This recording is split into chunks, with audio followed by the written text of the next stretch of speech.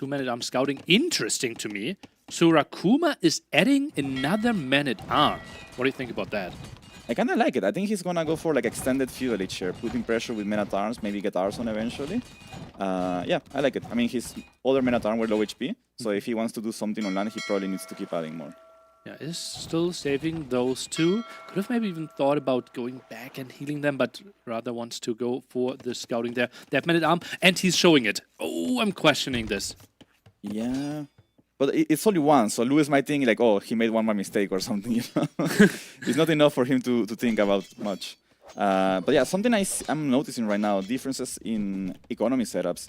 Lewis is taking a lot of whales on water while Kuma isn't. And honestly, I prefer what Kuma is doing here. Because I think Lewis should be needing that food income, right? And he's taking gold instead. He has 15 on gold right now. So he might make a market eventually and buy stuff, but it's not efficient. But still, only 2 on food, right? He will have idle TC here. He will have idle TC. He has 2 builds in queue, so he needs to fix that right now. He needs to make sure to either start fishing on the shore fish like Kuma is doing, or he needs to move those guys from, or those fishing ships, from whales to deep fish. Fetching now coming in. That Witcher's being scared away, can't really repair more hulks. Dives in relatively deep. Fishing ships dying is an option here. 6 for both of them. I like how Surakuma is approaching this. Yeah, yeah. It's interesting approach, right? He didn't go full water, as you would expect with Portuguese. He's playing land, and I think his economy setup is really good. Armor for those men-at-arms. Yeah, this is some nice aggression here by Kuma. I like the armor. That way you don't have to be scared of the skirmishers. Only taking 1 single damage there. No fletching for Lewis yet. Very focused still on water. Only 3 villagers on gold now. Pulled a bit away. And those hulks are retreating. Now finally the market that we wanted to see. Yeah, a market to buy some food. A tower as well. That's a super efficient settlement. Really like that one. Kuma loses an archer. That kind of hurts. Can Lewis get the walls off? Okay, he should be fine. Has to run a few villagers, but that's okay. The tower obviously means, especially if you have the market, can't really sell those 200 stone and get a proper feudal age timing. But only 7 on food. I think Lewis castle age timing will be really late. Yeah, potentially. Don't underestimate the market, though. He Lewis buys 300 food for 455 gold, so it's not an efficient trade, but it's okay. Like at this point in the game, it's fine to buy food for gold. Yeah, but look at that. Villagers are moving around. Work efficiency, the last column on the bottom right. Oh, gets in there. Not sure how many villagers could go down. Blocks one off quite nicely. Another good fight for Eco KD now in favor to Surakuma against 0. Yeah, Kuma has relentless pressure here, and I really like that, especially because it's the first game of the day for both of them, right? So the nerves, because since there's so much on the line, I think the easiest way to play is to be aggressive like this. I think more players are more likely to make mistakes when they're just getting into, into the rhythm of playing. Yeah. Also, like first tournament game of the day can be different for some other tournaments, right? Sometimes we start tournaments on like 5 p.m. local time. Here it's 10 a.m. local time. So it's very unlikely that they already played a full set and are fully in the rhythm yet. Totally true. I think both players got here just before the set started, so I don't think they had much time to warm up.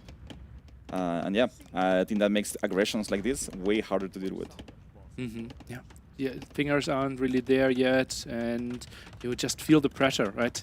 Especially like if you didn't have proper breakfast, if you didn't sleep well, it's just so much more draining. And army is in again. In second tower is needed. I like this reaction by Lewis. Somehow tries to hold on, but look at the resources there. Compare the cast age times. It's crazy the amount of army Kuma has made and how he's like perfect resources to click up, by the way.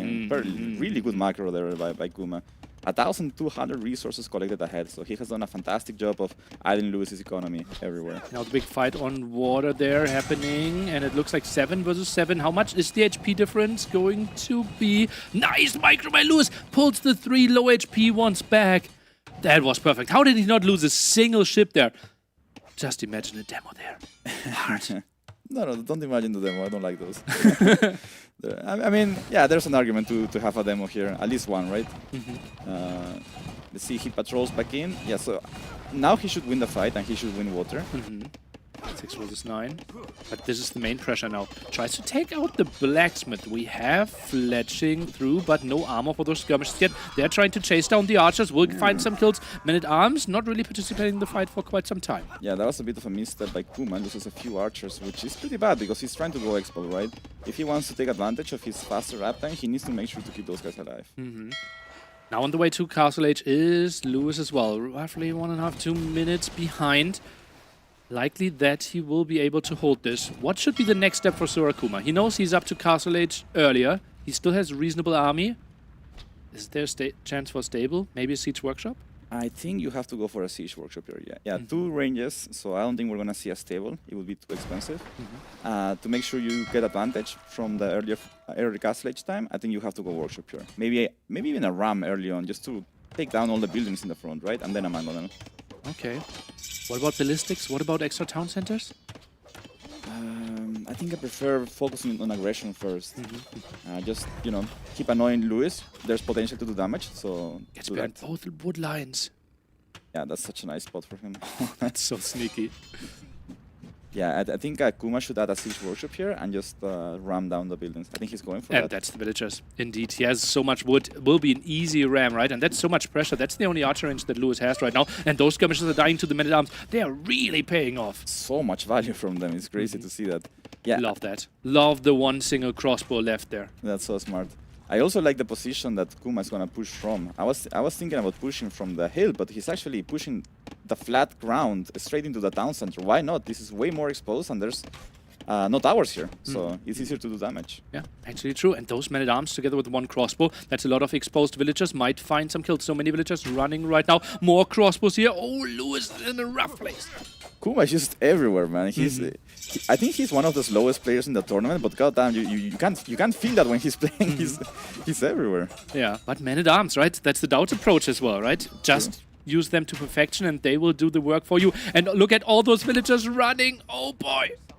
This is so painful for Lewis. I think he really needed a tower there. I think he's gonna lose like at least 8 villagers here.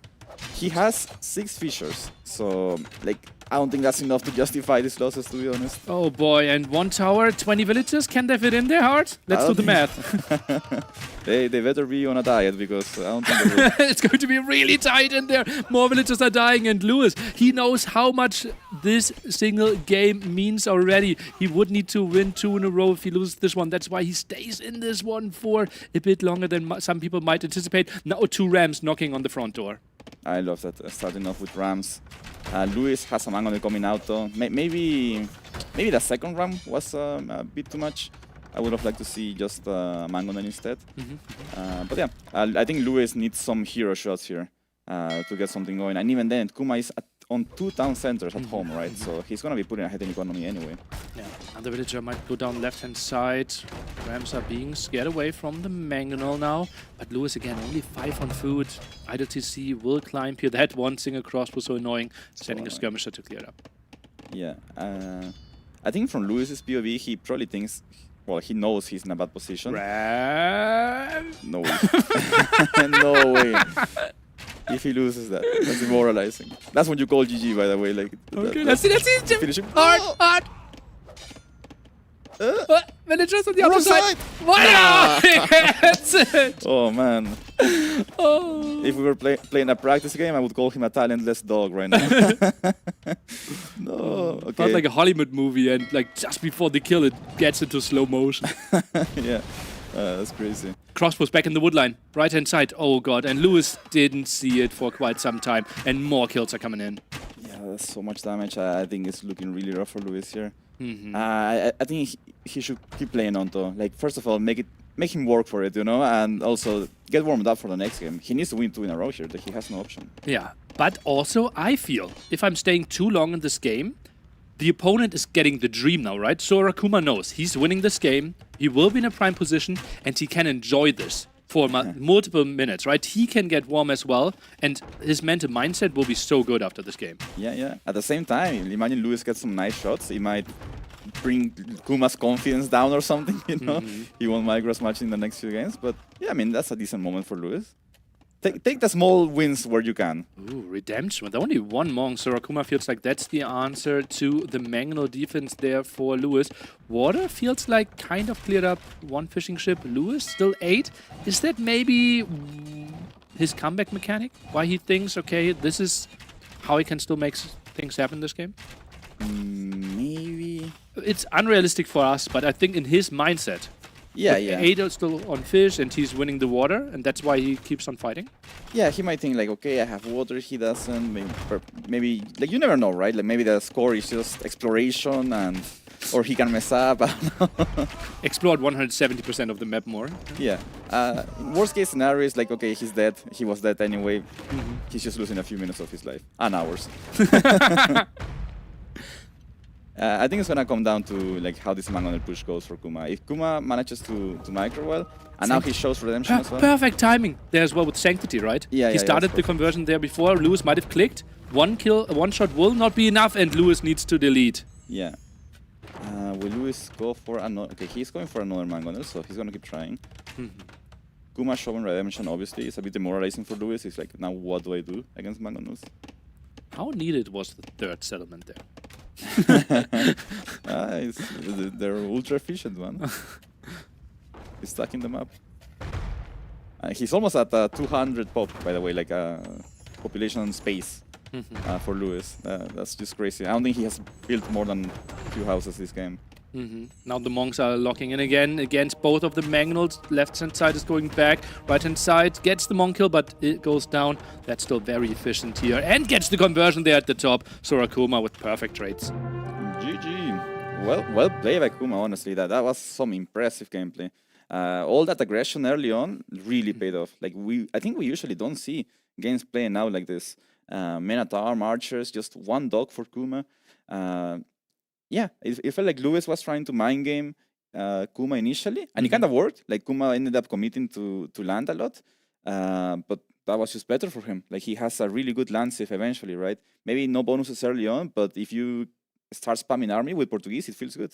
Yeah, Monk's cheaper, Mangonel's cheaper. He has so many crossbows that were cheaper. Could hold on water longer as well with the extra HP, right? So a lot of bonuses lining up for him there. Lewis on the other side, lots of water investment, no bonuses there. Couldn't really get into Jumpy, couldn't really get into too many food units there.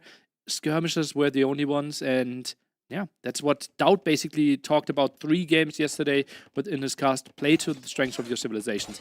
And this one was a nice pickoff, right? And Lewis was blind after this. Look at the exploration here. He sees very little. Yeah, and there's so much extra sheep on this map as well, so having your scout die early like that is kind of bad, because then you don't find resources to pick up the gas gauge later. Yeah, that was amazing by Kuma, honestly. Something to notice about this map is, I think when a player wins water, he usually loses the game. It seems like the overcommitment on water doesn't pay off, because there's just so much potential to do damage on land, and also it feels like fishing on those small lakes, small ponds, with villagers is just so powerful. So if you lose map control on land, you can't do that, right? Yeah, in the end, water can give you advantages, you can have the better economy, but the game will be won on water, and this had to be one of the decisive moments here where we felt like Lewis' economy could not recover after losing that many villagers. Yeah, I started to wonder, like, what should Lewis have done differently here? I felt like the initial men-at-arms for Kuma didn't do that much, but the follow-up was just brutal, so maybe Lewis needed to open archers, perhaps, instead of skirmishers. Felt like the skirmishers were just a bit too slow at dealing with the men-at-arm. I think it was a scouting problem, right? He did not see the militia coming in time. And if you play double dog, either the scout needs to be and scout that Sorakuma was going militia, or you need to be walled already. Yeah, yeah. But he saw the barrack being built. So I think he just like mistimed how quick he could wall himself. Yeah, yeah. The second villager needed to be pulled, right? And then if the 2 militia need to go the other way around, then you buy yourself way more time. Your settlements are being walled. You can choose your tower spot better. And then with 2 skirmishers, you can defend quite easily while you have the 2v1 dock advantage. Yeah, I think the game could be different if those men-at-arms don't get that initial value. Because even just pulling the vills is idle time, right? Like in a map like that where the build is kind of tight, you only have 1 board, right? So having to pull villagers like that is not good. You need the wood, especially if you go 2 dogs. Remember, he went 2 dogs, which means that if he pulls vills away from wood to make a wall, he can produce fishing ships, which is his whole plan. But that's why he's making 2 docks. Yeah, and 6 villagers fighting for a minute is 120 wood basically gone, right? Yeah, you didn't lose the build extra, but that just slows you down in every single way. Yeah, that was really nice opening for Surakuma. He knows, okay, my tournament dream is still alive. I think, like, especially with him having his first LAN ever, the goal should probably be like playoffs. What's Lewis' mindset now? He all time actually lost 2-0 against Surakuma. They only faced each other twice. Okay. I mean, I think this is like 2 years ago, probably. LY International Qualifier? No. Okay. No, so LY Cup. That's last year. Yeah. So it's fairly recent. Yeah. But still, we also like fairly recent. Like the improvement of Lewis in the last half year has been crazy as well, right? So for both. For both, Surakuma as well. Yeah, we are absolutely right? Obviously, for us, as like the Western community, we see Lewis streaming, we see him interacting with everyone, and we see him as the rising star, right? With all his show matches, with his big talks. But Surakuma, crazy performances, simply that he qualified here, but also the improvement, the tag team there is looking really strong. Totally. I heard MBL is now taking lessons. Like they got MBL. Wait, hey, hold on. What's going on? I heard they got MBL to help Kuma. So like MBL would teach things to Kuma. Okay. But then when they started practicing together, it's like Kuma was teaching things to MBL. But like, is MBL coachable? No. No. MBL is not coachable. He has a brain of his own. Like nobody in the scene can relate to him. I think I would pay for just watching MBL to coach someone. Like, and he's like, okay, it's 1.5 minutes in. I think it's time to start small walling like an egg around your base, and already think about how many skirms and spears you want to build. And then he starts yelling at him because he's not doing exactly Potato. what he wants. Yeah, potato. Yeah. MBL. I mean, he has to know something about coaching, right? He's a driving instructor. Mm-hmm. He did do some good coaching every now and then. Do you think he insults his students? No. They take a wrong turn?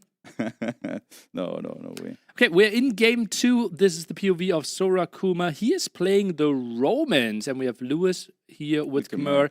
Basically, must-win scenario for Lewis for the next 2 games. Yeah, so interesting matchup, right? Romans, very strong on this map. Quite common pick. They can put pressure with men at arms, so men at arms with armor, that's the classic thing. Mm-hmm. But I think here against Khmer, which don't want to build a barrack, you can just go scouts and spearmen against them, right? Scout, spear, and aggression there. Do you want to see them forward? Scout, spear, or just from home? Yeah, from home. Yeah. Okay. But I think Kuma likes to go man at arm also. I see how much wood he's floating, which makes me think his next build might go out to build a barrack. Mm-hmm. Also, I think that fits more his style. The aggression, and it really paid off last game, right? Yeah. Just, it worked in game 1. If Lewis' mindset isn't 100% there, let's just repeat it. Lewis' house there on the wood line, do you think that could have been closer? Just to do a bit more hopping? Or is this the better house to have better future walls? Yeah, I think that's the case. He's planning for future walls. I don't think you want to depend too much on the house hopping here. Mm-hmm. Especially if you think the opponent's going to go in at arm with armor. Mm-hmm. I don't think you're going to be doing any trading with your builds, right? Mm-hmm. So Lewis has 2 on wood. He's going to aim for a very fast Khmer uptime. Now, he's not scouting, so he doesn't know if Kuma is doing men at arm build or scout build, right? Mm-hmm. So he's kind of gambling a little bit. He better scout early, because if he sees men at arm, he will probably want to defend with archers opening. Otherwise, he will go stable, most likely. But if he's luring deer, he doesn't know what to do. Pop 18 approach there. Pop 19 will be the choice for Kuma on the other side. Both players going for loom. And all the food in the world is coming on for Surakuma. He will be able to build quite some men-at-arms. 1 villager now being sent on gold. How many men-at-arms are you aiming for in this spot? I think you go just for 3, because you really want the armor as Romans. Mm-hmm. If you go 4 men-at-arms, you would probably have to skip double attacks, and then you're like a bit too all-in, unnecessary most likely for like you're gonna do damage with the men-at-arm anyway. Especially on this map, the woodlands are rough to defend. Even with palisades, it's hard. They are hard to hold in. So I think just 3 will do enough. Speaking of resources that are tough to defend, on this map, with like no natural gold that's super close to your town center, will it be tougher for Lewis to actually get to archers? That's true. I mean, if he wants to go archers, because he's making a farm. I mean, he's floating a lot of wood, so I guess that's why. Is it? Yeah, we usually don't see farms that early. I think he's skipping berries completely. That's why. Yeah, so I think he's gonna skip berries the whole game. They are forward. He probably doesn't feel like it's worth it. His Khmer. So yeah, let's see what he goes for here. I don't think he has seen the Minotaur opening, so he's gonna go scouts into it. It's not necessarily the wrong choice because I think scouts can still get a lot of value here, and they can trade against Minotaur for a little bit. But that will just mean that he has to switch into a range after. Okay. With the Minotaur. I want to activate the chat, and I want a prediction from you. When will we see the farm upgrade from Lewis in this game? I think like minute 18. 18? 18, yeah. Okay. He will need a mill. Has to decide where he wants to build the mill. It feels to me like maybe he will build one on the way to Castle Age? Yeah, so I think what's going to happen, or how I envision this game, is he will have to defend without Horse Collar for a while. And after he clears up the aggression, he will make a mill on the berries. And then later on, he will do the Horse Collar. 2 scouts, 6 villagers being pulled. Sorakuma wants to wait for the armor upgrade. Obviously, double the efficiency here for the Romans. Would not take a lot of damage. Does not want to take any damage before that. 4th man-at-arm even on the map. Goes for a 5th one, but still at home. Yeah, this is a bit rough. Too much just adding more men-at-arm. Like Isn't there an option for a spearman? But I don't think he needs spearman. I think more men-at-arm is fine, right? They have armor. The scouts can't trade against them anyway. Uh-oh, now he goes for it. I think this will be good for Lewis with perfect micro. One villager is getting blocked, 1 down already. Is it good? Armor sin, and those men-at-arm are so strong, they take no damage. Yeah, Lewis is realizing now that is not going to be easy to deal with. Scout is being pushed away. 1 scout goes down, and Sorakuma. Is he happy with this trade? I think this is good for Lewis, honestly. Okay. He's just freeing himself from the pressure. This could have been way worse. I think if Kuma was a bit more patient there, micro back a little bit, like get away from the villagers especially, I think he would have taken a better trade. But he still has more militias coming. I think we see no range yet. So it's just full men-at-arm play by Kuma. And Lewis, doesn't he send those scouts back to defend again? It feels a bit like it, right? Just going blindly and hoping that you find damage in the base of your opponent? Yeah.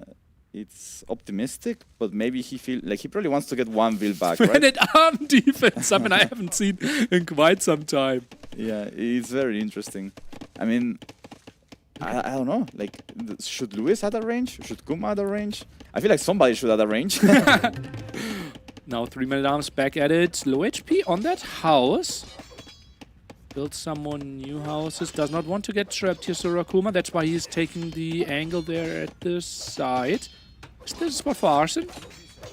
I think the Romans don't get arson. Ooh, but I'm sure they're not. Yeah. So he can go for that. But this is awkward for Lewis. Like he's sending his scouts back to deal with these guys, but you're not gonna trade well against them. Collected resources, so much better for our Roman player here. And now he's doing a better job, right? He sees the scout, runs away, doesn't want to take the fight against the men-at-arms and the scouts. More men-at-arms are coming, pressuring this house again. And, well, Lewis has a really tight base now going for an archer, but that means no fletching for him. Yeah, no fletching for him. He can't really access any gold, right? The gold is right there with the men-at-arm behind them. And, yeah, I think these men-at-arms are just... They're gonna go unanswered. Double barracks! What is happening here? Let's go, Sorakuma. What a strategy. Kuma is doubling down. He senses the weakness here by Lewis, right? He's struggling so much to deal with the men-at-arm. And the 5 men-at-arms, they're going forward. He's trying to tower rush behind this. I love this. This is like not planned, you know? This is something he's adapting to on the spot here for this game. And I love that it's his first LAN event and he has the balls to just go forward with builds like that. This could be an overchop though. Villagers there. It feels a bit like Serengeti woodlines. Now the tower here, I like this, sends a lot of villagers. Will be 7 villagers on gold there if I saw that correctly. Now the aggression here at the front. Those men-at-arms will break in. And Lewis built the tower at the top, right? So he can't counter-tower this area. Yeah. 9 on gold. So he's most likely gonna lose this stable. I mean, he will for sure lose it. And then I guess just archer play for Lewis, but Kuma's economy is so much better set up. 16 on food already. Second layer of walls is coming. Those scouts not really finding anything, and that's due to the poor scouting from the start, right? he was pushing deer for such a long time. Yeah, I just feel like in this matchup you have to be conscious about the men at arm and maybe just open archers to deal with them, right? Get the pressure off yourself. That's 12-minute arms. 12-minute arms. Do you dive under the town center? Do you just go for the walls here? He dives. He's diving. Hard, hold my hand. Palisade. House behind this. Another palisade. Deletes the farm. Perfect reaction by Lewis. But the men at arm too, like no damage. Okay, he lost one. Perfect reaction by Lewis. Yeah, but that's also a lot of idle time. Like I think that was worth it for Kuma to go in there, even if he loses one militia. And deleted 2 farms, right? There's still lots of idols there. More houses being forced. Economy just so much better for Sorakuma. Only 1 archer trying to hold this, defend this all. This is 2 games of Kuma just knocking at Lewis's door, non-stop.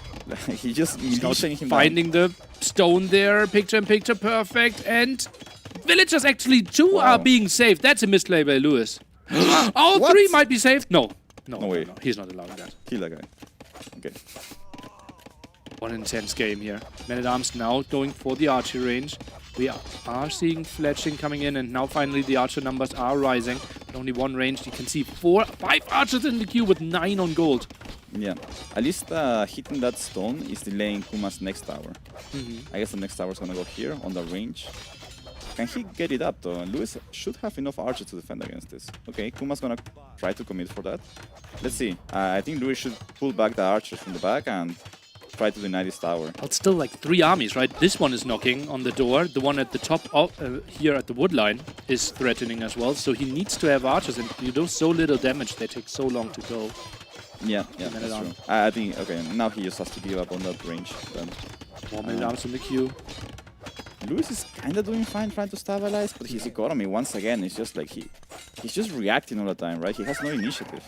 Sorakuma has no idea about the goal at the top. That's a big thing. Oh, and a market. We don't see Khmer playing market too often. Is even buying himself stone. Wants to go for a second defensive tower. Yeah. I wonder if Kuma thinks that Lewis is selling to get gold for archers, right? Because he doesn't see any gold for Lewis yet. But he also only sees like 25 villagers. Right? He knows, okay, you're not that bad that they only have 25 villagers, 17-minute mark. So they have to be somewhere. Yeah. I don't think he's counting those, but you know. Well, but he sees like 10 on the wood line, expecting true. some farms. Yeah, he should know that the gold is somewhere. He is going that way. Lewis rebuilds the archery range, that's pretty costly. He is 4 wins ahead. In, squeezes through, low HP on the palisade there, most likely villagers are coming in. Archers microing in a bit too closely, and those 4 men-at-arms going for the wood line. Villagers trying to fight back. No, they have to run. Yeah, I don't think you can fight that. You just have to run. I mean, I think most of these men-at-arms will eventually die, but the damage is done, I think. I think Kuma's aiming for Castle Age now. He has stopped producing army, and he's gonna dive this tower. He finds the gold. Bottom right column, again, worker efficiency, around 35% there. So many villagers not really working. Nice quick walls there by Lewis. More men-at-arms arriving from the right-hand side. Look at the minimap. It's like all red dots surrounding Lewis' base. Yeah, it's so much pressure once again. Kuma's just hidden everywhere right now. Lewis needs to keep reacting. I don't know. I guess there's an opportunity here that, you know, the men-at-arms are still not that good of a unit this late into Castle Age, but they're just hidden everywhere. It's just really annoying to deal with. Defensive tower trying to defend the houses, right? Because that woodline isn't pretty in the long run. Men-at-arms are coming in again here. Didn't repair all areas. Low HP villagers from earlier. And that tower is getting denied. Lewis really struggling. 4 villagers on food, and the men-at-arms are in the gold. Kuma's trying to stack ground patrol there. That doesn't really work that well, but he kills 1 vill. Armor? Yeah, that has to be a mistake, I guess. What happened there? Armor for the range unit doesn't even have an archery range right now, and that was more villagers going down. Now is queuing up 6 skirms. Switch of plans. He was about to click Castle Age, no? Yeah, I find that Sees the archers. Maybe he thinks that's the only way I can lose is if archers are coming in my base and counter-attacking. He is going for the upgrades in the blacksmith. Nice reaction, not a single villager lost. He knows, okay, I'm doing a lot of damage. Let's just avoid taking damage at home. Yeah, I kind of like this by Lewis. Like he's realizing that he's not gonna win if he just keeps defending. So he's basically trying to find something, and he's finding something. He's being rewarded. And that gold might be exposed as well. Only 1 single skirmisher there for the defense. Those villagers have to run. That's more villager kills, and all of a sudden Lewis might be equaling the villager count. Yeah, he's gonna kill a few more vills here. I think he will eventually have to run, but maybe he can get 2 or 3 more villas here. But the big storyline is still Sorakuma on the way to Castle Age. Lewis, 0 villagers on food, 0 villagers on gold, 0 on stone. 1 villager is working right now for Lewis. He had 1 single wood villager working there. Look at his page. Oh my god. I don't think this is what Khmer is supposed to be looking like. And now Man-at-Arm production continues again. Skirmishes there for the defense. Those 4 villagers alone are already collecting quite a bit of food. And look at that inefficiency on the wood line. Another house is going down. Oh man, Lewis fans in shambles. I mean, I don't know, this is just so much pressure by Kuma. Like, I think it's catching Lewis off guard completely. I don't think he was expecting this at all. Yeah. Full Man-at-Arm aggression there. Archer still trying to find something. Skirmisher there for the defense. Stone abandoned. Gold. Maybe some villagers there. So Rakuma could maybe think about a defensive tower. I think just 3-4 skirmishers should be enough. And look at this.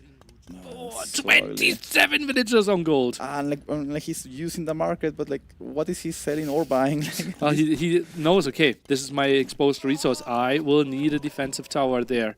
Yeah, he buys a tower. Just like a panic tower even. Let's take a look at Lewis' face in 20 seconds when Sorakuma will reach Castle Age, and maybe Lewis is realizing, damn, this is going to be really rough, soon facing longswords with +4 defense. I don't think anybody predicted like the timing for Horse Color, by the way. Like, it's not happening at all. It's just not happening. Yeah, and Lewis calls the GG. That has to feel bad. There's so much pressure by Kuma these 2 games. He's not letting him play. Crazy Man-at-Arm aggression there. And this basically means Lewis, it's not in his control anymore to make the playoffs. 12 people in this tournament, 8 are advancing, and he lost both of his opening sets. He can theoretically still win tomorrow in this play all 3. We still are playing the 3rd game here. That is important for the tiebreakers. Yeah.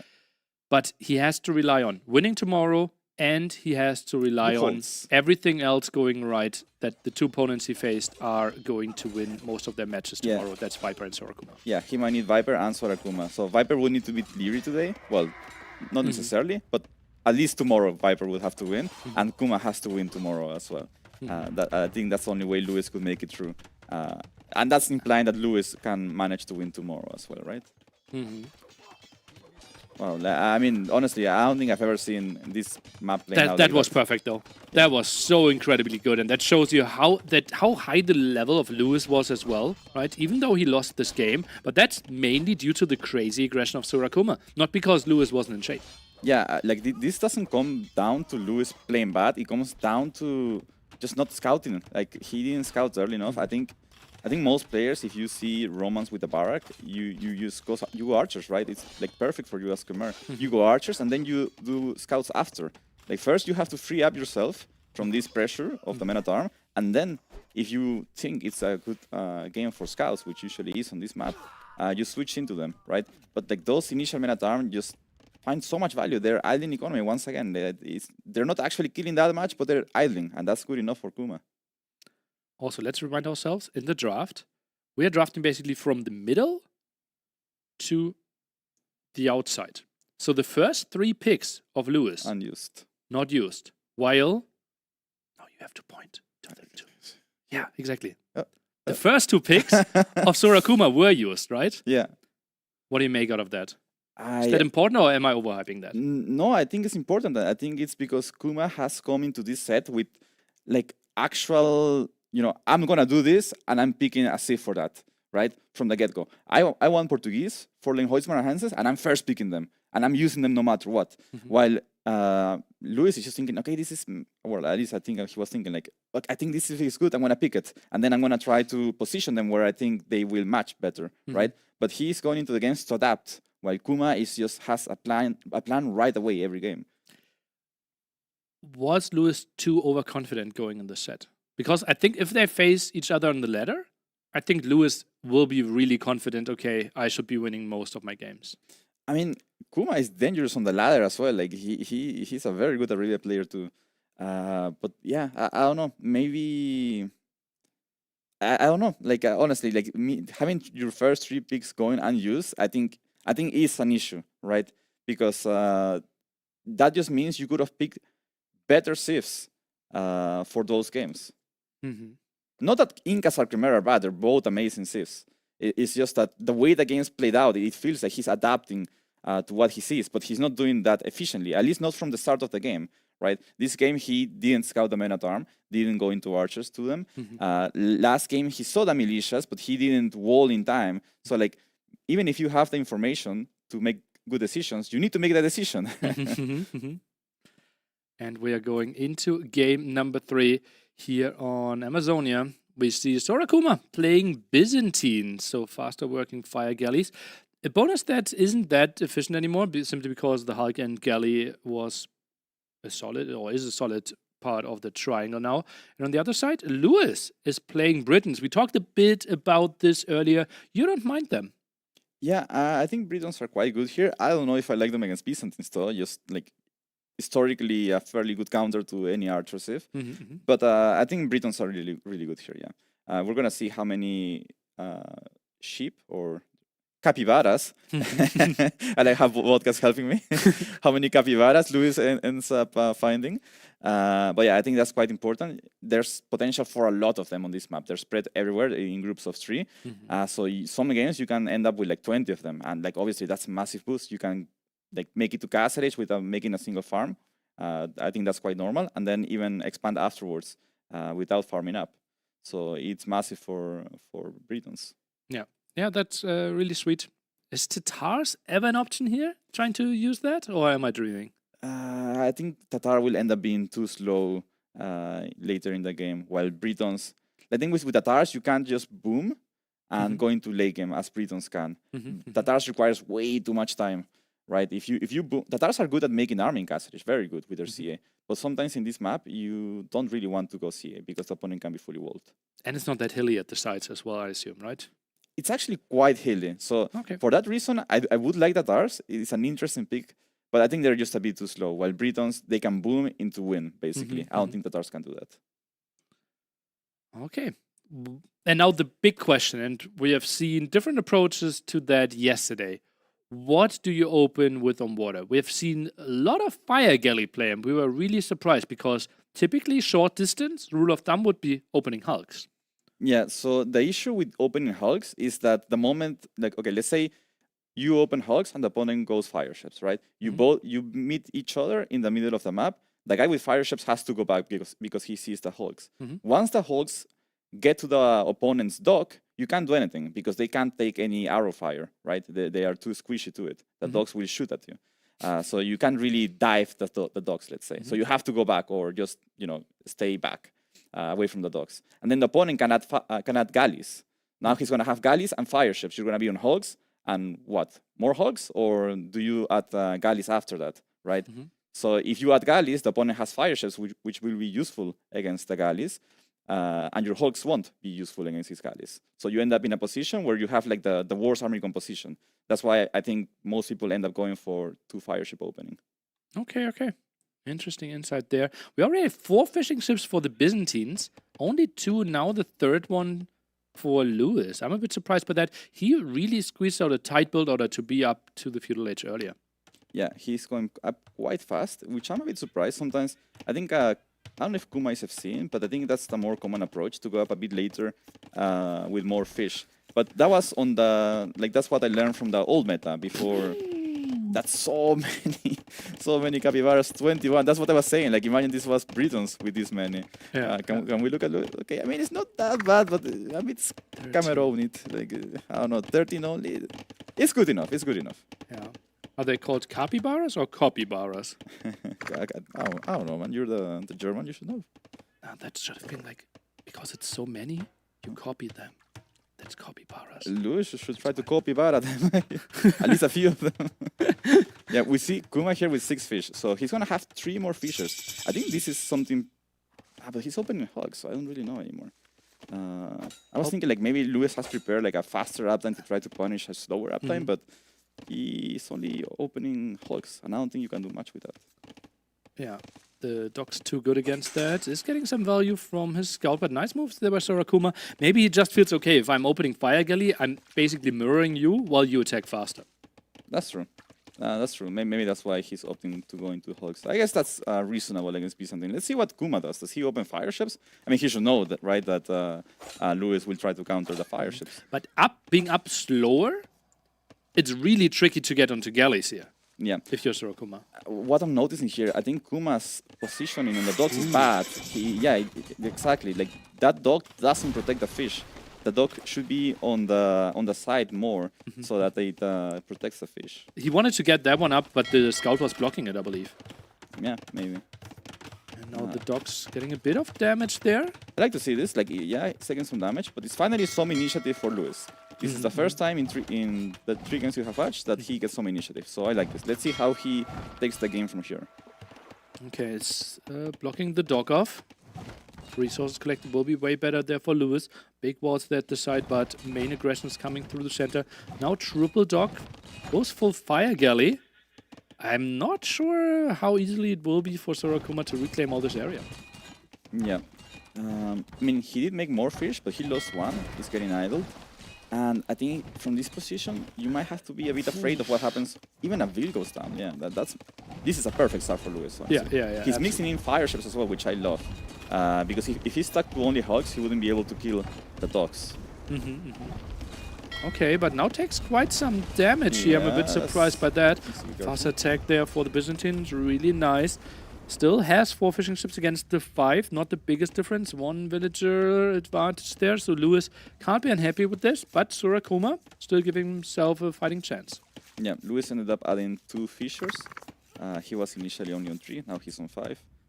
So yeah, I like this approach. Kuma's down to 4 on wood. I don't know what happened there. I think maybe building a second lumber camp? Oh, I think he's running out. Yeah, he's running out. That's not a smooth transition. Yeah, right? I hate that timing. That timing is giving. It's gonna like if Lewis was pressuring a bit more. I think if Lewis didn't add those extra fishing ships, he would have a good like time window here to pressure. Obviously, he doesn't know that Kuma's economy is collapsing, but if he just kept playing the way he was, you know. Both players with the wood upgrade here, obviously, in a map where we will collect a lot of wood, and you can afford it. This looks good for Sorokuma on water. I think we need to go for Hulks exclusively now. Is there a chance for Sorokuma to switch into galleys behind this, or is it full out on fire galley? I think fire ships are just doing good enough, right? Why switch away from them? The thing is, yes, the Hulks counter the fire ships, but when you have that many, and from Byzantine, you still kill the Hulks really fast. I think Lewis might have to think about doing forging eventually for these Hulks if he wants to take like properly efficient trades against them. And not the greatest micro there. 1 Hulk moves in alone. This should be a better engagement for Sorokuma. Tries to micro back. Byzantine's strong. Byzantines are strong, man. Like he's pretty much countering the Hulk with fire ships. It's crazy. All of a sudden, military count is even. More water for Sorokuma. I think Lewis is getting punished for adding those 2 extra fishing ships, which he kind of didn't need. But castle age timing will be way better for Lewis. Look at his food count already. If he can get enough gold, he has 0 gold right now. I think that's because he was taking gold with from the oysters, and that's getting idled. Do we have a market? Don't think so. That's just the full wall. Do we have a blacksmith? Yeah, that's another question, yeah. I think that's the market now. That villager takes a big detour. Yeah, I think he's getting... I think Lewis is getting caught here. I think he wanted to go castle age, but now he realizes that he has to keep investing into water. So I think he's going to end up at a point where he loses water and his castle age is delayed. Building the walls might be blacksmith, but if one villager is trying to finish all those walls and all those buildings, that will take quite some time. And Lewis, with so many floating resources, damn, he could be up to castle age for like a full minute already. Yeah. Okay, I think he has to accept at this point that he will lose water. Like, you cannot catch up to that amount of armor, right? So what do you do from there? Do you try to make a push? Do you just drop down centers? Well, Britons, what is your timing? Typically, you try to make something happen in castle age, trying to use your crossbow amount, but he doesn't even have a barracks yet, so like big crossbow count, we're so far away from that. Yeah, he would still need a barrack, a range. I think that would be too much. I think a push, honestly. I would like to see Lewis drop in a workshop on the left side where Kuma is trying to expand. Workshop and stable, or what? In addition to it, I think just workshop, not stable. Workshop or monastery, something like that. Just get something going. I mean, at the end of the day, Lewis can make cheaper town centers, right? So you can afford to drop down centers while dropping a workshop. That way, you know, I don't think he's gonna feel great about his position, but at least that might allow him to boom it up. Catch up to what Kuma's doing. He has 1 minute lead, basically. Okay, so now we thought about, okay, Lewis wants to make something gimmicky happen, maybe push with the Siege Workshop. If you are Kuma here, no, okay, I'm later to Castle Age, but I won the center gold. What are your next steps to secure the victory? I think it's also town centers. Like, you win water, and you seed your ships on the sides where the crosses are. So that way you can maybe kill some whales. And then you use boom, and then you're Byzantine, right? The great Imperial Age save. And Lewis is still adding water, which I don't know if I agree with. I think he needs to send a Vil right now to the left side. I don't think he can win by playing from this position like this. He still has a scout. That villager is not going to go for any aggression. It might be a triple TC boom on the right-hand side, while Sorakuma is on the left-hand side. This could be a long game. He's going for a range. You think it's like a bit of a mental factor here because Kuma has put so much aggression on Lewis these last few games that he doesn't feel comfortable putting any aggression himself. Because I feel like from my experience practicing with Lewis is that he would go for a workshop on the left side and it would be the correct move. But here he's just not. But is he adaptively going for Siege Workshop? Yeah. Yeah, okay. Yeah. I think he would usually from a position like this do that. To try to find a way to win. Maybe he isn't going for it because he scouted the left-hand side. Could we go into Lewis POV and scout the left-hand side wall? If he maybe saw palisades plus houses, maybe he felt, okay, pressuring this would take way too long. I'd rather go 3TC. Yeah. At the same time, it's a lot of value to be had, right? Wall. You make 2 mangonels and suddenly you can take down all those houses. That's already value, and you don't even need to like go deep. Is there a world where Lewis thinks that going full longbow plus warwolf traps is such a strong composition that he wants to play the hyper late game? Yeah, totally. I think that's that's valid. I think Britons can beat Byzantines on this map in late game. The hills are massive. You're fighting for the middle. That should benefit Britons over Byzantines even. But yeah, I mean, Kuma has a stable. He's making a scout, so he would. If Lewis did go for a push, I guess Kuma could have adapted into Laika for something to shut it down. So I think Lewis is trying to play it as safe as possible, right? And take no risks. His position's not that great, but like the water doesn't matter that much.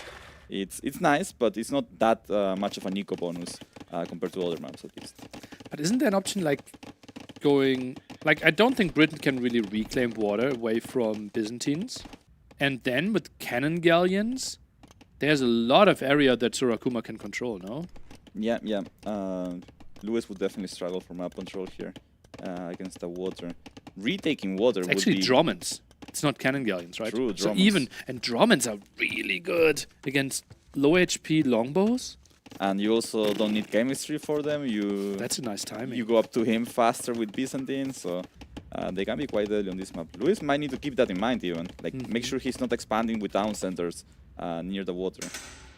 How important is mobility going to be? Because both civilizations, yeah, theoretically Byzantines can go paladins, can go hussars, but you don't have bloodlines. Britons typically not going any cavalry. Is a one-dimensional push acceptable here? Because right now they're really far away from each other. Yeah, I think the fact that Byzantines is not that mobile on this matchup, like their camels not really gonna be made, cataphracts probably not either. I think that's something that might work in Lewis's favor, right? Britons are really good at fighting in one spot if they get to full upgraded units, longbows and trebuchets with Warwolf. So I think that's what Britons has going for them. Even though in a more open map, Byzantines would likely counter Britons pretty hard. I think on a map like this, where you're going to be fighting in one spot, I think Britons can put up a good fight. Sorakuma knows, okay, this island is safe, but doesn't have a lot of resources, so this will be the dedicated farming island, while on the outside he's going for the wood lines, going for gold, going for stone, tries to pick up the relics, will be most likely 3 relics for him against 2 for Lewis, so unlikely that will be a deciding factor this game. Yeah, okay, so Lewis has a decent amount of expo here. The issue is that Kuma is not on this side, really.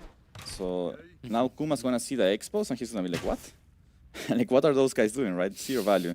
He hasn't delayed Lewis that much. He's still on even build count, but I mean, he could have used those resources on like more down centers or something, right? So there is a cost of opportunity there. And yeah, let's see if okay. So Lewis is gonna walk through the water with the expos and try to snipe some fish, maybe some units, and get to the other side. Okay, diving relatively deep. His hulks will go down and fire galleys, only feudal units. They won't do too much against all those crossbows. Well, micro.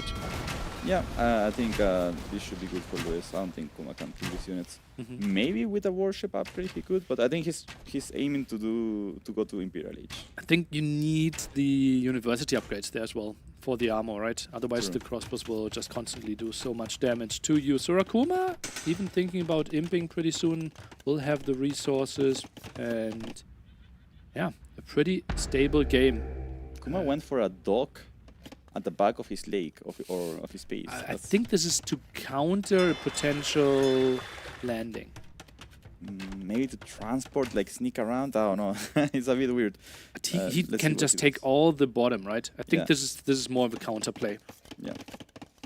Okay, so the boom for Lewis is decent build count wise, but he's 400 resources ahead. So his position's not bad, right? Usually what would happen is when you lose the water in the middle, it just makes your game hard because you can't move to the sides with the ability to create from the town center in the middle. But he hasn't had that issue. Kuma didn't really commit into water. Like, usually you can make like 2-3 galleys. That way you can camp that spot. But that hasn't really happened here. The scout gets the intel. And that was actually an additional scout. It was not the scouting scout. So he did a good job there of getting extra information. Now committing a bit more onto the water. Maybe thinking about war galleys here as the next step. But mainly skirmishers as the answer to all those crossbows. Yeah, I think skirmishers is just natural here for Byzantine. What Lewis needs to do here is find a way to not lose the crossbows before he gets a counter to the skirmishers, right? So the moment he sees the skirmishers, he probably needs to go back. And like, I think that's the issue. If you're fighting in an open field like this, what do Britons do early imp to counter skirmishers? There's not that much. Like, champions not really viable, they're expensive, and he will need a bigger economy for that. Lycaf, you don't really want to take into. Onager, maybe? I don't know. If it's a one-dimension, if they both were on the same side, traps, like wolf traps, would be really easy. I think this one might be... Yeah, look at that. Lewis, he's trying to go back for water. He's trying to build some docks here, and then feels okay. If he controls the middle, those Arbalists will have way more value in the long run. Yeah, tough choice as well, right? Like taking back into water against Byzantine. That still has some presence there, right? And can easily go for Dormans. Won't be easy, but he's clearing up a lot. Yeah, these expos are getting a lot of value, so he's doing a very nice job of that. Hopefully he doesn't get trapped on that side though. If the skirmishers come out and he can go back to his side. This is scouted now. The redock is scouted. Only sees one dock for now here, so Rakuma. Kuma immediately adds fire ships. 5 in the queue. And sees more docks. Okay, so he knows what's up. And that can't be too bad for him. Right, skirmishers around on the field, should be able to deal with those crossbows, later Arbalists, and then full water fight. Byzantines, they will take that any day against Britons. Yeah, it's definitely like a good setup for Byzantines, right? They're skirmishers on land against expos, and then use better water on water. That sounds good to me. Like, what I think that the biggest question is here, what does Lewis do here? Committing to water. Now you see the skirmishers, so you might need to like do something to answer them on land. Maybe castles for now could be enough.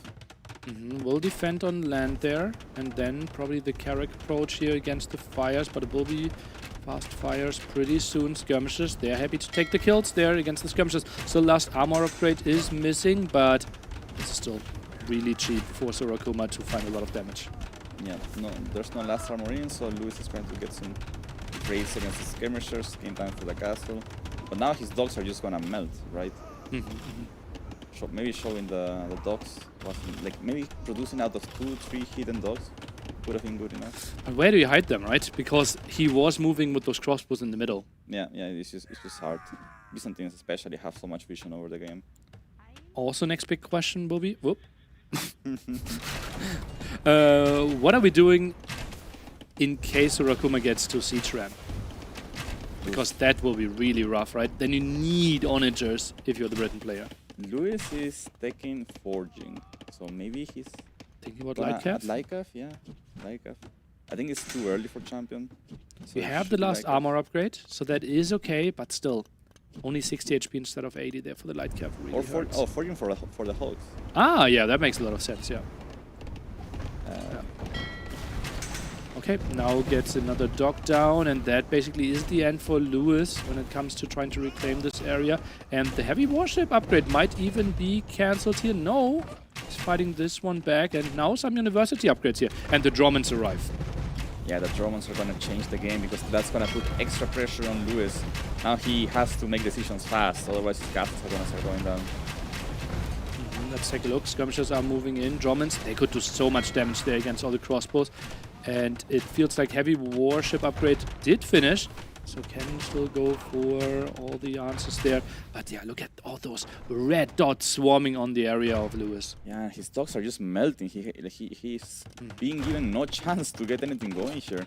Kuma's using his counter pick perfectly here. Really, really well done here. And that with the crazy good opening for Lewis, right? Yeah. It was a good opening, but I feel like he took the foot off the gas a little bit there. And was missing the killer instinct. I think if he committed more into that, maybe we would be watching another game right now. I just don't like to see him booming into Byzantine, you know, with Britons. Now more villagers being killed here. Those skirmishers completely unanswered. Now goes for skirmishers himself here, Lewis. That's the big problem with Britons, right? We're saying it over and over again. They're lacking the answer to the skirmishers, especially cheaper skirmishers there for the Byzantines. We were talking about onagers, we were talking about Lightcap, maybe the champions. He decides to just go for range units, but then you're going for skirms against cheaper skirms of the opponent. Yeah. It's never an easy choice here against Byzantine. I think skirmishers is correct though. At least try to gain some time. Gain some time, see what happens. I think you still have one extra range on the skirmishers. You still have Warwolf trebuchets, so you still have something going. These Dromans don't have such engineers either, so maybe he can snipe them if he gets lucky. No, he doesn't. Why would a losing player ever get lucky, you know? That only happens to the guy who's winning. Also, Greek Fire might be an option, right? More blast radius on those Dromans. We could get some night highlight scenes there. You're meant for more range. Yeah, and one extra range there for the skirms. I think it applies to the skirms as well, right? Skirms and crossbows, I thought, yeah. But I think something like towers? Come on, Lewis, hit! Skirmisher, foot archer, watchtower line +2 attack. But we're not seeing a lot of towers. Yeah, his trebuchets is just not hitting. It's so sad to see. So much control. Outpost rushing the side there, Lewis. Not really a lot of control, and that's a lot of repair on those mangonels. Okay, Lewis has to stabilize. Like, that has to be the first thing in mind, right? Try, get lucky, first of all. Hit one of these Dromans. How did he miss? No, he hit, he just is the, oh, it doesn't kill it in one shot. It has to kill, no? So, look at that, 200 HP, 200 damage. Kill. I'm surprised. I think he missed. Yeah, I guess he missed. The graphic on in the game looked like he hit. Let me see. No. Dodge. Okay, Kuma's paying attention now. Run! Those Romans are so dangerous. They're basically water mangonels, so Lewis needs to be super careful. Very ambitious trap here at the top. Mangonel again getting repaired quite a bit. And feels like Lewis is taking control over that area. Now Cataphracts being added. I think mainly due to the lack of options, not because it's his main unit that he wants to go for. Oh, a bit of a misstep here by Kuma. This is going to be a really good trade for Lewis. I mean, cheap skirmishers for Byzantine, sure, but they're not free. Can't really afford to just throw them away like that. Okay, Lewis is going to see the Cataphract now as well, so he has to start thinking about them. He sees Appid on them as well. Okay, they have the last armor. He might have to think about adding some Lomballs or Arbalest. I honestly think skirmishers are fine against normal Cataphracts. I think they have 1 pierce armor, +4 then. I think the skirms are still okay. Yeah, while they have low numbers, maybe. He still has 19 crossbows, right? So he can upgrade them to Arbalest. Still, he has to think about long-term, the gold is an issue, the gold in the middle. But I think we're still far away from that mattering. There's still enough gold on the map for Lewis to play the game, as long as he can get good trades. Yeah. And now Warwolf is coming in. This could be the key upgrades. Splash damage for those traps and accuracy. Yeah. Maybe he's only doing it to finally kill a Drummond. maybe. I mean, even the splash radius might be enough to take the Drummonds down. Yeah, true. Okay, now Cataphractor running in, probably focusing down the Mangonel. Skirmishers are fighting this one off quite nicely. Some repair there on the castle, and Lewis, I think he's winning this fight, but I could be more cost efficient for Kuma. Yeah, I mean, should he stop shooting the castle with the traps and take down the... Now with Warwolf, right, with Warwolf. right. Okay, he doesn't. I mean, I think it's fine. Taking the castle down is important. Kuma taking into Cavalier, so I think we're gonna see Paladin, Byzantine Paladin maybe? I think that makes way more sense than Cataphracts, right? You have two more Pierce armor there. Yeah. I like the choice by Kuma. Still though, they lack Bloodlines, and I don't think Breton struggled that much against Paladin, unless he gets caught off guard. Finally, Drummonds are going down. That trap alone might be defending this castle now. Yeah, that should be fine for Lewis. Lewis needs another castle though. He needs to cement the position forward. I mean, I think he needs to aim the skirmishers with the traps, honestly. Otherwise, he's just not trading efficiently enough. Yeah. And that's the key thing, right? How good traps suddenly become against the units. Yeah. Maybe take down the workshop first to make sure no BBC coming out. Not in production though. A ram actually. Not a great unit, right? Rams against Britons historically been a great unit because, well, if you don't have any melee units, Rams, you will need like 200 shots against them. True. Paladin tech is coming in, so Rakuma. Paladin and Ram. He's going for the ultimate army composition to counter the Britons. Gets another Mangonel kill there. Ram is coming in, and well, Drummond's controlling all the middle area, and that's so much gold for Sorakuma. Lewis tries to redock in a sneaky way. I would be really surprised if Sorakuma would not have eyes on it, though. Yeah, I think Kuma's gonna stop that for sure.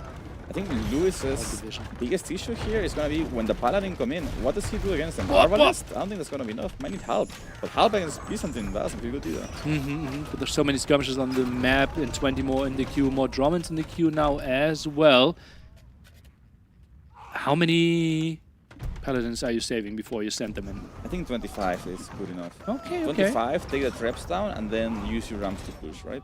And also, I think send like 2-3 of them onto the crossbows, right? Because you want to decimate that number as well. Yeah. It's still 18 in the back there. Oh, she's fighting herself the through. woman's almost freeing herself. Let's see if she's out before the game ends. 25, the magical number that you said, now reclaiming a lot of this area.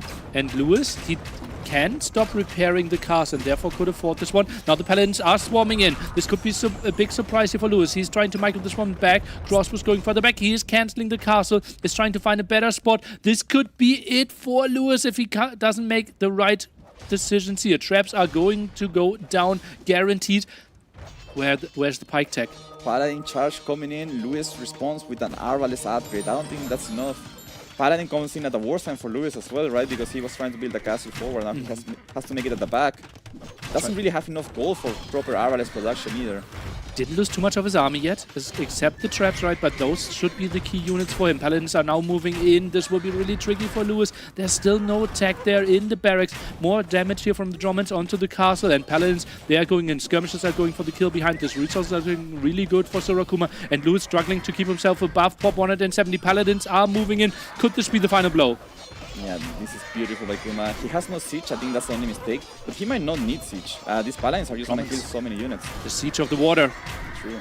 Goes in, and now the Arbalists are being focused down by the skirmishers. Everything is being pushed in, and this is GG, well played. Sorakuma with a performance that we did not expect.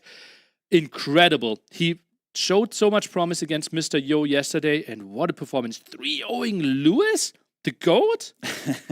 Yeah, the goal goes down 3-0. I mean, that was honestly beautifully played by Kuma. That was amazing. The first two games, so much aggression. I think he could have caught anybody off guard with that. That was just really well done by him. And in game 3, he was very patient. He knows he's Byzantine against Britons, right? So why not just take the game till later? And he made good decisions as well, like taking into Paladin, open skirmisher, win the water, and then just take the game step by step, and that was really well done. Really impressed. Especially this game impressed me the most, I would say, right? Because people are so good at, okay, I get the early pickoff, and then I'm just keeping up the aggression, make the opponent look bad, and finish the game. But this one, with a rough start, and then still making so much happen for himself and play the long game, make all the right moves, hide the tag, finish the game appropriately. So much map control, outposts everywhere.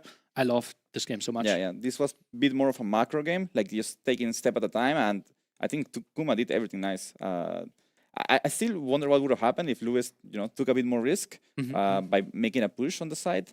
So I think after he lost water, he should have thought about something like that, because like, booming with Britons against Byzantine, I feel like sure that can work, but I think from that position, if the Byzantine player plays at the same level as you, as being Britons, I think Byzantine should win, right? Yeah, and that was shown, right? But the thing is, for the side push that you wanted to see, like the distance was as bad as it could be, right? Yeah. Both on the different side. If both were on the same side, I could see like crossbow make more damage. I could see a manual push be an option. But this one is so tricky, right? Because how many villagers are you sending forward? 2? If you lose those, the push ends kind of as well. If you send more, they need to get working as well. And the walls were already set up, more HP on the Byzantine walls. So it was a rough situation. There's I think at that point there's no right decision. You just have to go for a decision and then hope it works. Yeah. Nothing will really win you the game just because you made a decision. Thank you so much for the cast, Hart. Any last words for Lewis, who will have a really tough time now making playoffs? I mean, Lewis just has to keep the spirit up, right? He still has to win tomorrow. I don't think he's officially out. I think there's still hope for him. And he has to focus on what's under his control, which is winning tomorrow. Still keep practicing and win tomorrow and hope for the best. We will crunch the numbers at the end of the day and we'll inform you about that. But now we have the hero of the hour, Surakuma, ready for the interview. Thank you, Neely. Thank you, Hart. What a fantastic casting for the first set of the day. I have Jordan here with me, which will help me interview the players. We have Surakuma, the winner. Congratulations. And how are you feeling? How do you enjoy Brazil so far? 好，那因为阿雄的英文还在练习，好，所以还是要翻译一下。Okay, I will do the translate real quick. Okay, 那你第一次来到巴西线下赛，然后今天拿了3-0，感觉如何？Actually, I'm so happy and exciting, because I don't excited I can 3-0 Luis. So, Surakuma, you have played against Lewis a lot already on ladder, and you had a back and forth with him for many times already. Going into the set today, did you feel confident against him, or were you a little bit worried that he could get the upper hand against you? 那 Jordan 问说，你在天地上其实也跟路易斯打很多了嘛？那今天你跟路易斯打之前，你状态怎么样？感觉紧张吗？还是觉得今天对战如何？是5-5，是5-5开，还是怎么样？是熟悉的队友还是敌人什么的？虽然说我在天梯上跟他是5-5开，不过在他的预期，就是在天梯上我认为他的比赛中的表现其实比我高很多，只是我没有预期到说，就是今天我可以3-0他，因为我认为我跟他大概是6-4开，他6我4的那种等级。So, Surakuma think, actually, he faced Lewis even already a lot, but he still think he's 40 and Lewis 60. But for him, he didn't know why he can get the good performance today. It's still maybe like dream. Okay, yeah. Awesome. So does Surakuma also feel like he's playing better than what he expected? Because it's the first time he has a international LAN, and usually, at least that's how I know it from myself, I was very nervous. But he feels like he's playing very solid, very calm. How does he feel in that regard? 那Jordan 是问说，你其实也是第一次来线下赛，那他也回忆说他自己第一次打线下赛的时候是非常紧张的，但是你看起来是不紧张，然后很沉稳。你觉得是怎么样子的原因让你好像已经参赛很多次，或者说经验很稳定的这种感觉我感觉这是一种就是我来这里，然后就打下去就好了。我也没有想太多，因为我就坐在那个位置上，他比我在家里还更不紧张。有可能是因为这已经是一个现场环境，然后再加上有很多的选手都齐聚一堂在这边，所以说那种紧张感会慢慢的变低，然后直到我跟对手遇见，好，那个紧张感就完全消灭掉，不像是在线上的时候，我因为无法看到对方，那我不知道对方的努力程度。所以我可能会紧张等等之类的。Okay. He's so special. He think in the land event, it's more comfortable than when he stay in the house. Oh, okay. Because he think he Okay. can face so many top players face on face. Yeah. He enjoying and then he can know each players how they hard working. So just tell himself enjoy and then try his best to show the viewers, sponsor who truly the Age of Empires. Like Awesome. this. Awesome. Cool. That's so Yeah, interesting. I think his mindset is Cool. something else. Yeah, nice. And regarding yesterday, he played a match against Mr. Yo, where I felt like the last game especially, he had a lot of opportunities to finish the game or get into a very good lead. Did he rewatch the games, and how did he go through that mentally, knowing that he could maybe have won that one? OK，那大家都知道你昨天打你的世纪偶像 YO 嘛？那最后一把其实很多人都说你是有机会拿下的，但是最后是被逆转的嘛？那我们昨天有没有去复盘啊？那你觉得你今天是怎么调整你的心态？然后因为今天有打到这个图嘛，那今天可能表现比昨天还稳定。你昨天是怎么样去短短的去调整你自己？这个其实就是跟大家去讨论，就跟委员讨论，甚至说我直接跟对手，就 YO 也跟我讲说，你其实怎样做会更好，或者说你哪边是一个失误，那如果你没有犯这些失误的话，我可能这把就没了等等之类的。那我之所以能够这么快调整，其实还是要就是多跟人家讨论，然后大家其实都很热心会回答这些问题。那因为毕竟不是下一场对手嘛，对。所以到了今天，我可以很快的，因为我已经有昨天的经验了，所以我很快的就可以 get 到说，这张图在某些地方这是一个重要的 point， 这样子。好。We reviewed the result yesterday, and also like the team, like Shito gave him advice as well too, and also like I think Mr. Yo helping a lot. And just go straight to giving very good feedback, so he can really know how he need to improve, and even maybe his language cannot tell correctly, but the top players all friendly to giving a good opinion, so he can learn a lot and improve very soon. Yeah. Awesome. Perfect. Yeah, that's amazing to see. I think with this we can move on to the highlights and go a tiny bit through the games. We're playing videos apparently, okay, so okay. we're not going Okay. through the highlights. We wrap up the interview. So thank you so much for your insights. Thank you. And, Thank was you good so to much. Have you here. Congratulations once again, and we will take a look at some videos here. Stay tuned.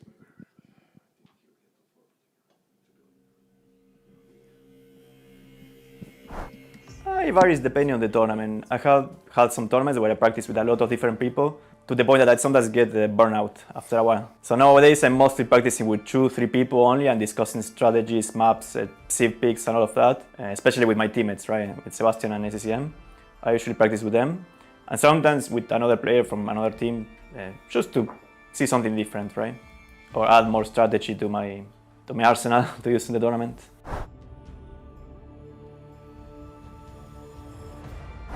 It depends how it goes today.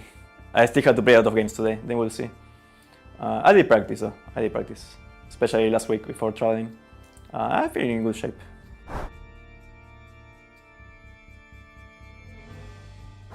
I usually try to play different styles, right? Some player that does a lot of strategy, slow games, boomy games, that think long term, you know? And sometimes I just want to play versus someone very fast to play and practice my multitask, my micro, my quick reactions, the quick walls, all of that. So I think it's a good thing to do, to practice with different styles, to be more versatile yourself.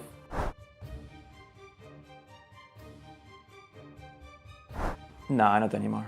It's been too many tournaments, and I used to get very nervous for years until it's like at some point you realize, what's even the point of getting nervous? You just play worse. And it's been so many tournaments, and there will be more tournaments, so just play your best, stay focused. I might get nervous in the qualifiers sometimes, especially in the last round, but usually I'm very calm when I'm playing, regarding the nerves. Sometimes I'm nervous a little bit before starting the match. When I start the game one, I'm like, no, I shake it off and focus on the games. I think doing some physical activity is very important before playing, because I had many situations before, years ago, that I would just play without any kind of that thing, like physical activity, then I would feel so slow, sloppy, not focused, and sleepy sometimes.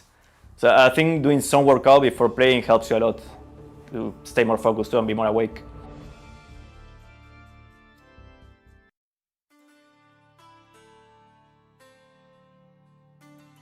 Yeah, for me, I would say it's more about the time management. Like here, basically, you don't need to spend time for anything related to your normal life. Like even basically, and the simple thing is breakfast, lunch, and dinner. You basically have it on the top floor. You can get there. You don't need to spend any time looking for the restaurant or cook or go to the grocery or even order the delivery, depending on how you do that. So it's basically about time management, and you have to free your mind with anything except gaming.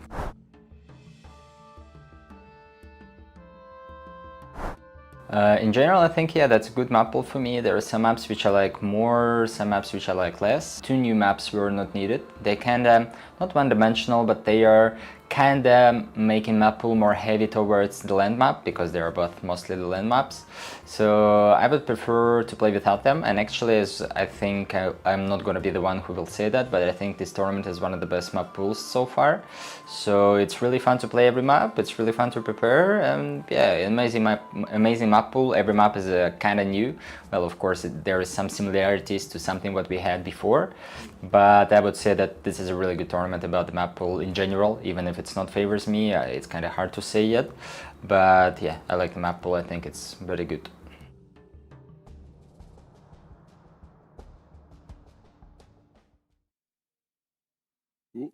All right, and we are back. Welcome, everybody. This is Brazilian Dynasty, and I'm Majmoha, right here, joined by Doubt. Doubt, thank you so much for doing this with me. A little bit of a reunion. We've done this a couple of times before in the past. For different team, but yes. For a different team. You know, back then we were both trying to make sure that the team doesn't fire us. That didn't quite work out for us all that well, but you know, we did try.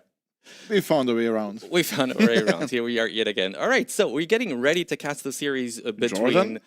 Yeah, that's there you go, much better. So we're getting ready to cast the series between Winchester and Nikov, and of course, this is actually a little bit of a heartbreaking series for me, Doubt, because both these guys have a pretty difficult year so far, I want to say. So in the case of Nikov, he was obviously having to fight with a little bit of a health scare. Then there was the situation with Warlords, where he got disqualified from one of the qualifications. You look like you don't really know what I'm talking about. Yeah, I know Nico, but Winchester is doing fine. Now, Winchester, I'm thinking about Red Bull, where he was actually supposed to be in the main event. But still. It's going to be heartbreaking in the sense that it's very difficult for whoever loses this today. But like Winchester playing so insane, he earned his spot in Red Bull. So right, it's not like he's having the I'm not other issue. Right, I'm not talking necessarily about results or shape or anything like that. For just circumstances have been unfortunate for both of the players. He actually got the visa, you know that? well, yeah, it was a little bit too late. Yeah, like 24 hours after. Oh man, that's so heartbreaking. So is it like, was it whose fault? I mean, That's not fault, it's just it's just the way it happens all life. the time. Yeah. Life. It's just life. Difficult. All right, so these guys actually have a pretty close win rate between each other. It's 50-50. I just checked it. But Really? recent results heavily in favor of Winchester. Yeah, makes sense. Is that something that would have expected It's like to see as well? Winchester is not a new player. He has been around for like 10 years, maybe even. About He was always good, but the 2016, yeah. last 2 years, he just like, I don't know, he found something. He found something and he's not sharing. Like, he is real. He's like, in my opinion, top 4 now. You were just saying, telling me this before. I mean, it's difficult to get this idea when the first match that you have to play is against Hera. And then you lose 3-0. Nobody looks good against Hera. Like. Yeah, but you Except have been, I guess, and you have been following him a little bit, though, so you do feel like he's in top shape right now. Yeah, I have been practicing. I have been watching his practice. Like, him and Viper created their own little group there, and they're practicing all day with each other and like whispering. But I can like look over and they are both playing insane. Amazing. It looks like we do have the draft already here. So we're going to kick things off with Lençóis Maranhenses. So that's a pretty interesting map for me. Showing up. Yeah, well, listen, listen, somebody has to do it, and it's going to be me. Lençóis Maranhenses, so that's going to be the neutral map, the first one. And then we're going to be having as a home map, I believe, for the very first time, Fernando de Noronha. So it's like the island map, basically. Couldn't just call it islands. No, well, I guess it's supposed to be a Brazilian thing here. So, and then as a third map, potentially, we will be having Amazonia. Very often played map here. I want to say this Amazonia. How do you feel about it? I mean, it's a very... It was on my home map as well. Okay. I love those new watcher maps, like that one and what's the second one? Monte Pasquale. Monte Pasquale, yeah, the one. That's Italian. I think it's so good. It's like the old Pilgrims, if you still remember, right? It's very similar to that one. So, looking at the civilizations, anything that stands out to you here? Looking at both drafts in both. It stands out that all maps are water maps, right? True. Like 2 very heavy water maps, and the starting map, how do you spell it? Lençóis Maranhenses. That one is a bit more on the land, but still, it can be played fully water as well. They like water. I do have a question about that map, because it's Hart was just mentioning it in the game before, but I do get the impression very often that on this map, people sometimes do overcommit on water. The water is very far away. You have fish. I mean, like the first layer of fish is kind of close to your dock, but then the second one, not anymore. There is a veil. There is a change whale, the complete meta, right? Okay. Just because you can secure gold from water, like there is no such a thing of overcommitting anymore.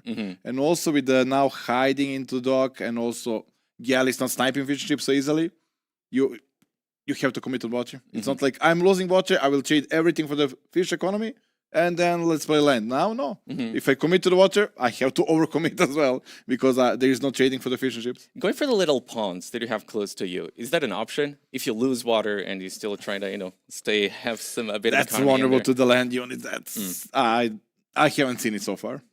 But it's definitely an interesting map, and I believe there's still a little bit of figuring out to do on that map. So which civilization are the ones would you be expecting to see, as I suppose we're about to seeing it here? So I see here for Nikov, we do have... I've seen Wu on this map, just because of the man-at-arms, strong man-at-arms. It's hard to predict, because it's 3 water maps, and like most of the tips are water tips. So anything can be played on any map, honestly. Yeah, everything is water. All right, so I did see a couple of times here, because men-at-arms are usually a very strong unit on this map. It's kind of easy to wall towards your wood line, but still, we did see in the game before that Lewis was a little bit too late. Don't Don't bring it up. Don't yet. I will. Okay, it's too soon. All right. And looking here at Winchester's draft, at Nikov's draft on the left side, any civilization stands out to you that could be used here on this map? Maybe Malians. I've seen Malians on this one as well very often. Probably you want, something that's good opening and then switch to the land units, and I have to agree with you. Malians, Inca can be very solid. Like, Inca are more or less like Hans right now. You're never in a house. Like, is Inca getting a little bit underestimated? I've played so many times. Again, I'm not a pro player, obviously, but I played so many times against Inca. The champion warriors with a discount now. No, don't get me. The stream is not long enough. If you want me to start on the champions, like Incas are supposed to. If champion was a decent unit, Inca would be broken. Settlement economy, house on settlement that is like 20 population, and cheap units. Like if champion was a good unit, Inca would be broken. So you still don't think they're broken, despite being so cheap right now? They have good economy, and champion is like, it's a unit that doesn't have a purpose, but it's decent against everything and bad against everything. Like, it doesn't have a real purpose, but at least it's cheap for Inca. So I think we will see them more and more often.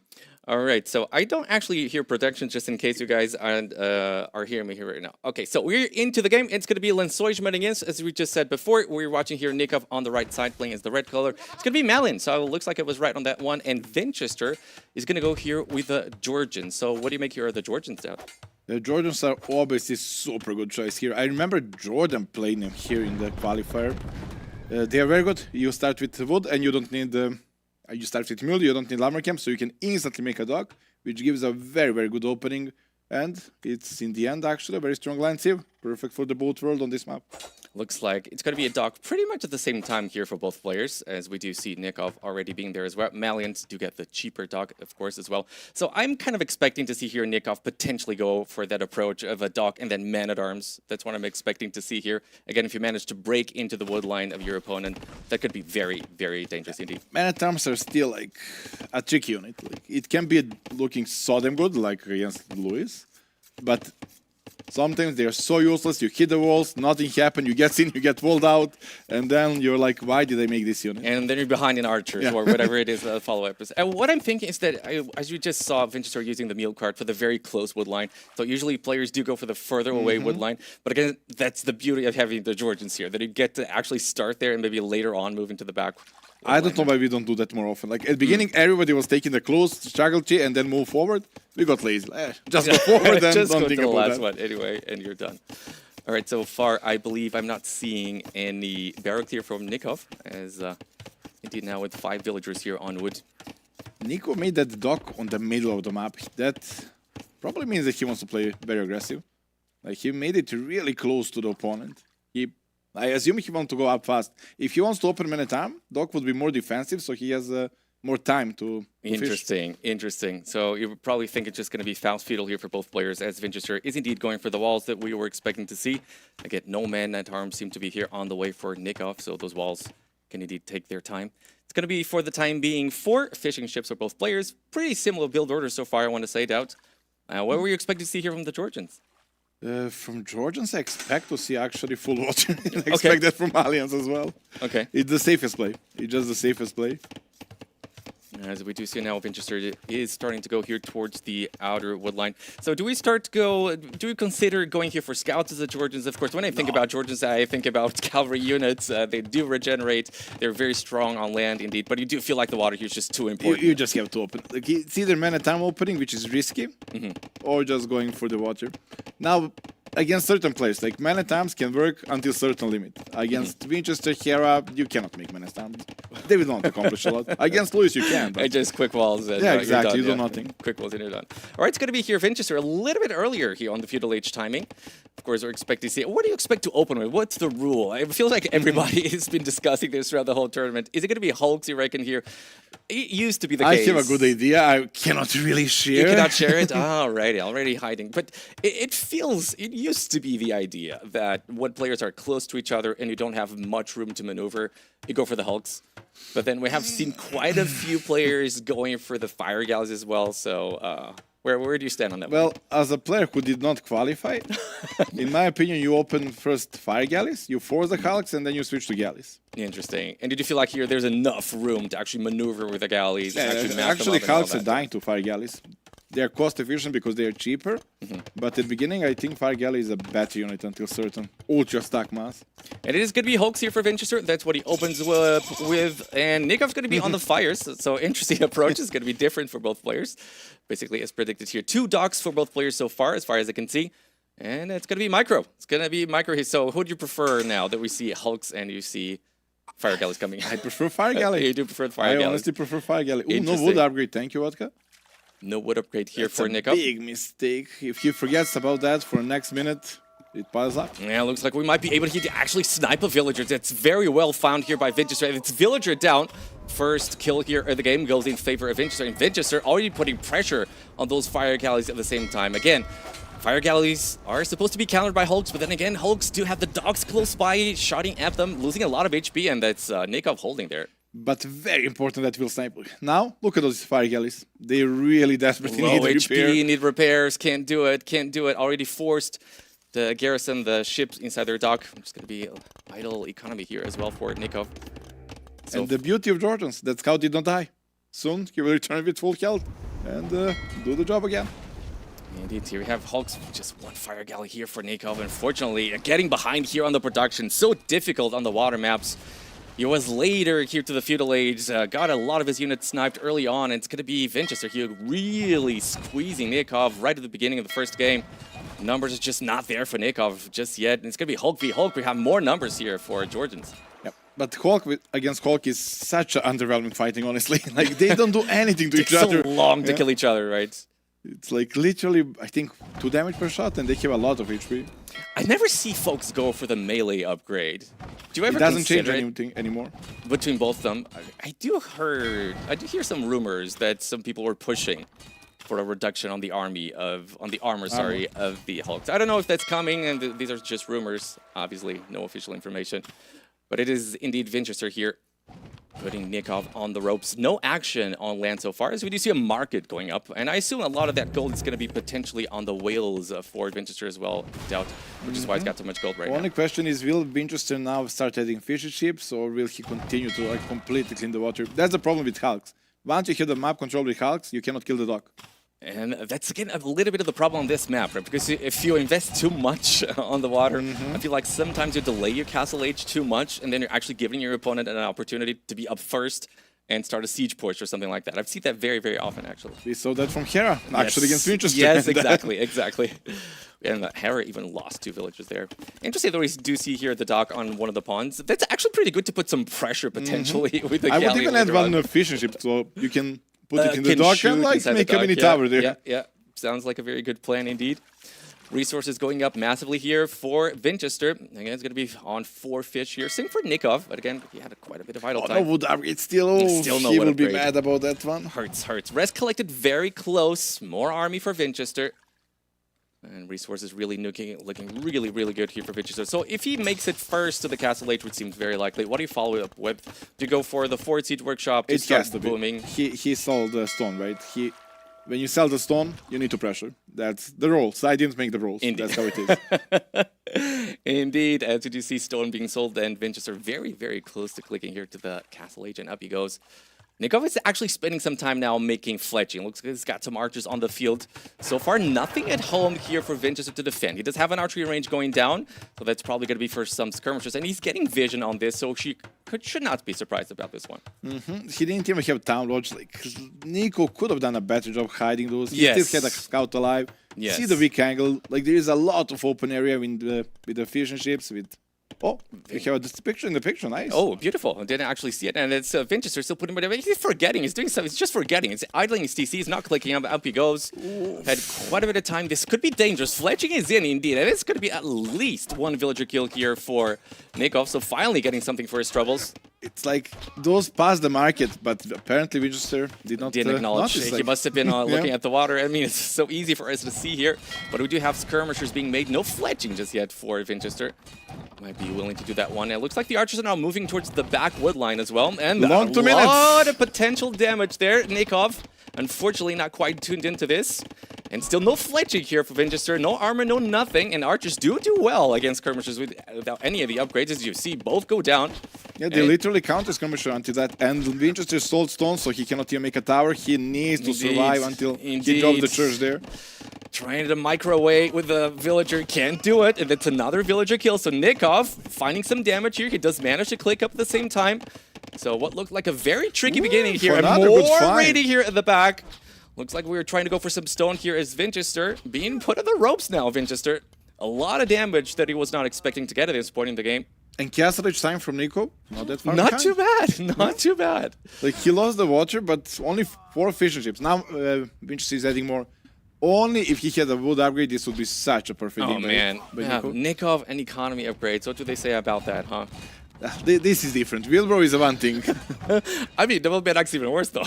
Yeah, but Wilbro, he doesn't do it on purpose. This is or so a they misclick, say. probably. Or so they say. There you go. 45 seconds to go here for Nikov. He did a really good job of holding on to the game. And as Winchester does make his way, and it's indeed going to be a push with the monks, no less. Looks like it's going to be a fortified church there. But gold, Winchester. he got a good bang, but only 4 villagers on gold. You cannot push for a Can be long too time many with monks. Yeah, also cannot be too many monks. I wonder, is it worth it just going for... Look at his economy. You've got plenty of gold, got plenty of wood. Is it worth going for cavalry archers as the Georgians? that. He cannot afford that. Like, there is no way you can afford that at this point. You lost a lot of villagers. You invest a lot into the water that is not paying off yet. And Double Nico getting bid castle axe. age. Double bid That's axe. technically Bozo in his mind. Classic, classic. You go back to check your upgrades. Oh, it looks like I forgot Not to check. You something. got castle age to do Bozo, and then, oh, Oh, god. look at that. And good for Nikov here. Ends up spotting the forward here by Winchester. It's going to be a ram first. How do you feel about this? Starting with a ram when you have no army whatsoever on the field. I think that's going to be a more and more meta in this when it's archer or low army opening. Usually when it's a rapier, we have some scouts around the map and they will do good against the ram. But now when there are so few units and range units, that ram will clean a lot of house, a lot of production. It's a big value that you don't need to control. And Fortified Church there doing the double role, basically, of protecting your wood line, but also actually giving you that economy boost with the Georgians. Very significant indeed. And Winchester ready with the skirmishers. Don't see any other land follow-up here for Winchester just yet, Doubt. So it's going to be a few skirmishers, we've got a few monks, but not really much more than that. He cannot afford. The damage was really big, but those are few units, but very, very powerful. Like, what more do you need? Magnol and Monk. That's it. They counter everything. Mangonel, Ram, and Monk, and right now Winchester doesn't really have anything against it. Only crossbows obviously can't do much against the Mangonel as well, unless you call Leary. In that case, you might be able to do it. The shot does land. Unfortunately, doesn't land fully, and that means Winchester gets to keep his Mangonel alive. Villager forward gets to repair it. Like, in my opinion, Nico is one of the best, if not the best, with Magonal Micro. Especially with Nikov? Yeah, when he pressure. Interesting. Yeah, Nico with the pressure Magonal, I think he more or less invented it. Like, Nico is always first siege shop forward, 3TC boom at home, while Magonal pressuring, booming at home. That's his go-to game. Like, if he is that in that zone, he wins. Now he will play defensive, but he knows how to micro them. Interesting enough, resources collected very similar. Lex, look, you have a very good raid here, yet again by Nikov. I don't think these are still the same archers from before, but yet another fantastic raid here. How did Nico lose first round? Like, what did he play? Like, he's playing insane game. Lovely raid there by Nikov. Nikov looks like he had lost water. He doesn't have any fish anymore. But resources collected in his favor. Got more villagers, obviously. Still no second TC by any of the players. Just to say that Winchester looks to be adding that one up here to the back. But he does need to see some economy. And he does need to recover. That's basically a panic TC, a protection TC more than anything. Like, his economy, he doesn't know. Like, you start the push, you go denied. You have to boom now. You only have your water that you want, and we still see there is something blinking on the water, so not even completely won yet. Yeah, looks like Nikov not ready to give up on the water and making things messy here. Again, Nikov doesn't really have fish anymore. She's really only looking to confuse and to sort of make the game messy here for Winchester indeed. He sniped the fish ships, yeah? It's only 2 left. Only 2 left. So he is doing all those raids. We cannot follow. All those raids, he is sniping fish ships, like, and one mistake, you lose everything. Second so TC on the way here for Nikov. Well, looks like the siege push there just went nowhere. Just not enough units to follow it up with, in my opinion. Not enough APM, in my opinion. Like, he needs to defend water, defend the raids that constantly happen. Produce, boom, and then also micro the Magonal, which is really hard to micro. 3rd TC by Winchester. How are we feeling about this, Doubts? Desperate measures. Desperate measures require desperate means. I mean, push go denied, watch now go denied, let's make villages. So for Nikov, do you see now an opportunity for try to go aggressive himself? He's got 2 Mangonels here ready, he's got the crossbows. Does he need to go forward now himself? That's his turn now. It's now his turn. He knows he's against skirms, but the low upgrade skirms. Like, no upgrade skirms, actually. Well, it's elite and it's, yeah, no fletching, no nothing. Mangonel's chasing away the crossbows, but crossbows, I mean, with that number, decent micro, and you can actually take care of Mangonels. And that champ has been MVP, like, the damage the champ has done. done. It's the same one from earlier. 4,000 damage, like, crazy. Looks like Mangonel was, you know, having second thoughts about shooting at the ramp, but shooting it is, and there goes the ramp. 3 Mangonels on the field here now by Nikov. Plenty of crossbows, villagers being added, very little idle TC so far. Really well played for Nikov. I mean, despite all the messiness and the chaos of the beginning of the game, really pulled himself together. Now on a 3 TC boom, but needs to make the damage, in my opinion. Needs to not allow... Now he's getting into his comfort zone. Economy is safe, he's 3 TC booming, he got more army, they're super close, so defensive siege shop is actually offensive as well. He's getting into his zone, only do the wood upgrade number 2, and then Nico, you're playing absolutely perfect. And Wheelbarrow wouldn't be too bad either. And it looks like indeed Winchester decided to go here for the galley that we spoke about before. Just put a little bit of pressure there on the front, just not allow units to run freely. 3rd TC still not going up there by Nikov. I don't know if we still have villagers moving towards it. Yes, we do have. But most impressive, actually, when I see is resources collected. Like, all that damage, all that pain Winchester got, and they're like equal.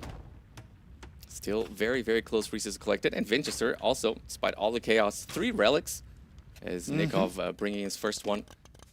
And it looks like the game indeed slowing down a little bit after that chaotic I guess beginning. Church economy plus Nico forgetting the wood upgrade is making everything more or less equal now. Okay, oh, we the have castle! a castle. I mean, can you afford to go a little bit more forward with that one, Doubt? I mean, He doesn't have army. He doesn't have any army. I was about I to say... would go forward, but he doesn't have anything for that. Ooh, Winchester, tower never that denies. never happens. It's like, even if you begin the tower before they place the castle, it doesn't But work. he gives Let up. alone, let alone after you see the castle. So it needs to give up on it. Does have plenty of villagers on stone himself here, Nikov, so might be able to have a defensive castle of his own. He's got the 2 mangonels. They did travel quite far here, the mangonels. And that give opening, and Winchester solved that, and like, let's drop a forward castle. Yeah, it looks like he's going back to the place where he was happy before, on that wood line, right? So bringing his 2 mangonels, bringing the crossbows. Looks like we have some Manaspa being made here. It looks like the trade was good here for Winchester on the mangonel as well. Nikov loses the first one despite having the hill. Winchester doesn't need to fight this. He just can wait for Manaspa. It will be easy clean off. Like, that was a big mistake to lose momentum, just shifting everything on the other side. So difficult to play this map too, man. I still see movement on the water as well, so players really looking everywhere. Finally, wheelbarrow here by Nikov. And the micro seems to be good here by Nikov so far. We have 1 mangonel versus 2. Should be better for Winchester. Does bring the mangonel to very low HP. Does take care of the crossbows, and this should be done here for Nikov. And Winchester does defend. And now it's aggressive time with that forward castle. Winchester, not Winchester. Nico base is completely open. Absolutely open. That castle is opening everything. Now it's other way. Like, I'm losing. What do? I boom. Res collected still incredibly close here. What a close game and what a fantastic game so far. Manaspa doing exactly what we predicted. Sees an unprotected mangonel. Easy snipe on that one. Conversion. Conversion does not quite happen. Now it does. Monks are such a powerful unit. Like, all those 4 basically got denied by 1 monk. Very true. And you get 1. Yeah. Kill 1, get 1 for free. Mangonel for Nikov. Nikov now with enough stone to go for a castle. Ooh, amazing. Yet again, Nikov finds value here. The crossbows, no protection whatsoever again by Winchester. He's doing this quite a lot, I feel like, just having too many villagers spread around with no feudal protection. age, I understand, but now, Right. church, Castle like, you age, have defensive economy, like, it's not even that expensive. You have wood, like, that's a mistake. A mistake, to say the least. Nikov getting housed enough stone for a castle. Where does he put it? Very defensively. Going to be protecting his economy, his farming economy. With TC as well here by Nikov.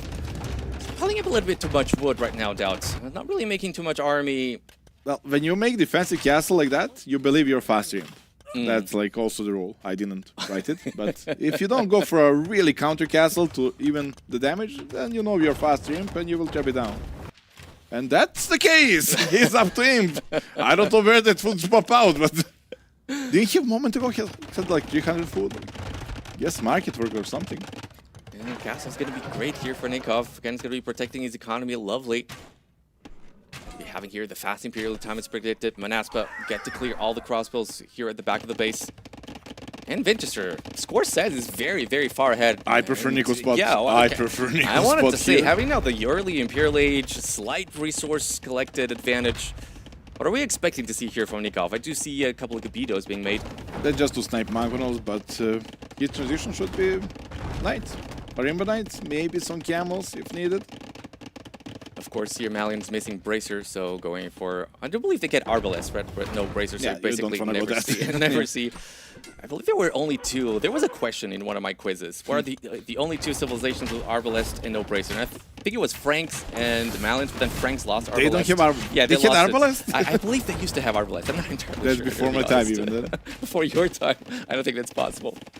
Moving forward here with Mangonels is Winchester. Manaspa to support it. And Nikov not much to stop this. Does have a castle though. Nico is going to play similar to Tato, full all-in Castle Age. He's doing the armor. Manaspa, really good unit to go full in Castle Age, but... Well, wait, what happened to that Mangonel? What happened to that Mangonel? Castle killed it? Didn't even see it shoot. It looks like the castle killed it. Vodka is telling us. And that was maybe a bit too much here for Winchester. Goes back with the Mangonels.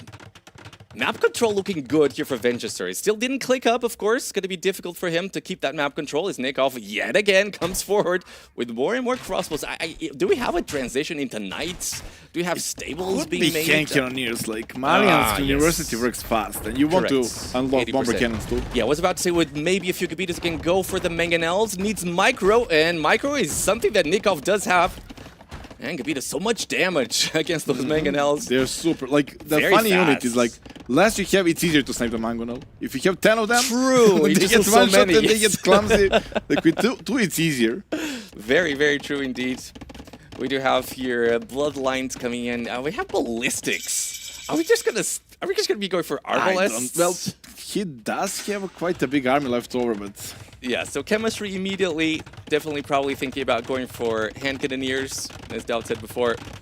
Another castle, trebuchet is being made. It looks like we're gonna be putting pressure on that forward castle of Winchester. But here come the Manaspa. Did you see medium warship? He cancelled it. It's gonna it has to be a misclick. Yeah. Well, Winchester need to survive 2 minutes to keep this map control. And Nico needs to break in 2 minutes. If the position stay the same and both are Imperial Age, it's really hard to push through the Swan Towers and, well, repair cost less, Georgian castles, heal yes, bonus, everything. yes. It's really hard to push through. And the thing is, if you are going to go for hand cannoneers, you need to wait for chemistry. So again, that's all of that takes a little It's bit already of time. done. No, It's not already- with Malians. Yeah, it's a little bit instant. faster, yes, but he's just making more and more crossbows. So I do wonder if he's going to be going here for arbalists. It has to be 16 crossbow. It's not bad, yeah. 20, he's adding more. Yeah, just get the chemistry. And they're doing the job, More honestly. damage, Like, why more not? damage. Why not? These crossbows have done quite a bit of damage indeed. I mean, that's AoE two-player mindset. I will only make unit that got like the final form that scales completely full upgrade. But Right, and sometimes you Crossbow just is a do, good unit, yeah, just like- do what the game calls for. Yeah, I get it. Just do what the game calls for. Indeed. So we're going to be putting some pressure on that Georgian castle here at the front. No hand cannoneers, no bombard cannons, no nothing. Right now Traps. for Nikov, trebuchets is just going to be the crossbows. And from Winchester, looks like we were thinking potentially from Manaspa and Skirm seems to be the idea. he did try Cavalry Archer and probably realized there is no time for them. I need to buy time sooner. Especially against crossbows with chemistry already. Like he's also confused, like what Yeah, Nick will what is play. he doing? you know? Yes. Res Collect is still so close down. It's kind of crazy how close the game has been so far. And still no second wood upgrade there by Monaspas Nikov. will be go full cleanup. That's why you want to have full upgrades on your crossbow. Yeah, there you go, Manaspa. And the skirmers are there, are ready to stop it. So Nikov needs to start thinking about something else. Not a single unit. Camels. killed. Do we need to go for camels now to try to face here the Manaspa? Is that a change you have to go for? He got economy to afford it, but doesn't have time. Like he needs to upgrade now fully into stable tech. He didn't upgrade the wood yet, but he needs like both armor, bloodline, speed, like so much time and so much resources. I think we are staying on ranges. Yeah, at the same time, Winchester slowly but surely really pushing that map control forward. That Fort Castle over there at the south could be giving him extra resources, more stones, more spots to push from. Just getting closer and closer to Nikov. Yeah, the map is interesting in post. On top is woodline, the rest of the map gold, stone, so choose.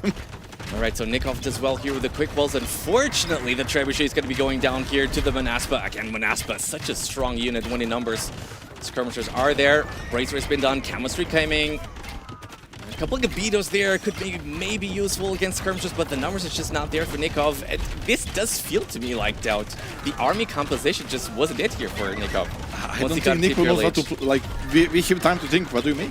Yeah. Maybe Geppetto in the end. Do a lead Geppetto and it's a good unit. Something we don't see very often, so maybe he himself was not entirely sure how well it would be We facing. only see that from one player, Mysterio. He loves his unit. All right. Mysterio would be the one to do it. You see now Parthian tactics, so it looks like we're going back to the idea of going for the cavalry archers, and indeed that's exactly what Winchester is going to be doing. Well, but then again, you're sort of making it useful for Nikov to stay on the crossbows. For Nikov, looks like gold control might be a bit of a problem at this point. I feel like we have right now 0 on gold here for Nikov. I imagine the whales are long gone. Yeah, that castle again, so good by Winchester. Making sure that All it does gold control not belongs to Winchester. Yep. The castle ends up being so useful here by Winchester. Cavalry archers run into the castle, unfortunately, losing some valuable units. And yet again, it's just Nikov just missing also too many economic upgrades here. Not It's a single farm army. Yeah, that's massive. The Yeah. resources collected is more or less equal, but imagine with all the economy armies. Like, Yeah, and we have the churches here for Winchester. You have now a hand card coming in for Winchester.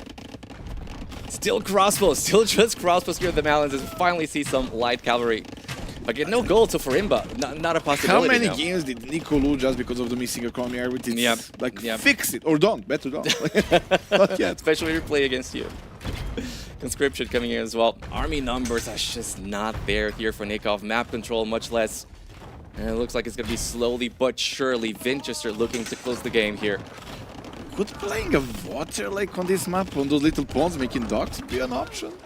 Like imagine having some galleys here and there, some cannon galleons. You tell me. I don't know. Probably not. Maybe Luchans. Only Luchans. Those things are broken. Luchans would be pretty Yeah. good, maybe. Other units are dying too Yeah. fast to land units. Remember, I called for the Woo on this map. Remember that? So maybe. Yeah, that would actually. Now Nico would have a unit composition instead of making crossbow all game. All right, crossbows, unfortunately, are going to be stopped here by the skirmishers. There's no last armor on these skirmishers, but still. There is no arbalest tech neither. There's no or arbalest, bracers. So or those bracer. Yep. are very tanky skirmishers. Heavy cavalry archer now on the way here for Winchester. He does have conscription, so this guy's going to be very, Gold. very fast. Yeah, Gold. gold control, just a problem. So Winchester, despite being the last one to Imperial Age, was able to get the map control. Nikov just never really had the army composition. Army composition for Malians. Champions, that's obvious, right? Champions would have been actually destroying everything. Like, they are not cannoneers. Extra Pierce armor. There were only range units. Like, champions would have been such a good tech. Do you have the farming economy at that point, though, you reckon? Make it. Make it. And make second wood upgrade, make horse collar, I guess. That's the unit that would be like, Georgians are missing hand cannoneers, right? Or no? They don't have bomber cannons. Well, I guess we're about to see. I see they have hand cannoneers and no bomber cannons. That was a cannon. Okay, That was a maybe question. not. That was a question. Okay, on my bad, my then. quiz. Then maybe not champions. But still, again, would maybe take a long while, as we do see Svan Towers coming in here for Winchester.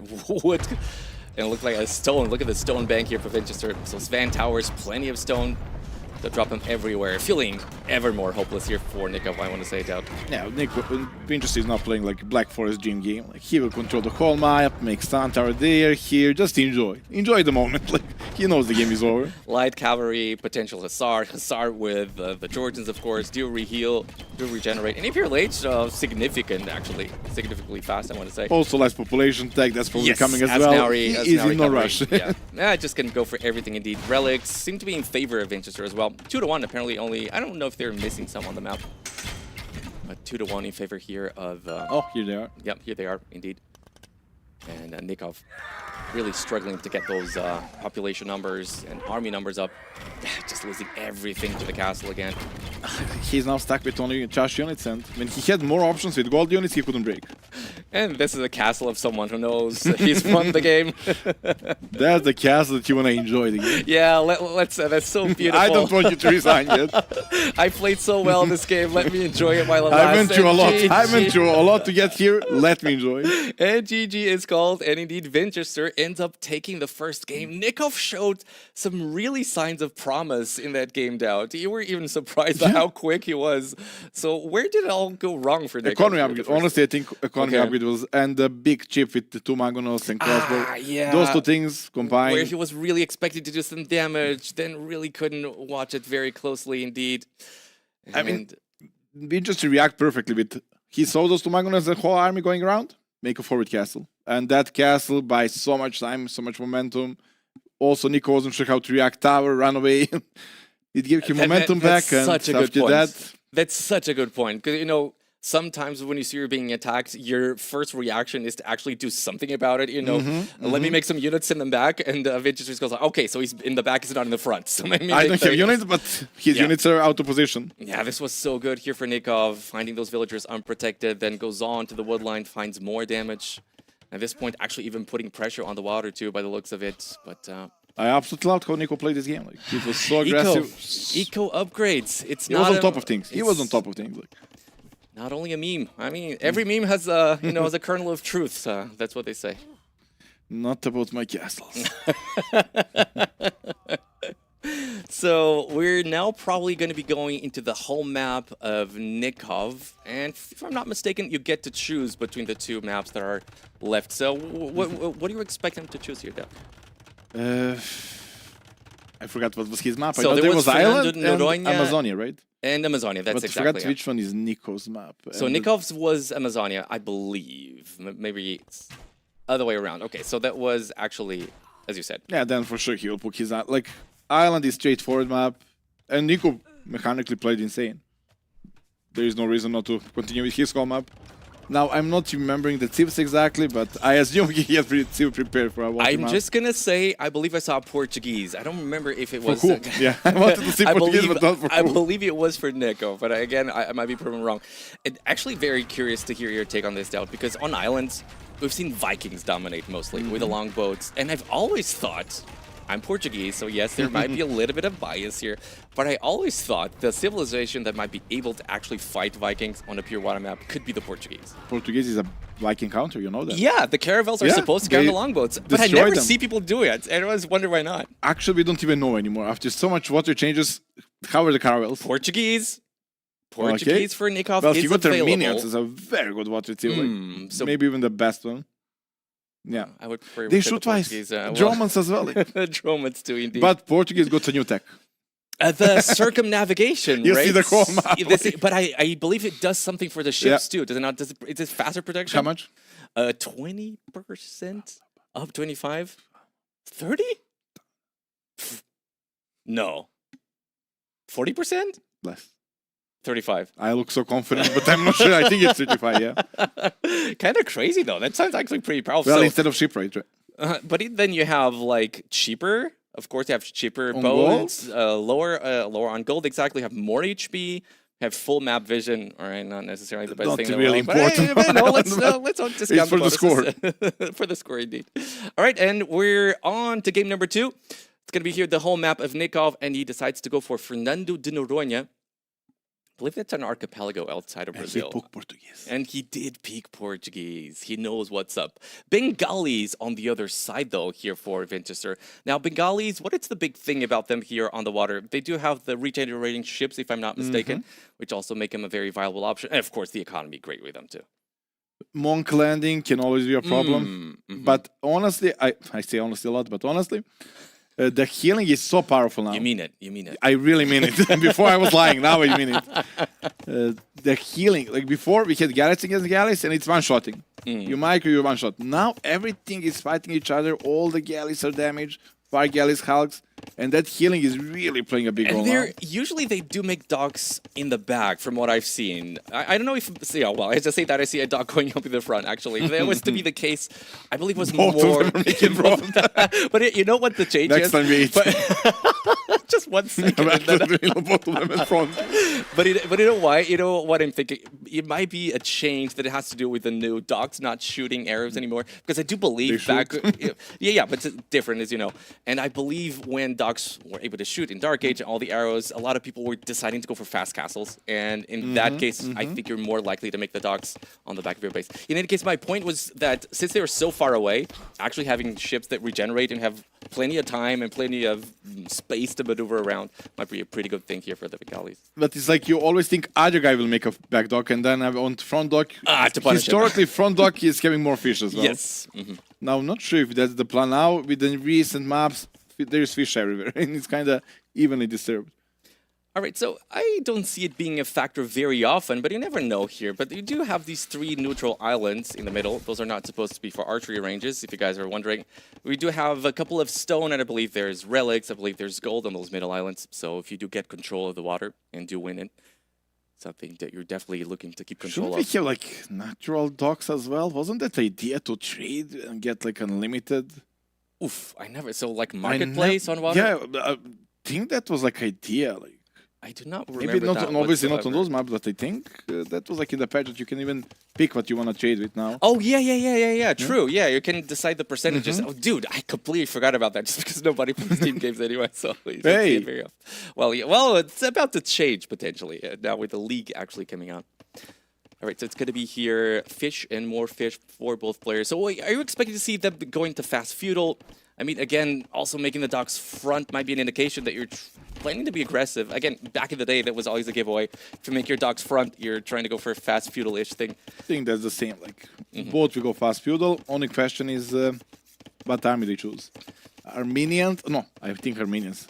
Never mind. Then. You thought he was going to yeah, go I for was Armenians, thought maybe. my head it was Armenians. So I was thinking maybe Gallus will be now prioritized, but probably still far into Hulk. You think? Yeah, because here the distance, I mean, it could have been much larger, of course, but But they will see the uptime. It'll be more or less equal. Okay, so it looks like here for Nikov, he's going to be the first one. So when they're going for, I do wonder, because there's quite a bit of room to maneuver. So is it worth it? It's very rare to see players actually opening with galleys, I believe, from what I've seen. So is it actually worth it here for the Portuguese? Again, cheaper, and you have more HP and all that, have plenty of room to maneuver. Could you see that being a thing? From my experience, galleys are still amazing in feudal ge, but in castle age they're getting crushed.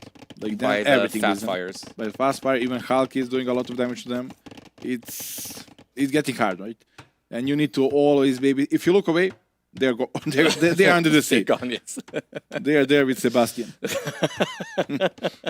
Not our Sebastian. Okay, and it looks like, yeah, Vinchester's is going to be quite a bit later. Now, not enough villagers and not enough stuff on food to actually make this a fast castle, I believe, out, right? It's feudal with extra economy, but this is like if it was like few years ago or before the water patch, he's dead on water, he's slower. Right, now, nobody cares about tough time. Like, okay, I will just hide. My economy is better because I'm slower to feudal age, and we equal each other out. If anything, it's better for me that I'm slower in feudal because you're showing your cards first.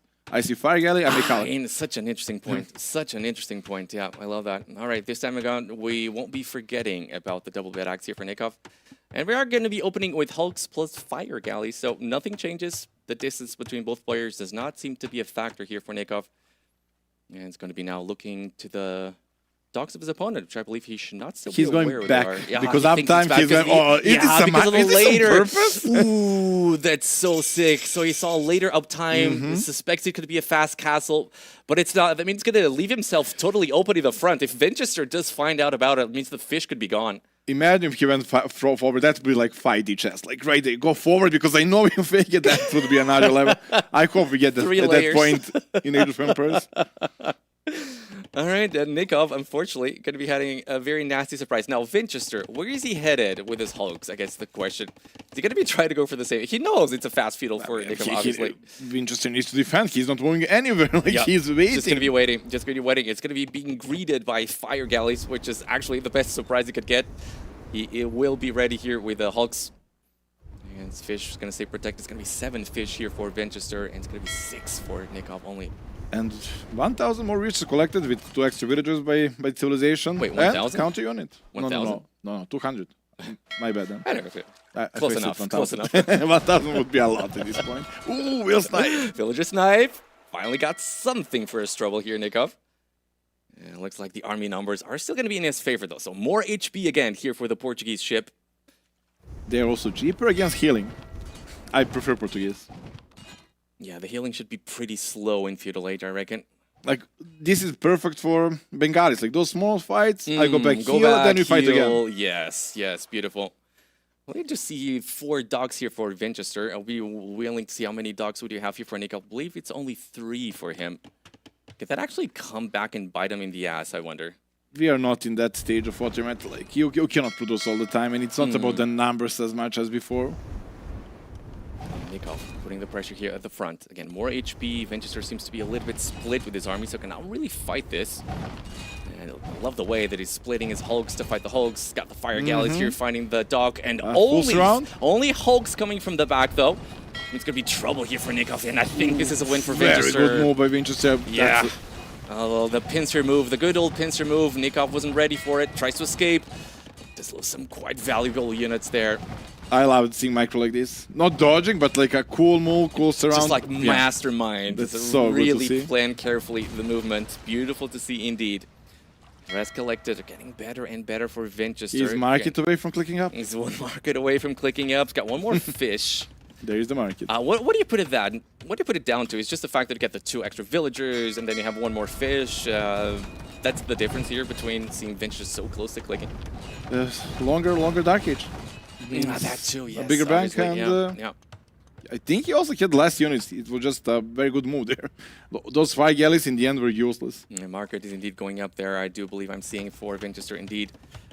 Still missing a second. Yeah, Market's going to be the second building indeed. Looks like Nikov's doing the same thing. I saw him soul stone, I believe. Yeah, He's on stone with 2 villages for some reason. Oh, miss. Ah, yeah, I think it's just mismanagement, I guess you could say. When you make mining camp, you don't Yes, they decide. just go to the You don't closer, decide yeah. where you go. We're old enough to remember when you actually had to manually assign your villagers. Maybe one of the situations where it would be better. Believe it or not. But it looks like it's Winchester. Gonna still be keeping his navy alive. Again, trying to be a very sneaky move yet again. Tries to go after the fish. Nikov is watching it closely. Does manage to save it. Very close up times though here for both players. I wanted to ask, will we see any landing? But then we see a dock. So for Nico, no. I guess that's a no. For Winchester, I don't know. He's doing attack. That's a guess for Kalk. Are you at the point where you can think about landing at one of the door? Because none of the players actually lost water. And maybe if anyone, maybe, I mean, Nikov is struggling. But again, I do assume once medium warships come in, and again, the Portuguese bonus still give him hope that he can come back on water, I imagine. So I mean, landing with siege or monks, that's very little investment, and you get you need to get reaction. Like, I make a siege shop, you need to make a siege shop. Well, it's better if I make it first, and maybe I stamp a villager, and I choose when I to stop. Yeah, there's still enough room to be sneaky about it, you wonder. But you need to invest transport ship, and That means- like, if you're feeling comfortable in water, well, I stay water, right? I mean, stopping your production and all those things. The Hulks really cannot kill a dog. That's a lot of Hulks. Taking a long time here, indeed. Navy numbers are getting scary here, though, for Winchester, you gotta say. It's gonna be 24 against 18, and Nikov really hoping that the medium warship upgrade can do wonders for him. Does have fledging now, investing into galleys is Nikov, but again, production is just very, very low here for Nikov at this point. Will we see a demo? Now, this is a perfect game for them. That's a no, would be. It's how do you feel about the water map? I prefer before. You prefer before still? Okay, okay.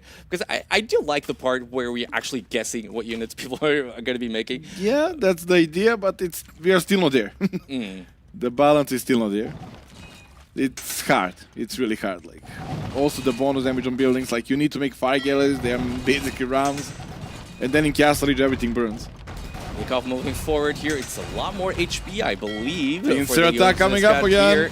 But yeah, yet again, the move there from the back is lovely. Winchester got a little bit distracted, but now does make use of all of his units. This could be brutal here in favor of Winchester. HP still very, very close, but seems to be going down a little bit quicker here for Nikov, which means Winchester should be taking the better battle here, I believe, Dowd. Indeed.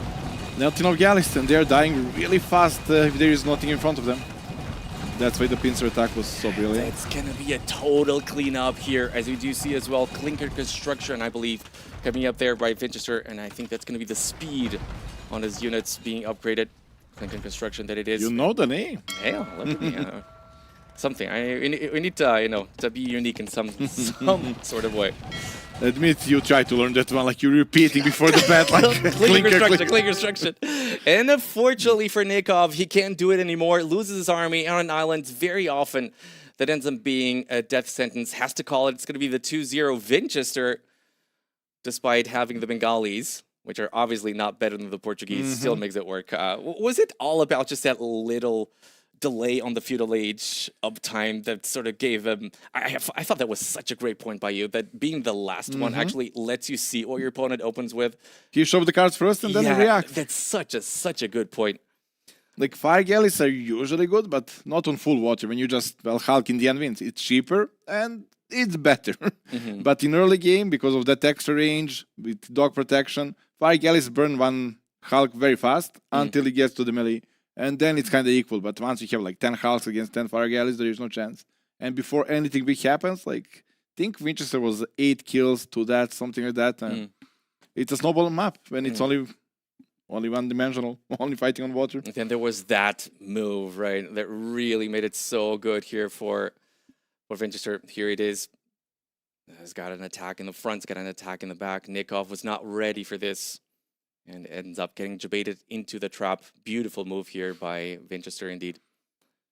And then once the... Felt like Winchester was like dictating the game. Like, although it's Nico home map, we didn't see, like, I would say Winchester Command. It's like he had an idea how he wants to Something play. a little bit better prepared. Yeah. Yes, yes, indeed.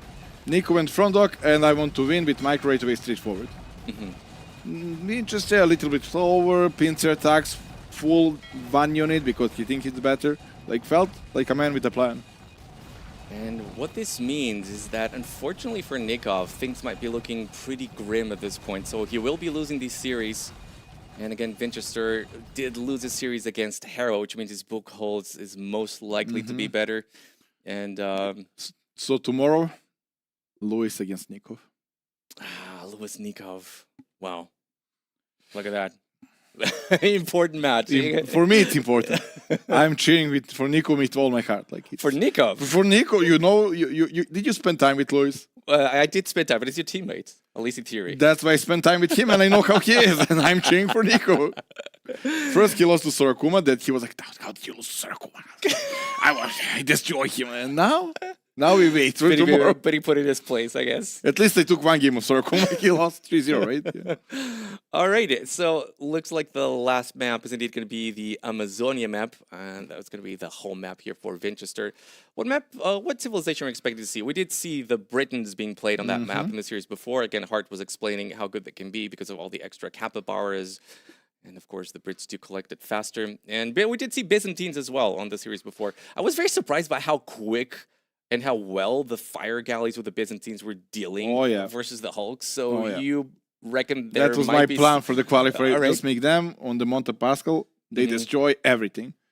And we see Britons. against Armenians here for Nikov, and that's the Nikov's point of view that we're going to be seeing right now. And again, to those of you who are not really familiar with this map, this is an interesting map here. So you do have the bridges, and players do have some fish, I believe, behind the bridges, which, by the way, are inaccessible to the opponent, so units cannot cross those bridges. But I believe it's only short fish, no deep fish. All the deep fish is going to be in the front, so players always go for docks in the front here. You can use that for fish trap-bomb, but we saw that few attempts in qualifiers and practice as well. It ends up hurting you more. Like it's a vulnerable spot. That's vulnerable forever. And usually you just prefer villages. A rage forest player in me always wants to use that for a fish bomb, but I didn't see any game when fish bomb is there. Behind, it's always forward. Yeah, I currently see Nikov trying to get away those capybaras, trying to make sure that Winchester cannot get all of those capybaras. Was unfortunately unsuccessful on some of those. There are too many. Yeah, there's just too many. Too many to You count. cannot deny everything. Cannot stop everything. I see no dock coming here for Winchester though, and I do. Oh, it's in the back. I don't think I've ever seen this. There you I don't go. think I've ever seen this. So this has to be for a fast castle then, right? I don't see any other logic, right? It has to be basically a fish bomb for the fish traps and fast castle. All right, so Nikov is probably not going to be aware of that, or at least by the time he gets to be aware, that's probably going to be too late to understand. So Yeah, you're too busy scouting for capybaras to actually check the dock. and Yes, exactly. Everybody makes front. You don't even need to check. Yeah, So you would think. Don't even think about it. But it's Winchester. He likes to play around with stuff. He likes to be creative about things. And again, ships cannot cross that bridge, so you cannot really attack the back docks, at least not with Navy units.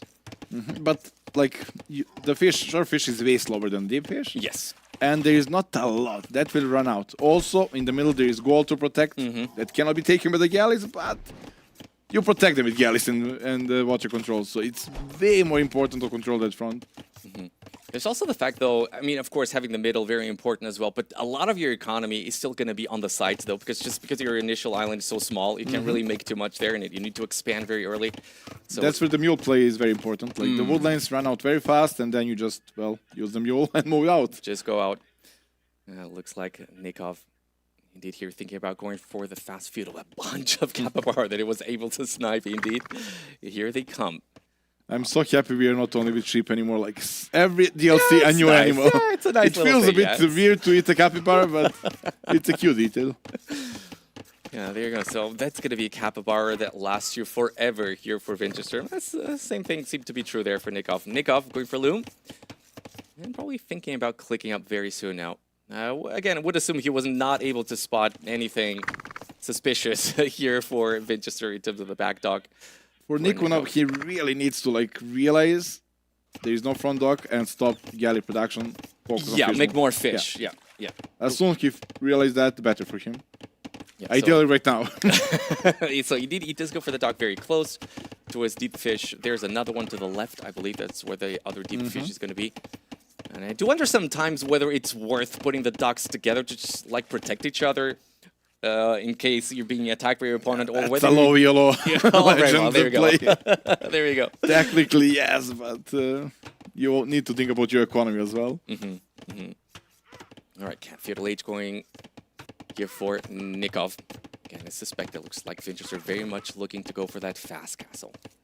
Plenty of people here on wood, expanding to the sides. Nikov's going to be seeing this. There's no loom on those villagers, but too many of them for Nikov to try to snipe him. He does see the villagers moving out, which could be a little bit of an indication. And perhaps. he just confirmed Loom, so he knows Loom is done. Up is So up. he only now, Yeah, only yeah. now. That's such a good point again. So he knows it's going to be, or he should. It's hard to acknowledge those things, but now he's going to be seeing the mining camp. So. At this point, if you're really focused, you know there is no water play in front. Right. It's whether you can acknowledge all of those things. Is he making fish ships? Yeah, If let he- me see. That would be so good if he had fishing ships now. Yes, so far that's not the case. And again, even if you make a couple of galleys raids, you cannot really do too much. There's no economy for Vinchester in the front. All the villagers going to be towards the back. So even if you're, it's going to be fires even worse, unfortunately, here for... One is okay, but add fishing ships right away, you know your opponent just clicked up. He finished the loom, he's clicking up, you have 1 more minute or even more, add 1 more round of fishing ships, and now he can delete. Cancel the fire galleys. He's looking for, he doesn't see it. Still got a little bit of time, Nikov. Cancel them just in case. It's a vase. Looks like he's not going to be doing it. Let's go here for double bid axe yet again. Vinchester, 20 seconds. No, yeah, well, there it is. If it was at least galley to block the bridges, but fire galleys really do nothing. That's what I was thinking. If he goes for a galley, maybe he can snipe a couple of villagers, but no, can do. And Vinchester looks like he's, again, is suspected going to be going here for the fast castle, waiting to see potentially. Does he have a barracks, Vinchester? No, it looks like it's going to be just blacksmith and market, I would assume. And resource collected, even without a good water, higher for Winchester. Those capybaras are a good bonus. Yeah, there goes the market here in the front. No more fish still. He did stop making any naval units, which is good, but no more fish for Nikov. So I wonder where the plan is. We did see a barracks, I believe, coming up there for Nikov. So is an archery range. Okay, tries to punish here, I guess, with archers, but isn't that just going to be There's way no too timing, slow? yeah, Yeah, there's just no way timing too for that. slow, I'm afraid, yes. I don't know if that's the idea or whether he thinks he's got the economy to just maybe sell stone now and try to be competitive here on the Castle Age timing. If it was a forward range, yes, but I assume he'll make 1 or 2 archers to deny that gold, and, well, you need range to counter Britons eventually with skirmishes. It's not a mistake for sure. Vinchester did sell, I believe, 100 stone, which means he won't be able to drop a tower, so maybe something can be achieved there. As we are going to be going here for blacksmith for Nikov, and he is making archers. Man, but those small details, like canceling those 2 fire galleys, that's like more than Massive. 200 resources. Yeah, He's up. massive, He's up. yeah. Yeah, you cancel those, you make 2 fishing ships. And you're basically up right now at and the same time with yeah. better economy and you match the timing. You a got small detail, but really matters at this level. But yeah, it's very difficult, though, I think, to acknowledge that just by seeing, okay, the loom came up But now. he passed with the scout, he had time. He had at least 10 seconds to cancel. And this is why galleys as well would have been maybe a little bit better, could punish maybe some of these villagers with a fire galley. Harder to do that. And it's 1 minute and 10 seconds away here for Vinchester. Vinchester on 5 fish, 6 for Nikov. But again, he will be on the deep fish where he was It's initially. just the first back, so Winchester will just boom. I don't see anything else happening here. And do we see any movement on the archers there for Nikov on the left side? He did make him earlier on. Oh, he's going through the middle. Well, he controls the middle. That's a Well, plus. somewhat. Still has to fight the crocodiles, right? That's a lot of them. They want to have a word, these guys. What's up right? with Age of Empire? Every time, like, wolves, crocodiles, whatever, kills a unit, everybody's happy. Like, Yeah, it's one of those things that makes the game unique. I kind of like it, right? So sometimes it's very painful. look at this. And they chase him all the way around. But Nikov, potentially, opportunity for damage here. Unfortunately, no fletching here for Nikov. No unit upgrades of those archers, so he won't be able to stop anything. But at the very least, a little bit of information as we do see a stable going up here. Yeah, that's for the Britons. very important. So he can stop making skirmishes, he can focus on monasteries, which as Armenians he would love, right? And trying to if he had to go here for skirmishes, would have been a big investment. Of course, he wants to focus all that wood investment on the TCs. There goes the first TC for Winchester. Nikov 50 seconds away from the Castle Age himself. Res Collected still in favor of Nikov, despite everything. And he got all the info he needs. Now, how do you approach? I would assume he wants to make a fortified church, get some warrior priest, collect a relic or two, and let's see you in Imp. And for Nikov, you're thinking about a fort siege push with your stronger, well, not stronger crossbows, but what we do have, it's another TC here for Winchester at the front. It's a boom game. Nico can decide if he wants to accept the boom game, if he feels he can win in Imp, or he's going to forward siege now. I think he's up for a boom game. I think he is confident here. For Nikov with the Armenians, I do feel like those economic upgrades for the Armenians are actually somewhat underestimated sometimes. They're so powerful. I do believe devs wanted to buff that, but then decided against it just because of how powerful they do are. It's very good. And Armenians Imperial Age, maybe not the best on normal map, but on this map, those Germans in the middle, fortified church could control the middle. It's champions with 100 HP, with so many different areas to attack. Their Imperial Age here is very, very good. Very good point. And for Nikov, for the time being, we see fortified churches, but not much else. We don't see a second TC. We didn't see any. Do you see a lot of warrior priests here from Nikov?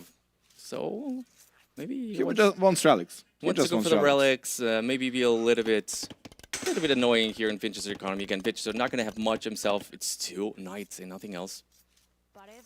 He's also making vision, outposts. Yeah, Nico is just like, okay, let's have a nice chill game to end it. Let's see who wins in him. And what is that villager doing there? Nearly! Warrior Priest unfortunately gets sniped here. Not carrying a relic, but Nikov, of course, already has one as the Armenians by the virtue of the fact that he dropped his fortified church, with the second one coming. But it's indeed going to be a boom game here.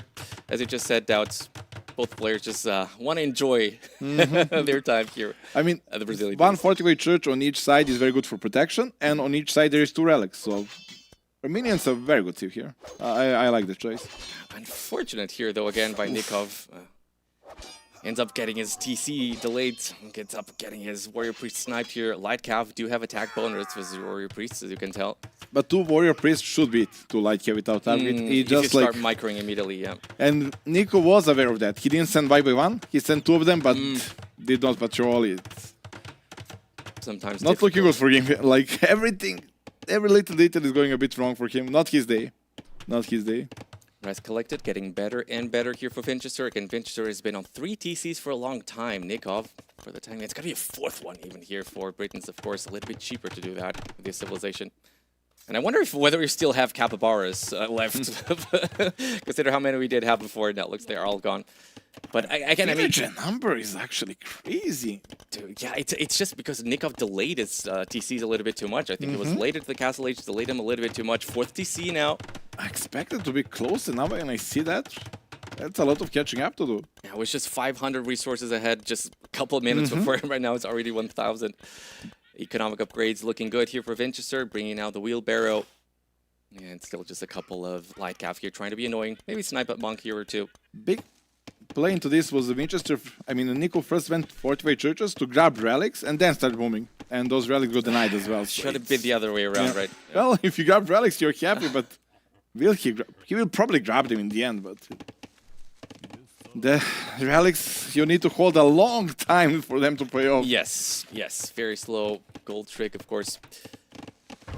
Here the idle TC, great for Nikov for Winchester. 1 minute idle TC, not the end of the world. Gets another villager just like that. You know, you're just booming, and with all that APM, if you can get a few kills here and there, you're totally happy about it. And it's like starting like and he made 1 more. That's it. That's his army, and he did so much. Little investment. Like 2 warrior priests, yes. a villager Another here villager, yes. Force the walls. Like. I believe he delayed the TC for a little bit with the knights yeah, too, true, right? that as well. It's just so much with so little, right? With 1 unit and an upgrade. Yeah, just really the hallmark of a great player usually. So can do so much with so little.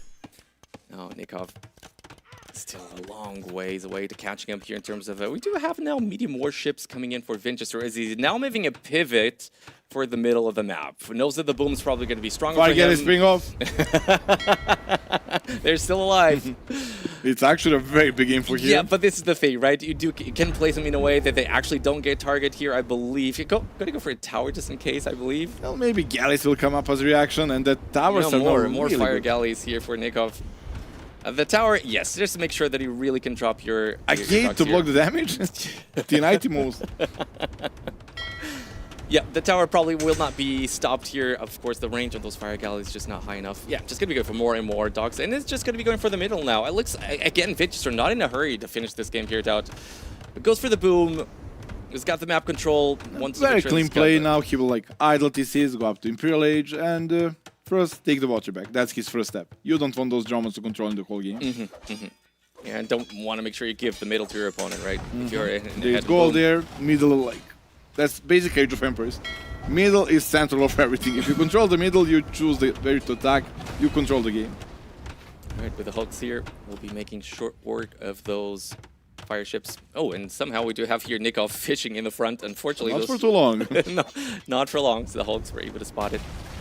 And that's going to be the fish of Nikov gone. So Nikov's going to be going for Hulks himself. So no idea of going here for the galleys, where the Armenians are stronger than regular ones with a second projectile. But again, Nico is reacting to what like Winchester is. Well, he is controlling the game. He dictates. Always one step ahead, right? Always one move or two moves ahead. Siege Workshop coming in forward. I mean, I don't know if he's thinking about pushing now, but it just feels like it's all a little bit too late. I mean, the boom was too late. If he does think about going now land, also a little bit too late, perhaps, as the economy looking crazy good here for Winchester. And you're now going to Watch War with weaker economy.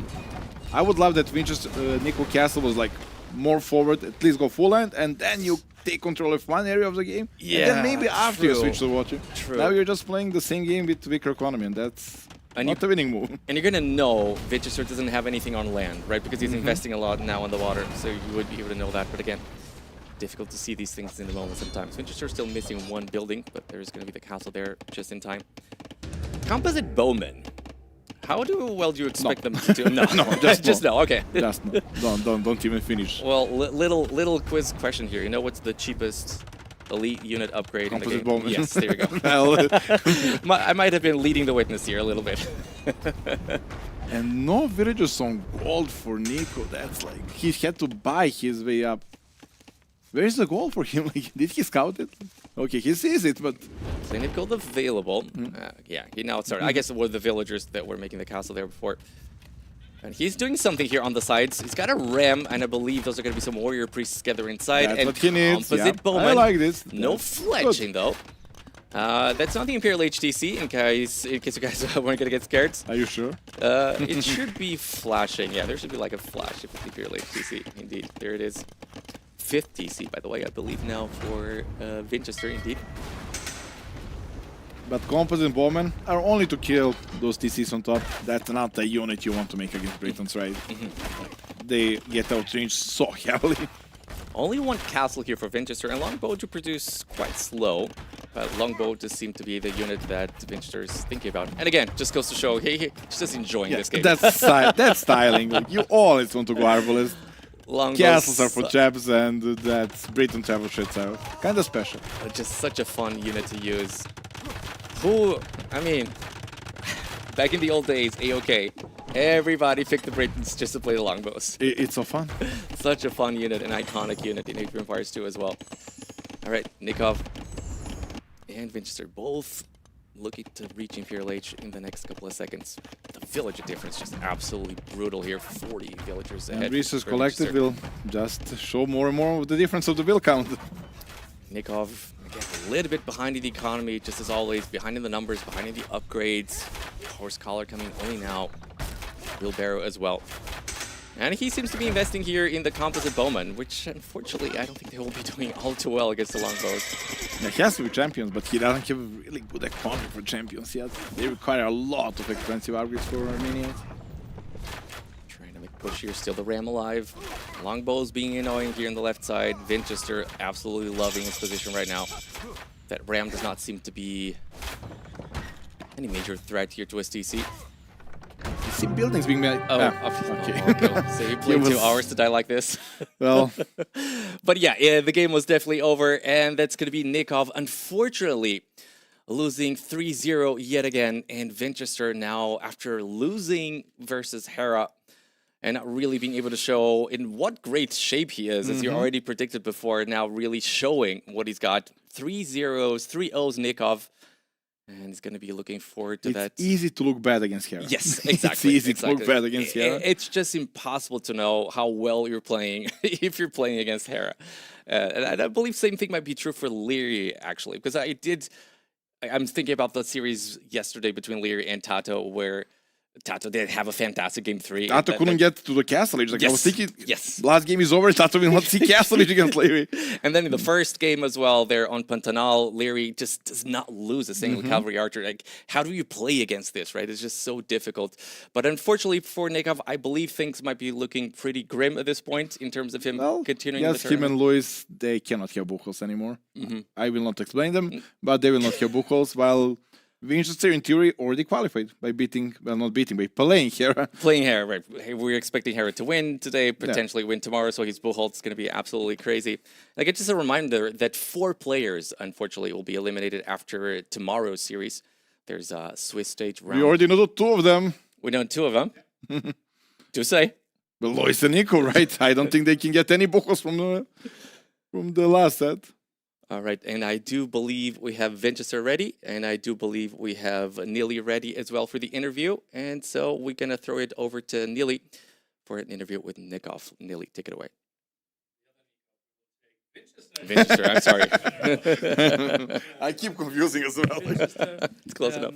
Obviously, a tough matchup today, right? Yesterday, in my opinion, you played well, but still 0-3, and now suddenly in a situation against Nikov where the loser is likely out. How much pressure did you feel going into the set today? Yeah, you mentioned the yesterday set as well. I think I actually played much better mechanically yesterday than today, but I think that happens to Nikov as well, because as you said, this is a little bit of elimination. Not elimination, but I guess with 0-2, it's really hard to go through. Even like we're gonna be with 1-2 with probably not the best Bushfolds as well. So that definitely, I felt the pressure. I think it's same for Nikov. I didn't think that we showed like highest performance. So yeah, compared to yesterday, I think I even played better yesterday, but still the win is the win. Okay, and how did you prepare? Like, how did your last 24 hours look, or like the last 12 hours between Hera and the set against Nikov? Yeah, exactly. I kind of played late yesterday, so I had not a lot of time. Basically, I didn't even watch his previous match yesterday, so I didn't watch Rex. That was more like try to relax a little bit after Hera match, just chill, and try to just recover, to refresh, and get with the new feelings to this match. I think it's 50-50 success, but yeah, I would say that I was prepared really well. And especially like having the 6th set of the day into the 2nd set of the day, kind of a smaller time to recover. Obviously, you are here for quite some time in Brazil already. And I'd like to take a look at some games. Obviously, pressure on quite early. We had to play all 3 there, and jumping into game number 1. Yeah, the nice pickoff there, and it felt like the start went really well, but then those 3 archers happened. Yeah, everything was like, I was kind of, I think that's really important that I killed the Will. This is something what Hera tried yesterday. Well, this is not like a super special thing, but with the hook you cannot quick wall because they just dive and kill the Will, so you kind of need to escape, but then there is a scout finding you. So the start was really good, and here I even saw the archers. I was super happy that he didn't go to the dock in the middle. I wanted to play kind of aggressive, like copying the, well, it's not like copy, it's a completely different thing, but still the idea is to get the middle as a good one. So yeah, I was super sloppy to react to those archers. I think I could do a better job with the skirms. Did you feel like you were far behind there? Did you feel like, okay, I need to take some risks now? Exactly. I thought like I'm crazy behind, but there was a good score for me. A score was always good. And it's not about the water, because I wouldn't say that I killed huge amount of units there or just dominated the water. So I think it should not be the water itself. Maybe that was a little bit about the scouting. So yeah, score kept me playing. Yeah, as I see now, that's... not being angry, but kind of typical Nico with the upgrades. Crazy, yeah. Yeah. Eco upgrades were so far behind, right? We had even a joke, like yesterday I think he played very good set against Sebastian, at least game 1 which I watched. I said I didn't watch, but game 1 I briefly watched. And he had all the eco upgrades and Dark was joking like it's not him. Yeah, well, it's definitely pressure. I think Nikov, it's a little bit sad as well. I think it was not his best performance. He should finish this game much earlier against me with this damage with the archers, the snowball from Castle Edge, but I think he was just mechanically not there. That's a little bit sad, but yeah, all said and done, I think I kind of forced him to make a couple of mistakes with my pressure and I was able to take the game 1. And then we're going into game 2. It felt like you only had the Hulk hotkey prepared this game and just spammed Hulk after Hulk. What should be his reaction there? Can he ever switch into galleys? Yeah, Gal is definitely an option. I would consider them myself. I think it's more about the matchup. I think in this matchup, like Bengali benefits more than anything else from the Hulks because it's the slowest fight and they regenerate more HP compared to, for example, Galleys. So that's why with Portuguese I would play Galleys here. I would try at least. I'm not 100% sure what is better now. I think Hulks just looks very dominant. This is what we can see after the last patch where they nerfed docks, so now we can dive with these hooks. Even there is like galley opening, I still go under the dock, I don't care. I can kill galleys with a faster moving speed. So yeah, it's a little bit tricky right now. So this game, I also had a little bit of issues with my build order. I think I even forgot to click up early. So yeah, I just had Hulks and they worked perfectly from 4 docks. And then in this play all 3 format, we are playing the 3rd game there to give us more chances for tiebreakers. Are you 100% in there? Still thinking, okay, this is like the most important game? Or do you take the foot a bit off the gas and think about, okay, I already won this Yeah, set? for sure. I even had a little bit different strats prepared, but I didn't wanted to show them. Well, it's more like from my team prepared strats, so I decided like it's better to do not show it. But I had this one in the pocket with a back dock. Consider that I'm playing against Armenians who are really crazy strong on the water with galleys, with anything basically. I decided that it can be a good idea just to use it once here, so my opponents need to be more careful with how I play. So yeah, I like how it went. That I took the win. It's even a win-win situation for me. So yeah, you're right that I kind of was a little bit more relaxed, knowing that I even like if I would luck with this game, I wouldn't. I don't think that it happens. I think it's still more about bush calls. It will be. So yeah, I was a little bit more relaxed and tried to just play what I had practiced couple of weeks ago. Nice. Going to this tournament, what was your goal? Because some people were already hyping you up and feeling like you're a good contender to be top 4. Yeah, well, on the podcast I had this, on the little interview as well, like both times I said that it's should be like top 4 in the finals, but as well the competition is so high. We can see Sorakuma is playing amazing, a lot of players on a very good level, and well, I had to start with the Hera. So yeah, of course I can even finish in the top 12. I mean, from top 9 to top 12, everything can happen, but I would say that this is success if I'll get at least a top 4, and I would like to have a really good match in top 4, not like in Warlords, I would say I had a really bad match against Livre. Here, if I'll be in top 4, I want to get a really good performance in the semifinals as well. So, like top 4, top 2 would be my goal. Well, that sounds really good to me. Any player that you would like to face tomorrow? Someone that's potentially likely, maybe another 1-1 player that you could anticipate? Yeah, that's interesting because we don't know most of the scores, like who will be 1-1 and who will be 2-0 or 0-2. So yeah, it's a little bit... I would say that I wouldn't like to face a Viper Leary loser, like 1-1. This is a little bit uncomfortable for me just because of the players and because I practiced with the Viper a lot. So yeah, it's a little bit tricky. I would say only I would like to avoid these guys. Anyone else should be fine. I must be prepared. So a non-Onimaru player, I would assume, something you would prefer, right? Someone like Mr. Yo, for example? Exactly. And well, if it's going to be Tatu, that would be a little bit sad as well. But there is, like, against Tatu, I feel a little bit more confidence compared to Viper. But I feel kind of weird because, like, the last 3 times I had interviews or something, talks here, I'm kind of saying, like, Viper is very hard opponent for me. So that's kind of a little bit repetitive. And I don't want to create, like, my own idol. But yeah, Viper is a little bit hard for me to play. I think that's the only point. Okay, perfect. Well then, congratulations to you, Winchester, and we're excited to see who you're facing tomorrow. Up next will be a winners match. Mr. Yo against Andy. After the strong performances there, the winner is guaranteed to be in the playoffs starting Saturday. So that will be interesting, and we will get a player introduction on the other side. We will see you with this crazy set.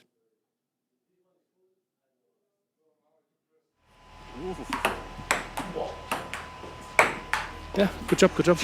Whoopa. Oi, oi, oi. Put that's on camera. Aiming at the balls. Yeah, let's leave it here.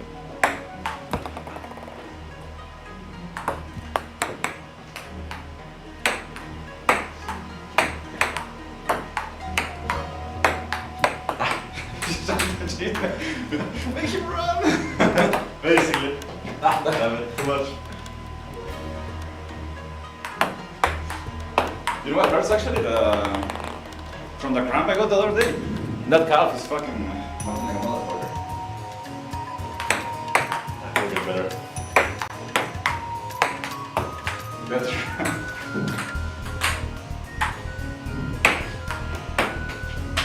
Oh.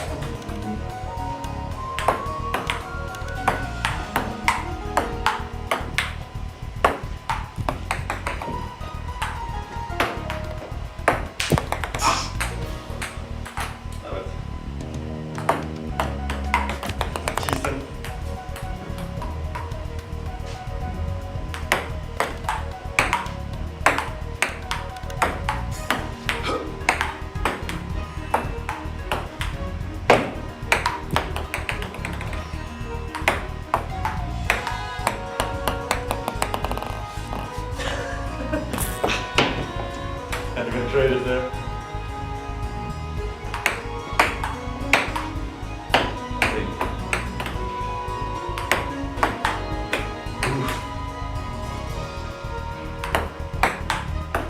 Wait, bro, I'm thinking he won't make it.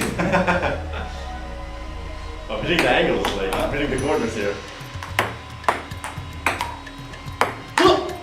No way! Nice angle. What the hell was that? I'm getting used to this shit slowly. Jeez, I'm too short or too... We're falling. The fall.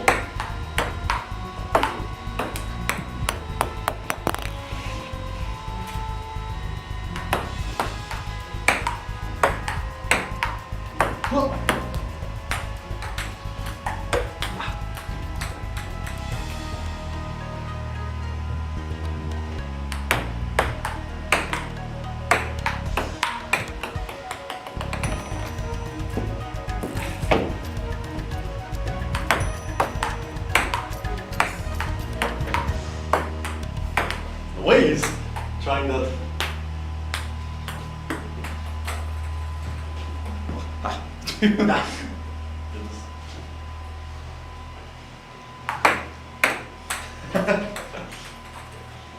No, we I'm getting cheesed by the Ari, don't go different ways.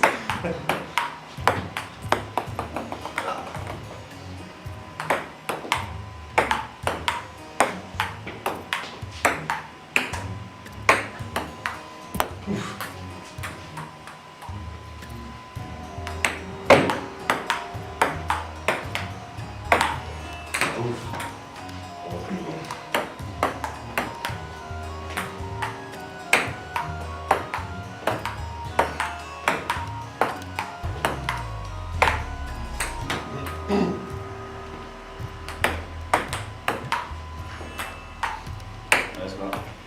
I'm gonna sweat before my casting. To be all decent.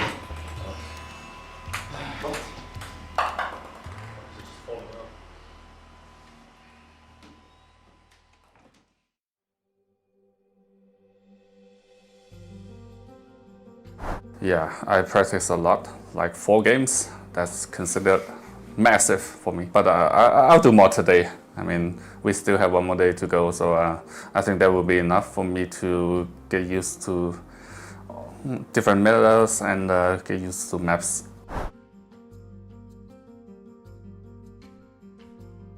I'm having trouble remember because it's in Portuguese and it's really hard for me to remember every name of it.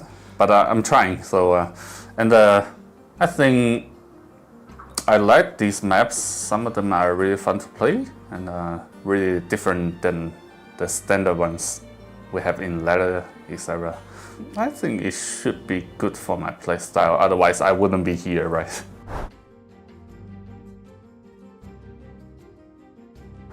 I think at least I want to go to top 4. I needed the money to upgrade to business class. Otherwise, it will kill me again, the long flight. Every land event, I would dream of at least being a champion once. Hopefully this one.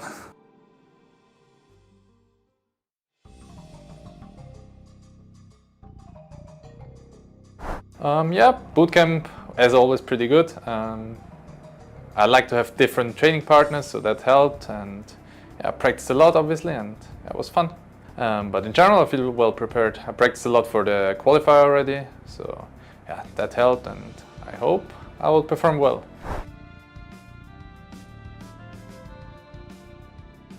I think it's the best map pool we ever had because there are new maps, you have to practice a lot. No one has the experience advantage, like Viper for playing, I don't know, 15 years competitive. He can't say, oh, I used that strat from 10 years ago, because everything is new, all the maps are new, and I think it suits my playstyle as well, so looking forward to it.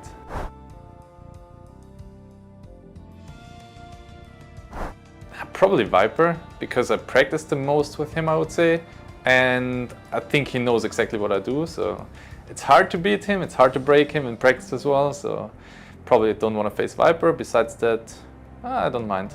Especially in play 03, I wouldn't even mind facing Hera. Would be fun. They're in the game. Probably I want to face Lewis again. It's always fun to, like, all the sets I played against Lewis, it's always super close. And yeah, it feels good to beat him. We can, like, kind of be centered. I'll do the intro. Okay, perfect.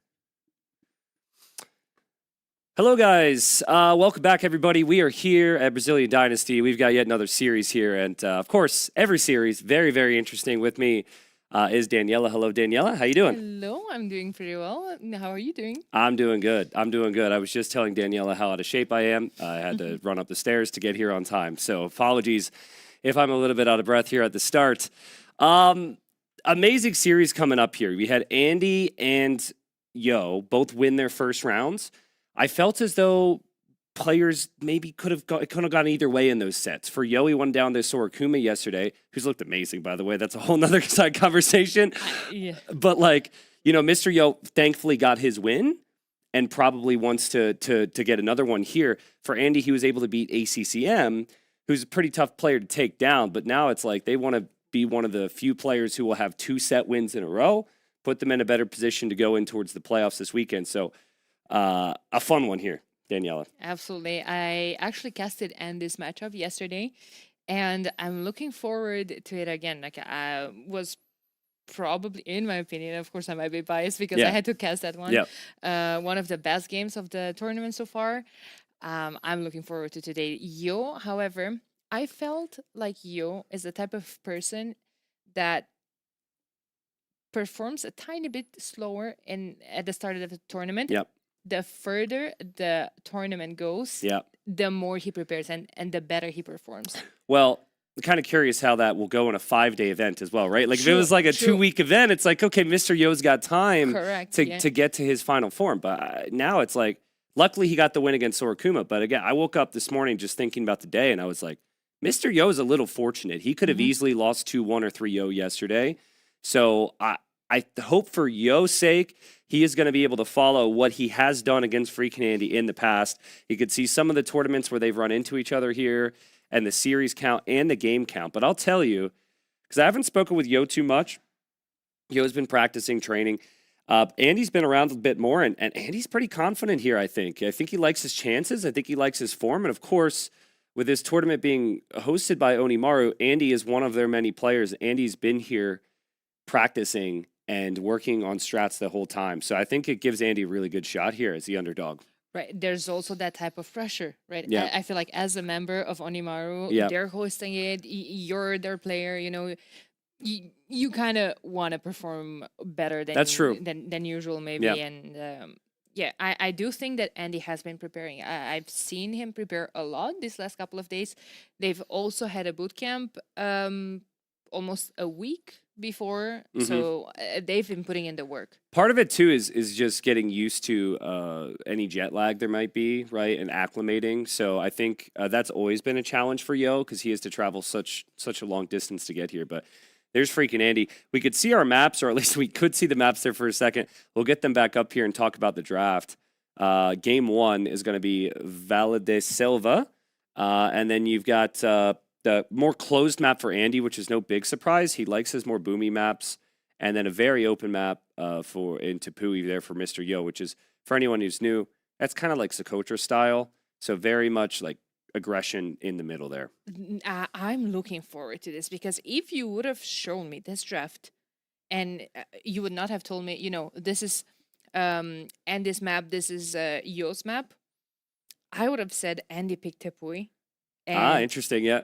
Because I see Andy that type of chaotic player, that type of aggressive. He has like sharp, aggressive builds.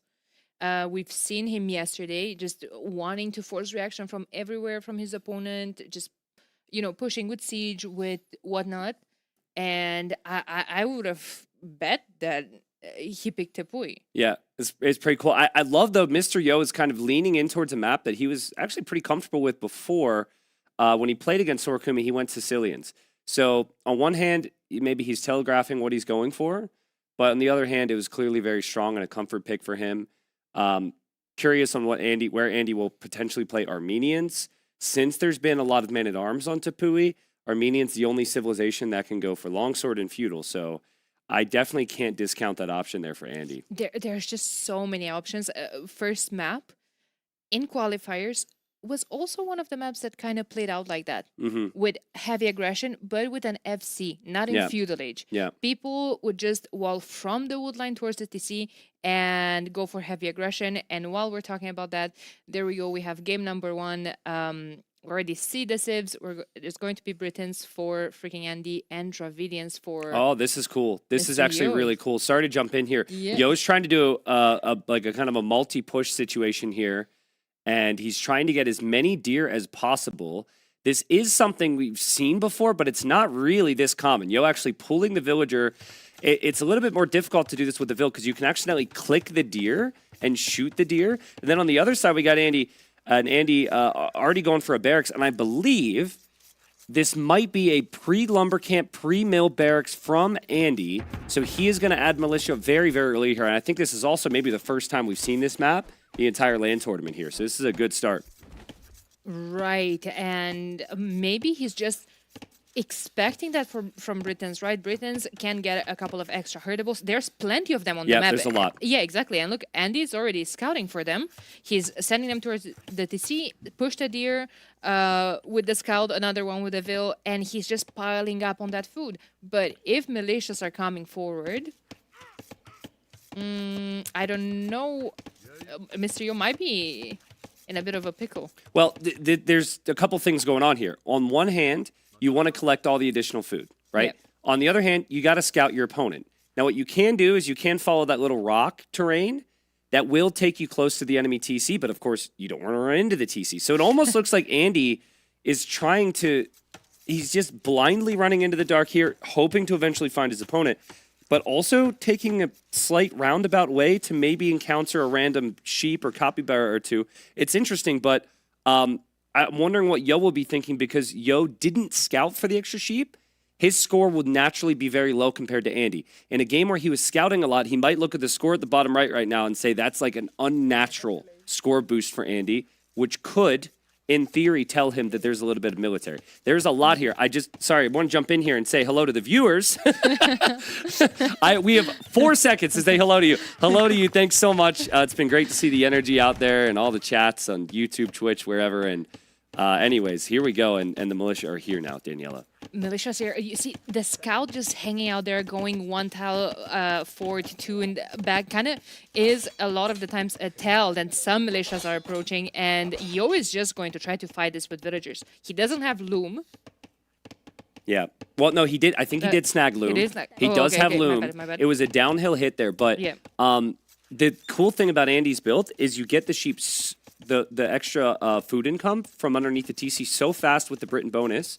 Oh, he has so many. He actually can just go right to feudalage behind this, so it's not like he's going to delay his feudalage by too much. Oh, he has so many. But look at him. He's starting to wall towards the wood line, which we've seen on this map quite a lot. Where is Mr. Yo going? 25 seconds away from his next stage from feudal. Barracks is going up forward. What comes after the barrack? It's going to be, I hope everyone likes skirmishers because it's going to be a lot of skirms, and Mr. Yo runs into the TC there. That could actually be quite a big deal. That scout can be extremely valuable if we're going to see skirmishers on the field. But yeah, Andy, I think, saw the villagers from moving around. Now Andy can actually look around where he otherwise wouldn't because the scout would be full HP.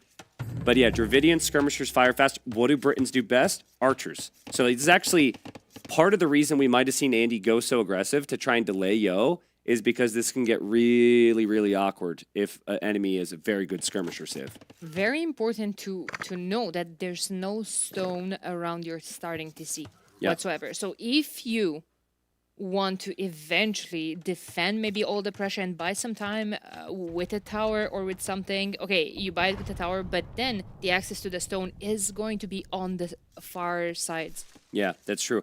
Also, farming on this map is not so easy. Look at all these capybaras here, bro. I can't. This is insane. We got a whole freaking zoo heading over to Andy's TC. I mean, well played to him to understand the map.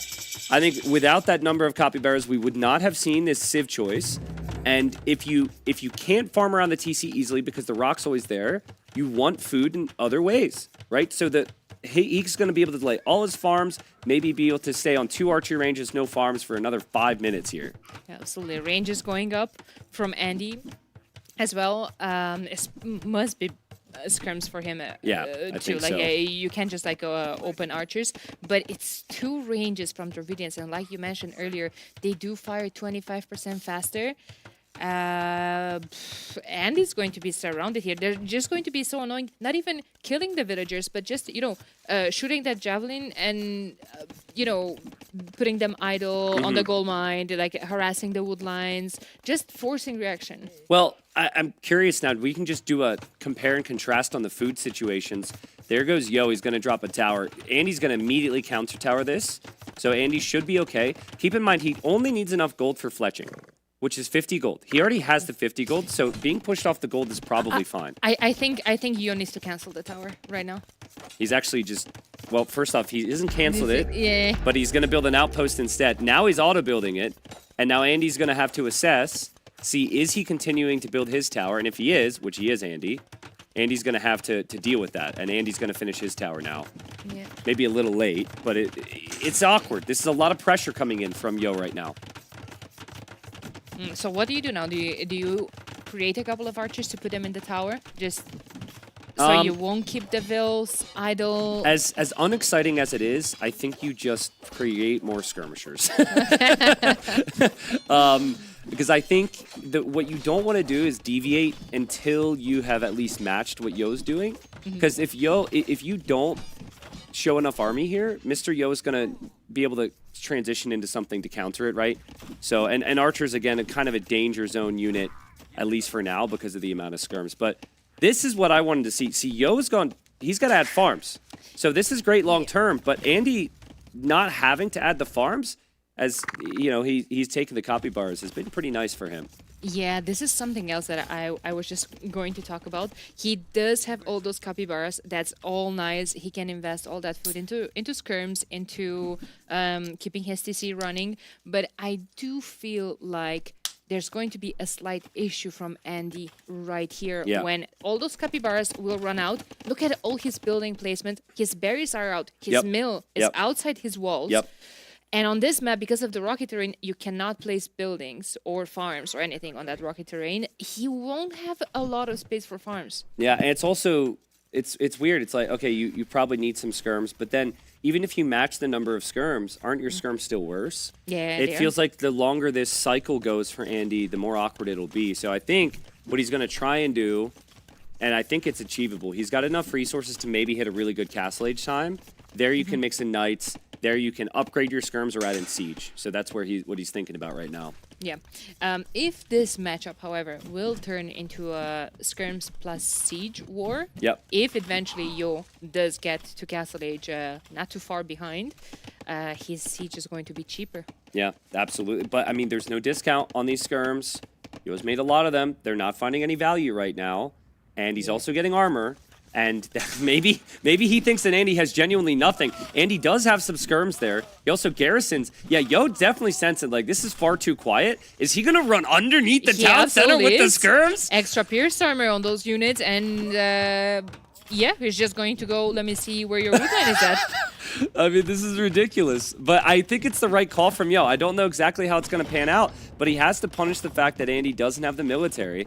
And you've got to know that there's some villagers back there. That whole wood line is back there from Andy. Andy's got 90 seconds till he can do anything in Castle Age, so he's got a micro at a huge disadvantage right now. But this is what I was saying earlier. The tower was forced on the gold. He's not on gold. I don't think he has a market. Yeah. Oh, no, he does. My bad. It's part of the walls. Yeah. Could buy another one. Could wait for more skirms. If you look bottom right of your screen, right now there's the worker efficiency last minute stats. About 70% right now for Yo.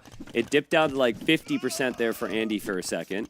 Andy's actually done a really nice job. He hasn't actually lost that much. He is also making scouts behind this, Daniela. And Yo won't be able to bring spearmen underneath the TC. No. So if if 2 to 3 scouts come in here, maybe Andy will be okay. Yeah, I mean, and Yo is going to lose all his military, and suddenly Andy is going to be in Castle Age in 15 seconds. And what is Yo doing? Yo is not even walled. He is putting down the walls right now, but the stable is already up. The stable that's creating scouts. That's insanely good micro from Andy there, Daniela. Yeah. You check the villager HP. This isn't like real life, you know, where a damaged villager would be less efficient, you know, like, or traumatized or something. They're still just as efficient. As long as they're alive, that's all that matters. And Andy hasn't lost too many, and now he should be able to trade against these skirmishers. He's in Castle Age. It's going to be a knight as well, and a siege workshop there from Andy. Well played. Yeah, I think he used the siege workshop to just clean up that entire base and send the knights straight to Yo's base. And also, very important, all those buildings that Yo made are forward, so no defense at home. I'd be really torn here. I would be really tempted to go Ram. Oh, no, right? no, you have to go Ram. Okay. No, there's no turn. You have to build a Ram. Well, he's going Mangonel. See, the issue is you go Ram, right? And then the Ram is one practical use. You can take down the building. Yeah. But after that, it doesn't do anything for you. So if there's any more military units, Ram can't kill Elephant Archer. Ram can't kill Elephant or anything like that. So the reason for that, Andy's like, Mangonel can kind of do both. It isn't as successful at taking down the buildings, but at least it's able to in some way. And I'm actually curious now how active Andy is going to be with his scout. He's going to encounter walls, which is normal. But I think Yo is snuck to the left side. He's like bottom corner. I'm seeing a little bit of movement. And I think there's some vills down there, which are on stone. It's not the biggest thing to really look for there if you're Andy, but they are exposed. Okay, I won't mind that Mangonel if the Mangonel goes forward to reinforce the knights, not stay at home. Okay. Yeah, okay. Then I don't mind it. But I have a theory. Okay, I'm not a pro player. I don't know if my theory is good. Hey, I have lots of bad theories. Hit me. I have a theory. If you hit Castle Age and your opponent is still feudal and you have buildings to clear, you always open a Ram and then you can add your Mangonel or your Scorpion or whatever. Because even if your opponent is about to hit Castle Age, first of all, you force a siege workshop off of him and you force him a Mangonel, but by the time he's going to have all of that, you're going to have your own Mangonel to fight his Mangonel. Yeah, I don't mind it. I think it's good. I think it does depend on the situation. It's tough because you don't know how close they are. Like from our perspective, we're like, go 2 Rams, you win the game. Yeah. But for all Andy knows, he could click the Ram and then boom, Castle Age is in, and then Yo could have long swords or elephants or something. But I like how Andy's assessed the situation. Honestly, it's been a really impressive game overall. One of the most impressive thing was how he brought so many copy bar back to his TC. Like, that has actually been one of the biggest game changers for him. But 2 TCs for him now. He now sees Yo's in Castle Age, and he's just waiting. He knows there's going to be something from Yo. He just needs to keep an eye on what that could be here. What that could be? Did he? No. Yeah. He saw the stable, if that was your question. Yeah, exactly. He, that just died, and that build that's forward, he's going to build a monastery next. You just know it. Yeah, I think maybe the timing's a little off because the elephant's now charging at the mangonel. Maybe the monastery will be a little bit more defensive. But nice quick walls from Yo. He'll stabilize, drop his second town center. He is behind a couple villagers here, but I think there's still some big questions for both. Yep. What's your long-term military actually going to be here? Great save. So far on the mangonel, there's 3 villagers repairing. There's a spear buying some time until that monk is going to hop out. And there's your ram, Daniela. The ram's going to take down the archer range, which will actually be really important long-term. And wow, nice save from Andy. The repairs are not easy to do there, and he kills the elephant. The knight's also maybe going to escape on very low HP as well. 8 HP out of 200, and the monk's gonna come out. He's going to charge the elephant. Elephant is probably going to be deleted, of course, and now that monk is there. These homies are going to run back. Oh! Run back! They're gonna run. No! Don't delete yourself! Oh, man. I was just gonna say how inspiring it was to all the 8 HP knights out there. Yeah. You know, that they could potentially do something with their lives, escape. Well, some of them. Get healed up. But, you know, others didn't have a chance, apparently. Oh, man. What a game here. It's actually stabilizing a bit. I think for Andy, he's certainly got the lead, but Mangonels is not a long-term army comp. Knights, not a long-term army comp with Britons. Pikemen, not really. So there's still that in the back of my mind. It's like, is he going to make a switch into what the Britons are good at, which would typically be archers? That's exactly what I was about to ask just now. I do see TC in the back, and I wasn't sure if that's on the stone. It is close to the stone. It's and, close. There we go. First fill is already going there. Yeah. We might see longbows. I really like the economic upgrades here from Andy, too. Like, it's been pretty dicey to make the knights in the siege and the TCs that early. Very easy to miss Bowsaw. Very easy to miss Horse Collar. He's got all that. Yo's actually the one missing Bowsaw, but Yo's starting to push back. So I know it doesn't look like Yo has a lot right now, but he's starting to produce archers from ranges he had to rebuild at home, sadly. And now there's siege and now there's monks as well. One thing that was good for Yo was that he managed to take as little damage as possible until he hit the castle age. Then he got the 200 extra food. It's easier to just drop down your buildings at home, even if, okay, you lost the forward ones, but yeah, usually when that's in a situation like that, the situation could snowball quite quickly. But yeah, he had an impressive hold so far. I think the villagers on stone for Yo are really critical as well, because he was able to recover some of the stone invested into the tower that didn't end up doing too much. Weird little AI army fight here. It's not really the biggest armies. And Andy's going to go for a 5th TC, 4th TC. Still wondering, like, and this is what Andy likes to do, but this is what can sometimes be a problem. Is this too little army for Andy here as that monk drops off the relic last second? He was safe. He didn't die. I'm gonna go grab another one. I mean, Andy's thing is if he just greeds out in Castle Age, he goes for a big eco, and he loves to defend with a couple monks and a couple mangonels. So, luckily for him, the Dravidians don't really have the strongest like counter monk options because they're not a great stable civ. They also don't get like redemption with their own monks. So Andy can maybe make this work. 16 villager lead right now, and the eco upgrades we talked about. Oh man, I'm not sure about all of these archers. Does you plan on ever upgrading them to crossbowmen? Maybe that's just to snipe the spears, try to snipe a couple of the other monks. Andy is getting sanctity, however. Do you think Yo's long-term plan here would be elephant archers? I think if you can get there, yes. I think it's probably your best option, to be honest. I think if you can get to like Skirm Elephant Archer, Britons really struggle against it. The problem, Daniela, is the eco difference is climbing. And I think for Yo, he really wanted some momentum here. to start to pressure the TCs and put like Andy in an awkward spot where he couldn't focus on his eco, but Andy's defended very nicely from this. Yeah, absolutely. Andy, okay, I guess he just pulled back a couple of villagers to make something else, but he's up to 30 farmers right now. It's insane. And he's got the Siege and the Scout Micro on point. 3 relics have been collected. This is what we were saying. I know that Yo's got the history between the two of them, but Andy just seems like he's in such good shape here. And Mr. Yo has the reputation, but this so far, he hasn't quite been as sharp as maybe we would expect. There's a good raid there from Yo, Andy not noticing. Yeah, I don't know what those villagers are. I think there's just new villagers sitting. Oh, okay, there's the reaction. But that knight had 6 kills on them. Yeah.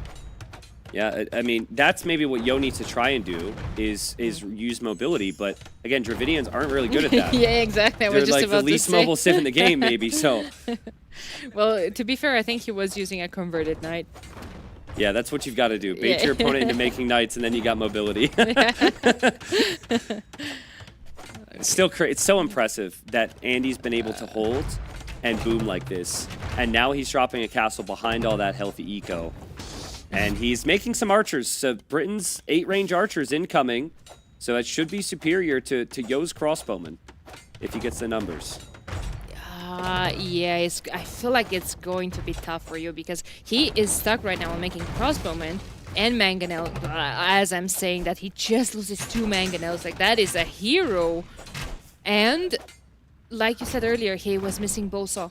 So his wood economy is just simply not good. When you are building two units that cost wood, I feel like that's really important. Interesting here from Andy. He's gonna, I think he knows the lead is significant, and he just doesn't want to take any chances. I think there's an argument that he doesn't pre-place that tower out next to the town center, but he's gonna place it because he's like, I'm vulnerable there, and I need a little bit more support here. Here comes Yo. Yo might actually castle here. That's just a classic Yo move, but that's usually after winning a fight. He wins a fight, he drops the castle forward every single time.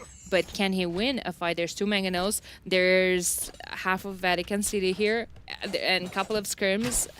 Andy has a lot of random different units. Andy also eco balance check, 38 on stone right now. Yeah. So like, and yeah, I know what my civ does. Longbowman and trebs. Yeah. So like, I need to make sure that I have production for all of that. This is wild though. Like Yo can't place that forward. Andy's tracked him the whole way. He brought the scouts over to let him know he knew about it. And Andy's siege micro continues to be very, very good. And there's something that we haven't talked about too much. Yo, ACCM, another player maybe struggles with this. Typically, there's a little bit more ping, right? There's a bit more lag when you're playing China to European players. But here at the LAN event, very low ping. And I feel like Andy's just so confident in the micro here. It's 1 mangonel rushing at all of this. And Mr. Yo's gonna prove us wrong, though. He gets the pick off. He did get pushed away, which is a concern, but he at least has the army count still. Yeah, I feel like he just wants to come back forward, though. Villagers are going to try to continue repairing that mangonel. I'm not sure if he can save it. He can.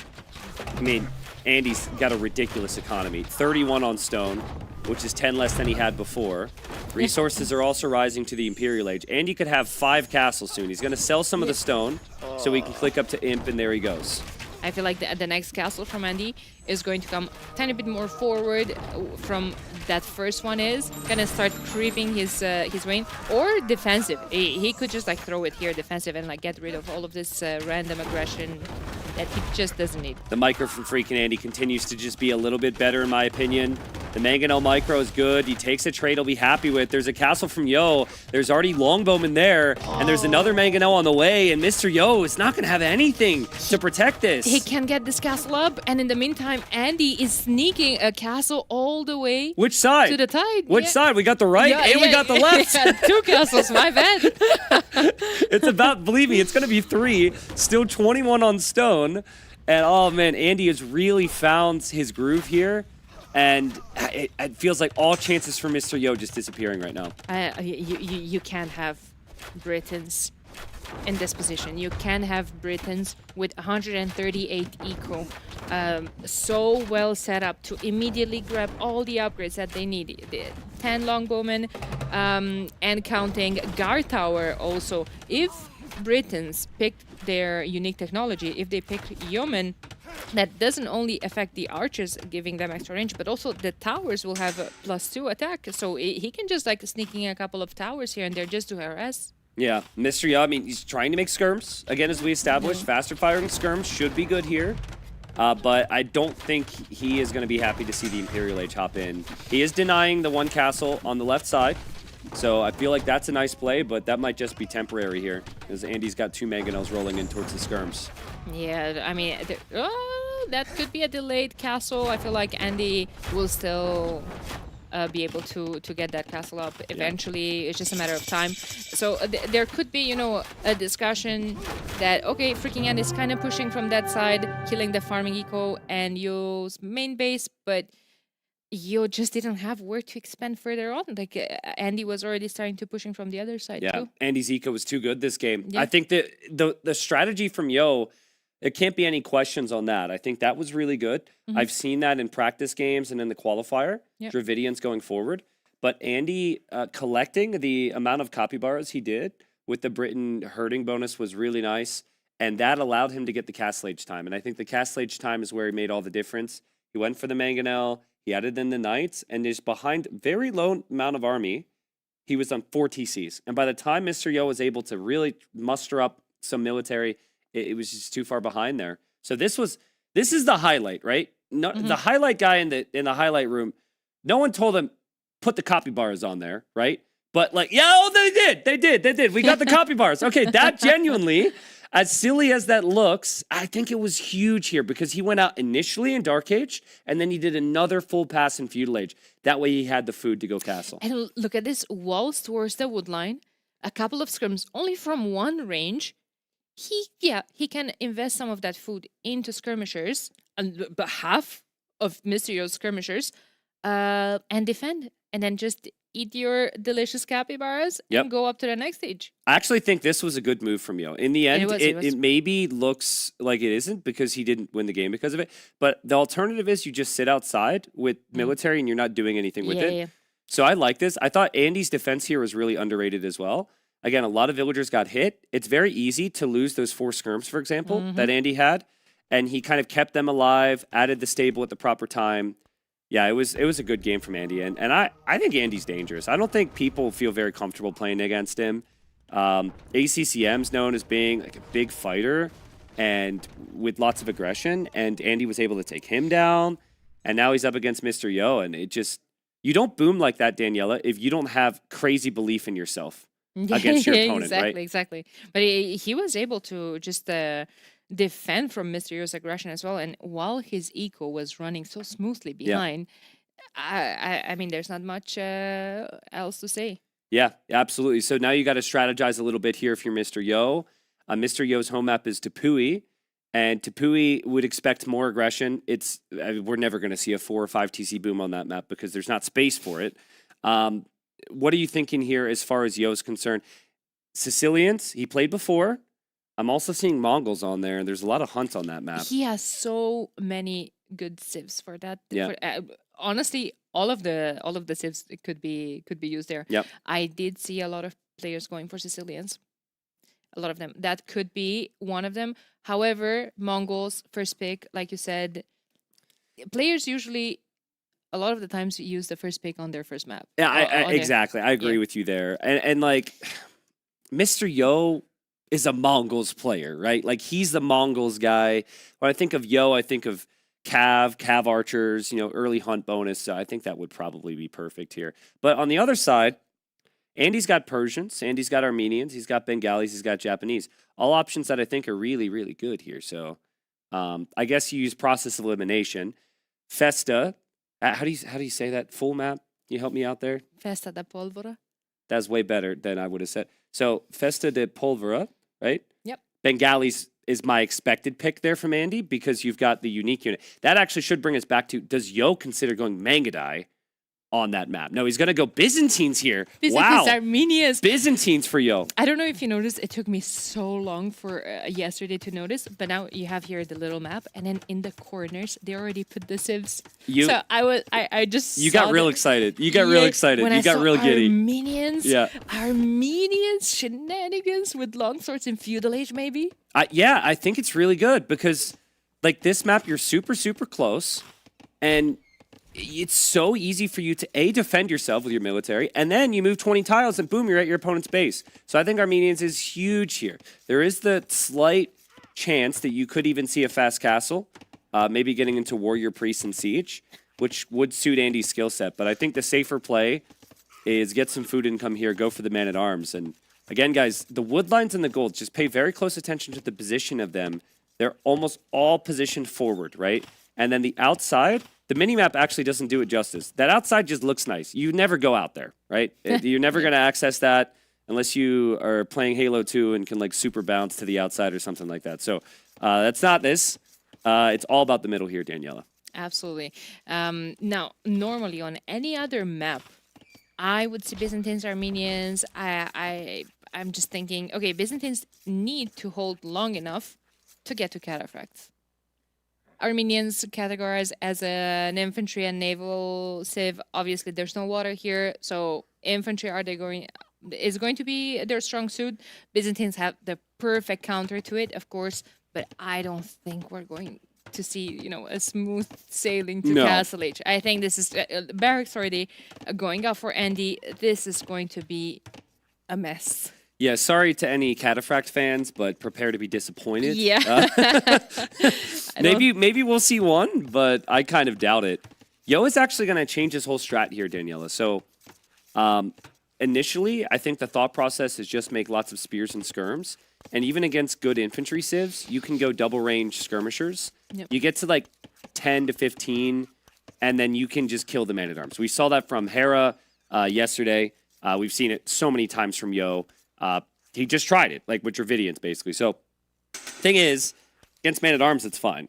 Against longsword, which is a Castle Age unit that the Armenians can get access to in feudal, that's completely different situation. So Yo's going to gold and is adapting his build. That's just solely because of his opponent's pick and the fact he has to respect the longsword. Correct. He is going to gold for archers. Yeah. But Andy's just going to add skirms. Yeah, now the food's tricky, right? Because you need to go man-at-arms after the militia, so that's like double food spend. You also don't have a lot of deer on this map, like other maps, so you don't have as much food income. And then there's the longsword upgrade. So the skirms is like a long-term thing, and then we're talking about eco upgrades as well. So everything's kind of at the limit here, but here comes Mr. Yo with some pressure. You did see Andy, or rather Andy with some pressure. Andy was collecting a fox. There are foxes around the map. You take a couple of those foxes and you will get some gold income. So that boosts the eco a little bit. Yeah, definitely can help you have a couple of archers earlier out. And that barracks is fine for Yo. I'm okay with that position. The barracks isn't really important to him. He's walling up the backside, but obviously going to go for the archer range here. But both players about to be in feudal. And Andy's just attacking the mining camp right now. He's like, that is my focus. I'm going to take you off gold because the gold is always forward. Of course. One thing that I really like about the Armenian militia and the infantry in general is that extra line of sight that they get with their civ bonus that, just let you know where the buildings are, where the resources are from beforehand, where the TC is, because we do see a lot of those maybe getting too close to the TC a lot of the times. The scouts are very weak here, and Yo's going to want the trade. He also wants to save his villager there. Villager went the wrong way. I don't know why the villager went that way. Instead of to the town center, it wasn't that far away, but Mr. Yo getting some quick walls here. Oh, that's quite impressive. Managed to save the Ville. Tower going up. The thing with this map is that both of the goals are forward. You don't have saved resources in the back of your base ever. Yeah. All of your res will be forward. So maybe some people would ask, oh, why didn't Andy cancel that tower since Yo abandoned it? Well, I think that tower is going to be great regardless. And I love that he's walling it. Yeah, so many people don't pre-wall their towers. Yeah. And then there's a moment later where someone can run out and rush that down. Yo's got a decision to make here. There's actually an argument to cancel this archer that he has in queue. It's just on the field now. But I just say that because he doesn't have the gold for fletching now. So he got pushed off gold at the wrong time. And we're just seeing the power of the man-at-arms. Like, this whole game has just been Mr. Yo reacting. He hasn't lost a villager yet, or any unit for that matter. But still, it's not a very easy game to play, especially when you've got the pressure of a LAN like this, too. Okay, those two villagers that went forward to build the tower, I think they go and make a mule cart on the chicken. Yeah. Or the stone. That's the beauty of the mule cart, though. You can go chicken, stone, wood, gold, you know, you can go anywhere. But remember what we said? Like, longsword, tricky. We haven't seen the research yet. Archer range, also not up yet here for Andy. So he wanted kills. He hasn't actually found the kills. He has lots of farms. But Mr. Yo's going to come out, try and build his own tower to maybe shoot this other tower down. So what I think, or I suspect Andy might want to do here, is not invest into an archer range, save that wood, invest it into farms, get the armor, maybe a blacksmith, get the armor, get long swords, and then use your towers as, you know, the range units to protect the push with the men-at-arms. Maybe even get arson, long sword, jump on the building. Just keep your always in the reaction mode. Well, I mean, Yo's tower is going to shoot that other tower down, but to your point, I think Andy can easily, if he takes the map control, just build another one. That's not a problem now because he has the stone for it. But what is a problem... that. Well, yeah, that's a problem. The problem for Andy is he did lose a lot of his army there. So he doesn't really have much military. And I just think Andy has completely given up on the longsword idea. He hasn't gone for skirmishers at all. He's going for a market now. I'm shocked. I really thought he was going to go big army numbers here. I thought so too, but I think now he's maybe going to pivot on the idea of going castle age, siege, not even siege, churches and warrior priests maybe. Well, I mean, if you feel as though Yo's defense has been too good, but maybe you forced him to stay in feudal age for a while, it could work, but Mr. Yo's going to have a lot of time here, Daniela. And these range units can all move forward, and they're going to find some damage somewhere. They're going to harass a wood line or some berries because all the resources are forward. Yeah, and there's zero military. So greedy. Now. It's the exact opposite of how I would have wanted Armenians to be played. I would have wanted the opening, but then the continuous flood of military. Oh, I was just about to comment earlier how good of a job Andy did saving all of those. He's trying to block with the mule card all of the military. Is he going to save this? Oh my god, that's such a high-level micro from Andy. I don't think he's going to be able to. No, that villager's dead. That villager's dead. In fact, there's a hole there too, so Yo could run through. And Yo knows the other villagers are over here. Yeah, he's going to be looking for them. Yeah, so Mr. Yo has his gold back. Mr. Yo's got lots of farms. Mr. Yo's got good eco. But Andy will probably reach the castle age slightly faster here. So that's his next time window. Little run around here from Andy. Yo's looking for those veils everywhere. Let's see how long Yo looks. Well, the entire hide and seek game here. Yeah, he's searching for those. I guess you'll eventually come to the conclusion that they've just gone home. Yeah. There he sees them. Nice job from Andy, though. He didn't lose too much. And the next wave is going to be castle age. So what are you thinking? You see ranged units. Siege makes sense. Andy does like monks as well, though, so I'm thinking we might see a mix of both. True. Yeah, exactly. Maybe it's something like, again, churches, siege with rams, and a couple of warrior priests. He does have 8 on gold, and he was about to pick up the gold mining upgrade. He just canceled it. Yeah, I guess cancels the gold mining upgrade because he realizes he's going to have to move away from the gold. But the nice thing is you can always go back. You just get one unit out in Castle Age to force back the army, and then you're right back on the gold. Andy has the setup where if he wants to go 2 TC boom, he can just buy 100 stone and drop the TCs, but I just don't think it's a good map for that. So I think the first church.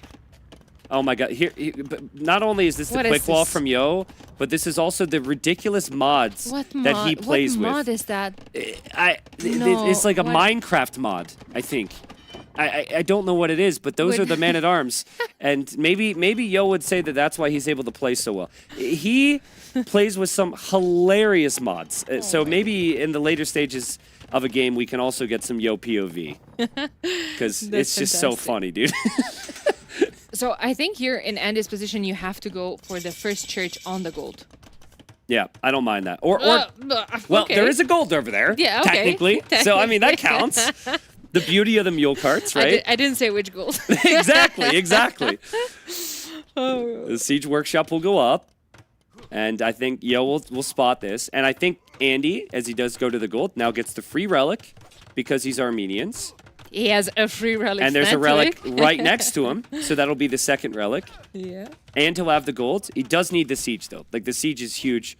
Mangonel or Scorpions needed to relieve some of this pressure right now. Yes, it's going to be Scorpions. I don't really want to sound like a hater of Mangonel Siege. I think there are situations against clump of units like skirms, like archers, when they're absolutely fantastic. I prefer Scorpions, usually, or Rams if it's against the buildings. You are a Mangonel hater. No, I'm not. They have, they're good. They're good, especially against other Mangonels or, of course, against the opponent's siege. In this exact scenario, you would have killed 4 villagers with the Mangonel and maybe not died to a scout. But I gotta say, the bigger issue for Andy is his eco's still at the limit. And Andy, a little disappointment there. Looked like he shook his head for a second. Scorpion down, Monk down. And that's not what you want with these types of builds. If you're going for heavy monks, you need to conserve those early numbers. Yeah, and I feel like Yo feels comfortable right now. He kind of defended that early push, the technology advantage. Now he's got to castle edge himself. He has light cavalry in the queue. If you go siege monks, something like light cav completely stops that. Yep, light cav's huge. Light cav is the monk resistance. It's got the mobility. And Mr. Yo, also we'll see a lot of this map. If you toggle to Yo's Fog of War, which we'll get in a second, the free town watch, free town patrol really means he's not going to be surprised by this, right? So he shouldn't be surprised by this. He sees the villagers coming forward from Andy, and Andy wants to drop a church there. I like it. He just wants to creep his way in with churches to deny both of the golds. Ooh, the light cav going down is actually very, very nice. There is also a spearman there for the next one. Andy's micro was really impressive. And the thing is, the church fires arrows. You do need to research Fletching and Bodkin to get the range. Yeah. But that's really close to the Siege Workshop from Yo. True. And the thing is, that was a change. Okay, a couple of months ago, they changed that. Will Andy remember this? Yeah, I think if anyone knows, it's going to be Andy. He clowns a lot like yeah, this. he's very familiar with that. We've got Redemption on the way. So with Redemption, monks can convert the enemy siege and the enemy buildings, but the monks need to stay alive, and there's light cav and range units still out. This is where Andy's dangerous. He's got 3 military against 14 Daniela, but if he can use the 3 military perfectly, it could support the situation to drop a castle right there, and that would completely push Yo off of gold.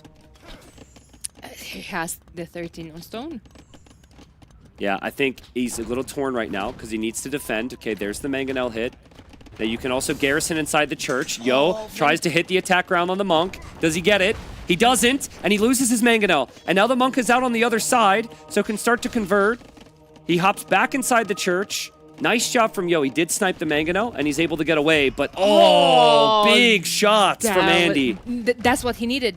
That's what he needed. What he was seeing in the last 30 seconds, that's exactly what he needed to continue this push. He could come forward with another monastery, another fortified church, just for a bit, just until he has the stone for a castle. However, there's a stone for a castle. This is just so Andy. It's so Andy. And here he goes. He's dropping the castle now. Yo is going to lose this position. Yo does have a Mangonel pushing the main TC of Andy, but I don't think Andy's worried about that. It's not going to do too much on its own. And I don't think Yo is in a position to deny that castle either. He'll go in with the light cav, but Andy says, who needs military? I've got walls. And he goes for the walls. He will bring in some spearmen. The light cav just still have to run around. And even if they get the kills, that castle's going up. There is a Mangonel in the queue for Mr. Yo, but I don't think there's going to be out in time. Like, not even close. You might need to cancel it, actually. Yeah. I think there's a good chance that dies to the castle. Well, but he's in a desperate situation and probably didn't notice. Andy can take all that gold now. He'll start to make the unique unit from the castle, Composite Bowman, and a monk walked home and converted the mangonel that was pushing his TC. And that's going to kill the range units supporting it. Playing against this style of play can completely melt your brain, right? It can completely mess you up. When you're a player who wants to play normal units, like Cav and archers and skirmishers, this is the style that can really, really hurt you. And it's especially frustrating when the pressure's on, which it is right now here in Brazil. So I'm really impressed with Andy. Yo's got problems, but he did expand over to the left side. 0 on wood. 0 people working on wood right now. Look at the resource collected. Yo was not really that far behind, but Yo had a second TC all of this time. Yes, it's for protecting the gold. But Andy's just 1 TC pushing.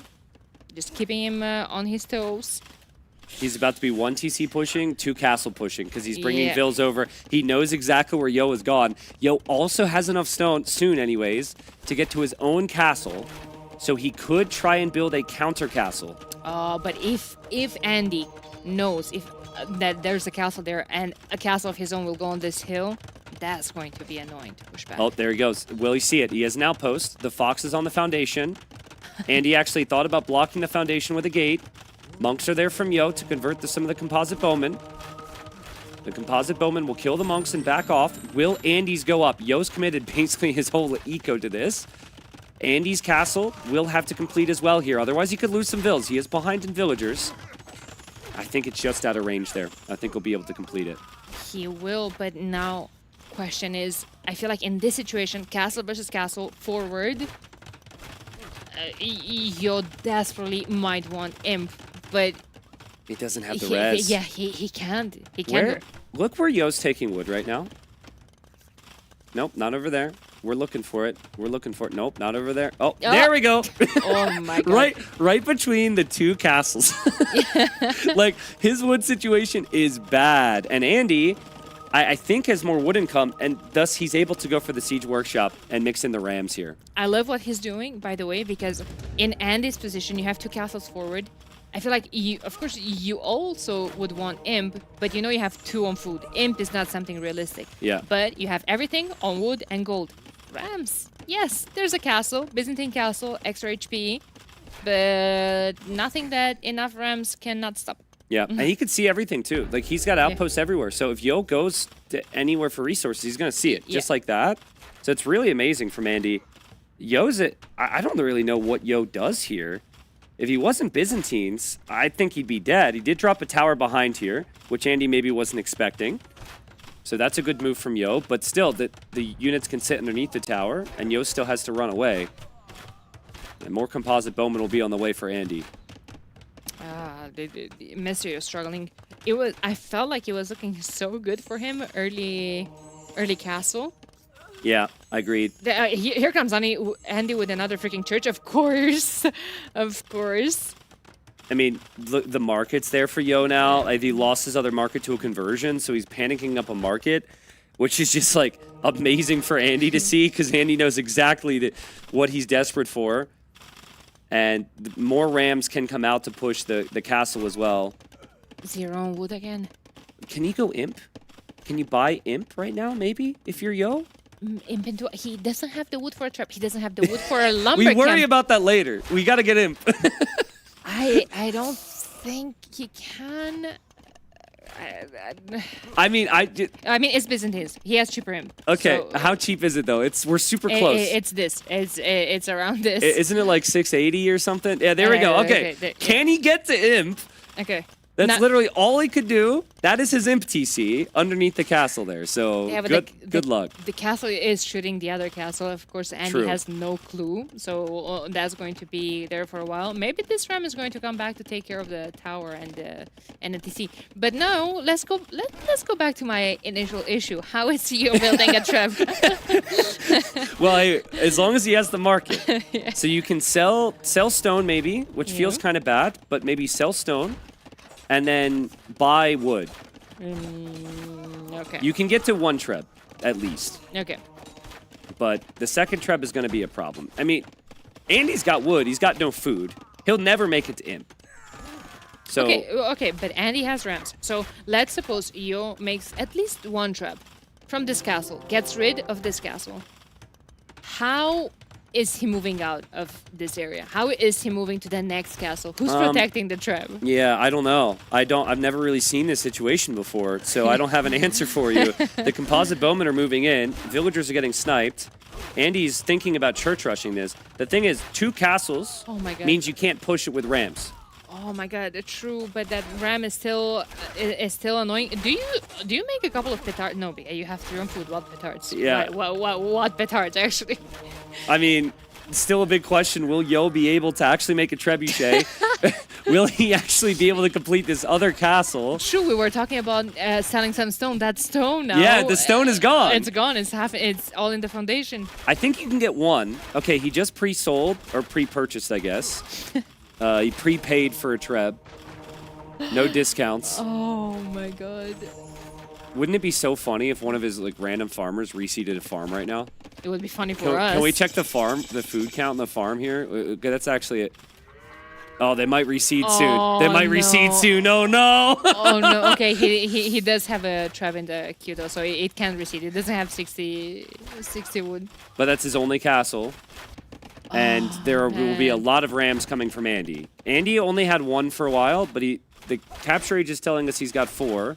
We see 2 more moving in right now. And there's another one moving on that side. 33 population for Yo.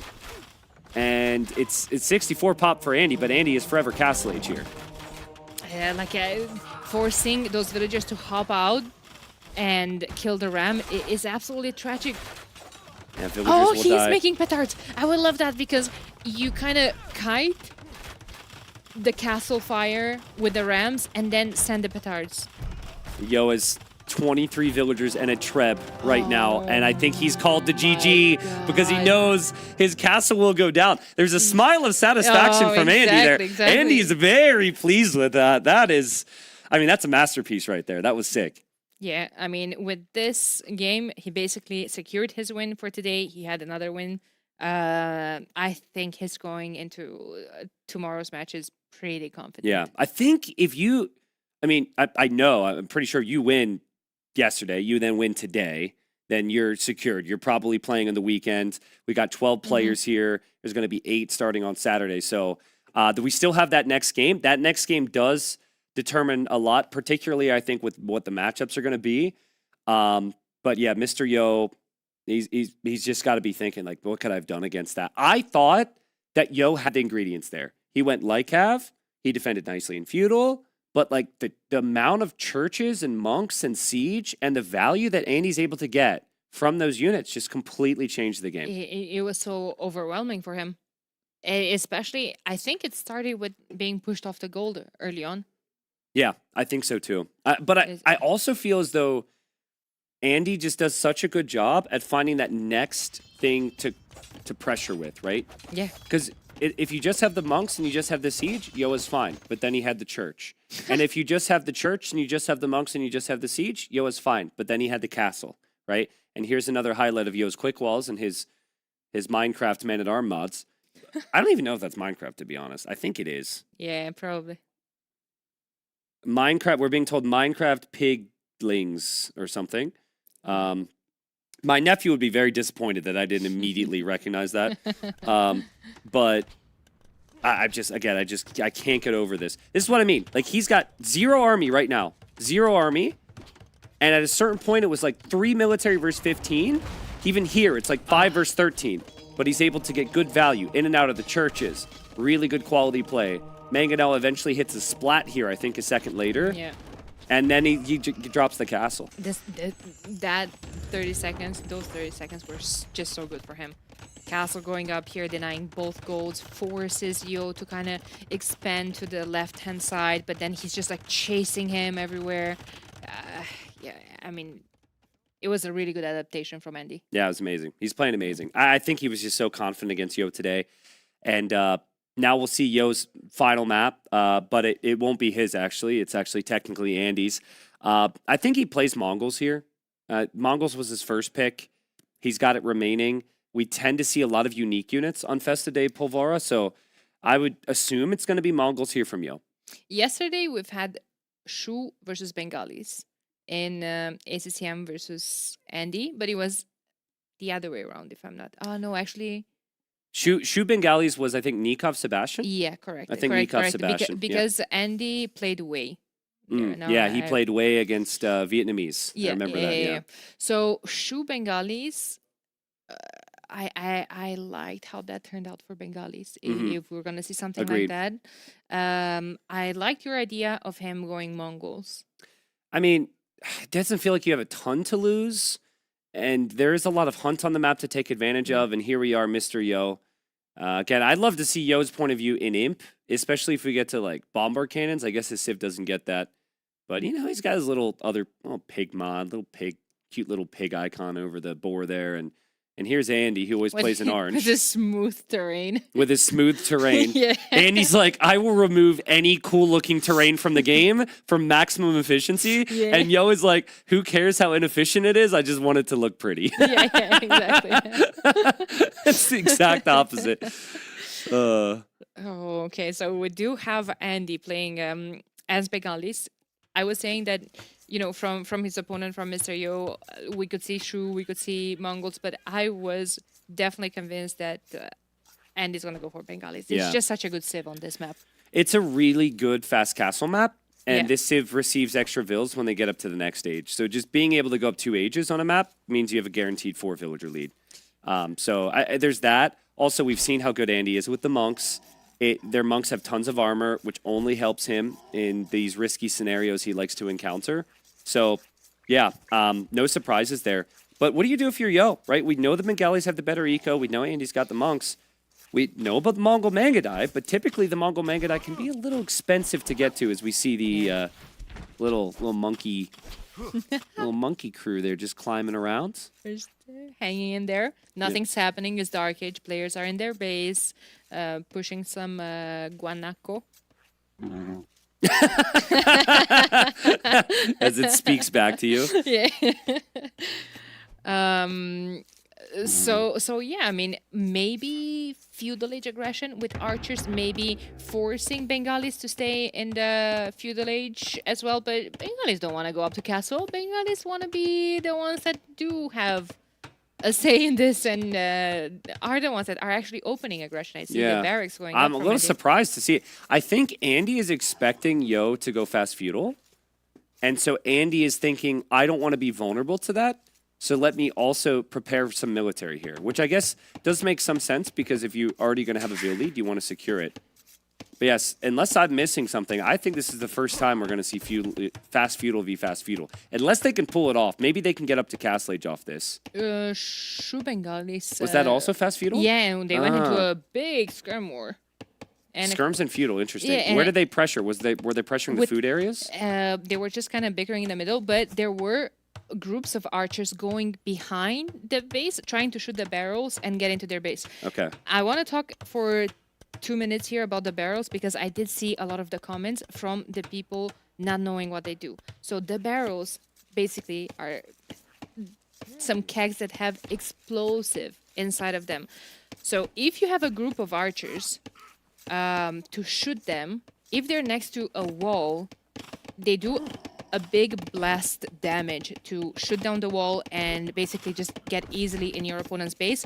There are also a lot of them next to resources in the middle where you will be forced to kind of expand to take map control and to push. So if you have 10 villagers on stone next to that keg and that keg goes down, goodbye your villagers. Also, if you want to, let's say, drop a castle in the middle on this map and you want to click your army next to the castle foundation and you, I don't know, don't realize there's a keg there and you accidentally click the keg, you could maybe lose your castle foundation. All right. We're not going to name names on who maybe that's happened to in practice games, but I gotta say, like, this is just horrible for Mr. Yo. He has no loom. He needed one house there, and he's just joined these walls from these areas. And Mr. Yo is going to lose 2 vills. Villagers. He's already guaranteed down 2 vills against Bengalis, and it's just the small things, Daniela, that can be so punishing in AoE. That is an incredible start for Andy. Right, goodbye eco bonus, just like that. Okay, you're going to lose your scout, but that scout already brought you a lot of value. The thing is, I think this is purely a result of Yo not expecting Andy to also go feudal here. I think he was thinking, I'm Mongols, I can skip Loom, I could build a house there in just a second. This is not a big deal. And obviously he was very, very wrong. But props to Andy for finding the timings. Now this would tell me if I'm Andy, I just wait to see what he's going to do, and I just defend from it. Because I have a 4-villager lead. Yeah. And this is good blocking as well. Yo tries to get quick walls, and it was just never a possibility because of the blocking from the scout. Like right there as well. He kind of gets to the side of it, so no quick walls are possible. What a good start for Andy already. He must be feeling so confident. He's 2 games ahead. Awesome start of this game. It's on him to just see how Compulse is going to continue playing and just, you know, like you said, play defensive. You already done some damage. It's 27 vills to 21. Yeah, it's insane. I actually don't know exactly how we even got to those numbers. 28 versus 21 feels like something else went wrong here for Yo. Bengalis get the 2 villagers for free. Yeah, but it would be, you kill 2 vills, and then you're up +2. Yeah. And I guess... Maybe Town Watch plays a... And some idle TC as well there from Yo. Puts him behind a exactly. villager or something. So There we go. Town Watch. Like, wow, so Yo got house then. Yeah, So that means he got pop capped? Yeah. He lost 2 vills, and he's up against Bengalis. That is brutal. Yeah. Oh, it is not Yo's day so far. But again, credit to Andy, because he's made it into what it is. And they're going to see the archers engage here in the middle. The barrels don't take much damage from feudal age archers, I think, right? I think it's just 1 damage a hit. They have 5 pierce armor. Yeah, so 1 damage a hit against feudal age archers. You could weaken them with a spear with the scout. Yeah, true. Pre-shoot the barrels. And then I just final blow with the archers. Yeah, if Dave was playing, he wouldn't be attacking Yo's units right now. He'd be pre-shooting all the barrels. Yeah. He would lose his army, but then later on in Castle Age, he'd be waiting for that big explosion to change the game. So Hey, style points at least. Hey. Well, all the downsides for Yo are still present with the eco numbers, but his resources are still looking pretty good. The thing that you're just not going to have, though, is you're not going to have the ability to last as long here as the Bengalis. So it maybe makes you think about killing fast, right? Like, are you even going to have a chance to get to the Mongol late game? Maybe not, especially being down 0-2. Maybe we see Yo play all in 1 town center here to try and win the game fast in early Castle Age. Looking at Yo's resources right now, I see him adding a skirm or 2 just to stay behind the walls and defend from 2 random archers. It's fine seeing that you already kind of have 700 food in the bank, ready to go up to the next stage. He's thinking about that. And then maybe, like you say, just aggressive. Yep, there's the barrels. Barrels open up the wall. Yo knew his wall was going to open up, so he preemptively built the tower. That's where most players are taking the golden stone. It's on the little side of the base. And Andy going to use the market, balance out his res, and Andy will be on the way up to Castle Age as well. A cool 7-villager lead. And while there is a timing advantage there for Yo, I'm concerned for him. Andy on stone, so maybe thinking about towers. Most likely, though, a castle and getting into Ratha, which is the really dangerous unit for the Bengalis. Absolutely. He can just switch also. It's funny because with Rathas, you can switch into the melee mode to attack the barrel. Yep. And then go back when it's weakened, switch back to archers and to the range mode, I mean. It's a pretty big map, right? And eventually you might want to scout around the outside. So I think having a unit which is more mobile than archers makes a lot of sense. Yeah, so in that tiny little base that they each have, they have a lot of resources, but you can either run out eventually or you can be pushed off of that little base, by the opponent. So, naturally, you're going to have to expand on the outside to find more resources. There's gold, there's stone. Definitely you can go in the middle because if your opponent has so much meta that he pushed you off of your base, you're not going to be safe in the middle of the map. Andy's going to lose some archers here, but that was actually some impressive micro. He had 2 or 3 dodges in there that I wasn't really expecting. I think for Yo, this has always been the case. He's not really a micro player. He's more of the strategy guy. And he's gonna play it old school, patrol in with his army, and hope the army gets the kill. But here, like the tiny micro movements, right? Like you can see Andy is still actively controlling these military units a bit more than Yo is, and he's getting good value from it. And it's just so much more difficult for Yo, because he's going to need more military or different type of military. He's done so much damage with just those 2 archers. Feels like Yo might have needed the armor maybe on them, but I understand him not researching that if that's not your plan to stick on skirms. Well, he actually canceled it. He had it in queue, and I think he looked at 2 archers, said, whatever, it's going to be a waste. and then now maybe he wishes he had it. So that's the crazy part. Yeah. Here comes the push, though. We have a monastery from Yo, Siege and there's workshop, a knight yep. here, and a siege workshop. So he wants to kill quickly. Yeah, okay, Knight's gonna go weaken the barrel. Oh, wait a minute. There's a stable there, my friend. That is not what you want, especially he's getting pushed at home. He needs the castle at home. He's going to panic up stone walls, and he's going to drop the castle there. He's sticking to his plan. Maybe wait for wood for a workshop at home. Buy time with stone walls.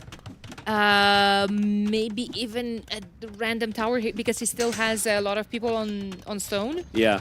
A tower, a siege workshop, mangonels of his own, and he pushes that back. Remember, the 2 bubbles we're looking at here, that is the stone and gold income, right? So Yo, with that castle going up, he's going to be pushed off of those resources, and he won't have stone and gold. It's up to Andy now to defend his own for as long as humanly possible here. If he can just hold on to that area while simultaneously having the castle on the other side, very good position, and the stone walls were critical here for Andy. The thing is, Yo didn't seem to react at that castle at all, in the sense that he didn't even move his villagers in time. Yeah, he true. lost one immediately. Maybe another monastery could work here for Andy as well. Yeah, it's tough because you kind of don't know where to put the monks. They're so far away from each other. Yeah. But for now, you're right. I also feel like Andy could have pressured the stone and gold immediately from Yo, but he's so preoccupied in defending that he hasn't run in yet. So Yo has some time to drop a town center there and stay on that gold. Yeah, he is sending a couple of units across the map. Maybe another gate there or a couple more stone walls. I like that from Andy. Andy thinking about how to assess this. He does have Bodkin for his Ratha, but he'll need more walls, and he drops more walls on both sides, which isn't easy. And there's a monk around for Andy that's going to be walking into the fray here. And there's the Ratha as well. And the monk won't get it, but what happened is Yo converted Vils. Yo converted Vils behind the walls, and now those monks can't convert the Ratha, so he'll completely lose this. And now there's the monk there as well from Andy. I think that was a really poor decision from Yo to convert the villagers. He needed his monks to have their conversions available. My God, like this whole push from Yo just died. Yeah. Yep, and I mean, now it's going to be Ratha versus Knight. And Ratha is going to be superior, in my opinion, especially if you mix in the Bengali monks. And we're back to talking about how weak Yo's eco has been. To be fair, he's caught up there. Military is going to be a problem, though. Oh my goodness, Andy's going to go for another castle. No, he's going to go for another 5 castles. He did the exact same thing yesterday with the way he dropped a killer first castle on the production on a TC. Well, there wasn't a TC here, but he went immediately on stone, and then that's exactly what he did for the rest of the game. Yeah, Yo's got nothing to stop this. His military was on the front. It's no longer a push that's viable.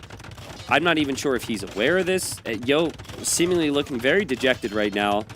This has not been fun. To lose these games would suck, but then you've got everyone looking at you, watching you, and rooting for you as you just get completely rolled by an amazing player, and now it's 2 castles.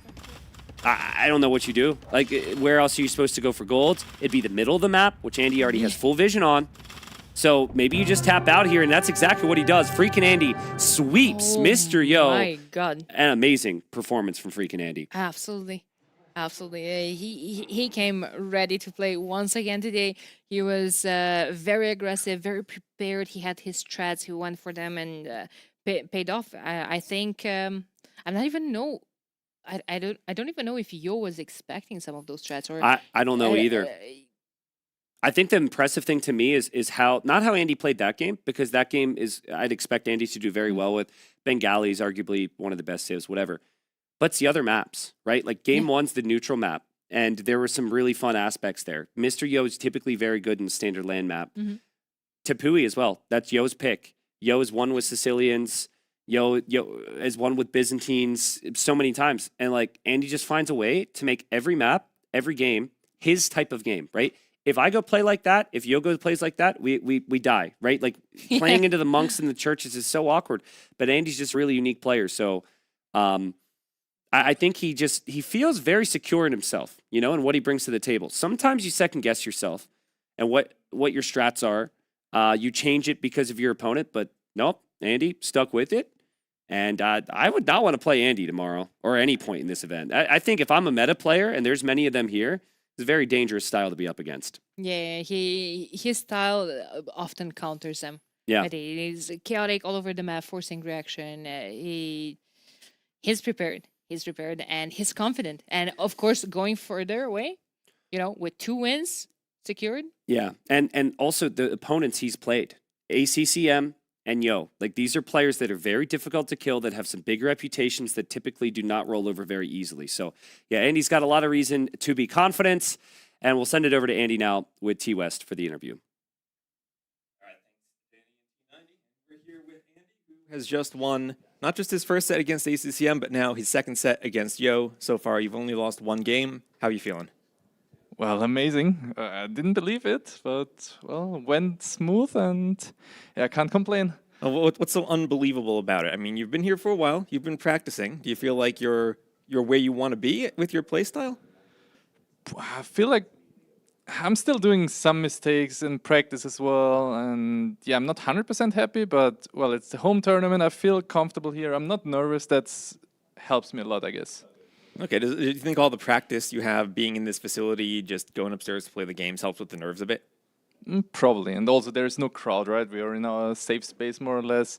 It's not like there are 10 camera people around us. It's just us playing, and that's makes it feel like home, I guess. Just me in the corner admitting you and then dragging you down for an interview. Exactly. All right, so we saw that map draft, and I looked at those. Those were 3 maps I really enjoy. What did you think about? We had Valdeselva. I think that was the first game we've had so far. Yeah. Then Festa de Pulvera and Tepui as the 3 maps. Well, I like them. I like all of the maps in the draft, but I was a bit unhappy that there was no water map. I usually love water. You could have drafted it. I could have drafted it, but, well, I felt comfortable. I do like, as I said, all the maps, so it's still fine. All right, so talking about that first game, maybe just thinking about the draft a bit when we talked about the Valdeselva. I had seen Yo play Shu before in the qualifier, and I think he had gone Shu versus Britons against Sebastian, where he actually lost the game, and he had Shu in his draft, but then ended up going for Dravidians when you went Britons. What did you think about that Civ matchup? I expected Shu as well. I was already going in my mind. He was going double workshop, chariot, siege, and I was already like, is it good for Britons? Because I think I lost 1 game in practice against Lewis, probably before the first, or was it in qualifier even? So I was not that comfortable, but when I saw Dravidians, I knew like Britons is just a better Civ in my opinion, and I was happy with that. All right, because all the capybaras on the map are great from the Britons, and we also have those. Maybe Dravidian skirms get a bit tricky for Britons to deal with. You always think about maybe skirms being something that you want against the Britons, but overall, I think when you think about that map, you think, okay, Britons are a Civ I really prioritize for it. Dravidians, not so much. Yeah, Dravidians is more like a counter because of the skirms, but then you just play skirms yourself. You have better eco, and yeah, it was fun like that. I also wondered if he was even taking sheeps, because I got a lot of them. I think he was just pushing deer, which is not good against Britons. You want to deny as much sheep as possible, so that probably helped me as well, going castle age and stuff like that. Yeah, that's something I noticed while spectating, as we have the replays here, that Yo opened by pushing the deer in the middle, not just with a scout, but also with a villager. He was really aggressive about pushing those deer, and just kind of ignored all the capybaras around the outside, as you also went for that drush and grabbed all the capybaras at the same time with the drush. Yeah, it was like going 2 militia drush. He doesn't know if I'm going 4 men-at-arms afterwards, so maybe I'm forcing him to wall, maybe I'm forcing him to stay defensive. He doesn't know what I will follow up with, right? But I kept it on 2 in that case because, well, I saw he had Loom, he was going up to feudal age, and I was kind of expecting him to go range skirms, right? And maybe tower forward. So I was not going for the more militia and upgrading them. And yeah, that was a bit scary. I still don't know why TCs don't make damage to skirms. Oh, it's Pierce attack. They have armor for it. That's kind of what Scrims is supposed to do, right? Tank that damage, and he just walks right through. I had 10 shots of my TC and I didn't get a single skirm kill there, but that was a bit depressing and kind of tilting, but yeah, the eco is just so much better. I don't know much rest collected. I was 500 rest ahead, even if I clicked already up to a castle age, which means I have less villagers working. So that's quite fine there. Yeah, and then it kind of turns into, from a skirmisher war to a monk and mangonel fight, where neither of the civs really, you recognize them as monk civs, but the map just kind of ends up going for that composition anyway. Yeah, and that's fine for Britons, I would say, because, well, I have the better boom behind, I have the cheaper TCs, and I know he can't come with a weird knight switch, for example, because he's Dravidians, he doesn't have good cavalry, so I'm just fine playing Mangonels, a bit of everything in that game, but yeah. Yeah, this is a map where you have a ton of mobility if you do have that Cav Civ, but neither one really there as we move over now into Game 2. And this was a Armenians versus Byzantines matchup. I don't even know how to describe this match. And we have Yo with whatever mod this is for his men-at-arms. We have such a big contrast. Yo using those men-at-arms. You just play with grass terrain. Why do we always make it see as Yo easy as possible? POV? That was a nice I think his mods are more interesting. That's why we look at him. No, that game I was super frustrated in the... now we see, finally. There we go. I feel like I'm watching two different games when I swap between the point of view. I look at that and I'm thinking, wait, Palisade Walls green, is that Festa de Pulvera? No, we're still on game 2. But we get up to the Castle Age. You end up going for this fortified church along with a workshop. What are you thinking about doing there? Yeah, first of all, I wanted to go like militia into men-at-arms, into long swordsman probably, and then follow up into a ram push. But I don't know, I messed up my Dark Edge completely. I had too much on wood. You can still see that. Basically, this 400 wood I was floating since early Feudal Age. So I couldn't upgrade men-at-arms, I couldn't upgrade long swordsmen, so everything went a bit messy there. And yeah, from there on it's just improvising, trying to get some good kills somewhere. It's just a mess, and yeah, well, that was fun to play, obviously. Yeah, and maybe the one thing to worry about is the Byzantine castles. They have so much HP on them. You did end up still just staying Castle Age and going for a ram push. Did you ever think maybe you want to try kind of matching the imp time, but just you see Byzantines and think that imp's bad and bad option too against the timing they have? Yeah, it's just more expensive for me, right? So I feel like I'm just behind if I try to go imp versus imp. Although especially because I was not set up for imp with 2 workshops, 4 monasteries, 2 castles, stuff like that. But yeah, luckily he couldn't finish the second castle. Yeah, and he couldn't finish that wall either as you get in and he doesn't have loom. Yeah, that was super lucky. Those things. I was about to click, like I don't know if it was shown in the game, but I was literally clicking the archer range down when his scout was about to run in. So 1 second earlier there for him, I lose those 2 villagers. In that case, he lost those 2 villagers. It's a bit unfortunate, but yeah, that game didn't count much potentially for either of us. I don't know, but for me, I think I'm through, right? Yeah, in here we just have castle after castle after castle that you have. One thing, you brought the Rothas back to maybe try to defend or get the relics in the middle rather than pushing right away. Were you thinking you wanted to defend there, or just you were happy with the castle and think you'd do a second castle later? I knew I was 5 vills ahead because of, or 6 vills ahead because of Bengali. I think 8 vills ahead at one point because he did town watch and he was housed. Yeah, so I was just defensive. Castle is always safe approach, right? I can always hide in my castle, around my castle, so I'm always fine like that. All right, so it's ACCM, Yo, and I think I looked at the stats earlier. I think this is only in the past like 17 sets you played ACCM in the first round, only your second win against him. And Yo, who has been in the top 4 consistently for the past few years of S-tier events, if not maybe somewhat recently, a few years ago, often winning them.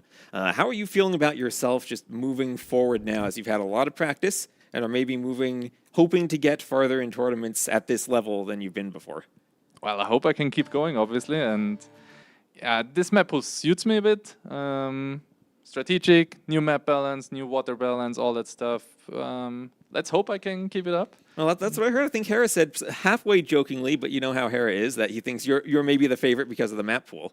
Did anyone say I will be a surprise in this tournament besides Absolutely myself? Not. Absolutely not going to be a surprise. The only one that said it was myself, I guess.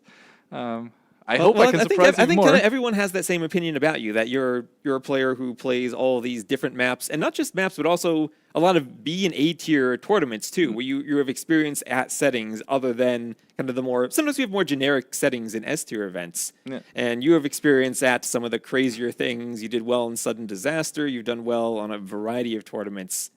Well, Yeah, that obviously prepares you for this. That helps as well. And other tournaments reuse those maps. For example, Specialist Cup right now, there are, I think all of the Brazilian Dynasty maps are in there. I'm playing that tournament right now, so I played those maps even in that tournament. So yeah, that And helps. Doubt's playing that obviously. now. He's probably playing that right now. Yeah, and Doubt is clapping me in practice. So, well, that's how it goes, and it helps obviously. And yeah, let's hope for the best. Yep. All right. Let's see if production is. I haven't heard anything from Cal, but I also don't know if he's talking to me. So I think we're about ready to move on. But Andy, again, congratulations. Thank you. I hope that you can get more success against Doubt in those practice games. Hopeful. Well, actually, it gives me luck, right? Seems like it, at least. I mean, he's giving me the... what about your other teammates other than Doubt? You need to start winning against them in the practice games too, right? Well, maybe it's good that I don't get fake confidence against them and then I perform in the tournament rather than practice games. In the past, I usually, practice games I always won because I was super tryhard. Maybe now I'm more focused about the tournament games and not like only about practice. So, yeah. Yeah. All right. Well, thank you very much, Andy, and we'll throw it over to a break. And I think we have Viper versus Leary coming up next.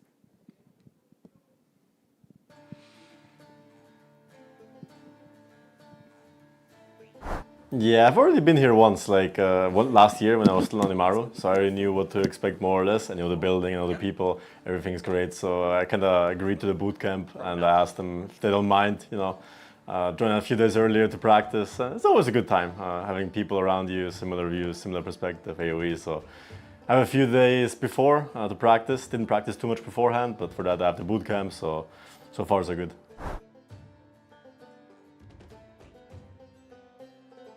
They added 2 maps which are more or less full land maps, similar to Arabia. So I guess those is a good addition for me, for my playstyle. There's lots of tricky maps where it's like a lot about FC, maybe some phosphorus, some weird strats, some cheesers, So I think we're gonna see lots of variety. I think for me personally, it might not be the best map pool, but I don't mind it. I think it's gonna be lots of variety, lots of different stuff, different units, different maps, strategies. So it's gonna be fun to play.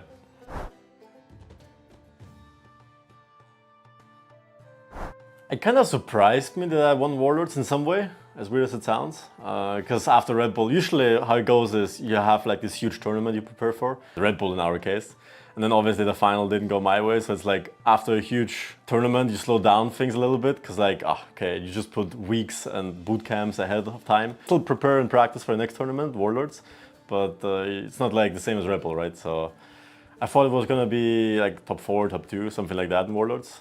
Winning obviously pleasantly surprised me, obviously, but it also motivated me a little bit because, that win has been missing the last couple of months and years. It kind of gives you a confidence boost as well. Obviously, mentality, it always helps if you win. You trust yourself more, your play style, how you prepare, how you put your mind into it. So it definitely helps. LAN event's still missing, but that's going to be the next up.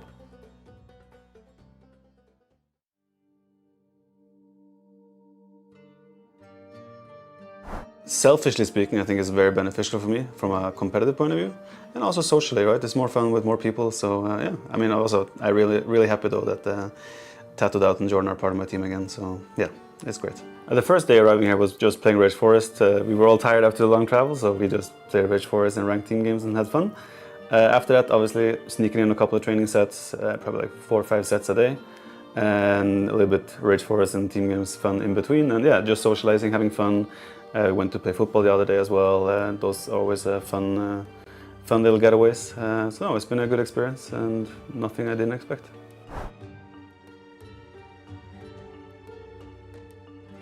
I want them to be available to play with. That's the #1 priority. No, but yeah, I like to have variety, as I said. So like, for example, Andy and Winchester, they're very different in styles. And then if I train with Jordan after that, for example, it's also again very.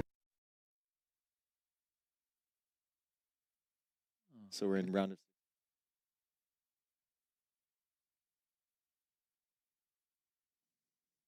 different styles. So for me, it's I like to play with a lot of different people because I get different styles, and also we could play the same map, the same civs, but 2 players will play that completely different. It gives you inspiration and yeah, to like come up with your own strategies, and maybe I had this in mind as well, but then he did something different that suddenly translates into me wanting to incorporate that into what I was planning again. So yeah, I like to play with a lot of different people, and I think that's the way to go in general, right? If you lock yourself down, honestly, that's been an issue that we had in Game Edition back in the past, where I was playing mostly with Tato, Doubt, Jordan, and all stylistically we're all kind of similar as well. So it's like you don't really get that inspiration that you might want. And yeah, just playing. I played a bit with Sora Kluma, for example, as well. I got some inspiration from what he did. So yeah, play with everyone. I think that's good. Obviously, though, you play a bit more with your teammates.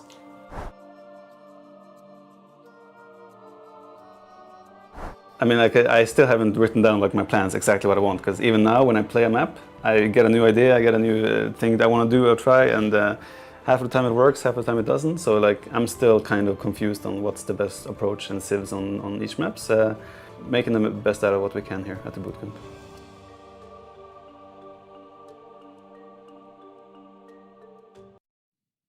Welcome back, everyone. We have one of the most anticipated sets of the day. I'm Dave. I'm here with Jordan, and it is a play all 3 between Viper and Leary. Now, Viper had a good performance yesterday. Leary also had a good performance yesterday.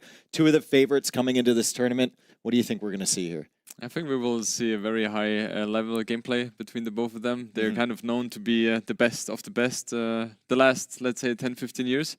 So there's going to be a very tough match for both of them. But I think Leary should be a little bit ahead in that regard, right? We saw recent history kind of showed that he had a little bit of an edge over the Viper. However, if we take the entire spectrum of the history, Viper is still ahead. But I don't think that is really telling the tale. I don't think that's a big factor anymore, right? We looked on the head-to-head matchup, like Jordan just mentioned, and the last couple years, Leary's kind of had Viper's number. But Viper's record is still so much better just because of that era of dominance that he had for the longest time. Last encounters here, you can see Viper at 0-3 against Leary in Red Bull Wallaloo Londinium, and then Leary beating him at the Garrison, and then Leary also beating him at Noble Apartment Cup. Yeah, especially in the Empire Wars settings, right? Leary is just incredible there. I mean, Dave, you have been there live. I think you can tell a little bit more about the atmosphere there.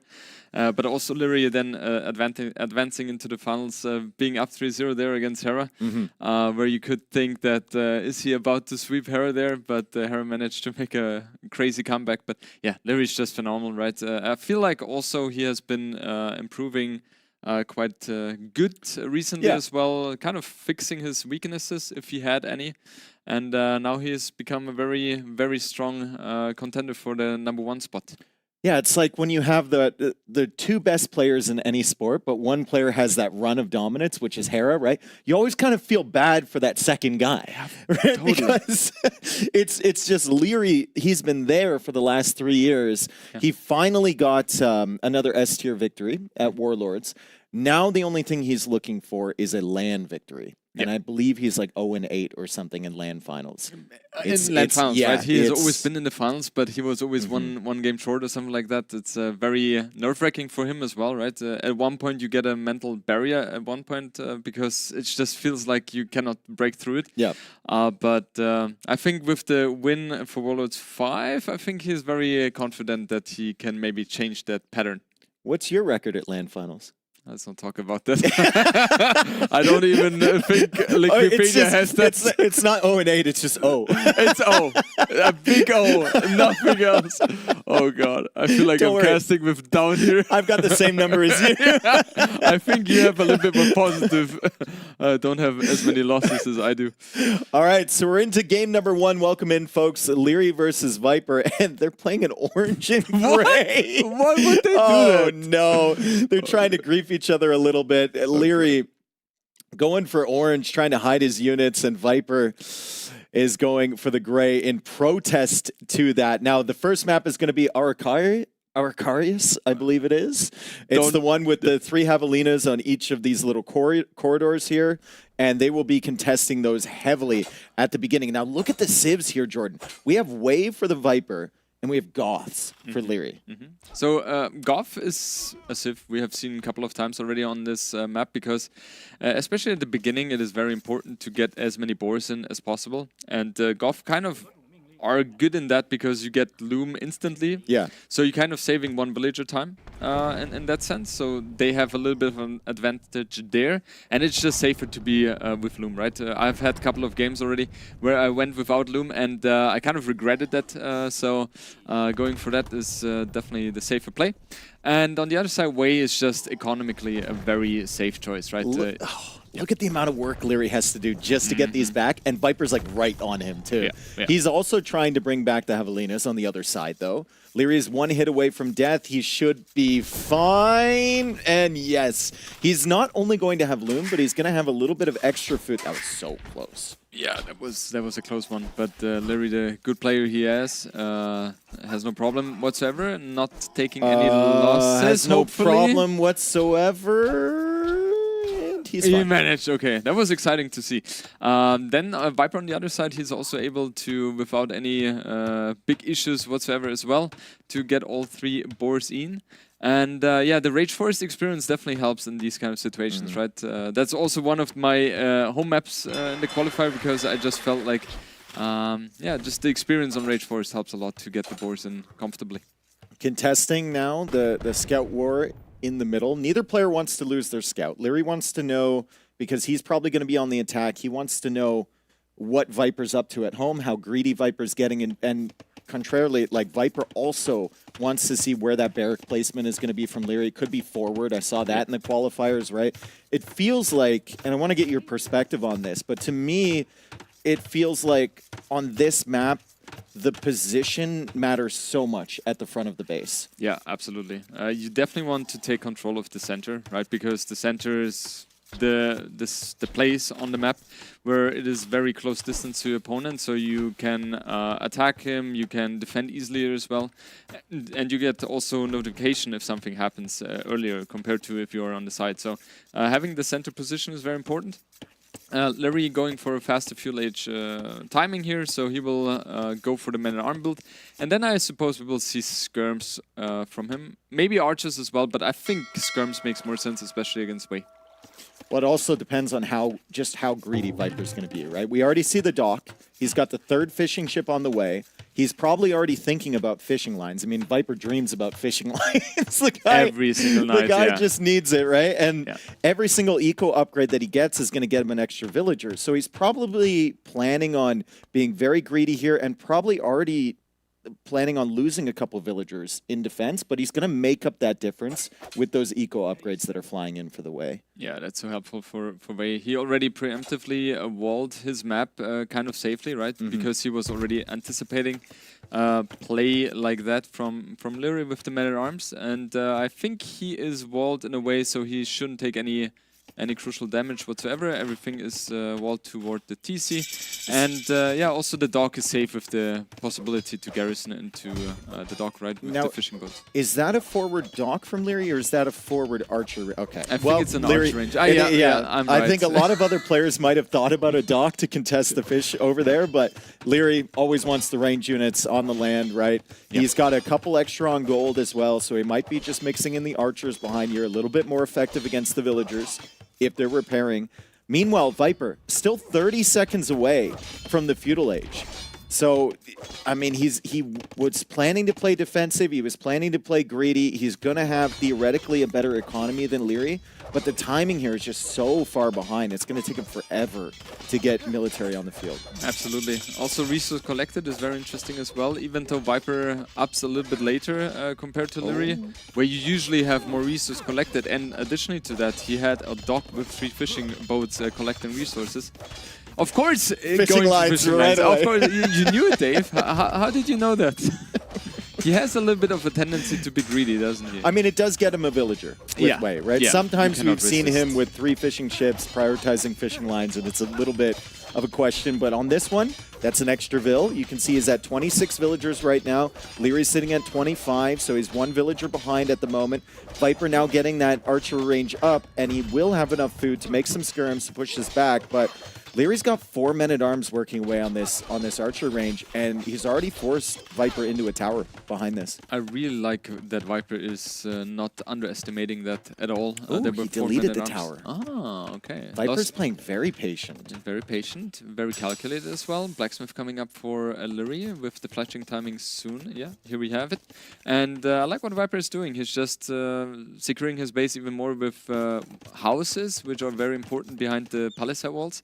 And that dock also, I don't think, is going to be a big target for Leary because the fishing boats can garrison, right? So I don't know, I like Viper's position, but it's going to be very important now that Viper is very safe and cautious with his defense here. Yeah, it feels like he just needs to keep this army out at all costs. Even if it's a couple villager deaths, like he just needs to keep this army out of his base. He can't let Leary have any momentum over here. My question for you is, like, even if this goes super well for Viper, even if Leary doesn't break in and he's got a better eco and he gets up to Castle Age at a similar time or maybe even sooner, what is he making at that point? What is he going to play into? I think most of the time as a way you go for the Xianbai Rider, which is like a very, very strong unit, kind of like a CA, right? So I would see him doing that. However, I was thinking about the matchup in general. We have Goff against Wei, and Wei, I feel like, are kind of countered by Goff because Wei in general have 2 main units, which is the Tiger Calf and the Xianbai Rider, and it feels like Goff have all the tools necessary to them to counter that. This micro is insane from both. Like, Viper is slowly picking off the men-at-arms. He's not even caring about the skirms attacking him from behind. He's just slowly picking these off because he knows these are kind of the threat. These are the ones that can break through the house, and that's where the threat is to his base, and he's managed to take out 2 of them. The other 2 are very weak. Viper even went out for the mill, and he only placed that mill, I think, so that he could get Horsecollar to get the extra villager, and he refused to put the mill in his base where it had no value. 100%. Even the mill in the front is not going to have any value anytime soon. But it might even die right away. Exactly. But it's just, he wanted to have it there. Okay, now he's doing something very questionable, in my opinion, sending out 5 villagers, and I think that could be a problem for him. He baits the men-at-arms in, though, and he takes out one of them. Leary with 6 skirmishers behind there. Viper committing onto a tower again. Remember, he deleted the first one because he knew Leary would stop pushing in there. And suddenly, Viper's got 2 ranges. He's got 5 archers, 38 villagers against 36. He's got the 3 fishing ships as well. I mean, he's played this incredibly patient. He hasn't panicked against this push from Leary. And he's in not a bad position here. Yeah, the thing which worries me a little bit about his situation is his food count. He only had like 5 on food before he committed to the berries. And if you take a look at Leary's transition and Viper economy, could stop this, though. Yeah. Viper can stop this. He will, right? He's sending the archers over. What's the percentage on that dock? I mean, it's going to be pretty close there as we'll watch the micro from their point of view. Thank you for this, because I wanted to see what Viper was prioritizing. He chases away the skirmishers, then goes after the men-at-arms in front as we go back to the dock, and it has been denied temporarily. Yeah. It was just crazy to see it. Demo? Demo? No way. Is there a demo? Demo? I thought the demo was dead. This one's going to get canceled. You think so? I think unless Viper. No, he's baiting. He's baiting. Yeah, Leary hasn't seen a demo in years, and he's not going to see one today. I was sure it's going to happen. Okay, he canceled it. I think there is an argument to be made that he could have continued building that one. But yeah. Fire Galley is something which surprised me a little bit, but I guess because of the 3 fishing boats, right? Exactly. Then the Hulk is not really going to do too much anyway. I'm in general not a fan nowadays to go for dock on your opponent's lake because they have the advantage. They have the fish there. Exactly. Yeah. And Hulk is the strongest unit in the close combat situations, right? Especially low mass. And you have the defender's advantage with the fishing boat, so the Hulk died to that. So I feel like that's kind of a waste. Well, Leary's going to have to defend now, but he has a much better Castle Age time. However, 13 archers for Viper. And he also has 5 villagers in the queue, so he's got some extra food there. He can go up soon-ish as Leary comes back with the skirms and clears this up. It's a little bit of idle time here for Leary. It's not the worst, and Viper with a very sneaky army from from the other direction. Leary's going to be like, okay, I cleared up his main mass. Yeah.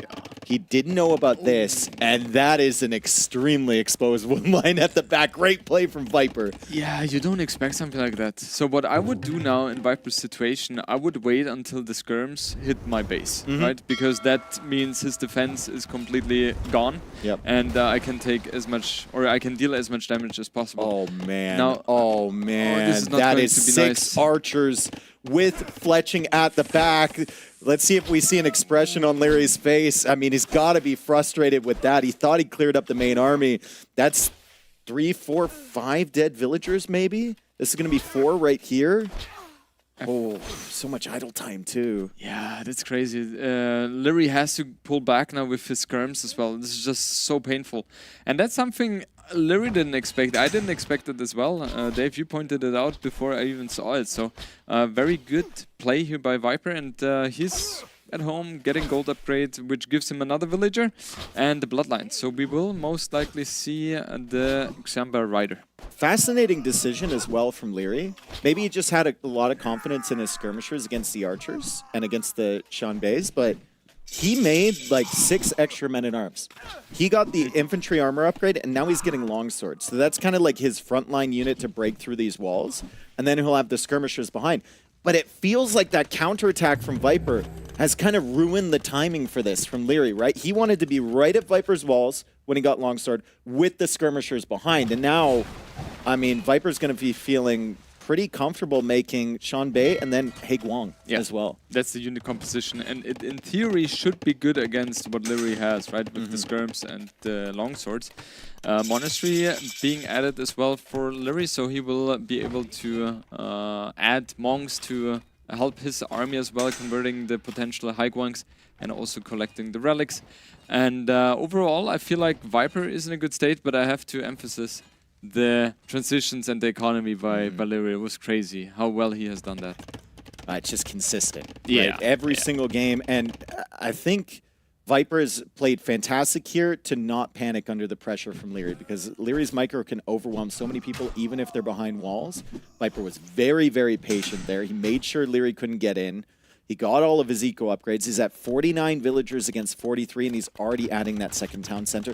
And there's the university, too. He's got resources for days. We look at the res collected. It's almost 2,000 res collected ahead for Viper. That's huge, even though Leary had such a good setup as well, right? But yeah, there is a reason why Viper has been playing a little bit greedy over the years, right? It's kind of his playstyle, and it has a lot of advantages. Takes a little bit of risks as well, which sometimes get punished. But overall, this game, I think it worked out pretty well for him. Leary snagging the relic, and we just see both kind of boom up a little bit and improving their economy. I like the fact that Leary finished that wall in the north, right? Yeah. He knew that's where the army was from, and you can see Viper with the same idea he had before. He wants these two on that back wood line. Leary's already finished the wall. Goss obviously can't go for Stonewall. He loves Stonewall in this situation, but it's not possible for him. He's figured out that he can't damage Viper any longer. He's just going to sit back with his skirmishers and invest into a second and third town center, and he'll try and get to the late game. Now, Jordan, what's the #1 rule about Goss? Never let them boom. I think that's the #1 rule in Age of Empires 2. Yes, and every time I watch a stream and there's golf involved, you come up with the rules. So I know that one pretty well. Especially when they have around 90, 100 villagers. That's 40, 50 farms, Yeah, that's where it gets very, very dangerous, because the infantry spam is never stopping, and it's very hard to kill them as well.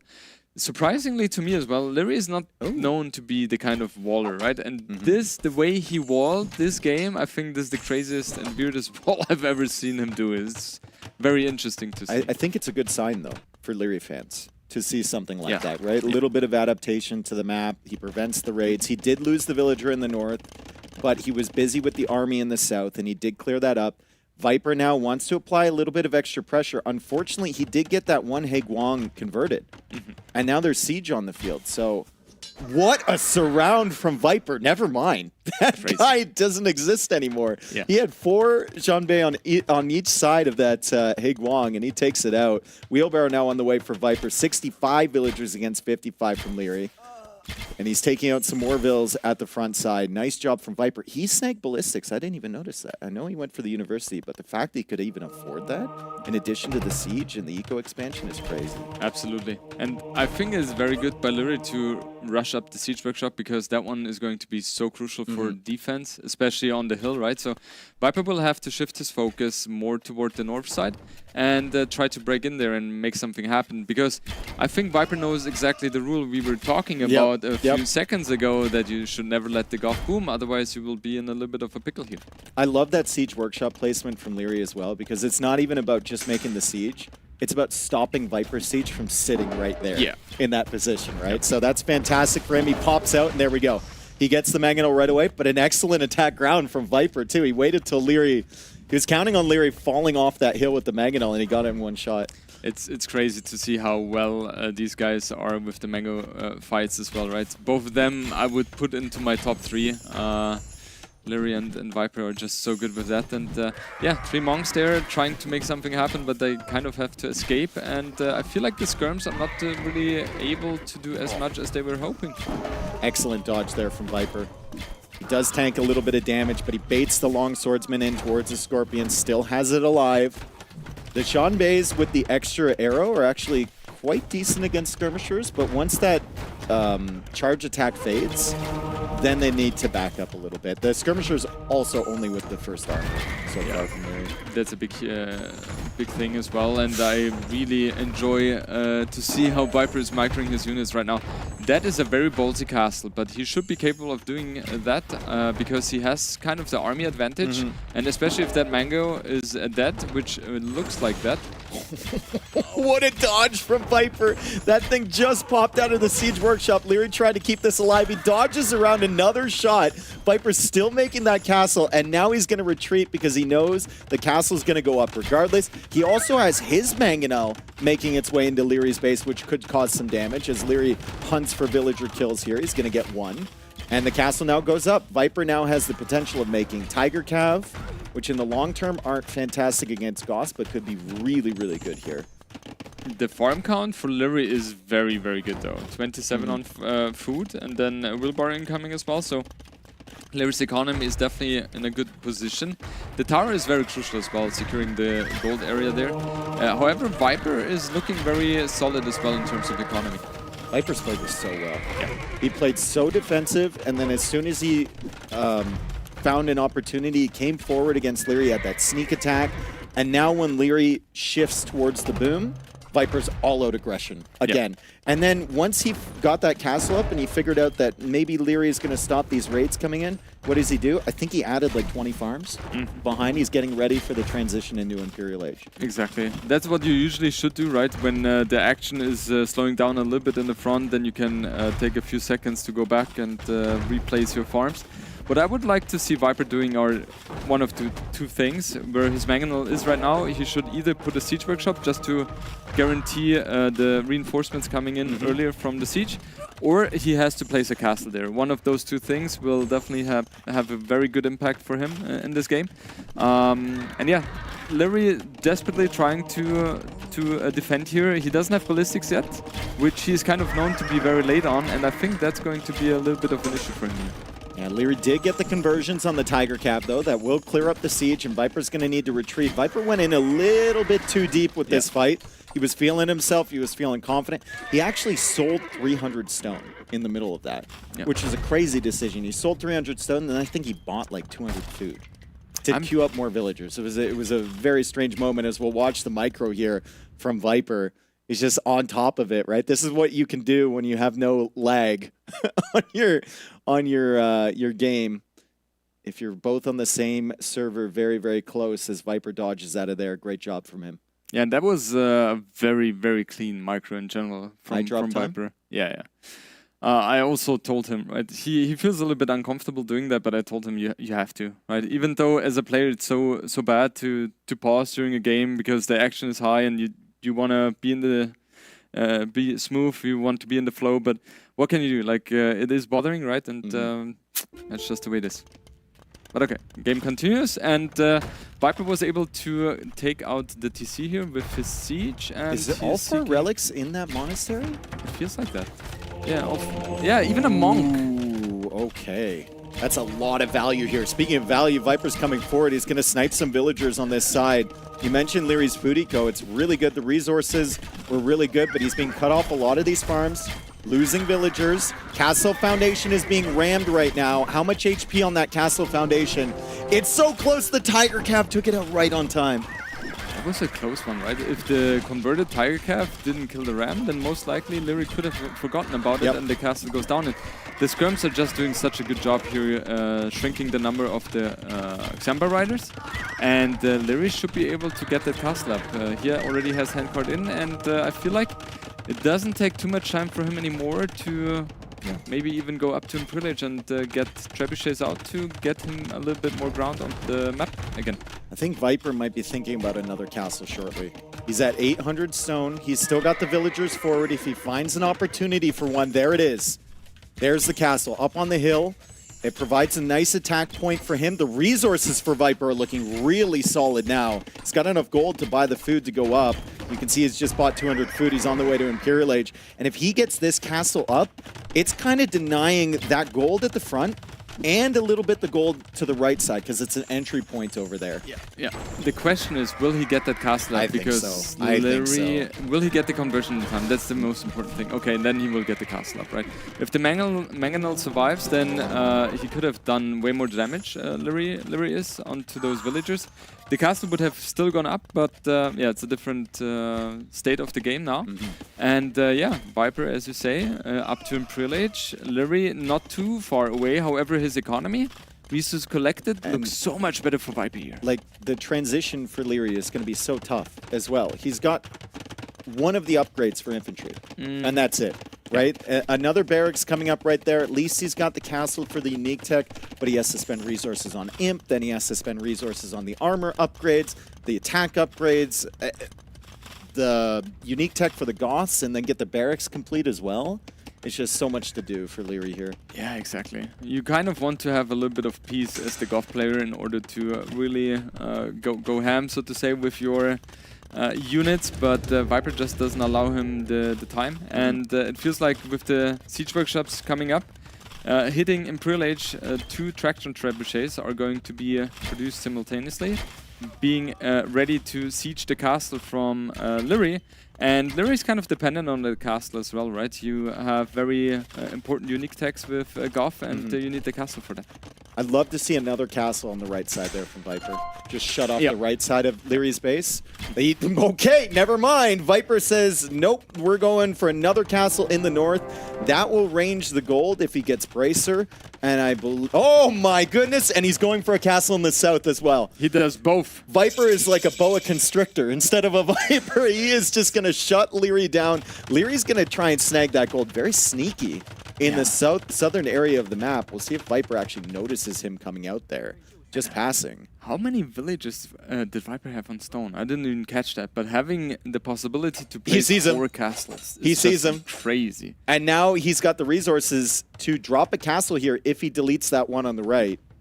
Let's see if he's confident enough. Nope. He's just going to send some military units over in that direction. Leary's still trying to get more barracks up at the front side of his base, but it's a stranglehold here from Viper. Leary will be struggling for gold.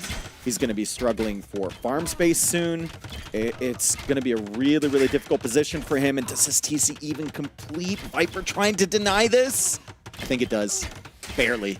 It will complete, but with like 2 or 3 villages. And Leary doesn't notice right away. That's such a waste of resources, right?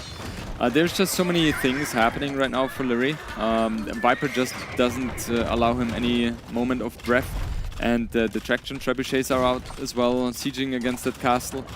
Leary desperately trying to switch to infantry, right? But I'm worried for him. His economy is just not where it is supposed to be. And bracing coming now for Viper as well. And Leary is on the timer here. He doesn't really have any gold income. Yep. And if you think about that Imperial Age for Leary, what does it realistically do for him? It doesn't really do that much, right? He might have almost been better off just staying in Castle Age and spamming Huskarls with that res, because these traction trebs are going to take out every single treb that Leary gets out of the castle. The Imperial Age infantry upgrades, he doesn't even get the final one with Goss, and there's no way he's going to be able to afford Elite Huskarl. Yeah, no chance. I think that play is better. Yeah, commit fully to cast stage. We have seen many times already that the Goth play does so. And in this case, it would have been better because Halberdiers are nice, yes. However, it was a big investment, and the Xianbai riders, they don't really care about the Halberdiers. They have the mobility. They can always hit and run. And yeah, Viper with 190 population versus the 120 of Liry. 141 villagers. Viper is just so active. He just doesn't allow Liry to get any position on the map. I think if you were to show Viper this Civ matchup and say this is how the game played out for you, it would be about as close to a perfect game as you can get for Viper. Yeah. This is exactly how he wanted to draw this game up. Yeah. I was especially surprised by the fact that Liry was not really able to deal any damage with his early aggression, right? He was up to fuel age much earlier. He did the right moves with the forward man-at-arms and the archer range, but it just feels like Viper had a perfect defense, and right now Liry is just dropping in terms of population. What can he do to make this game change and win? It's not helped. It's definitely not helped. Parthian Tactics is already in. Thumbring's coming in. Chemistry's coming in for the Sean Bays. The KD is a typical Goth KD right now. It's 200 to 90 in favor of Viper. And then the Eco KD as well, 70 to 4.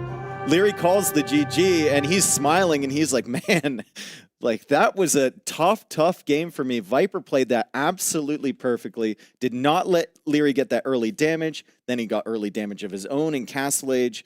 And then once he figured out that Liry wanted to boom, he just was non-stop aggro, non-stop pressure on Liry's base. Crazy performance by Viper. I mean, Liry playing solid as always, but it felt like Viper, especially with the sneak attack, it felt like he took advantage there. And yeah, just his defensive playstyle really helps with Wei, especially because you get the extra villagers. And he kind of capitalized on that. And we saw him really cruising in Castle Age, taking the forward position here with some good moves, especially with good micro. And Liry was really struggling to hold against that. Excellent job from Viper. We were asking about what his form would be like in this tournament, as I'm just watching the effort that they go through to bring these javelinas in, and then of course this amazing micro from both players over here as they're dodging the shots, and Liry's still trying to break and Viper's trying to repair. So much to do in a situation like this. Do you think Liry played with orange and gray all the time, the entire game? I think please no. He probably did because it's Liry and he probably doesn't care. God. Maybe that's why he didn't see the sneak. Yeah. No, but I couldn't play like that. Like I struggle with gray. But yeah, feels like this sneak was just so crucial, right? Yeah. And this micro here was so good. I mean, Liry is one of the best micros, maybe the best micro player we have in this game, and he anticipates really well with the mangonels, with the shots. But Viper was just very reactive and managed to do a good job there.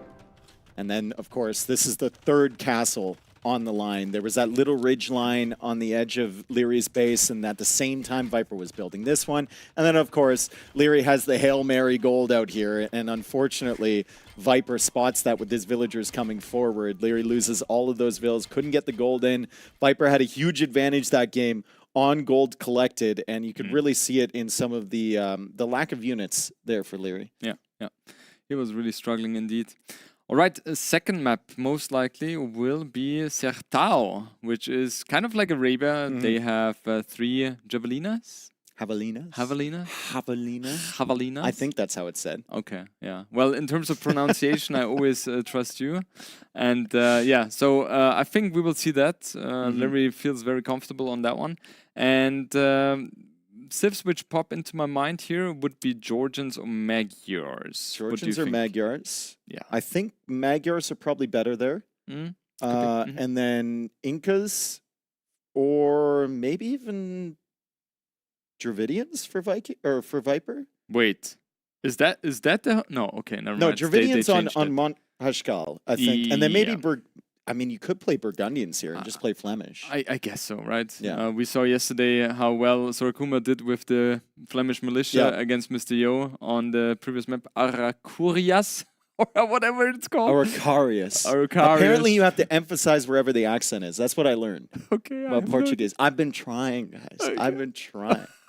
I have not, because it's a lost case for me in terms of pronunciation. Yeah, but I think Burgundians makes the most sense there. Yeah, and then Dravidians from Monte Pascal, Pasocal. I think this is the next map, right? Because it's highlighted there. Is it not? Probably. Okay. So it's probably Italians or Dravidians for Viper. That's very interesting. What do you think about Leary picking Viper's home map rather than his? I mean, it's a play all three. You're going to have to play all three. I don't think Leary cares. Jordan, Leary just played, I think, a full game, orange against gray. I don't think he really cares. Yeah, He doesn't care. I don't think he cares at all, no. It's interesting, especially because, okay, I think you do the introduction, and then I will tell my story after, okay? All right, we have Dravidians against Vikings, but no one cares because we're waiting for Jordan's story. Please, enlighten us. No, so Leary was in the podcast, right? And we talked about the topic of him losing first game and him kind of being forced to choose the home map. Yeah. And that's the situation he absolutely hates because he doesn't like it. You know? Yeah. So that's the situation he has now, and I guess that's one of the reasons why he picked Viper's home map. Well, I mean, that he was my story. doesn't find himself in that situation very often. No, he's usually winning the first game pretty convincingly, right? So exactly. Credit to Viper. Dravidians, Vikings, I mean, we all know what the Vikings can do on water. Having wheelbarrow and handcart usually isn't that great on a map where you're just going to be fishing all the time and not farming, but on this map, I feel like it's really strong because you spend a lot of time running with your villagers. Yeah. Also interesting, in the qualifier we have seen different playstyles. We saw the TC being built on the mainland. We see TCs being placed on the island you start off.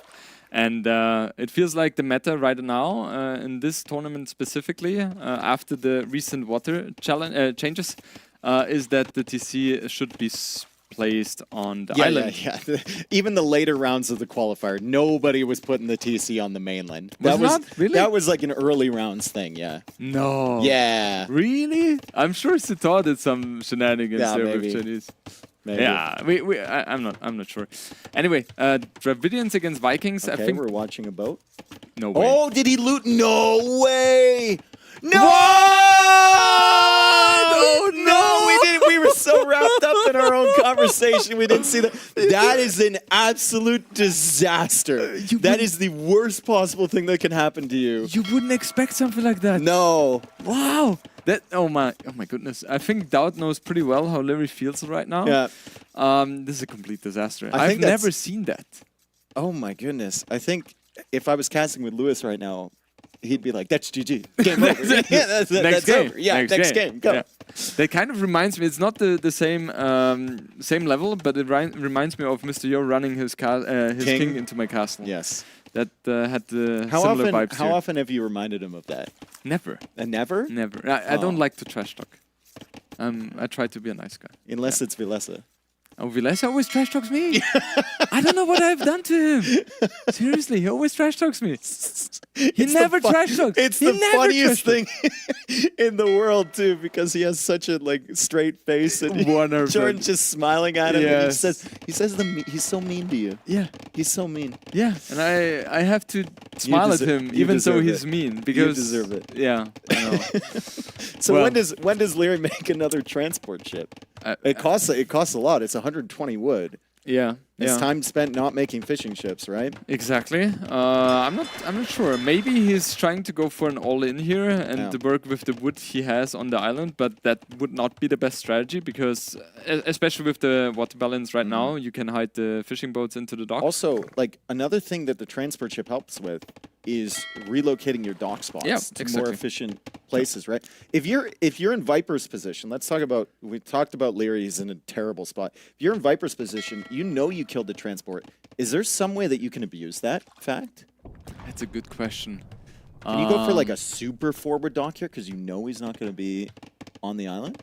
I would do that, I guess. But then you could argue that it's better for the guy who lost the transport ship because he's kind of his only option is to Yeah. be defensive, right? And if you play aggressive, you're playing into his strength, so to say. So I'm not really sure. I think the longer the game goes, the better it is going to be for you who has not lost the transport ship, right? But yeah, right now the utility of the transport ship for Viper was not really there as well. So it's not like Leary has lost a lot. It's going to be important when the wood runs out on the island and when they have to move to the mainland. It is interesting to me. Leary, despite losing that transport, right, still had a better Dark Age with Vikings. He had 8 fishing ships. Viper only has 6, and Leary was faster to the Feudal Age and faster to production. Yeah. But Viper got the extra 200 wood from the Dravidians, which allows him to place, I believe, a 4th dock. And he's going to go 4 dock galley production, or he's going to try to do that. Remember, Viking ships are cheaper, folks, so it will be easier for Leary to produce long term. Yeah, and fletching is a huge upgrade here as well. The Hulks are just it's just an initial round. They are great at sniping fishing boats, but against galleys, especially when they're massed, they don't do anything. Yeah. And I like what Leary is doing. He's not really showing those Hulks, and he knows where the whale is, and therefore that's the first target for him. Yeah. And how fast is Viper reacting? Not at all. Not at all. Absolutely brutal here for Viper. The whales are great for keeping your gold coming in fast for your navy as Leary stacks up and snipes a villager as well. But the problem, the downside of the whales, is that if you ever get pushed back on the water, it brings you further and further behind because you're not bringing in that gold to make more ships. Yeah, exactly. And 0 on gold right now for Viper, right? Also in terms of economy count, 32 against 25. Wilbur is in for the Viking player. Dravidians don't have that, of He's course. not making Vils. Yeah. He's a 2 minutes idle TC time for Viper. Yeah, he's playing a kind of an all-in style, it feels like. I'm not sure how that one is going to work out here. Yeah, Viper, good micro there. He saw the ship was at 1 HP, so he only selects 1 galley to snipe it. He selected 2 to snipe that one there. Leary losing a few ships, and even if Viper's behind economically, it won't matter on water if he's got the bigger galley mass. If he manages to snowball Leary, he could be 20 villagers. Leary could have 60 on that island. It won't matter. Exactly. And now the transport ship comes into play as well, because if you lose water, you cannot transport anything. And Leary's going to be running out of wood lines as well. Viper, having that transport ship, can just transport his villagers to the mainland. Finally starts making more villagers. 2 minutes of idle TC versus 50 seconds for Leary. Leary also has wheelbarrow too, which is very, very nice. Yeah, I feel like Viper would like to deal more damage, but he's not really capable of doing so, right? Leary able to cancel or deny his gold income was really, really important. And Vipers has a lot on wood right now, 400 in the bank, but he cannot really escape here properly. Yeah, Leary gets the weak ships. He notices them and he snipes them down. That was a great flank there from Leary, and Viper just kind of dove headfirst into that. Now we're looking at the numbers. It's 9 galleys for Leary, 4 in the queue. It's 6 for Viper, 2 in the queue. And Leary's building another transport ship. So he's already made up for the fact that he lost that early. He's a little bit later to the mainland, but he should be getting over there at the perfect time. Yeah, now Viper is really struggling. His gold income is going to be kind of denied partially as well. He, in the meantime, was able to go to the other side on the main island. Yeah, he's losing all the galleys here now, and that is really, really painful for him. Yeah, the arrows from the dock is not going to be enough to win him this fight. He might need to make a switch, and he is into fires, but it's super easy for Leary to counter this now because he's got that massive 12 galleys, and all he needs to do is add in hulks. He knows what Viper's going to do here. Like, it's obviously into fires, and Leary can just mix in some hulks, or he can just micro these down. Yeah. The amount of galleys he has. Yeah, if I was Leary, I would even go for fire galleys here, because you have enough galleys to destroy the fire galleys of Viper, and with the fire galleys, you're capable of killing the docks of your opponent. So that would be the better play, I think. And yeah, Viper is desperately trying to get as many villagers as possible to the main island to kind of establish another economy there. But yeah, Leary is just in the driving seat right now in this game. I'm so surprised because Viper had slower feudal age time and he had less fish than Leary. And I don't think the dock savings from Vikings are that much to account for that. As we see the micro now in the Galley Wars, Viper and Leary have done this for years. Yeah, yeah. I have the answer to your question, if that was a question. It is because of the idle TC time, right? The villagers were in the TC to get the transport ship, and I think that's Leary's strategy. You know what? It just might be. Yeah, it has to be. And Leary doesn't do mistakes, right? Yep. It's all calculated there as the tower goes up on the wood line. That's a nice safe option for Leary. He just wants to take control of the water for now. Viper has temporarily pushed Leary back from his island. I don't know if it's going to last. He is shifting more villagers across. Lots of idle TC from both of them now. So they're both at 32 and 31 bills, respectively. Like, that's actually pretty good situation for Viper because Leary's got 2 on food. Yeah, I'm very surprised by that as well. I mean, Leary had like 7 eco units advantage when it was 25 to 32, and now it's 37-39. So Viper kind of made up for that. And now the main question which I have for myself, kind of, which I'm throwing out there into the cast is, what will Viper do? Will he go for the TC Castle Age on the land, on his island, or will he delete his TC and go and build another one on the main island? Because if you go for Castle Age on the TC he has right now, there's always the risk that the navy of Leary could take that one down. I think that might be a ways away. I think Viper, there's a barracks and there's a market, right? So it kind of feels like he was contemplating going for some infantry here in Feudal Age. Yep. Don't know if he knows about that tower from Leary. That might convince him otherwise. He doesn't. So he's hoping to catch a bunch of exposed villagers. And then you make the decision whether to go up in that TC. Like you said, Leary's got a lot of galleys. They have bonus against buildings. And they can snipe the TC really, really quickly. Yeah. We see Loom now coming in as well, and Leary plays it safe, right? Does Leary have Loom? I think, yeah, no. Leary plays it safe though, folks. Jordan said it. Wait a minute. What was I about to say? Hang on a second. I will readjust. No, but the tower is really good. Especially if you win water, you have no scouting information on the main island. You have to expect the worst, right? So the tower is just a safer play. Fire Galleys are doing some work here against the Hulks, and yeah, Viper surprisingly has gathered a lot of resources right now to be able to advance to cast stage very soon.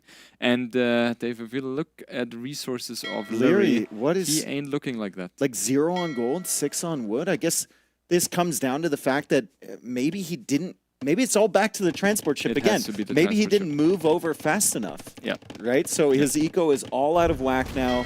He ran out of the whales, right? That is a saying, by the way. What is a whack? I don't know. Whatever you want it to be. Okay, a lot of whack. Okay. I find that funny. Yeah. I mean, hey. Leary's finally found the fishing chips on Viper's whales, too. He was taking that for free for so long, and he comes back over there. That's oh, my God, Leary! It dies again. Come on, man. He has another one in the queue. It's fine. What are the chances Viper gets a third transport kill in this game? I'd say 75% chance. 75. I think it's going to pop right into these freaking fire galleys. Where's it being created? We don't even know. Where is it going? You might get it again. I kind of want to see it. Like, I'm unbiased, but I want to see it somehow. It would be a good storyline. It's right there. You can see it. Thank you. Nope. No, he's not going to get it, unfortunately. Archer's now coming around this way. Does Leary have Loom yet? He's getting it right now. Archers have come in. There is a hole there. Oh, no. And no Loom. No Loom for Leary. It comes in now. He's already lost 2 villagers. Wheelbarrow is going to help these villagers running away from the Archers or maybe attacking them. But that's some excellent value for Viper. And you know what he can do once he gets to Castle Age, Jordan? A couple Elephant Archers here would go crazy. Absolutely. His food economy is not the best, but he has a lot of food in the bank, so in theory that's a possibility.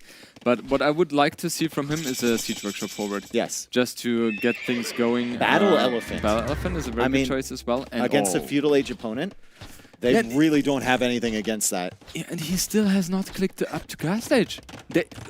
What's happening? I was judging this game completely wrong. Same. I thought Leary was miles ahead here, but it feels like Viper turned the tides and now is really putting on the pressure. And now Leary's coming out with villagers to try and stop this Siege Workshop.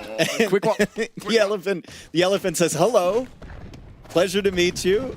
Leary is over here. He's got wheelbarrow, so he is faster than this villager. Viper's going to attempt a quick wall. And good job from Leary, I guess, to deny that Siege Workshop for the time being, as he still tries to get this villager. Viper's still trying to quick wall. Can he save this villager? The elephant bumbling around behind it.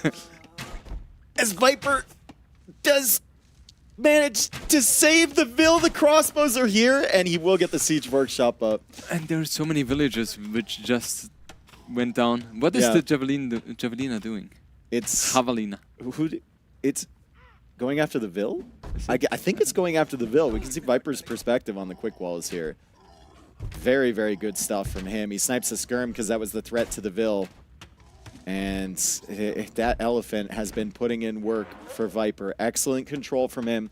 Excellent comeback in this game. And it's all about timings and positioning on this main area for him. So it's Eco KD 8-7 in favor of the Viper now. Yeah, even though he lost the border, he managed to get a very good economy set up going on his main island. And now with the armored elephant, he's able to get rid of that barrack as well. And Leary is really under the pressure here. Also, the crossbows are trying to get inside as well. Leary intelligently walling with the houses, right? So they are not going to be broken down too quickly here. But losing another villager, second one could be lost. No, Leary saves that one. But it feels like the map presence is clearly in favor of Viper here. Yeah, I think the main issue for Leary right now is going to be wood. His eco is actually pretty good because he has so many fishing ships. He's really taking advantage of the water. I think there could be an argument for him just going double stable knights with Vikings with that resources. But it's going to be really tough for him to even afford that second stable because Viper's just controlling all of this wood area. Housing might be an issue for him if Viper keeps taking out buildings as well.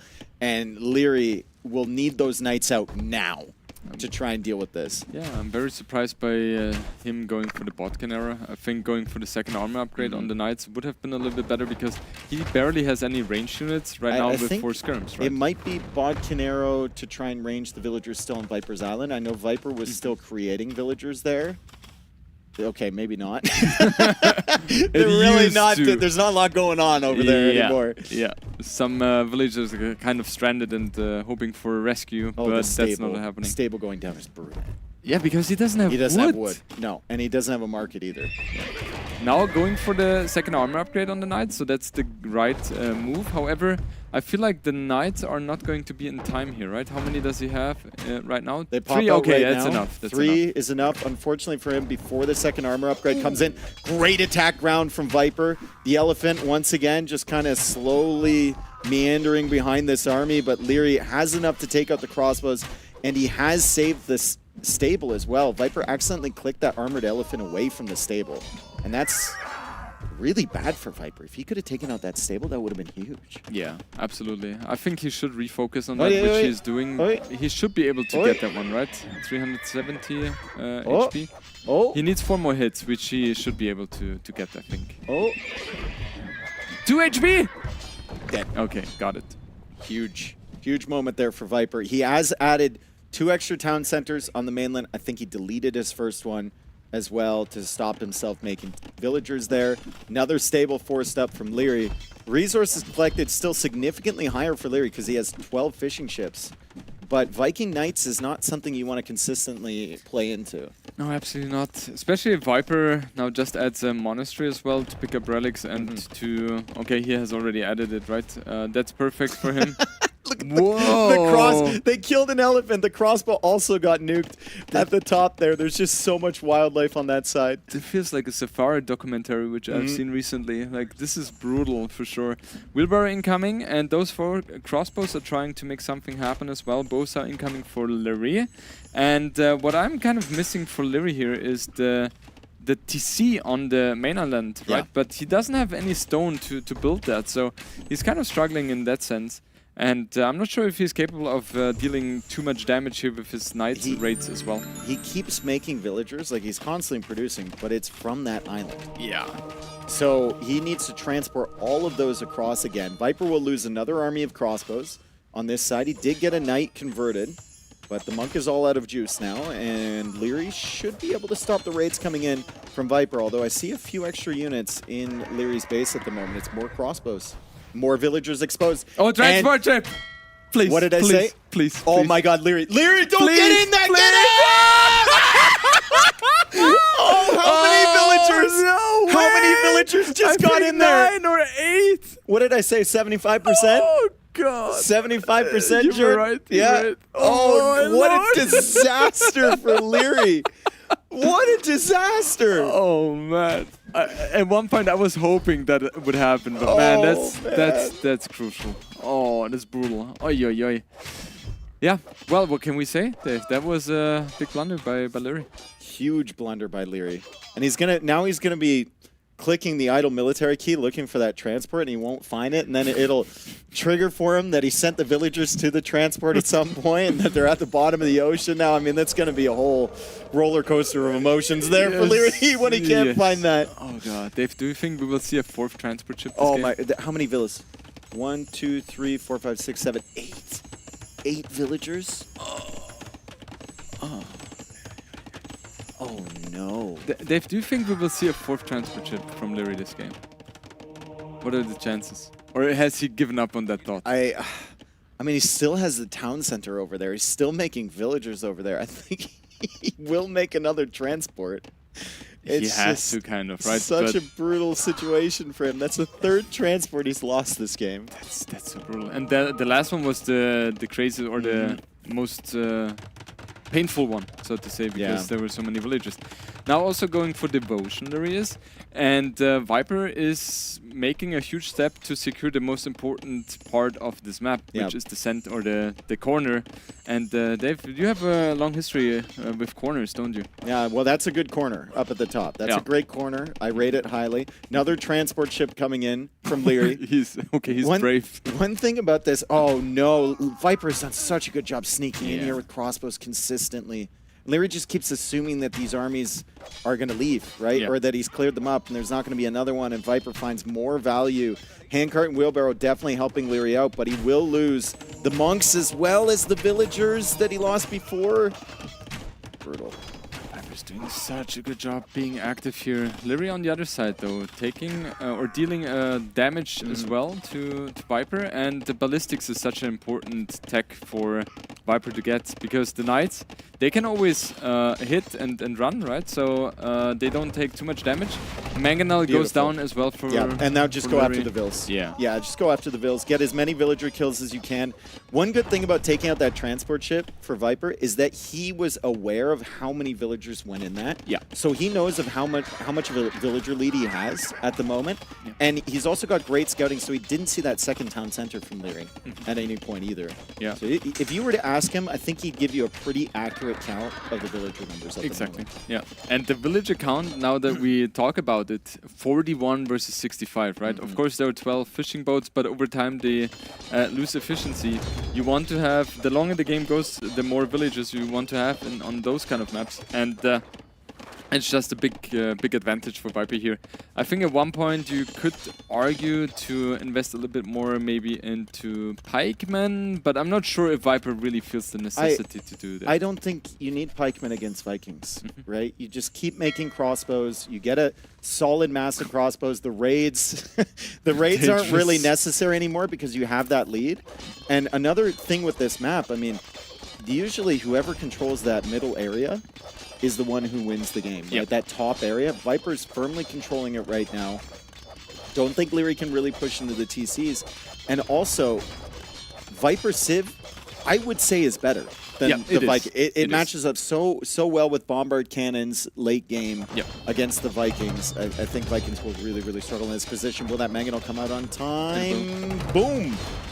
Oh, so good. Value, man. So good. He's getting value from every unit this series. Yeah, and for Viper right now, the most important thing is... Oh my, are you not serious? again! Where's the transport? This is like round 5 of this. Leary has to be so frustrated with that. Where's the transport? Oh, it's the 4th one. Please, please, please. Run to the transport. Viper, just do it. It's so funny, dude. It's funny. Just do it. Please, please. Yes! Yeah, it goes down! It's the 4th one! Oh no! Oh no! Jordan, what sound do you think Leary's gonna make when he realizes that his 4th transport ship has died? I don't think I can redo it, but like, shit, yeah. Oh my goodness. Oh man, it's so frustrating for Leary. It's always an army of 4 or 5 crossbows. I don't even know how they're sneaking back there because we haven't tracked any of them. And that way, Vodka did show those at some point. They're going all the way around to get to the back of Leary's base. Yeah. Now, interestingly though, Leary up to Imperial Age, so and making a 5th transport ship. And interesting also, his economy resource collected looked very, very healthy as well, even ahead compared to Viper. So I cannot really explain why. I guess because his eco units have been working a little bit longer here. He's adding more. No, he's not adding more, but he has a lot there in theory. And yeah, the castle position is just so crucial, right? Viper getting the castle up. And it's going to be very tough for Leary to break that, as with Vikings you don't have access to bombard cannons. No stone available on the map as well, at least not on the islands. It's all up at the top there. Yeah, and you also have some on the islands, but Leary, it looks like he has not gone for that yet. So he will not be able to produce trebuchets as well, right? Yeah, so it's kind of impossible to break the castle. It's a situation where Leary needs to play into Skirm, and I think Viper knows that Leary needs to play into Skirm, so he's going to be prepared for that. Yeah. And without a castle, Vikings trying to push an imp against TCs and castles, very difficult. I mean, only 3 skirms on the field right now. Viper now contesting with the wildlife. This is so These come in, and it's just another army of crossbows. Feels like it's been all game. What a recovery. What a phenomenal recovery in this game from Viper. I'm with you. Early on in the game, when Leary had the galley mass, it felt like it was an impossible situation for Viper. Yeah.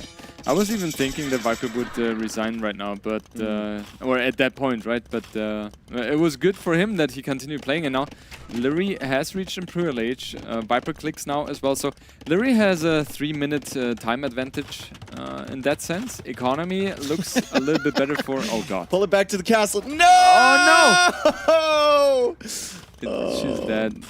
Wildlife 2, Viper 0. I think it's the 3rd kill as well, right? The Might elephant, be, yeah. the elephant well, and first. then the spearman as well, so it's the 4th kill. Yeah, you better. I mean, we could do the joke around math with right that. here. 108, he's lost 112. I think that's 4. Is it one? Let me calculate. Yeah. Do you have the?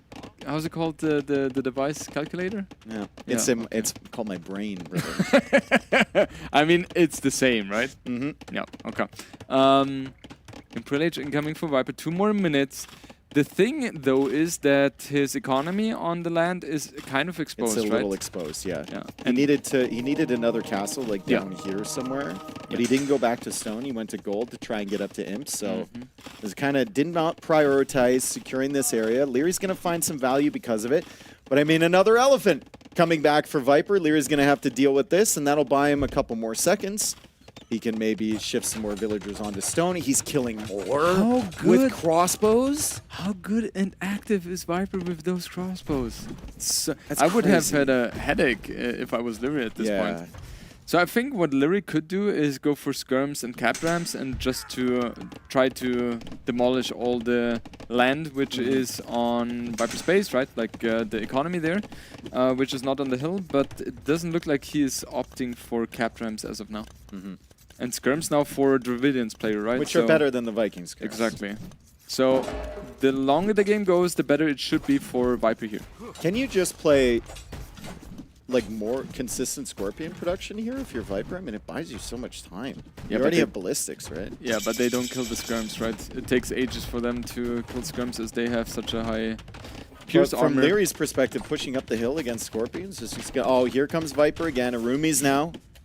Change on the the other units. side. Yep, more skirms coming in. We've got skirms from Viper, as Jordan said. Another crossbow over on this side. It's just a non-stop headache for Leary over here, and the villagers can't really fight the Arumis.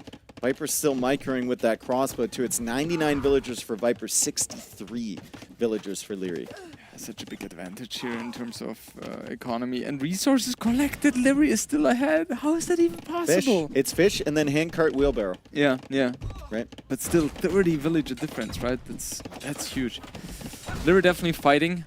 He's giving it all he has. However, yeah, it feels like the map control is clearly in favor of Viper now, adding towers as well. Until he has a castle, Leary realistically can't do anything against Viper. Yeah, exactly. Except maybe the cap ramps on the economy of Viper, but that's not something he's focusing on as well. Elephants, or that one elephant is defending very well against those skirms. And yeah, chemistry is incoming, so we will see bombard cannons coming onto the field very soon. And yeah, Viper is just...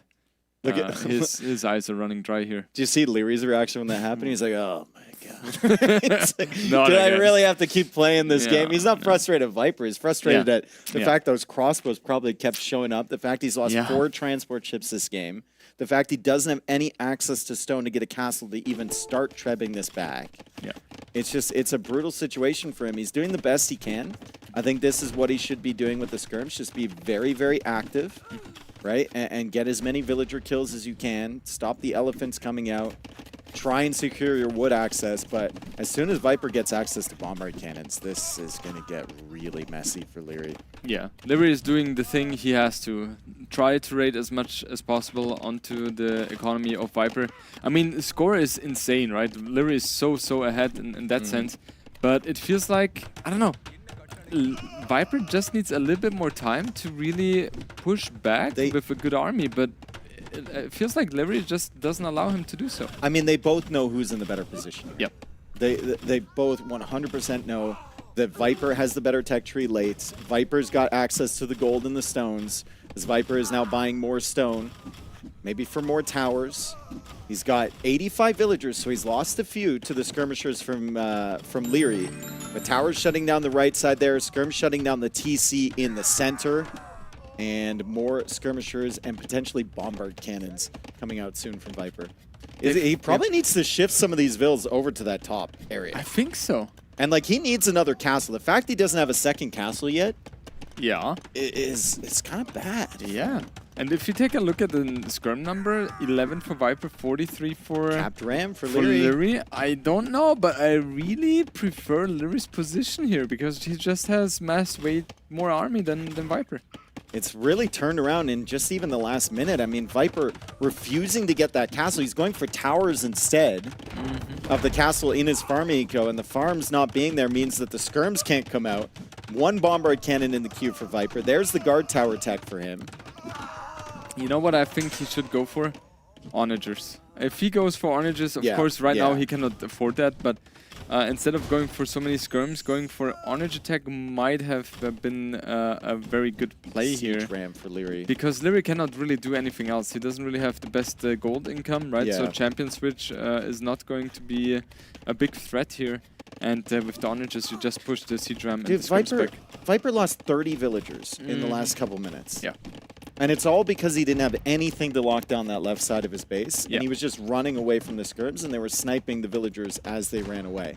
Leary, though, still only 1 ram in the queue. I know siege ram upgrade is on the way. Viper's got the bombard cannon now to help him push. Viper's got guard towers setting up behind the wood line, so maybe his thought process here is that he's going to deny all the woods from Leary with guard towers and with the bombard cannon, and he's just going to starve Leary out of wood, and then Leary won't be able to make siege to push him back, won't be able to make more skirmishers.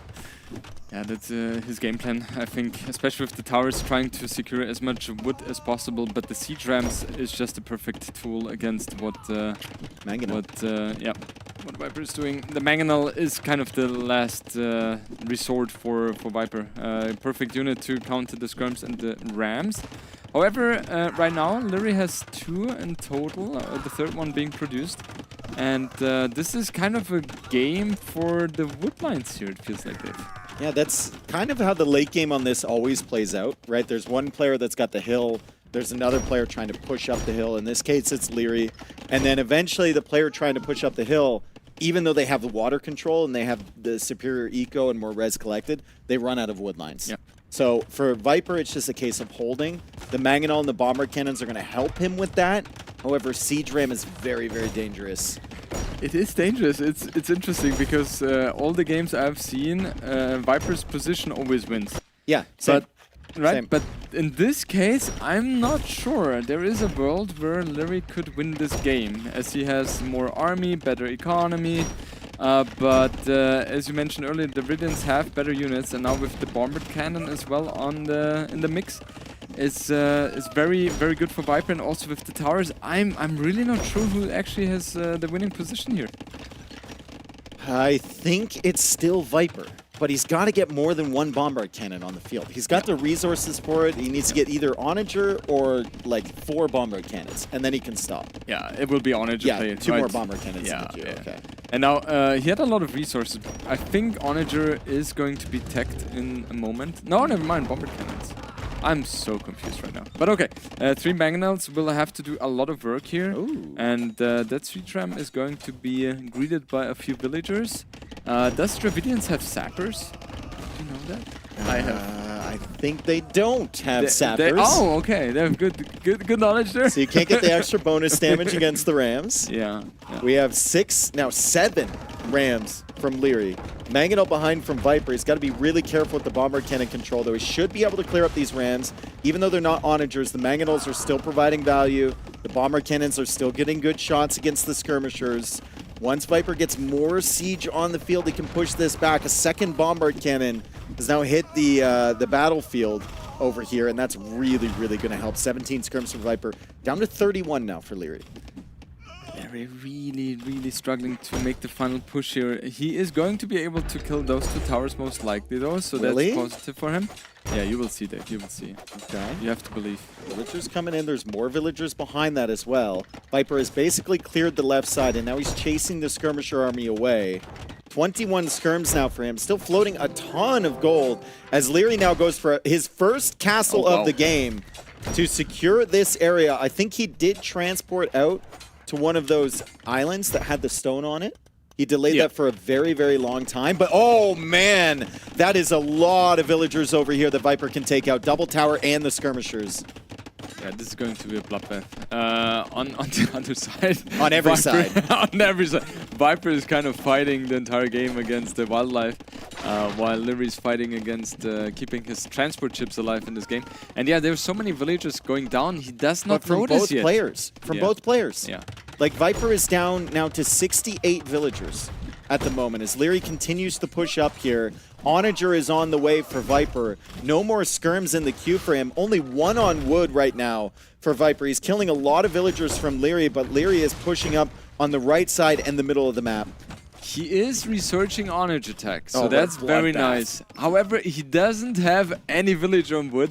He doesn't have any mangonel on the field. So this game is complete chaos right now.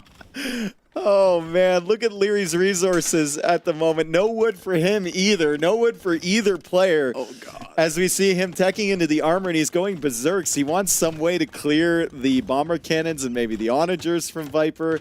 He's lost that entire wood line over here. He didn't realize it was happening at all. And finally has a castle up so he can make some trebs, but 9 on wood. 19 wood in the bank. The wood price is at 104 gold now. Oh, like, God. Yikes. And I thought the most important resource here, or the most important place, is the bottom, but that's not really the case. It's all about the wood here. And right now, 90 population against the 130. However, there's a lot of Navy units as well, so we kind of ignore that. And we have 58 villages for Leary only versus the 70 of Viper. It bothers me so much, Jordan, that Leary still has that town center up on the island. Yeah, everyone would have deleted that. He still has that TC up there on the island. I mean, so many players would have deleted that way earlier. That's such a good move by Viper, getting a siege workshop up there. That allows him to get an onager, and that just secures his position, because siege ram is the only unit Leary can use to get rid of big those shots? towers. Leary has to stay at a respectful distance away from this onager with the skirmishers. I mean, he's confident, but that's a big shot! And Viper's got so many villagers to repair this! Another shot comes in, the ram is going after the onager. He's not going to find it as Viper attempts an attack ground. I think on the other side, though, because Viper is paying attention to this, he's potentially losing his bombard cannons to berserks. Viper trying to get values, trying to repair these. The berserks don't have really any upgrades, and Viper saves the bombard cannons. Wow. Dave, is Viper actually winning this game? It kind of looks like that, right? His economy is kind of in shambles, but so is Lyri's. Yeah. And the Berserks, they barely have any upgrades on them, right? They don't have elite upgrade as well, so Lyri is kind of losing the gold income as well. Lyri's out Only of has steam. 8. It just feels like he is a little bit more out of steam than Viper. Yeah, he's got no energy now. No. Like there was a moment there where Viper was down to 80 pop or something like that. Lyri was at 140 with everything combined, and he was pushing, and now Viper is locked in. He's got the bomber cannons. Onager is helping him so much. Skirmishers now coming over for him, attempting to hit some big attack rounds, but the Berserks just aren't getting the job done yet. They're not sniping the bomber cannons, and he's not going to get this one either. Wow, Viper saves him again. And it's kind of impossible for Lyri to push up the hill. This is such a big hill. The castle goes down eventually as well. And Viper, it feels like, okay, now with that castle as well, he secures so much wood, which Lyri could go for. But yeah, he has no chance, right? If that castle goes up, Lyri doesn't really have any secure wood line to take wood from anymore. And what is that castle? That is probably the smartest castle Lyri can make right now because he needs trebs. Yeah. He needs to contest this somehow, right? And he needs to take advantage of the fact he's got water. He can't put it near a wood line because Viper's going to kill it right away. And it secures also potential transport ships. True. Yeah. It's a beachfront property. It's only gonna gain value over the years, right? You could rent it out as an Airbnb potentially. Dude, I would live there. Yeah. Yeah. Now Siege and the Skirms pushing here for Viper.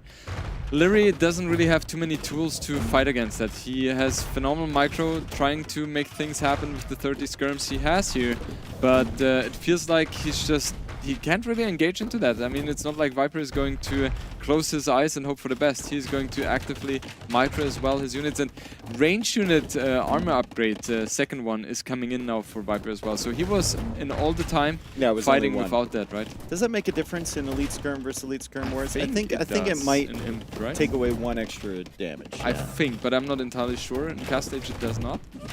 And yeah, that Ram is not going to find the kill as well. The Zergs will do that though, but only one Onager goes down, and the crossbows will take care of. Oh, he might take the second one. Yeah, he might take the second one. He will.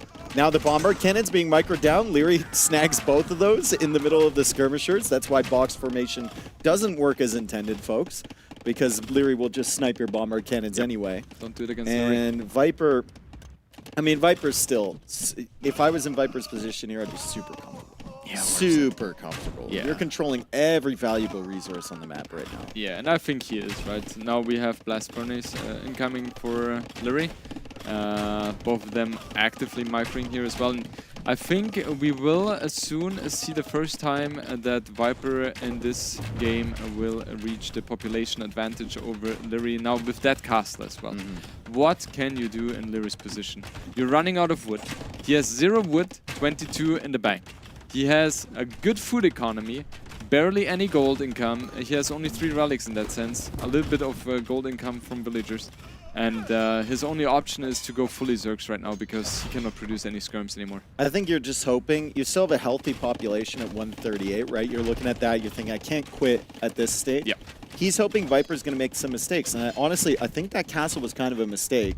Viper's going to have to build up the stone again. If he just puts a more defensive castle, then Lyri can't ever push him. Yep. And he can constantly just keep sniping away at Lyri's wood choppers, right? So there might actually be some wood on the islands left over that Lyri hasn't taken, on the like small, tiny little islands. Oh God. Yeah, there's Do you want to micro some. that? Oh, he's doing that! I mean, he pays 100 for the lumber camp, and then he gets 3 trees, so that's 200 profit. That's true. Stonks. You have to do that. Yeah. It's like clear math. All right, one trap is going to go down. The second one most likely as well. The caster barely survives. And yeah, more archer ranges are being produced here. A roomie for Viper. That's what you need. Oh. But his food eco is a disaster. Yeah, He hasn't set up farms at all at the top. It's not. He's just been going gold wood composition, right? But elite berserkers incoming now for Lyri. Is there a possibility that Lyri surprises Viper and masses 30 Zergs and then is able to push all the army back from Viper? I think if you mass 30 Zergs and you get like 5 or 6 siege rams, you can maybe take out the 2 castles at the front, but you can't push the one on the hill before Viper responds. And then you just completely run out of resources. Like, that's your last push, right? Yeah, yeah. Has to work. Yeah. There are 18 crossbows on the field. This is the main unit against the Berserk 7 that has run out already. They were there for like 2 seconds. Yeah, but it was still worth it. Hey, there's another one. That's 400 profit. And that makes sense. You have to go for that. But 5, okay, yeah, 400.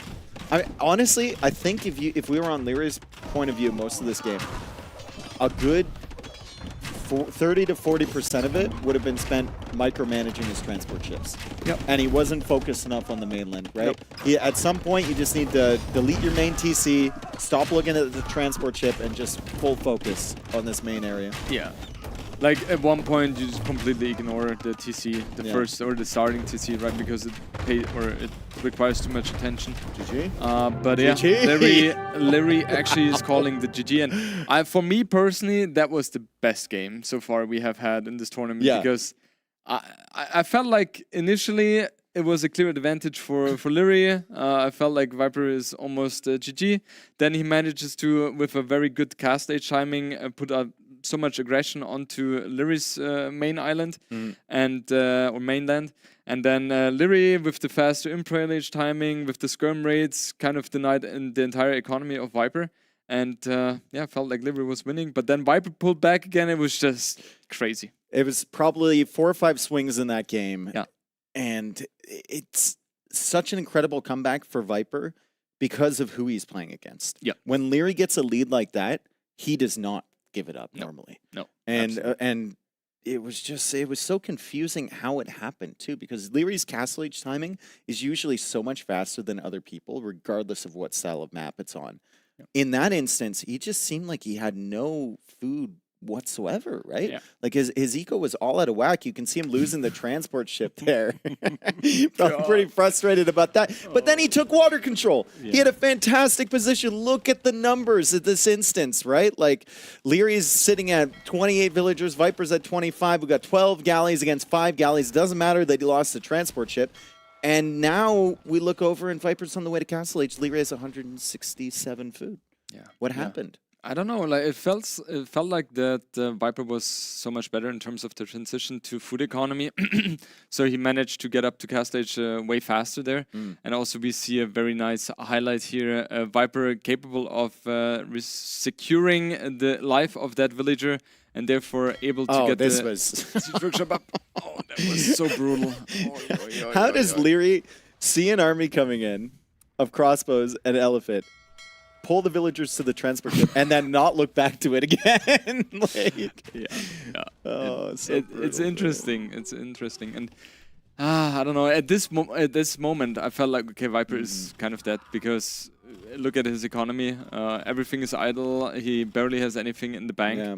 And I think the most important decision. Oh, this was sick too. Yeah, I think the most important decision for Viper was to take into onagers here. Do you think that Lyri hasn't played this map very often? Because we see the castle timing. It's so late for him, right? Yeah. But he's got the water control and there's stones on those neutral islands. Yeah. Do you think he wasn't aware that there were stones there? I think so. Okay. Usually you transition to the stone a little bit quicker, but he was very late on that. So I would suppose he has not played that too often yet. Yeah. And as I know Lyri, in terms of his preferences, it's not a map he would love to play as well. So that's also one of the reasons why Viper picked it. And yeah, I never expected a 2-0 here, lead for Viper. I was expecting either a 3-0 or 2-1 victory for Lyri. Yep. And the fact that Viper surprised not only me, but maybe a lot of more people is a very great showing for him here. Lewis might be a little bit happier. He gets some more bookholds. Yes. Maybe he'll be a little bit more chipper in our cast after this. Yeah, I think it helps a lot, right? Yeah, because there's going to be a lot of players at one. Exactly. A lot of players at one with that tiebreaker, and Buchholz is the way that we balance out the Swiss stage, and Buchholz, for anyone who's not familiar, is basically you get a higher score if the opponents you've played have a high score themselves. Yep. So Viper going 2-0 means that Lewis has 2 Buchholz from Viper. Exactly. So far. Yeah. And he should have won from Sorokuma because he lost against Sorokuma, right? So he already has... He has one from himself, which is like the worst. Yeah, to get. yeah. You don't want that, but yeah. So he has 0 wins and 3 Buchholz right now. Yeah. All right, here we go. Sir Tao, game number 3. I mean, Leary is very, very dangerous on these types of maps, but it's a play all 3, and he's already lost the set. He's got to be stunned here going to game 3 against Viper. I mean, he's kind of had his number recently, but Viper showing a level that is just incredible so far in these first 2 games. Yeah, I think Viper is always very motivated when I rank him in my predictions rather low compared to what he usually is capable of doing. So maybe that plays a role as well, but no. Viper has been playing so smart, very clear as well. And yeah, on this map, let's see, Megas is one of the better civs here. With the food you have, extra food means you can produce even more scouts, and the Mega Scouts is just so dangerous. +1 forging, right? Or forging you get in Fuel Age, and Skirms is always a good unit to have as well to not compensate. What a nice little wood line there. That's a really nice Look at that. There's one little entry point, and then natural walls all the way around. And I think if Leary's smart, he'll avoid chopping those trees and just keep it there. It's like a little crescent wood line. That's the best wood line I've ever seen, I think. And yeah, this one, I mean, this one's okay. That's one, but I would always go for Leary's one. This is just absolutely beautiful. Yeah, so Mega's Scouts is something we'll see most likely. Now, the question is, the Flemish Militia are pretty good against the Scouts as well. That was my question coming up, right? Yeah. Like, if Viper just walls and then pressures forward with the Flemish Militia, could be very dangerous. how does Leary clear that if he doesn't have the archer range up on time? Is it tempting for Leary to actually open with that range? I was thinking about that. Okay, he's not on gold, so he went for the mill rather than the mining camp. So that's kind of an indicator for me that he will not open archers, but it could be that he opens skirms still. Scouts I don't really see, but yeah, maybe he will. However, his uptime is very, very late for Larry. Is he doing something? Is this Phosphor? I mean, if he produces more, then yes. If he goes for another villager, yeah, we'll see. He will go Phosphor. Wow. The thing about Viper, though, is Viper's so smart. And he usually sniffs these things out really, really quickly. Like, Viper's going to be keeping an eye on the score, seeing when it dips from Leary. He's going to be looking around as well. And might be aware that this is happening. But, man, that is a bold strategy from Leary if he can pull it off. You see, he's already got the 2 on stone. He's got Feudal Age on the way. Have you ever seen Leary doing a Phosphor strategy? I mean, I have never seen that, and I theorized about that a couple of days ago. If Leary adapts the Phosphor strategy, that would be kind of problematic. And look at this! Look at this! Competition. Yeah. He's bringing the Javelina from Viper's side of the map, and Viper's not going to see this at the moment. Leary's just going to be pulling this in with the scout. This is very necessary for this build. He needs as much food as he possibly can get. Not just for getting up to the castle age, because this is a fast castle build, but also for producing those Magyar Hussar once you get there. Yeah.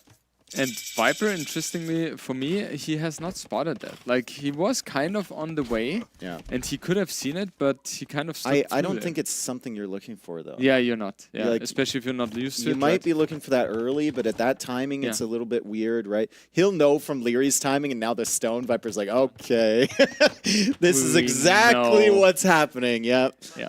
And now let's see. Viper has studied the Phosphorus build for the most recent King of the Desert, where he applied it often. And he should, in theory, know the perfect counter to that. So let's see how he reacts to that. He goes for the wood upgrade? What? Okay, that's not something I was expecting. Like, that doesn't make any sense. Wait, you weren't expecting Viper to greed out an eco upgrade? Not against Phosphor. Okay. No, you don't. You don't know. That. You don't know Viper. Yeah, I apparently don't know. What the hell? Yeah, he goes for the tower here, and I mean, Livery will not get the 650 stone here. I think Livery is in problem because he has to sell at least 100 stone here. Yeah. Right. He has done that, so he right now has 300 stone. He needs 350 more. He will not be able to gather the extra stone from that. I mean, this is almost there. a situation where you just eat the stone loss and you make a tower with those 5 villagers on the wood line to push this away. Or a tower right there to push this away because it's only 1 villager building. Yeah. Right? Yeah. And Leary says, no, man. I'm not going to waste my stone on that. I'm going to fight this. He takes out the scout. He goes for a tower over here. It seems like a very hesitant play there for Leary. I didn't mind the tower near the TC, but I guess he was worried about being ranged on the stone from the backside as well. Yeah. So he just makes the tower on the stone mine. Unfortunately, he's lost 2 villagers already, and Viper, knowing that Leary's lost 150 stone from that, has to be feeling pretty good about his situation. I think he does, right? And losing... Oh, man, walls off the vills, too. For now. On Sir Tao. How? Will he get He gets them. He gets them. Leary loses 2 more villagers, and... What is the last one? If he gets someone... Another one. Like 17 villagers for Leary. Yes. He will reach Castle Age, but he doesn't have resources. You asked me if I'd ever seen Leary doing a Phosphor build before. I said no. If you ask me, will we ever see Leary doing a Phosphor build again? I would say, I will give you the same answer. Yeah. The answer is no. Oh my lord. Man. He has 15 villagers. Oh no. 1 on wood, 4 on food, 0 on gold, 0 on stone. As Mem would say, a perfectly balanced eco. 0, 0, 0, 0, 0. Absolutely, everything is 0. And oh no, dude. Viper has doubled the economy. And look, Leary is not even close to placing a castle. No. Not even close. But horse color. I mean, the thing about these builds, Jordan, is that you anticipate losing villagers, maybe not this many. 2 max. And 2 max. They're supposed to be strong enough to overcome that. Yep. So if Leary can finally get the stone for a castle, get it up, he might be able to kill a few villagers from Viper before Viper gets to Castle Age. It's going to be close. It's going to be interesting if he's capable of doing that. He goes for a monastery. Not sure if that is going to help too much now. And yeah, Viper's economy is just so good right now. Yeah, what will Viper go for now? Right now, heavy plow. Heavy plow. Oh please no! If he goes for heavy plow, I'm out of here. I'm absolutely out of here. No, he has to go for market. By himself up to Castle Age. If he goes for heavy plow, you cast by yourself. And I will go to his PC. It's a staple for Viper. So he's probably just going to... I would love to see the market as well and just buy your way up, right? Just get to Castle Age, get a monastery down, and then you can convert the 1 Mega Hussar that Leary can actually afford. Yeah. And that's kind of it, right? Yeah. Dude, if he goes for heavy plow right now... He will go for scout. We'll go for a scout, for sure. Where's the market? Do it, We need to see the market. I've never seen a Phosphor build with only 15 villagers, I have to say. Like, the minimum was like 21. 15 is just no, dude, disaster. I've seen people with like 7 bills. Just dropping the castle. Yeah, completely surrounded in their TC. It gets a little hairy sometimes. And there's the castle for Leary. He wants the castle there to secure the wood line and to secure the gold. He's still on stone a little bit. Maybe wants to collect 100 and then sell that. But I mean, it's going to be really, really difficult for him to afford anything in this situation. That's the problem, right? He's building the castle. Okay, he secures a good spot with the gold and the wood line. That's nice. But he needs to deal damage right now. And he doesn't have the economy to afford any units. Oh, Viper's going after the weak Vil with the archer? Oh, man. If he had killed one... That would have been... Oh, the scout knows it's over there, though. Viper knows it's over there. Yeah. And he knows the monastery's up, too, so he's looking for the monks. Going out for the relics. So that was a monastery is actually a smart play from Leary because he had excess wood and gold. And that little trickle of resources coming in from the relics, if he can snag them early, for his economy is massive. Yeah, it's huge. You know, I'm pretty happy to see no heavy plow before Castle Age. Well, you just wait. Will it come? Will it come? Just wait. We have 1 farm versus, I think, 17, right? Or 18. Yeah. Yes, 16. Okay, never mind. So yeah, a little bit of an advantage there. And now the 2 Mega Hussars are hitting the fray. And the question is, how much damage are they capable of dealing? Mega Hussars is an insane unit, kind of as strong as a knight. And we see Flemish militia being produced here by Viper to secure his defense. I mean, Viper's been pretty solid with the quick walls today. Yeah. So I wouldn't expect these to be able to do much. And boom, bop, bing, bang, boom. No way in for these Magyar Hussar.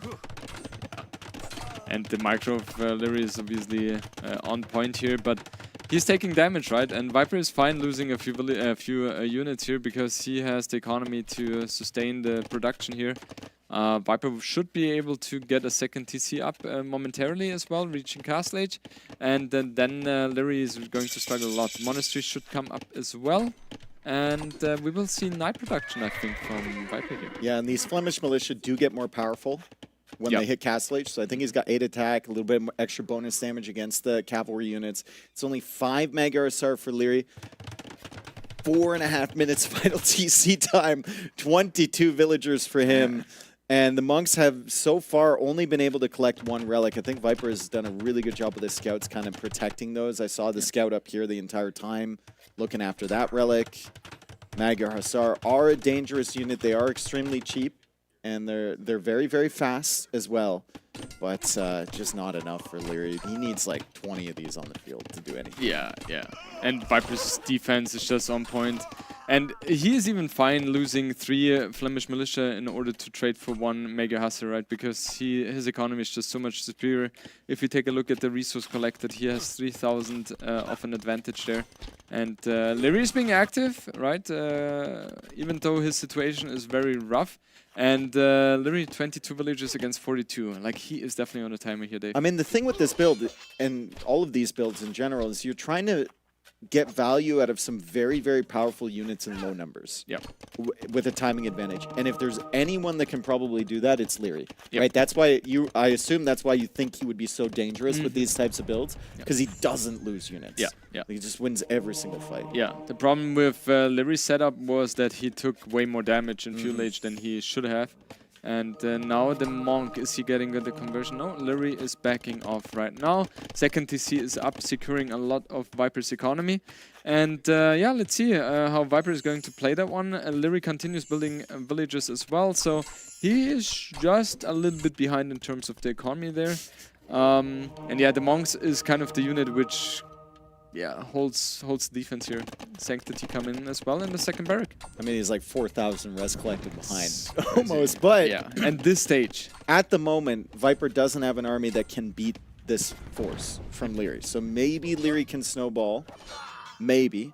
He's also managed to collect 3 relics, which is great. Yeah, especially against Burgundians, right? You want to get the relics instead of the Burgundian player because they get also a food trickle. And there he's finally finding some villager kills. Okay, Viper losing his first villager, second villager now. He's focused on the Magyar Hussar coming in from this side. The monks get 1 conversion. They don't get the second one. And Viper is still being attacked at the back. So Viper is losing a lot of villagers back here. Leary has cut the villager lead to 19. Yeah, it sounded better in my head. Yes, if it was 9, it would have been good, but 19 is just a big one. Especially, look, no, I'm not sure if you want to, Dave, but I will say it anyway. Look at the eco upgrades from Leary.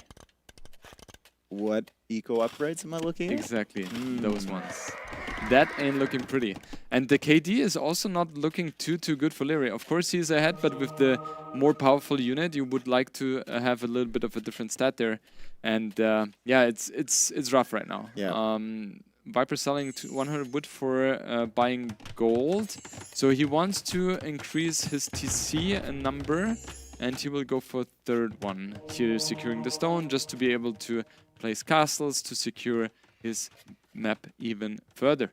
So one strength about these fast castle builds in the unique unit is that you do have the castle up. It protects your initial eco. So it's really tough for people to pressure you early with feudal age units or whatever because you have the castle. As the game goes longer and as you haven't killed your opponent yet, you will naturally have to expand your eco. And Viper's going to find more opportunities to hit with the Flemish militia, right? There's going to be wood lines that are exposed. Maybe he runs out of gold. Maybe his farming eco is going to become exposed. And it's going to be harder and harder for Leary to be able to defend. A couple more villagers being killed over there. Nice snipes from Leary. 9-7 now, Eco Katie in favor of Leary. Yeah, I have to say, like, I thought this game was completely over, but Leary is hanging in there, doing a very good job at keeping the raids active, and he's also trading nicely. This is not a good fight. No, that's not though. a good fight at all. No, he wants to get rid of the monk. He doesn't even get rid of it. He gives up a Magyar Asar, killed a couple units over on our picture-in-picture over there, but now Leary was in the stable getting bloodlines and runs into another bad fight. Viper keeping this army in the center. Leary feels like he needs to engage to stop it from coming across the map. But every time he does, he loses more and more valuable units, and his eco is still at the limit. Viper's 3 TC booming. Viper's feeling pretty comfortable. 4 TC booming. Yeah, and I like what he's doing. He's not being too aggressive for the last moments. Now it's the first time he's putting on the aggression because he knows exactly, and that's also one of the points you mentioned, Dave. The cast is securing all his economy because he barely has economy, and his aggression will not do a lot. And the units Viper has is much more valuable defending because Viper has the economy. So yeah, but I feel like Viper is feeling more comfortable now with the 4th TC. The more TCs you have, the more secure your economy is. And yeah, that engagement should be good for Leary in theory by the numbers, but Viper will take that any time. Viper's building towards a castle too. Now, where do you put this castle if you're Viper? I'm not certain who that fight is better for. It feels like it's significantly better for Leary here. Yeah. 3 military units versus 25. You need that castle, yeah. You need to get that one up as soon as possible because the army advantage of Leary is not to be underestimated. And the question is, will that castle go up in time? If the castle goes up in time, then he's fine. Leary, the next 10 seconds are going to be important here. He has to be more active. He has the army lead. He needs to make something happen, otherwise there needs to be another gate and wall. Oh man, what a play there from Viper. That is a tricky position to wall off next to that town center. Leary does still get in, but the castle goes up in time. Yeah, and that was a huge moment for Viper here. If that castle doesn't go up, he has still a huge advantage, but things could snowball. But with the castle here, he's kind of securing 2 TC spots. And yeah, he needs to get more army on the field, This is still a game that Leary can win. Yes. Like, Viper is producing pikemen, but he doesn't have the numbers yet.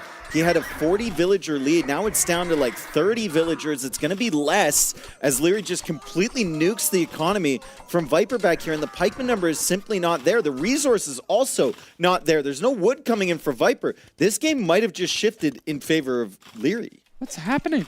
It's crazy. That's how strong the unit is. It's crazy. He has like double the economy all over the time, but it felt like Viper has done a huge mistake by going forward. Massive developments here. We have double Bidax hitting the game here for Leary. Finally getting an eco upgrade. 38 villagers for him, 59 villagers for Viper. So back down to a 21 villager lead.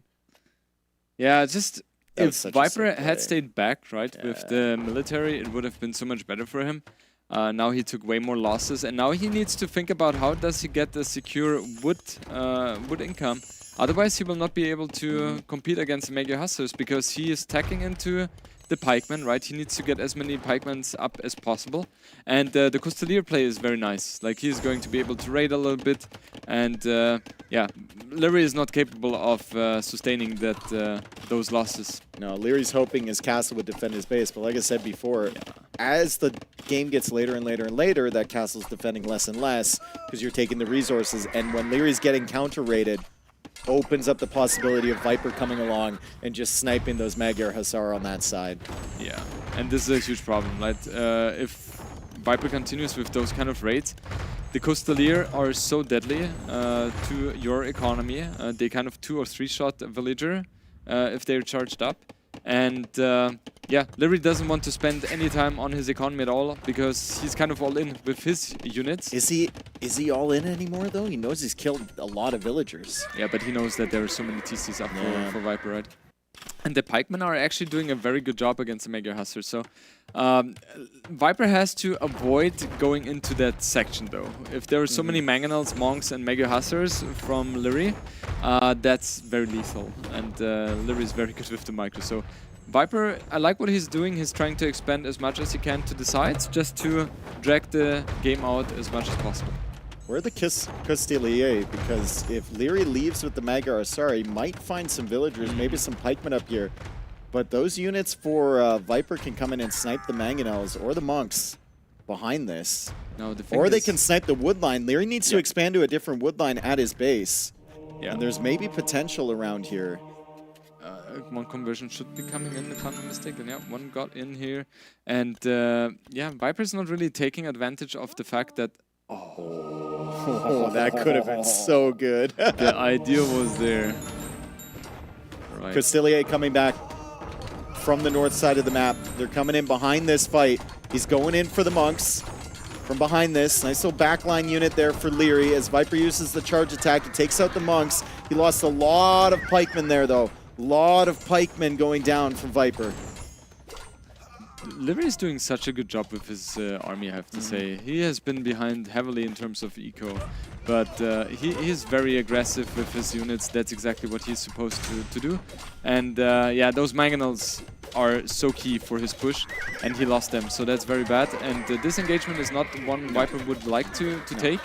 He needs more pikemen, needs more Costelier, and yeah, Monks are going to be important as well. That's a questionable fight that Viper just took there, but I guess he's just trying to whittle down the HP.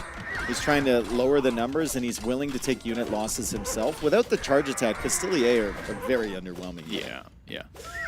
I think the biggest issue for Leary in that situation was that the Monks were out of place. The Monks usually are always close to the Mangonel, because then you barely have any possibilities to jump onto those Mangonels with the Costelier, as there could be conversions happening. And yeah, we have 14 army against 14 army, so it feels like the economy is clearly in favor of Viper, otherwise he would not be able to produce that much. And yeah, with the Costeliers, he's trying to be as annoying as possible.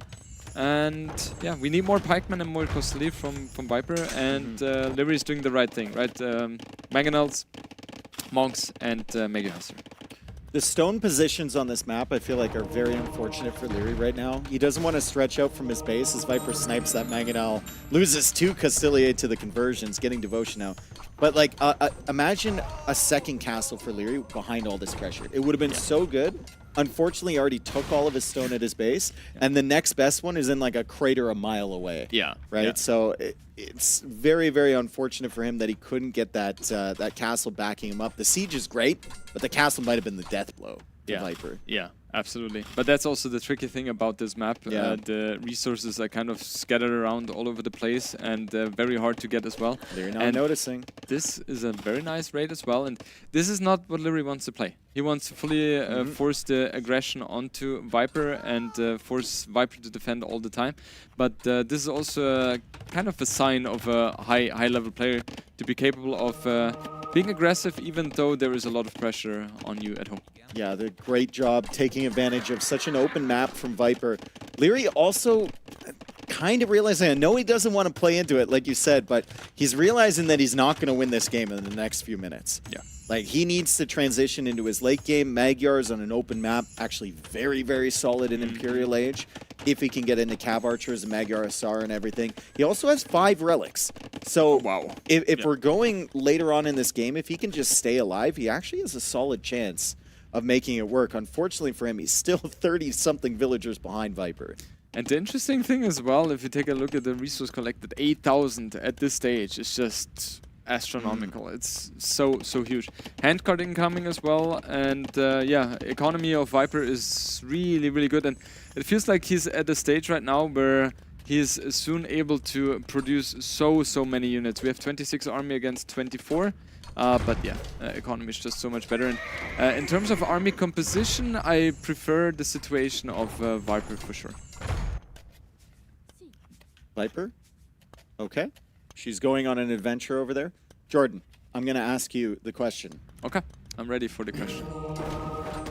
What do you think about the button? Oh, the button? The Burgundian button? I don't have any experience with the button ever since it was changed. Actually. Yeah. Have you? No. Like, I couldn't tell.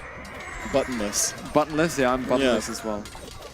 That's not a bad fight for Viper at all. He just got rid of all of the numbers from Leary. Yeah, that's actually fantastic. Yeah, even though he most likely will lose that fight, it's a good fight anyway because he can afford so much more, and he just has to continue building Costalier and Pikeman, right? That's his army composition. In the meantime, even going for gold shaft mining and stone mining upgrade, getting more and more map vision with outposts, and Lyri's just struggling. I think this is a possibility where Lyri could even think about switching to CA play here. But he needs to hold the pressure back first. Yeah, though, right? That's the tough one. And then he needs to look for gold locations. He's got the one in the back, and I think that's it. The one in the crater. Viper is setting up on this one in the middle. I don't think he's going to be able to hold that, but he can keep Leary away from it. And then wood lines on this map too. Like there's not a lot of wood. Yeah. How many TCs does Viper have? 6? It's 6. Yeah, 6. He has 6 TCs. 6 TCs, getting both gold shaft and stone shaft mining, getting the second armor upgrade. It's like all of the technologies coming in for Viper. And just overwhelming Leary with his economic advantage. There's more military units coming out for Viper. The KD is firmly in Leary's favor, but Viper, for the first time in a very long time, with the superior army on the field. Leary up to 82 villagers. It's a far cry from the 15 he had when he got to Castle Age. Still not enough to contest with Viper, who's at 116, and Viper is on the way to the Imperial Age. 50 on food, though, for Leary. That's insane. Yeah, Leary. I don't know how Leary does that, man. He's so quick with the transitions as well. Still microing his units in the front in the meantime. And he's, in theory, would not be too far away from clicking up to Imperial Age as well. And you talked about it earlier, Dave. Megger's is, in my opinion, even the best RM Civ on open maps. So, yeah, they're just so mobile, right? And the CA with the extra range and extra attack, and the Megger Hustler is just a great combination or composition. But his gold income is not there, and in the meantime, Viper's taking more and more the advantage, killing more and more villagers, and we kind of see why the Costalier is such a great tool for raiding. Yeah, they just run in, especially when they have their charge attack. He's going to kill a ton of villagers, trying to even out that eco KD, dropping another barracks. He wants more pikemen coming forward to contest the Magyar SR, and it is, I think, officially at that point where Leary needs to start thinking about a different unit. Now, he's adding spearmen. We mentioned cav archers as a possibility. He doesn't really have any technologies playing towards the cav archers other than bloodlines at the moment, so it's going to be a long tech switch for him. Yep. I was wondering what the infantry armor upgrade was for. He's definitely thinking about the 2 melee compositions, right, with the Mega Hustlers and the Pikemen, but yeah, Imperial Age is incoming for Viper, 30 more seconds, and then we will most likely see chemistry into hand cannoneer and bombard cannons. If I were to ask you, when Leary got to Castle Age, will Leary get to Imperial Age this game? What do you think your odds would have been? I would have said from 75% no. 75% no. 75? Yeah. Really? Yeah. I thought it would have been a much higher number. I wanted to match your prediction from the transport. True. But yeah, I would have said the game is over soon, right? If I'm clearly honest. Also very interesting for me, Leary sticks in there, right? Even though his opponent is Imperial Age much quicker, he just continues playing. He's got 98 builds. Yeah, he's actually got a solid eco now. He's going for a castle. Very solid. Has to protect his farms. Can't protect any woodlines with that castle, though. Yeah. And he still only has access to the 1 gold at the back, and he's not started to make that tech switch into the power unit that is the Cav Archer. Yeah. 12,000 resources more collected. And Leary is still somehow able to stick in this game. Is really interesting. But yeah, now the question is, how does Leary defend against those raids? He needs at least 2 more castles on the sides, which he's not really capable of doing so, as he doesn't have the stone. And Viper with a very aggressive castle as well. I'm not sure if... Yeah, I think he should be able to... I'm like kind of surprised that Viper didn't prioritize Held. He went for the final armor upgrade on Castilla first. You need helps. It's very strange to me. Yeah, you need helps, for sure. And this might just be villagers tossed away. Yeah. Leary is going to come in here and looks like he might be able to deny this castle. 2-man saw. At this stage, why the hell? You need Halberdier upgrade as soon as possible. Is that castle going up? That castle is not going up. He played too much with doubt. No, it will go up eventually, but at what cost? At what cost? Right? I still think even at that cost, it's probably worth it because that cuts off a lot of Leary's base, and now he's got another area to focus on. Viper also raiding at the back TCs at the same time. He's got some raids over there, and I think he had some raids on the left side too. Some more villager kills, so very, very active. Maybe he thought he clicked help. Livery's doing the right thing. First, Imtech is Halberdier. Yeah. That's what Viper should have done as well. Conscription incoming for Livery as well. 112 population against 160. Ironcast incoming. And we should both see playing towards trebuchets, but yeah, Livery is kind of struggling with that. We need ballistics for Viper as well, just to be a little bit better in terms of the defense. Here we have it. Maybe Viper didn't want to play Helb, he wants to play Flemish Militia. That's the thought process from him. So he didn't want to spend the resources on that. Yeah. Still think with the amount of pikemen he had, it's a very strange decision, but Leary doing whatever he can in this situation. He's raiding with the Magyar Hussar. He can come in and snipe those trebs from Viper. You see a lot of villager kills still. At the backside, it's 80 villager kills this game for Leary. Yeah. As Viper now tries to just counter the raids by getting ballistics and Bodcanero for his castles to try and kill them as they come in. Still trying to protect the trebuchets too. Yeah. I'm thinking about like Flemish Militia is kind of a great unit here in this position. Maybe. Larry has to go for CA. Yeah. Otherwise, he doesn't really have any tools against the Flemish Militia because they are strong against the Magyar Hussars and the Halberdiers. Viper just barely misses that though. However, with the reinforcing villagers, Viper could think about getting that. Yeah, I think, yeah. There we go. That's a lot of damage. It's a lot of damage. Leary's going to lose like another 10 villagers over here. He'll be forced to react to that. Viper's still attacking the castle in the center, and that castle is going to go down, and then it's wide open into the middle of Leary's base. And like you said, Flemish Militia could be very valuable. They're going to force the fights against the Magyar Hussar, and those are good trades for Flemish Militia. Now Viper is in a position where he's feeling very, very comfortable. If we take a look at the minimap, he literally has 70% of the map, about to get more and more. Very active with the raids as well, and yeah, Livery's only option right now is to somehow... Oh, that's disgusting. Yeah, that's disgusting. Now he goes for disgusting Halberdiers in the middle. Yeah. Yeah, help coming in. Blast Furnace on the way for Viper. A lot of kills still for Leary, but it's 153 villagers for Viper. 61 on food for Viper. So the eco has been balanced really, really well from him. And he's got castles to defend the entry points into his base, too, against the raids. Yeah. I feel like the thing Viper needs right now is to get more army here into the center and go for a lethal push here. He has been very active on the sides, but I feel like he really needs to force the issue now in the middle.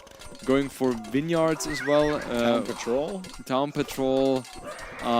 Vineyards generate gold for the farmers, right? Farmers, yeah, and he's just having good trades. I mean, 60 population advantage. He's going to need it because the 5 relics have gotten a ton of value for Leary. Yeah. Probably the only reason that Leary has hung out in this game. Yeah. It's because he knows he has all the relics on the map. Yeah, it's always a win condition if you have all the relics because, you know, eventually your opponent will run out of gold.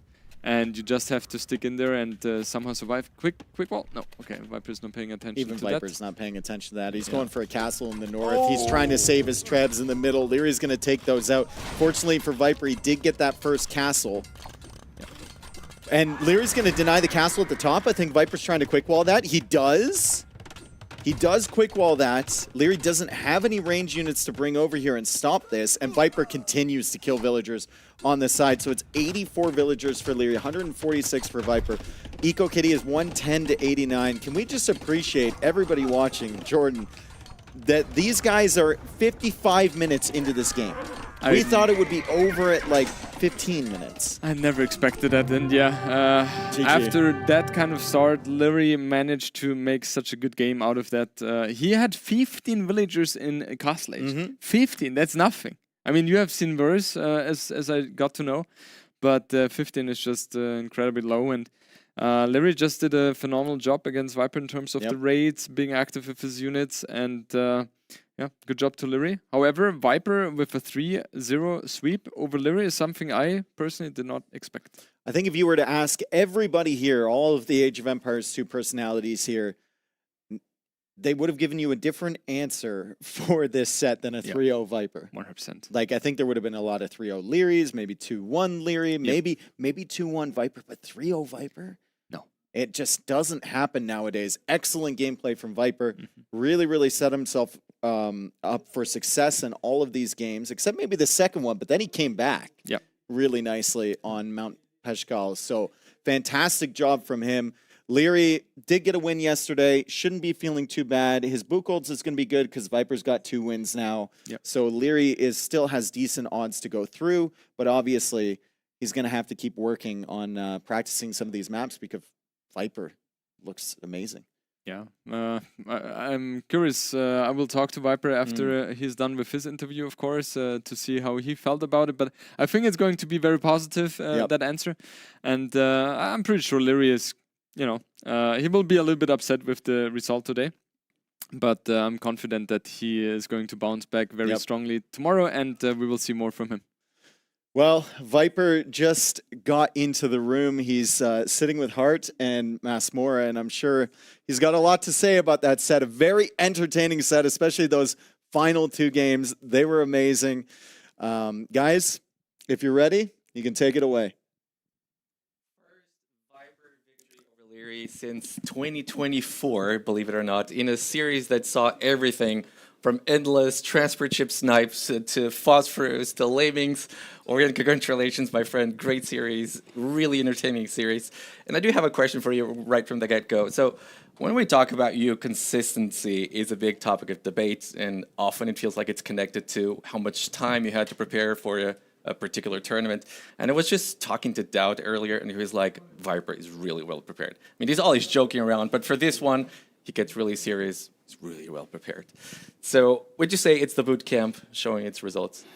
I mean, I started preparing 4 or 5 days before the tournament, so the boot camp obviously does its job. But obviously, we played the qualifiers as well a while back, so I did have a sizable amount of games on the maps. And I think the maps also are maps I like, and they're fun to play, and they suit my style probably. So, yeah, and I feel fairly well prepared, but could still be better, of course. Well, first of all, well done, Viper. I mean, that's a 3-0 over Lyri. I think the last time you faced him, you beat him was 2 years ago. So, does this change anything for you? Like, looking forward in this tournament, maybe it's too early to tell, but does it make you feel more confident about how you're going to perform in the future, or do you just take it one step at a time from here?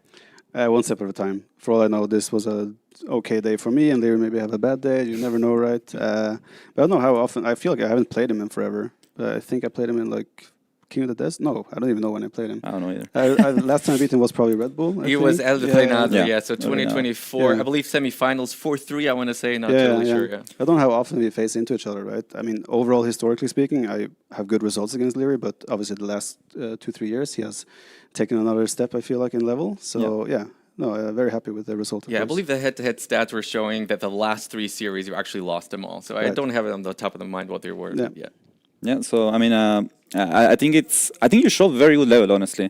I liked how you performed in game 2, especially. I feel like you were a bit better prepared on what the map was going to look like. I like your transition on land. We're obviously going to see that later. But I feel like overall you're showing a good level of preparation. I don't think it's just him playing bad. I think he's well prepared as well. And you just showed to be, up to your usual level. Yeah, I mean, like the first game as well can go either way if he has a little bit more luck, gets in, breaks my wall or something, right? So there are small details that change the game, right? Second game was a little bit all over the place. Okay, I think we are ready for the replay, so let's show the first game here. That was, I believe, the Way versus Goths, if I'm not mistaken, on Raukariash. Yeah, so this map usually starts quite messy, right? Goths are a bit scary. They get Loom right away, basically. So I think they're looking for a more messy game against Way, right? You know that if you stabilize the game your way, you're so much stronger in Castle Edge. Did you feel at any point like the game was slipping away from you, or did you just feel in control after you managed to wall yourself? Yeah, I mean, like it felt fairly comfortable once I got the walls up right in time. I didn't feel like I was gonna lose control anyway. Obviously, these sneak attacks helped a lot, put me far ahead. I think from this point forward, I felt super comfortable. Yeah, hard to lose right from here with Wei. Exactly right, and I'm safe at home. Right, he has two options. Right, either he tries to play passive booming game to recover, or he goes all in attack. I was prepared for both. Either way, he gives me a good way to play the game I want to play. And yeah, these forward castles make it super hard for him to play again, and then you get the Tiger Cav. Yeah, just OP unit after OP unit with Wei. I believe you were pretty low on food towards late feudal age. So were you sort of afraid that Leary might kill you with the timing, with the castle age timing? I wasn't low on food late feudal age. It was like a little bit early feudal age. I didn't have a mill, right? Because my mill was in the front, so forward, my farming came a bit late. But yeah, I just felt like, again, as long as I stabilize, I don't mind if I'm 1 or 2 minutes later, unless there's like manganese in my face. Especially after that raid. Yeah, exactly, right. I just felt like, okay, I have a village lead anyway. I just need to not die early castle age, and I should be fine. I was surprised how long he stayed in the game, honestly. But maybe he was warming up still. It feels like every game was like that, how long he stayed in the game, because he was looking that, and Leary just does such a good job of macroing. In this game, Dravidians against Vikings, quite interesting matchup, right? Dravidians has a really powerful start to feudal age, but Vikings just long term, they should win water. So did you take this, like, did you try to focus more on land eventually because of this, or did you just give up on water when you felt like, okay, now it's his turn to shine there? I didn't want to give up water. I let him idle my gold for too long, because I was using the whales for gold, right? And I had a really good opening in theory, but then I let him idle, like my production got idled, and then I went too deep with my galleys, and it kind of went kind of crazy from there. But yeah, I felt like, okay, maybe since he didn't have the transport ship, maybe his wills are not going to be as efficient, and he might take a long time to get to Castle Edge, which I was correct in, and obviously he's going to have a hole that I think we see now. He didn't have a loom either, so like the timing here was just perfect for me. I think I get 2 or 3 kills here, and obviously... You take so much attention away from him as well, right? Exactly, and I'm on the way to Castle Edge, and I see his fish boom is not out of control either yet, so... Yeah, after this one, I still felt like I was far behind, but I felt like, okay, no, this is playable. Do you feel like maybe Leary took a little bit too long to switch into fish after he actually wins the water? Because I feel like that's why he might have been a little bit too late to Castle Age. Well, it's hard for me to say. I didn't see his fish boom, right? But to me, my feeling was that he started adding fish a bit too late. Right. Maybe I don't know. Maybe he didn't want to risk losing water still, right? And just because I still had army sneaking around, so this was like, he must not have watched, because I was shooting the wills, thinking, okay, he's not going to go into the transport, right? Then I kill one will. Wait, is he going? Yeah, so that was a bit of a blunder. There were like 4 transport ship kills, I believe. Yeah. In this game, I feel like this was the fakest score I've seen in a while. Like, how do you feel about that? Because you're killing so much, but the score is still increasing for him. I felt like I was in such a good spot after like a couple of happenings. Like I had a couple of sneaks as well that killed even more wills. So I felt like I'm winning this game, but the score like 2-3k ahead. I'm like, what's happening, right? But yeah, I knew as well he was struggling on wood, right? I obviously lost a lot of wills to his Imperial Skirms, but I also knew that, okay, if I can get to like onagers or something like that and stabilize the game, as we see here. I think this onager, like I knew he was going to come here, so I built a seed workshop, and the onager came out perfect timing, and I think after that, but even then I was like, he's still 1,000 score ahead. There's like 20 minutes left. Can he play on score? But it's so hard to play on score on this map, right? At one point I just stopped and was only, okay, I'm going to build siege and shoot buildings to get score. That was my game plan. This game, Leary decided to go for something he's not really known for. That's where my boar went. Yeah, you didn't know? I thought I ate it. I don't know. Did I eat it? Yeah, okay. Did you feel like it hurt you at all even? Because you get 3 boars on this map, right? Yeah, no, I mean, I felt like my egos. I mean, what about this? Like Leary went for a phosphorus strategy. Did you expect this at all? Was it? I guess it caught you off guard because it's Leary, I messed up my build. I wanted to go like 19 pop up. Then I realized I didn't have a mill, so I had to rush the mill, and then it ended up being like 20 pop plus looms. I was super late, and every second passing, like he didn't hit feudal age. I obviously figured out, okay, this is what's happening. But yeah, honestly, like the fact that this game got close, I think I was a little bit sloppy in my defense at This times. is still scary, right? Yeah, like he has 16 villagers, but he still has those units. I'm like thinking, I should be fine no matter what, right? And then it's, oh, well, that's annoying. Oh, lots of people there. And then like suddenly the score gets close, he gets all the relics, and this unit, especially with like stack patrolling. And at some point he just raided your woodline so hard at the back that it was like, oh, maybe he does have a chance, He was like 30 villages behind, but he raised your woodline, now he's not so behind. Yeah, and also I knew he had potential transition to like cav archers in late game as well, right? So, it got scary a little bit, but I felt like once I got the Custelier out on the field, I could start doing some counter raids myself. and start to take in a few better trades. But yeah, even then it's like... Yeah. This is probably the fight that like actually stabilizes you into the game. You know, you killed all the monks. Now your cost leader basically free to roam the map. I think you stayed around a bit too long even, like after killing the monk, because you had no charge attack and you were taking a bit bad fights. Maybe underestimating a little bit those units, right? Yeah, reality is the cost leader without the charge, their stats aren't amazing, right? So I should have backed off for sure. Yeah, but you were so ahead that you still know, right, that you're ahead in economy if you get to imp. I was planning to do the Flemish Militia unique tech, but it was so freaking expensive. I couldn't afford it. And then it's like, I cannot take any risks, because if it transitions to Cav Archers, it could get dangerous, but I guess he didn't have the eco to switch at that point, so he was too behind, and I think the Flemish Militia came in quite clutch as well, because they were so helpful at dealing with Magyar Hussar. Yeah, and helps as well in imp, right? I could just mix helps and Flemish, and like he cannot beat that comp. Yeah, it's like a power army composition till he gets to CA, which he just can't afford. Pretty much, yeah. I think the happiest man right now is going to be Lewis. Just getting a very strong bullhold for this one, so he's going to be really happy for that. Orion, really appreciate your thoughts, my friend. Congratulations. Strong start here to the Brazilian Dynasty. We're going to send it to a break, and when we're back, we're going to be watching Hera versus Sebastian. Don't you guys miss that one, and we're going to be right back. GG's. For you, Lewis. This was for you. Lewis was screaming like a girl.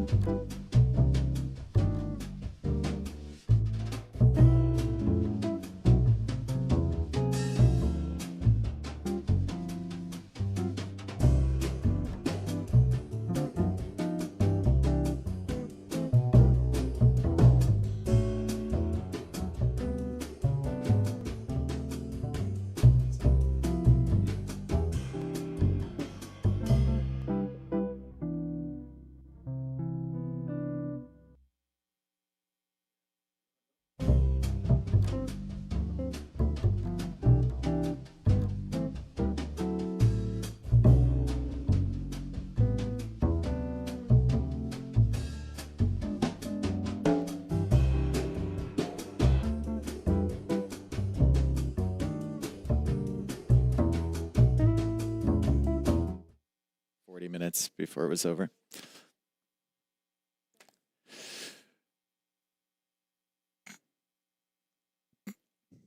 Welcome in, everyone. Our second last set of the day, and it is a banger. We have Hera versus Sebastian coming up. I'll play all three. I'm here, my first ever time casting with Lewis, who is much happier now that Viper managed to get that sweep against Leary, and he got the all-important Buchholz point. So now there's a chance. There's a chance. There's like a... I spoke to Nilly, there was a 16% chance, I'm pretty sure, but now, after the Viper set, I'm not sure. I think maybe it goes up, or maybe he calculated it beforehand, so I'm not too sure. I mean, regardless, you just have to get a win tomorrow, and then yeah, exactly. you see where it falls. Hera, Leary, or sorry, not Hera, Leary. Hera and Leary, the two best players in our game by consensus. Leary gets swept by the Viper, who is definitely a contender in this tournament, but another contender, and many who people would consider maybe a top 4 player in our scene, Sebastian. Matching up against Hera on day number 2. What do you think we're going to see here from Sebastian? You got a 3-0 yesterday against Nikov. Hera, obviously, a much different level of competitor. Well, I feel like Sebastian's playing really well. I'm hoping he beats Hera because I need him to beat Hera, not because I want Sebastian to win, of course.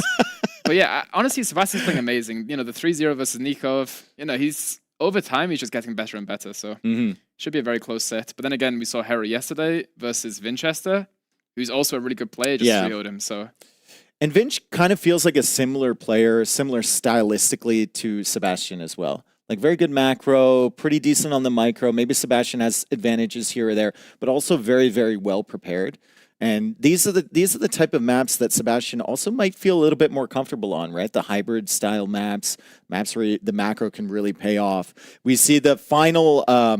few sets that they've played. They've only actually played 5 sets in total. It's 4-1 for Hera, but critically, game count 15-12 overall. So the sets have actually been pretty close.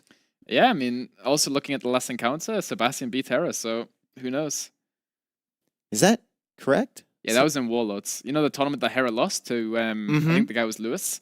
He also lost in the group stage to Sebastian. I forgot he lost in the group stage. Yeah, he also lost in the group stage. I was thinking they screwed that up and that was supposed to be your name, but... No. It's Sebastian also beat him. You know, everyone tries to cope and say it was Warcraft, but we all know... You know, the real reason. We know who the GOAT is. Yeah, for sure. Yeah, and there's been many allegations that you're actually not the GOAT. It's Sorakuma. How do you respond to those? I think Sorakuma is... Sorakuma is the new GOAT. Okay. Jokes aside, I think Sorakuma is the best up-and-coming player. Like, he is mechanically so gifted, and the way he plays is just...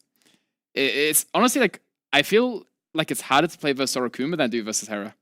You're really, really glazing Sorakuma right now. Is there a reason for that? Well, I need him to win tomorrow, you know? Like, hopefully he's watching. All right, so we have our draft here. We're going to have Festa da Polvora first, and that is the neutral map between these two. Then Amazonia is the pick for Sebastian. And then Serra dos Carajás? Carajás? I think it's Carajás. No, it's Carajás. I think it's Carajás. Are you sure? I think the guy told me it was Carajás. Okay, Carajás. Yes. Carajás. Carajás. Exactly. Yeah, well, close. Whatever. What do you think about these selections? I think, honestly, I could see Sebastian winning the set 2-1 because there's two like really weird map picks. That's, you know, Hera hasn't been 100% focused up until recent because he had his streamer tournament. So maybe he hasn't had the practice that Sebastian had. Also, Sebastian went through the qualifiers, which Hera has not done. And they're all like old maps. Like none of the maps are new. So I think first map. Civs? I would say for Hera?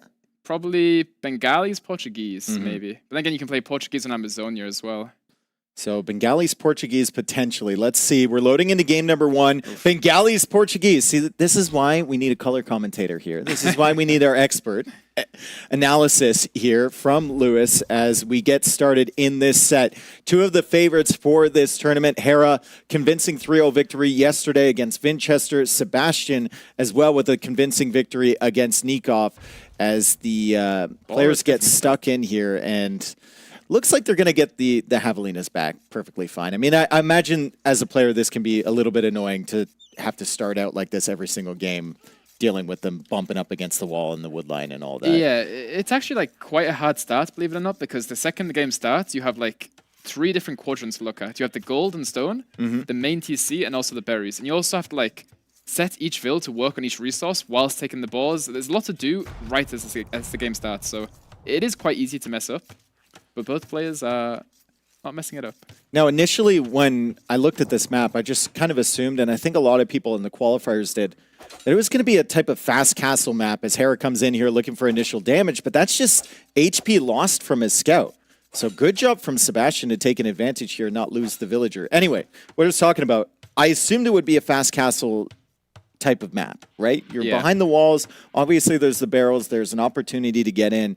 It hasn't actually played out that way. Can you explain like why some players want to go for archers on here, why they want to get that feudal pressure coming in quick? Well, the thing with this map is you can actually hit the barrel with your scouts. So if you just run up to the barrel, hit the barrel like, I don't know, 7 times. Yeah, that's what Vinch was doing yesterday. And you just shoot it once with the archer and you can just break in. So even though you're walled, you're not really safe with the walls. You kind of have to keep an eye on those barrels because you don't get the notification when they're being attacked. So my question regarding the barrels, we see a lot of use of them around the walls.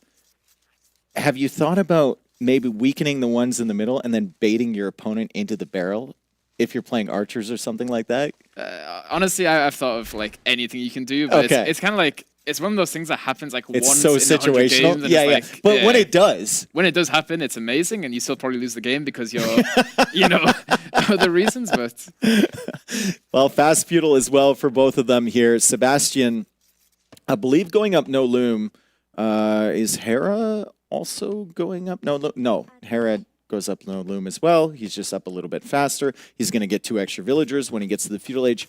With Bengalis, they should both be playing into feudal units, I believe. yeah, and also another thing is Sebastian has like 4 Vils on the berries, I think, and Portuguese has a wood bonus. So the 2 Vils Hera gets, Sebastian also gets something as well. This is the exact situation where Yo lost 2 villagers. Yeah, I was watching that game versus Andy. I was like, To how a come scout coming in. I never get those. Like I'm always watching those happen, but I never actually get those. But yeah. And now, why would you ever go in there? There's a villager right there. Hera's always going to wall you off. I think that's a mistake from Sebastian. And now he can't attack pre-attack the barrels to get into the walls. Yeah, I think Sebastian actually clicked outside, but then he didn't see the hole, so his scout just automatically ran in, which is a little bit unfortunate for him. But then again, Hera is no loom, so maybe Sebastian could pick up a Veil. Yeah, maybe once he's feudal age. Hera does have the advantage to feudal age, though. And also Hera grouped up 3 Vils so that he doesn't have one. He also goes for loom.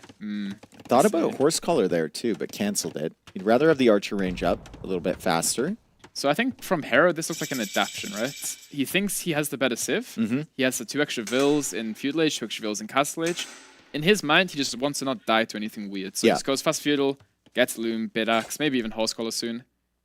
And Vinchester trying to be as annoying as he can with this scout, you know, or not Vinchester, sorry, Sebastian. I was thinking of Vinch. I was thinking about Vinch against Hera yesterday in a very similar situation on this map, and he's actually adding in a stable behind this with the Portuguese and an archer range. Okay, so very aggressive. Yeah, so what I think is going to happen is Sebastian wants to weaken the barrel, go like 3-4 archers, and then surprise Hera with like a mass of scouts, right? I don't think he wants to show the scouts right away. I think he just wants to group them up. And then, like, surprise. I think the question around that is, will there be enough value here from Hera? Will there be enough villagers over here to actually make full use of an attack like that? But then again, he can also go to the gold, right? And also Sebastian Scout gets out and maybe he's going to kill Hera's. That's very bad for Hera. I think Hera's going in the gate. No. Oh, of course. Hera doesn't get caught on time. Sebastian needs to run away with his scout. Sebastian also going for a tower. He's anticipating a flank attack from Hera, very similar to what he did against Vinch yesterday, where he snipes the barrel and he doesn't get a notification, and then he comes in and kills all the villagers. Also anticipating an attack over here. I'm not too sure about that tower for him. Very because safe. He also like walled behind the barrels on the right side, right? So yeah, it's a big investment from him. Big investment. If he towers here, that means he can't tower elsewhere later if he needs it. But it's okay. What are the odds that Hera expects scouts along with these archers, though? It's like very, very awkward play here for Sebastian. It takes a lot of resources to get fletching, to get the scouts on the field, to get the archers. Yeah, it's very low chance to expect it, because right now you're just having, you know, a chill game. You're in the next stage, you do bid axe, horse collar, slow game. You start getting your farms down, and all of a sudden the scouts just surprise you, right? Yeah. In a super aggressive, messy game, you can like expect them, but in this game, probably not. Now, can you see the HP on the barrels Yes. from your line of sight on the walls? And that is definitely something Hera's going to be checking. I mean, you can see the arrows coming in, right? But he'll only expect scouts, or archers, rather. You won't expect the follow-up. There's 2 scouts back here. And also the thing is, like, Hera sees this, but does he see this? You know what I mean? Because, like, you can see it on the screen, but maybe he's not paying attention He at this knows. moment. He pulls Yeah, the he archers knows. over, but there's going to be 3 scouts coming in as well. What type of position are they going to be in when the scouts get in here? What's the reaction from Hera? Oh, it's 3 amazing, scouts Sebastian. plus the archers. Hera backs away immediately. I think Hera has to fight back with the Vils. Yeah, he has to fight back. Now Fletching's in for Sebastian. This is looking really good for Sebastian. Fletching comes in at the perfect moment for Hera, though.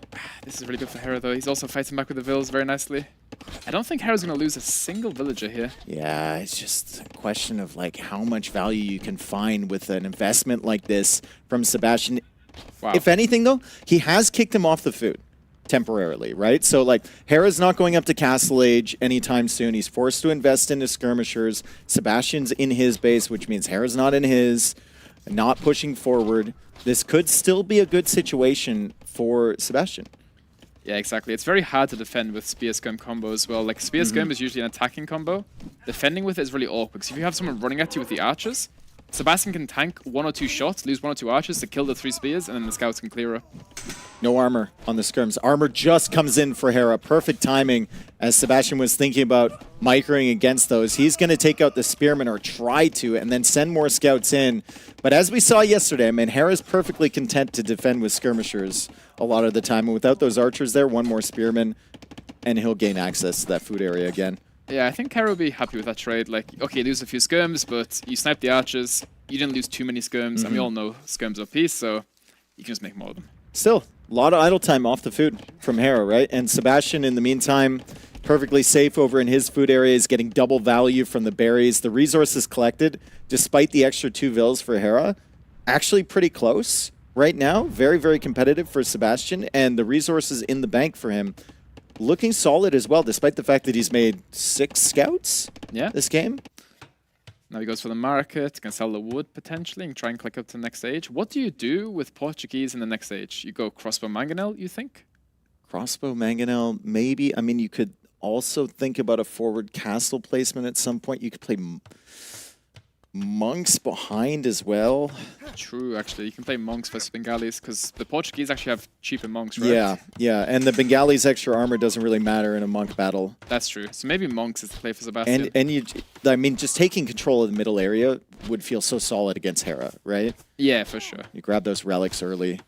There's a lot of extra resources there. We can watch the micro here for Hera. I mean, it's just so quick. This is Sebastian. It's just, or is it Sebastian? Oh, it is Sebastian. Yeah, yeah. Sorry, guys, my cast is a bit inexperienced right now, but... Yeah, I am. Yeah, it's a really good micro from both, honestly. It's kind of just like an even trade, right? But more expensive for Sebastian, of course. Oh, I think it's because Sebastian's using Alt G, which turns you to yeah, blue. he turns into a different But color. right now yeah, it Hera's threw blue. me. Okay, It threw me right off. But well done calling me. Sorry about that. Castle Age. I should have known anyway. Castle Age coming in for Sebastian. Hera resources looking fine. He's going to click up. Resources collected super similar. And Sebastian with the scouts. I mean, the scouts have gotten a lot of value for him, even just in map control, right? A lot of spearmen he's been able to snipe. That's resources invested from Hera. And he's still finding some good fights without getting doinked by those spearmen behind. So really, really solid stuff from him. And also, if you look at the idle TC from both players, it's quite a lot for this level of play, right? Usually you see plays with like under 30 seconds, but you know, 2 minutes and a minute is... There's been a lot going on. There's been a lot going on, that's true. I can't talk much because I lost today, but... I mean, double building production from both players, right? Spear Skirm from Hera, and then we had Archer Scout from Sebastian. It's hard to keep the TC going at all times. Even at the top level, as Sebastian's only 40 seconds away from Castle Age, he's probably going to lose his archers here. Great job from Hera to retain map control in the center. So if Sebastian wants to go forward with something now, it's going to be a lot more difficult for him. Would have been a lot more comfortable with that archer mass and the scouts still alive in this situation. It looks like Sebastian was going to crossbow mangonel, but look how much food he's floating. 1,000 food almost. So much. So much. You could sell a bit? You could, but it doesn't feel great. No. I mean, knowing Sebastian, he's probably just going to queue up 15 villagers like he always does. Yeah, that's Put that's that the way of food doing away it. for later, right? You just want to like make the food disappear. Like Yeah, right now, he yeah. sells a bit of food, gets Bosa, gets Bodkin. Okay, now the food. I mean, you do a little bit of that as well. It's the reason why I do it personally, is so I don't have idle TC, right? Mhm. And in my mind, I'd rather cancel the vills than not have the vills, right? So. Well, the thing that separates you and Sebastian from the other players is that you do that and then you actually remember that it's in the queue, right? Like a lot of players do that and then they just forget. They're like, I have no food. 14 vills in the queue and then they're buying food. Yeah, exactly. That's true. Well, second TC from Hera. Siege Workshop. So it is going to be Crossbow Mangonel with a Knight being added in from Sebastian. But now suddenly we go from 900 food to 91. Yeah, the market is getting tapped very hard. Yeah, selling food, buying stone. But like right now, Hera's going 3 TC right away with double monetary defense. Like, this should be really good for Hera. But then again, look at his gold count. He took all of his vills off of gold to go make that TC on the south, and now he cannot make monks. Yeah, he's got the double monastery. I mean, he'll have the first 2 monks out quickly, and then the third monk is going to take a while behind it. Still, though, Wheelbarrow was in early for Hera. Decent farming eco. He gets the extra villagers from going up to Feudal and Castle Age. He's going for the third town center faster. I mean, it should still be a good situation for him. These are the type of games that Hera loves to play, where he's just kind of sitting back, he's soaking damage, he's not dying, and he's always got that extra TC or the extra villagers behind.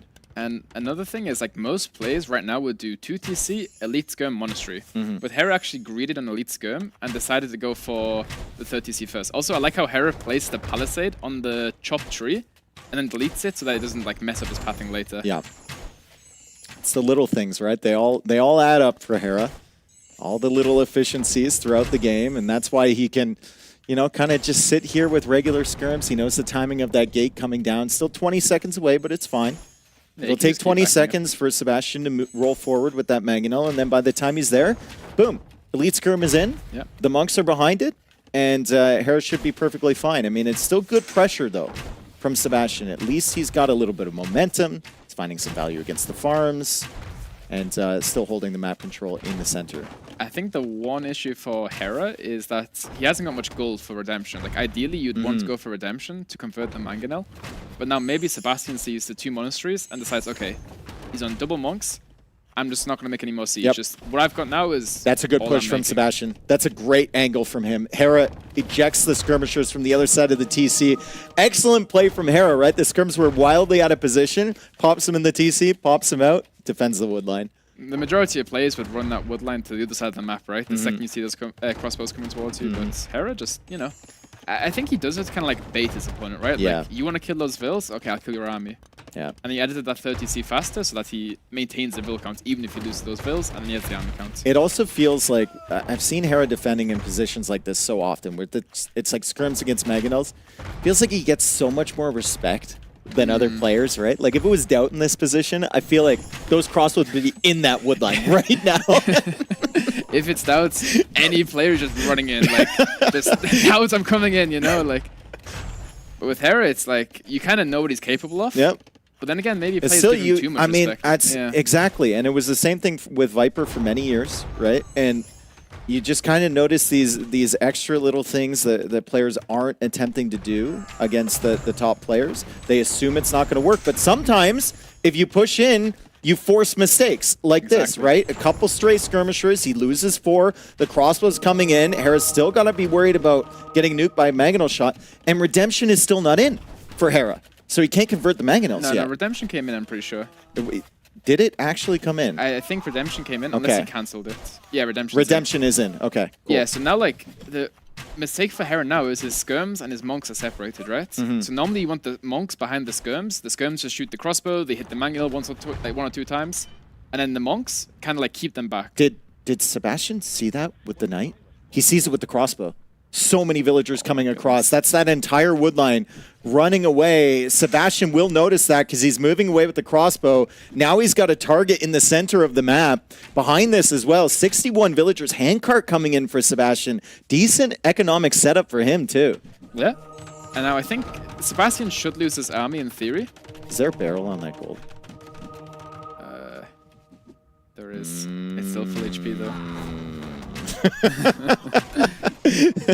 I think everybody knows what I'm thinking right here. Sebastian's got the crossbows there. He doesn't need to attack the villagers. Man, some great shots coming in from Sebastian. Another good shot takes out another skirmisher. The monks just aren't enough. He doesn't attack the barrel. He just pushes in towards the vills. And this is all Sebastian here. Oh, that's so bad for Hera. The skirms go down as well. This is horrible. Look at the res collected now. Like, Sebastian's pulling ahead on eco. He's pulling ahead on army count. This is what I'm talking about, Lewis. Sometimes you just don't respect him. Yeah. Just go in. He's going to make mistakes. He's human too. He's going to make mistakes, and I think that's what Sebastian is exposing right now. That's true. Hera now with only one army. He has got very good resources. So even though, like, it's been horrible, like, this is, like, worst-case scenario, he's still only 10 vills behind, and he's almost having imp-res. So, like, it's crazy how good he is after getting, you know, destroyed, right? If this transitions into a late game here with them having comparable imp times, which it kind of looks like at the moment, which civ are you preferring on this map? I think my inclination would be Portuguese, but I don't know how it plays out late game. I would agree with you, Portuguese, because the thing is you have bombard cannons, you have siege engineers, and you have the arquebus, which gives the bombard cannons ballistics, all your gunpowder units ballistics.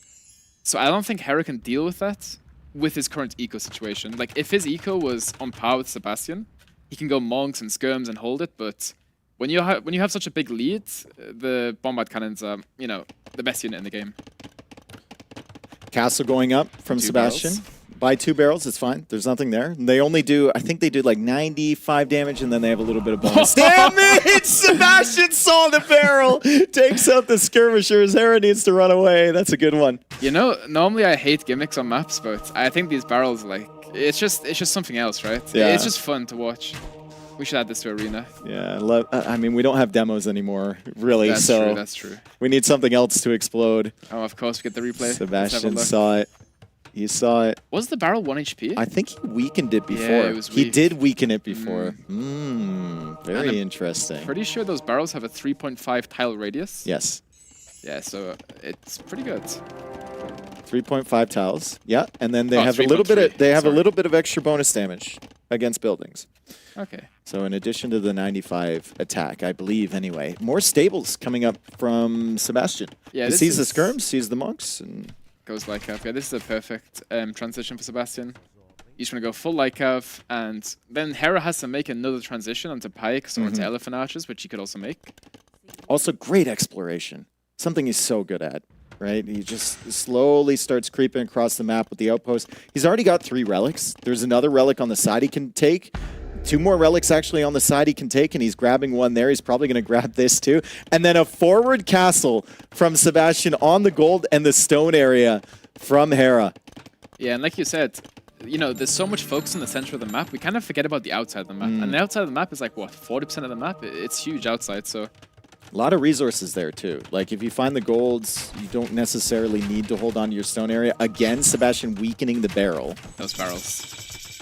And it's Hera shot himself. Hera, what are we... Now the question I have is, did he do that full well knowing he was going to call the GG? I think he did. I think he did. I think he knew he was dead. He's just, whatever. For the fans. Screw it, just... Excellent gameplay, though, from Sebastian. We saw the Scout Archer opening, which economically didn't do that much. It kind of idled the villagers a little bit, but I think in terms of game momentum, it gave him a lot of time to think about his transition to Castle Age, and it gave him a lot of safety at home, just being forward in the space. Because if you're getting pushed by Bengalis, you know, you have monks on your face, you have the skirms, then Hera goes mangonels, it's really hard to defend, but...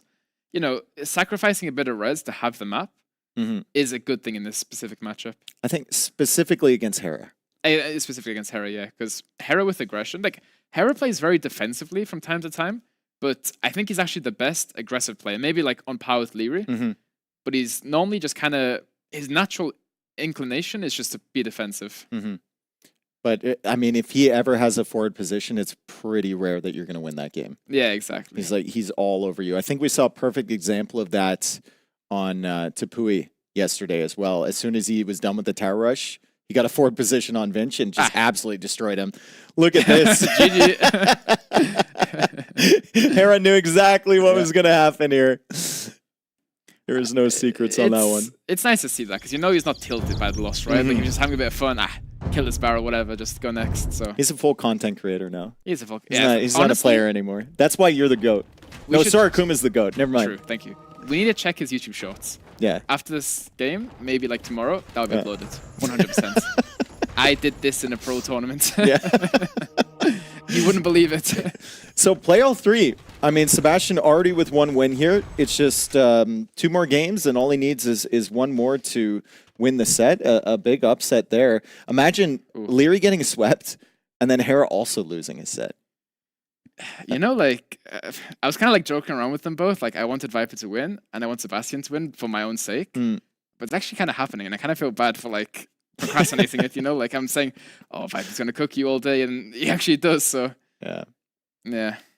As we see, both players are just AFK at the moment. Typical Hera set, right? Yeah. Gotta go for a walk after a loss. Exactly. But the thing is, right, like, Hera's 0-1. Yeah.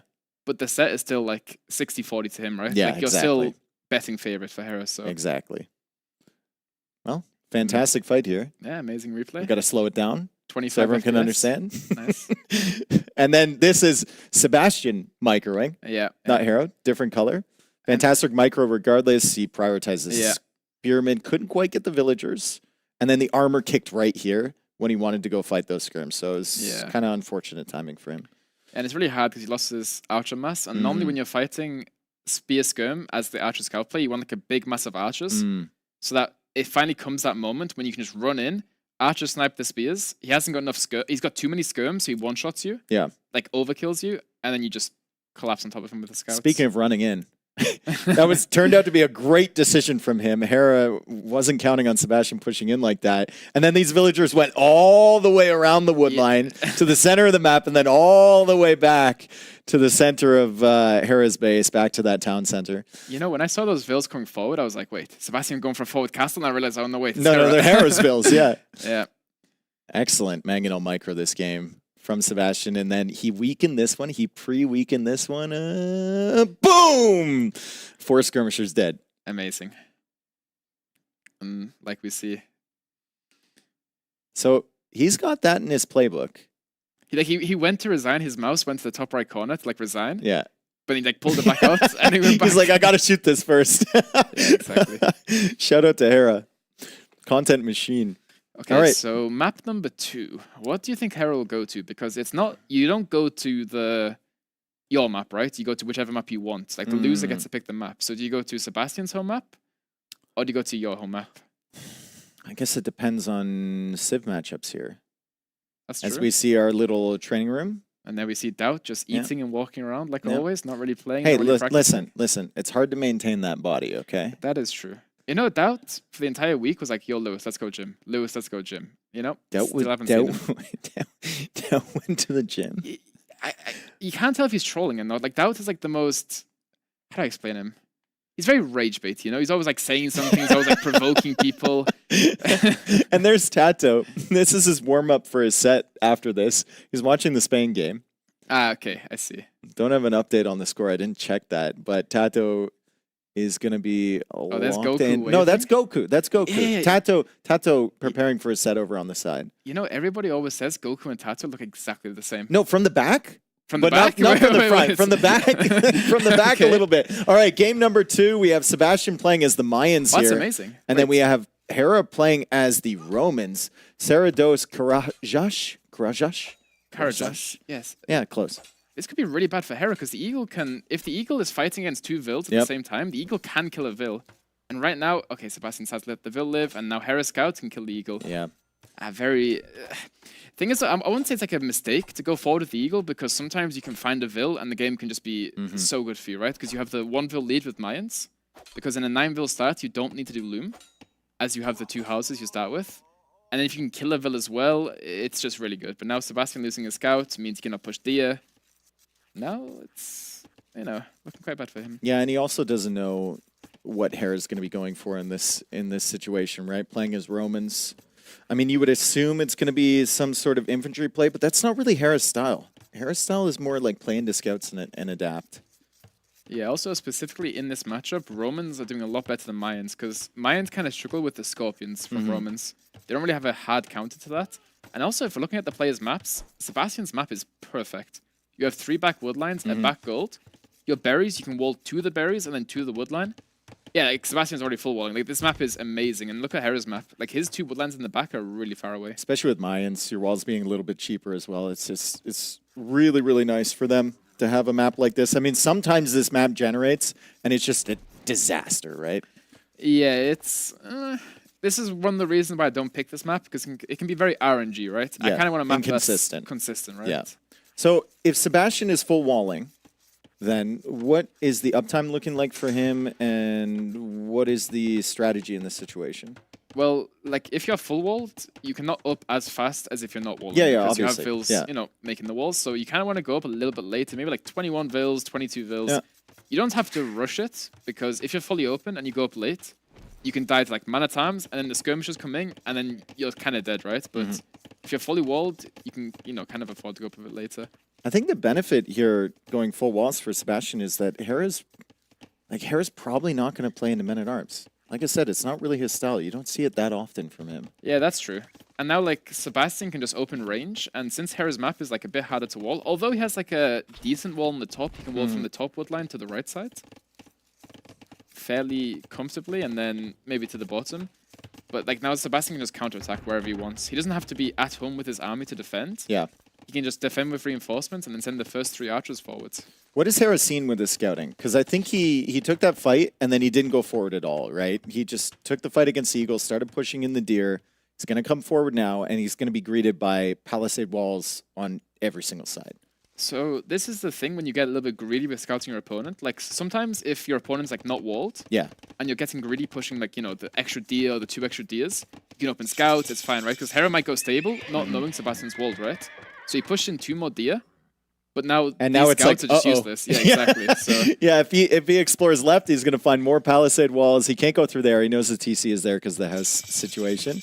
And then he's going to explore right, and he's going to find more palisade walls, and that's probably not a great feeling for Hera. And also, Sebastian actually skipped Loom. Maybe, wow. Honestly, maybe you could just skip Loom a little bit. It's a little bit risky, but if you're fully walled, yeah, why not, right? But I guess he lost his Eagles. So. I mean, also, you can skip Loom if you send your Eagle forward and then put the enemy scout down to like 7 HP. Exactly. Like, normally you don't get Loom if your opponent's scout is pretty low HP. But now Hera's scout just squeezes on out. And normally what players do is a scout's 3 HP. You get a little bit of information, then you just auto-scout. Just scout the map, see what you can see. Now Hera's making some scouts. Might go for the range follow-up pretty fast. Yeah, I'm curious on what the follow-up is here from Hera. It's just going to be the Archer range, just to get map presence. I don't think there's a lot of damage to actually be done here in Feudal. You just kind of want to keep him away from you more than anything else. Yeah, exactly. And, like, the thing with Hera, right now he kind of feels like he's forced to make scouts. He's like, I made this table, I might as well make scouts, I have food. But how we're looking at it, maybe it isn't the right decision because Sebastian's fully walled. But we'll see. I mean, Hera's very, very comfortable, and he's very good at just opening scouts or opening skirms and then just adapting from that point forward, right? Exactly. He never, it feels like to me, he never really hard commits to a build. He's always got that out. That's why he's the best, right? Like, he's always adapting to whatever he sees. It's not like, okay, I'm going into this game with this strategy, but then my opponent picks a different civ to what I thought he would pick. I'm still going to do it. He'll be like, okay, I adapt, it's fine. Now Sebastian goes for the blacksmith, and yeah, this is why it's so hard for Hera to play. Hera's fully open, Sebastian can just go counterattack, and if Hera's not paying attention to Sebastian's army all the time, Sebastian can just sneak out on the right side and just send their counterattack. Oh, it's very annoying too. I mean, he should be able to save it, but just losing HP to wildlife is brutal. What do you think about removing wildlife? I think, as a caster, I think I'm more inclined to have wildlife on the map just because it's funny. Like in the Viper game when he lost like 7 Well, no, vills that's like specifically part of the map. Yeah, right? You can't just YOLO vills up there. You have to have some sort of support.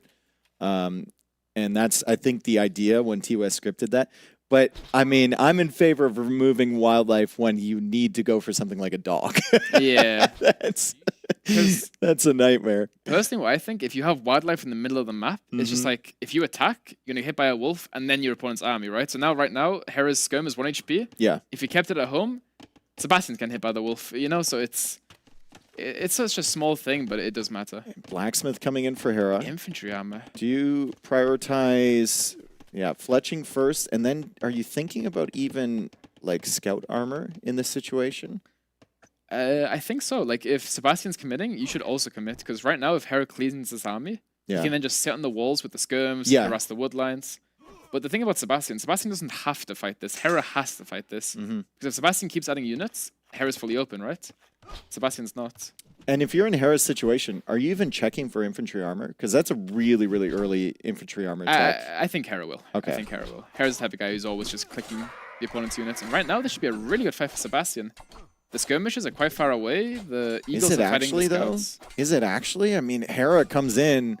He gets some decent HP damage on the Eagles. I see one skirmisher body and one scout body from him. Still has another scout in the queue as well, and still 7 skirmishers. Yeah, so if we're thinking about like cost effectiveness, maybe it's better for Sebastian because gold's a lot easier to get than food at this stage in the game. But right now it's a pretty somewhat even trade. The Sebastian Eagles, just stacks up. I mean, Eagle production, does it continue to make sense in Feudal Age in this situation if you're Sebastian? In my opinion, probably not, because now what you want to do is just sit inside the walls, archers behind, just scope the castle age, get the timing. Like right now, if you're adding Eagles, you're already behind on army mass, so that you're never catching up to Romans on army numbers in this age. Especially fighting like Eagles against skirmishers versus Hera. If you have one Eagle against 6 skirms, like if they stood still, maybe you could kill a couple, but they're never going to stand still, and you're just gonna lose HP consistently. Resources looking pretty good for Sebastian. Hera still hasn't migrated out to the gold, so he's still in Feudal Age production here. And like you said, if Hera gets the map control, the woodlines are great for Sebastian, but they're still within range somewhat of the skirmishers. Yeah. The berries are going to be expiring. At least his farms are further back, but it's annoying to have to deal with an opponent that's just picking away at your villagers constantly. As we see the fight now from Hera's point of view, sniping the archers and then fighting. Yeah, well done. Can confirm. Fighting the Eagles at the front side.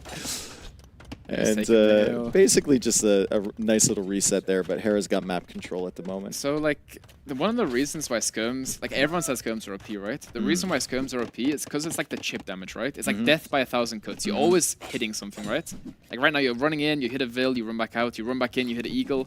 You're just like, all your units just going low HP, right? So that's kind of why skirms are so strong, and also it's very hard to catch them off. If you have like 7 archers in the middle of the map, and then skirms jump on top of them, you lose them in seconds, right? Ooh, is that a missed shift click there from Hera? Now he's forced building the market with 3 villagers. Okay. Resources collected, looking good for Sebastian. Also, Hera idling his TC a little bit. That's a significant advantage to Castle Age. Yeah. And it's a big upgrade on the Eagles when he gets to Castle Age as well. So we'll see if Sebastian wants to add another barracks. Maybe those were barracks back there. 1 barracks, 1 range. Very aggressive build. Okay. Because the thing about Eagles, you get a buff without doing the upgrade. You get the upgrade, and then you get the buff as well. I mean, the Eagle Warrior upgrade isn't even that good. It's like the upgrade to Castle Age is better than the one you actually have to pay for. Repairing a farm, oh, that's like dunking on somebody. I love that. That's like style points right there. Yeah, it's just in the moment, it's like, nah, you're not having that. That's my farm. Yeah. And it makes sense, right? Like, why lose it for free? And Hera's just being annoying, just running in and out. And like, this is not necessarily doing a lot of damage, but it's more like mental damage, right? You always look here. I like the fact that Hera, every time he comes in here too, he's like tracking where the army is. If he sits behind, he doesn't know where the Eagles are, he doesn't know where the archers are. I think he's seen the Eagles going into that TC. And I think he caught a glimpse of some of those Eagles over there. Like, he's going to see them right here too. Now I wonder if Hera fights this or not. Like, in theory, maybe you back off, but then again, if you can keep the map, trade a fight, like, you will lose the fight if you fight, right? Yeah. But if you can kill off some of Sebastian's army, Buys you time. You get to Castle Age, 2 Sable Knights, Siege Workshop. I mean, he can't really allow Sebastian in his base right now. It is still wide open. Sebastian at least is fully walled, so if he loses his army, he's not going to get damaged. I'm going to make a prediction. Okay. Hera lures Sebastian into the middle of the map, and then any second he just runs at his crossbow and tries to clear them all up. Okay. That's my prediction. Okay. Bloodlines is in? Because I'm not sure if Hera wants to go skirms. Maybe he's thinking, okay, I can go Scorpions with the Civ instead. Never mind. Ignore me. I'm full of shit. That's why it's called a prediction, dude. It doesn't have to be right. At least you threw it out there, right? I appreciate that. Here to come the crossbows. Hera has to retreat from the wood line. He has to set up a new wood line at the back. The farms are all exposed. We compare this setup in Hera's base to the setup that Sebastian had. It's just so, the comfort levels for Sebastian were so much higher than they were for Hera here. And Hera needs that food income. Like, he needs to keep producing here. He's going to spend a lot of food on his upgrades. He's actually kind of choosing what upgrades to go for here. It's Bodkin Arrow Skirmisher. He has got a market, so he did sell the stone. He can also sell the wood if he needs to. But now he's on the run again. Yeah. Very aggressive build from Sebastian. So Sebastian currently is in a better position, but then again, the matchup for Hera is scaling. So the longer this goes, the better for Hera. So he just needs to hold. You can be a little bit behind, but you don't want to be like, 10 vills behind. Yeah. Is that a good position over there for the Eagles, separate from these crossbows? I guess so, because Hera can't really clear these up, right? And they're kind of preventing the skirms from linking up against those crossbows. They're also getting kills on the gold. Sebastian now retreating. He knows that that's still idle time for Hera. He doesn't have to dive in for those vills. And Hera actually sent villagers back out to that gold in the north, so Sebastian might be able to kill those too. Damn. It's looking amazing for Sebastian, right? Like, you have a 7 vill lead. You're getting eco upgrades. Actually, no, you're not. You're getting ballistics instead, which is really good. Classic Sebastian. Full-on army production in Castle Age, and then once he feels like he controls the map, that's when he's going to add in the extra TCs. Yeah, Sebastian's always going for the army upgrades first. Which is, sometimes it's incorrect, but in this situation, it's 100% the correct play. I think against Hera, it's also a good play. Yeah, I think so too, because right now, like, Hera has to dodge with everything, right? Like, he has to dodge ballistics with every single unit that goes forward, so it's so much more mental pressure he's putting on Hera. Hera's trying everything in his playbook to try and take out this army. Like, he's been running the villagers back and forth. He's trying to bait Sebastian into a bad fight. He finally does. The skirmishers are behind, but, I mean, Sebastian is more than willing to lose these crossbows if he can kill 8 villagers on the way out. Yeah, this is really good for Sebastian. So now, like, this fight's being finished, right? But the only issue now for Sebastian is if he gets snowballed on top of this. But he's got more military coming across the entire time. That's why he added the second barracks. That's why he added the second archer range. That's why he didn't add the second TC. Yeah, like, some players might go for the second TC here, stop adding army for a little bit, and then that gives Hera, like, a small chance to get back into the game.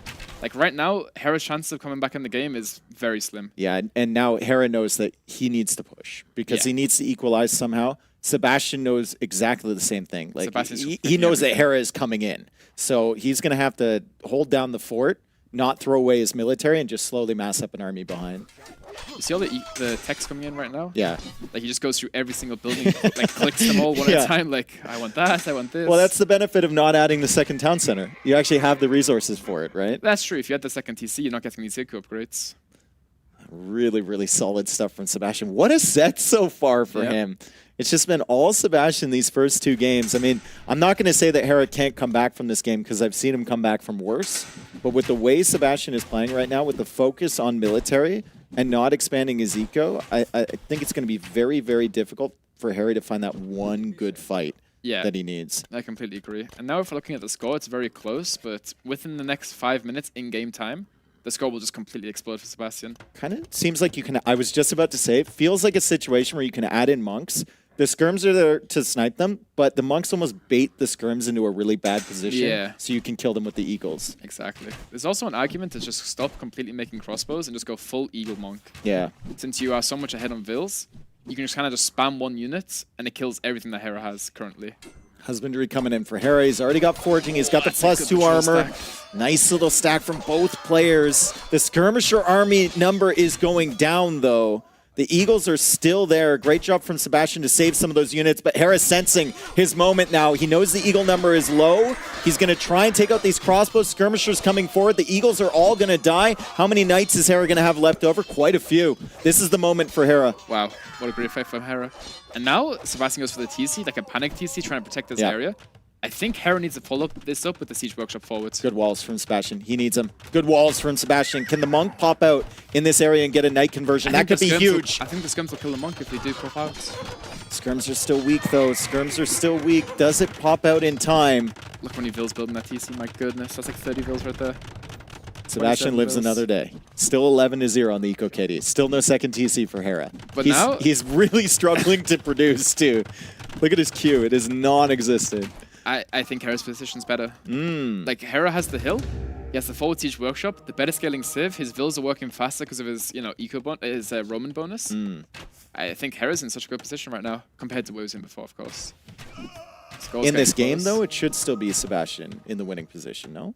Honestly, I think Hera's position's better. Okay.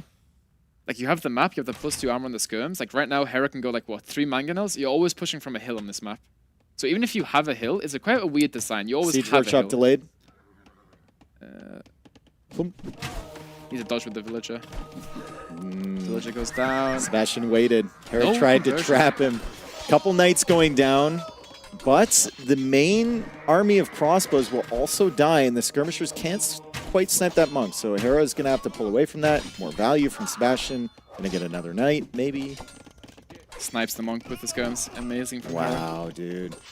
Yeah, this is looking really good for Hera. Because now this is where I start snowballing, because if Hera sends monks forward to heal the army, he's always this amount of army ahead, and then he keeps adding more, and he heals it up.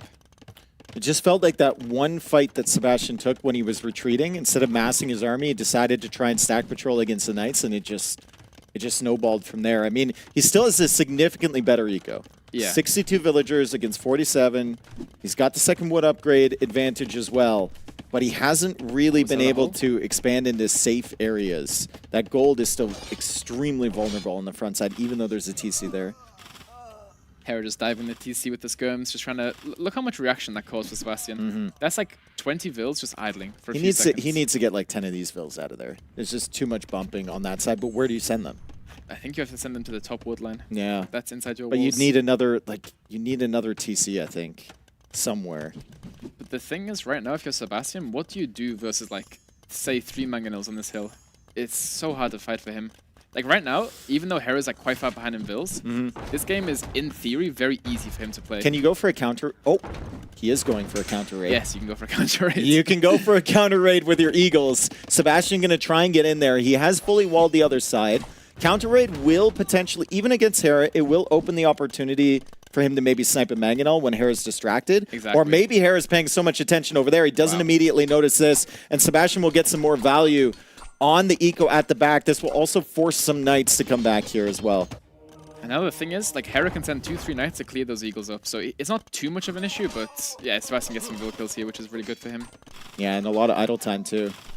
And just more valuable than that is just the knights that have to come home. And also, it's the fact that the Mangonel's not hitting the TC no more, because Hera pulls it back just so he doesn't lose it to some eagles running in, sniping it, so... It should just be like all-in eagle production and pikemen from Sebastian, right? Yeah, I think he should have stopped making crossbow a little while ago, but it's completely okay. Like, now he's making the right decisions. Does he take out the Mangonel? Huge value if he does. Yeah, that buys him another 2 minutes. Hera does snipe a monk, though, and these 2 crossbow. And he takes care of the army at the back. Ooh. Ooh, 1 knight in. Brutal situation for Sebastian. He does have a monk at home, though. Good job from him. Hera not respecting TCs again, right underneath that town center with the knights and the skirmishers. More eagles coming out to try and stop this. Hera's doing a phenomenal job to drag himself back into this game. It looks so brutal for him. 51 villagers against 65, still at a deficit, but just killing all of the military from Sebastian. Look at the army counts.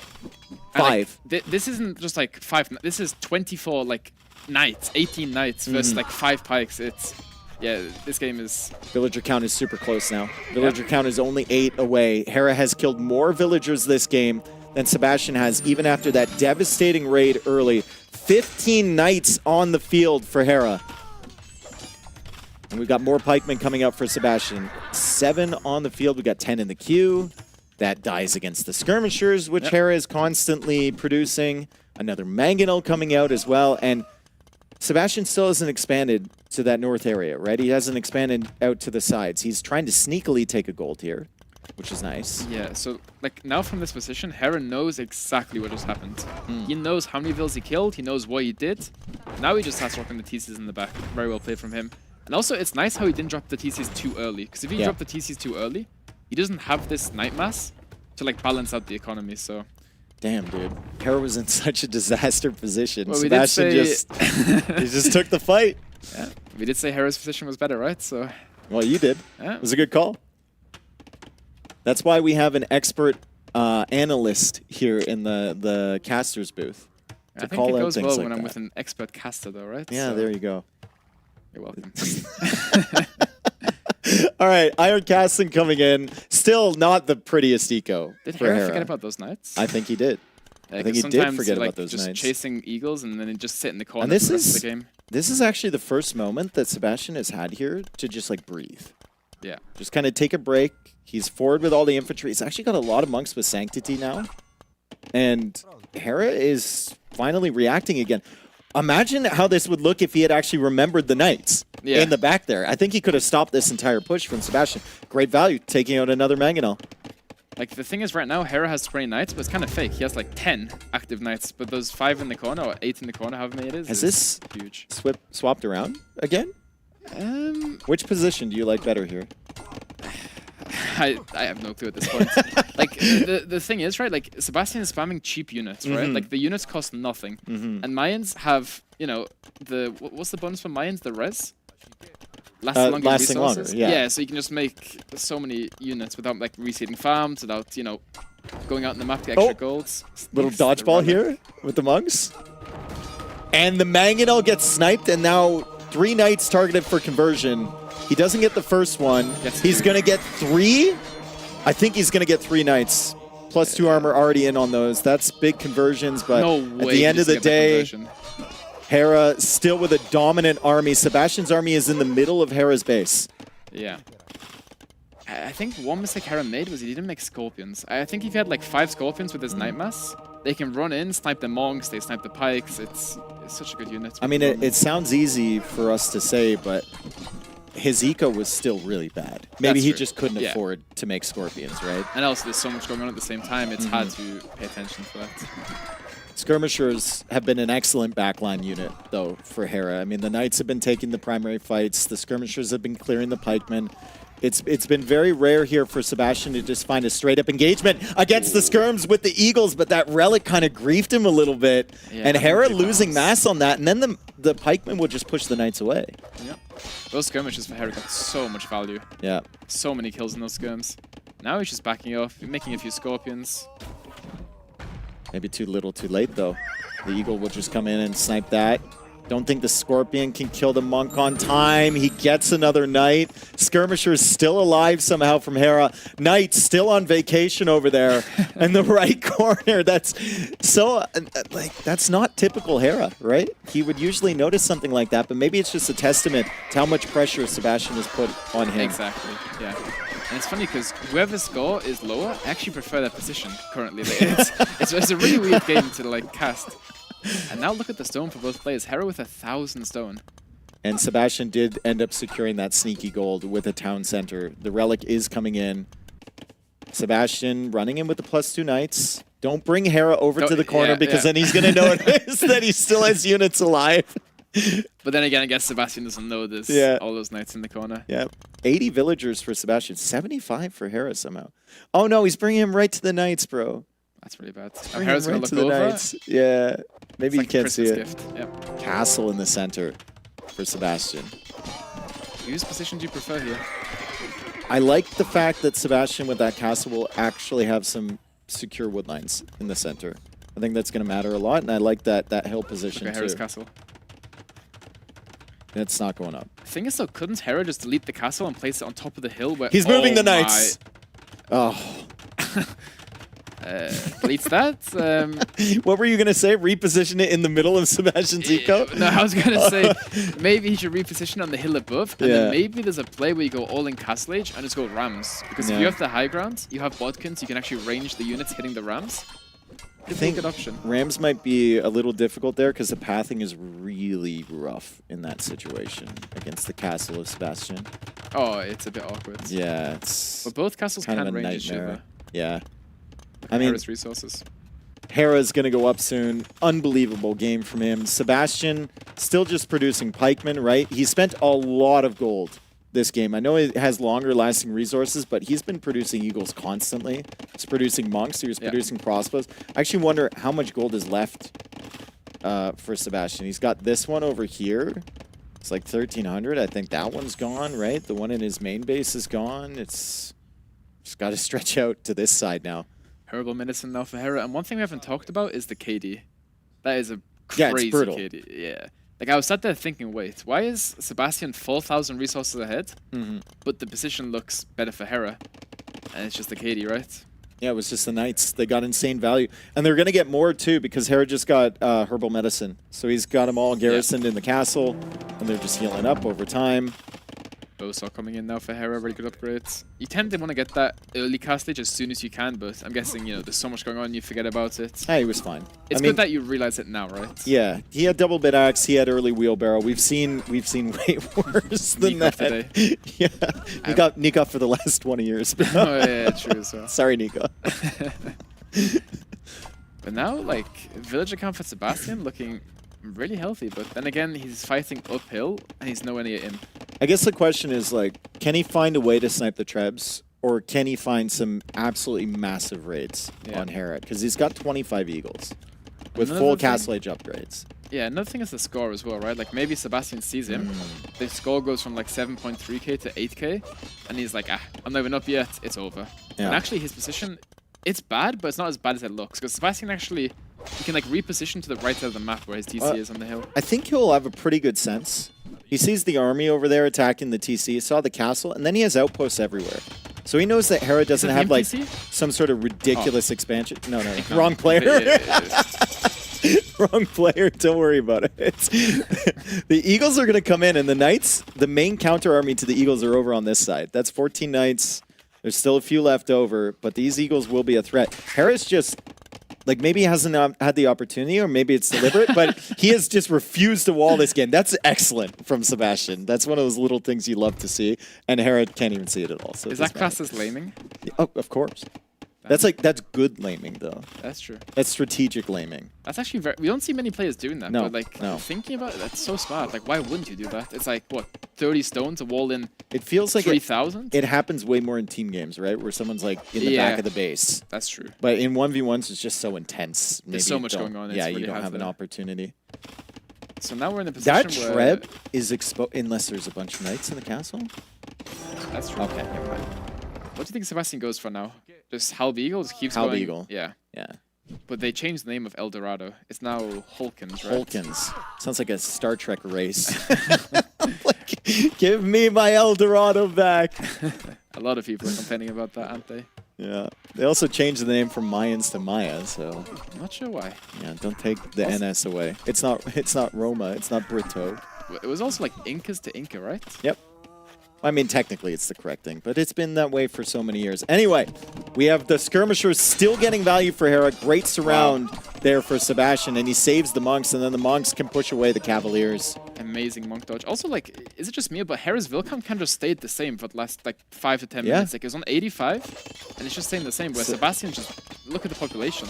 I mean, this population is insane for Mayans. Yeah, Sebastian has had 4 TCs for a very long time. 5 TCs now.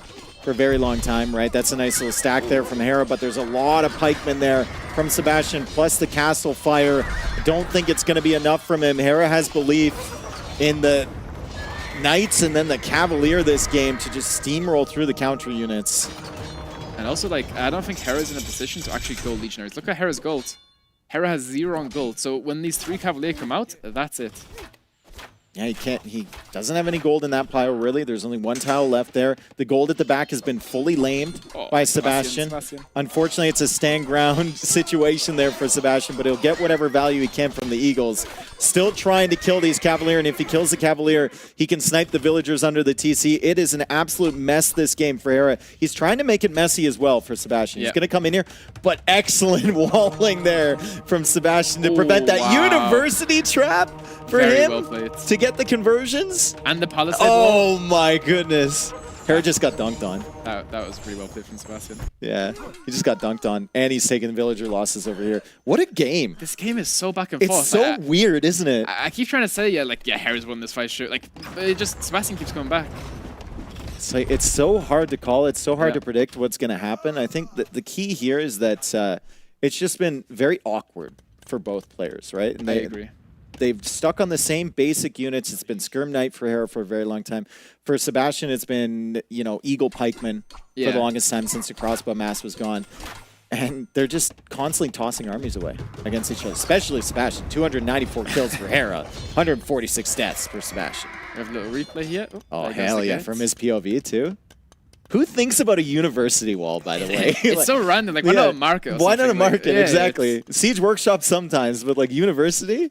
I would never think of university. No, me neither. The way my hockey's a position, I'd break my hand doing My fingers aren't long enough to hit that.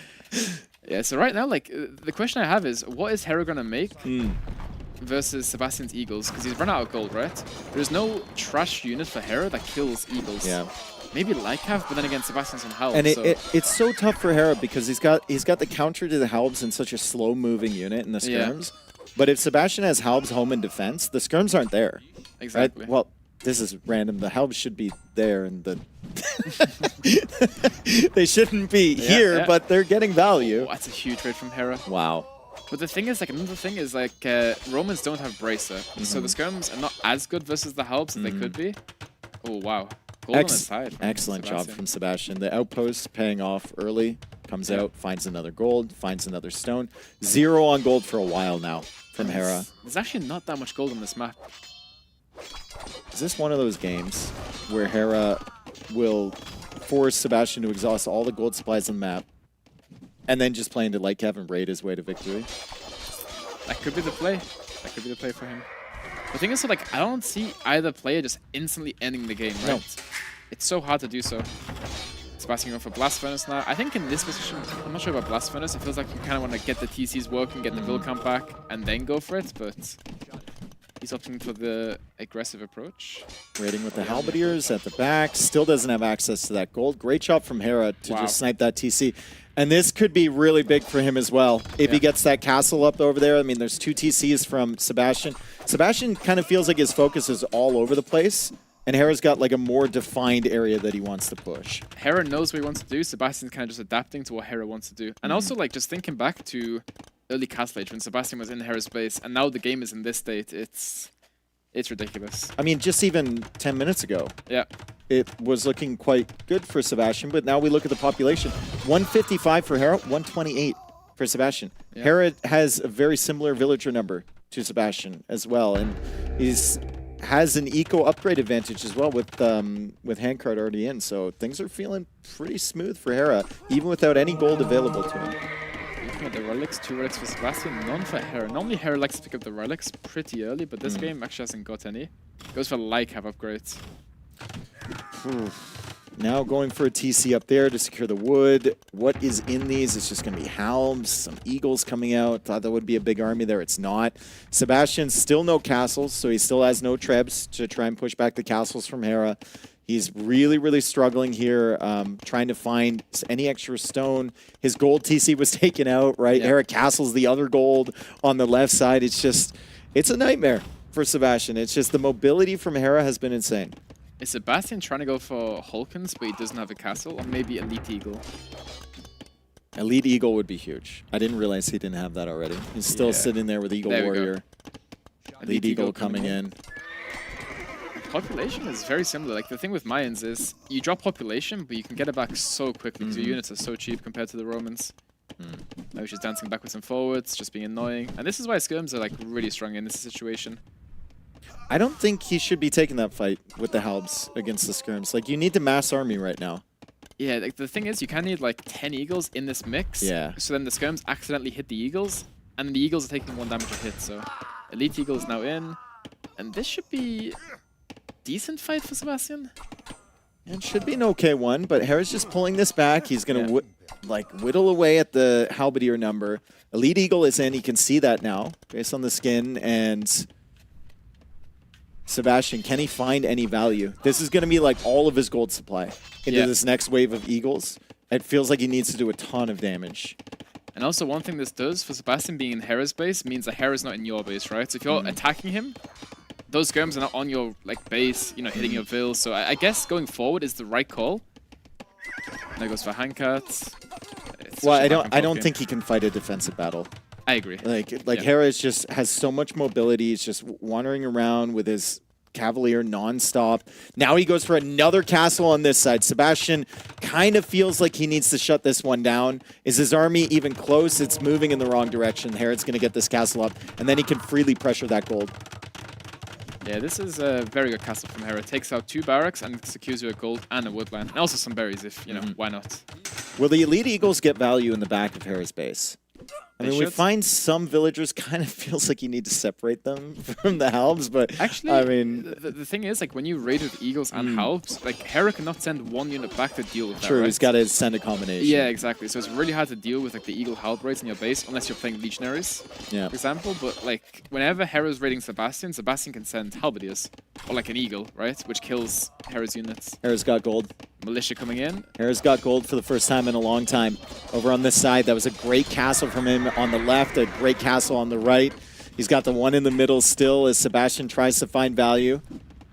He's still raiding with the army in the back. So he's got a big army here and he's got a big army in the back. So Hera's going to lose a lot of villagers in this fight. He actually might lose like 20, 30 villagers if he's not paying attention. This is really hard for Hera to play, because Hera makes one small mistake, Sebastian can just completely And now roll it's over him. skirms versus Eagles. Wait. With the villager, like with the wood line right there. I know he's got the castle to back up to. Hera's down to 91 builds. He was just at like 110. And also, like, one thing we missed, look at the relics. 4 relics. Sebastian managed to Oh, pick up wow. 4 relics during all this chaos. Great job from him. I mean, he needs the gold, right? Yeah. Mines without gold is...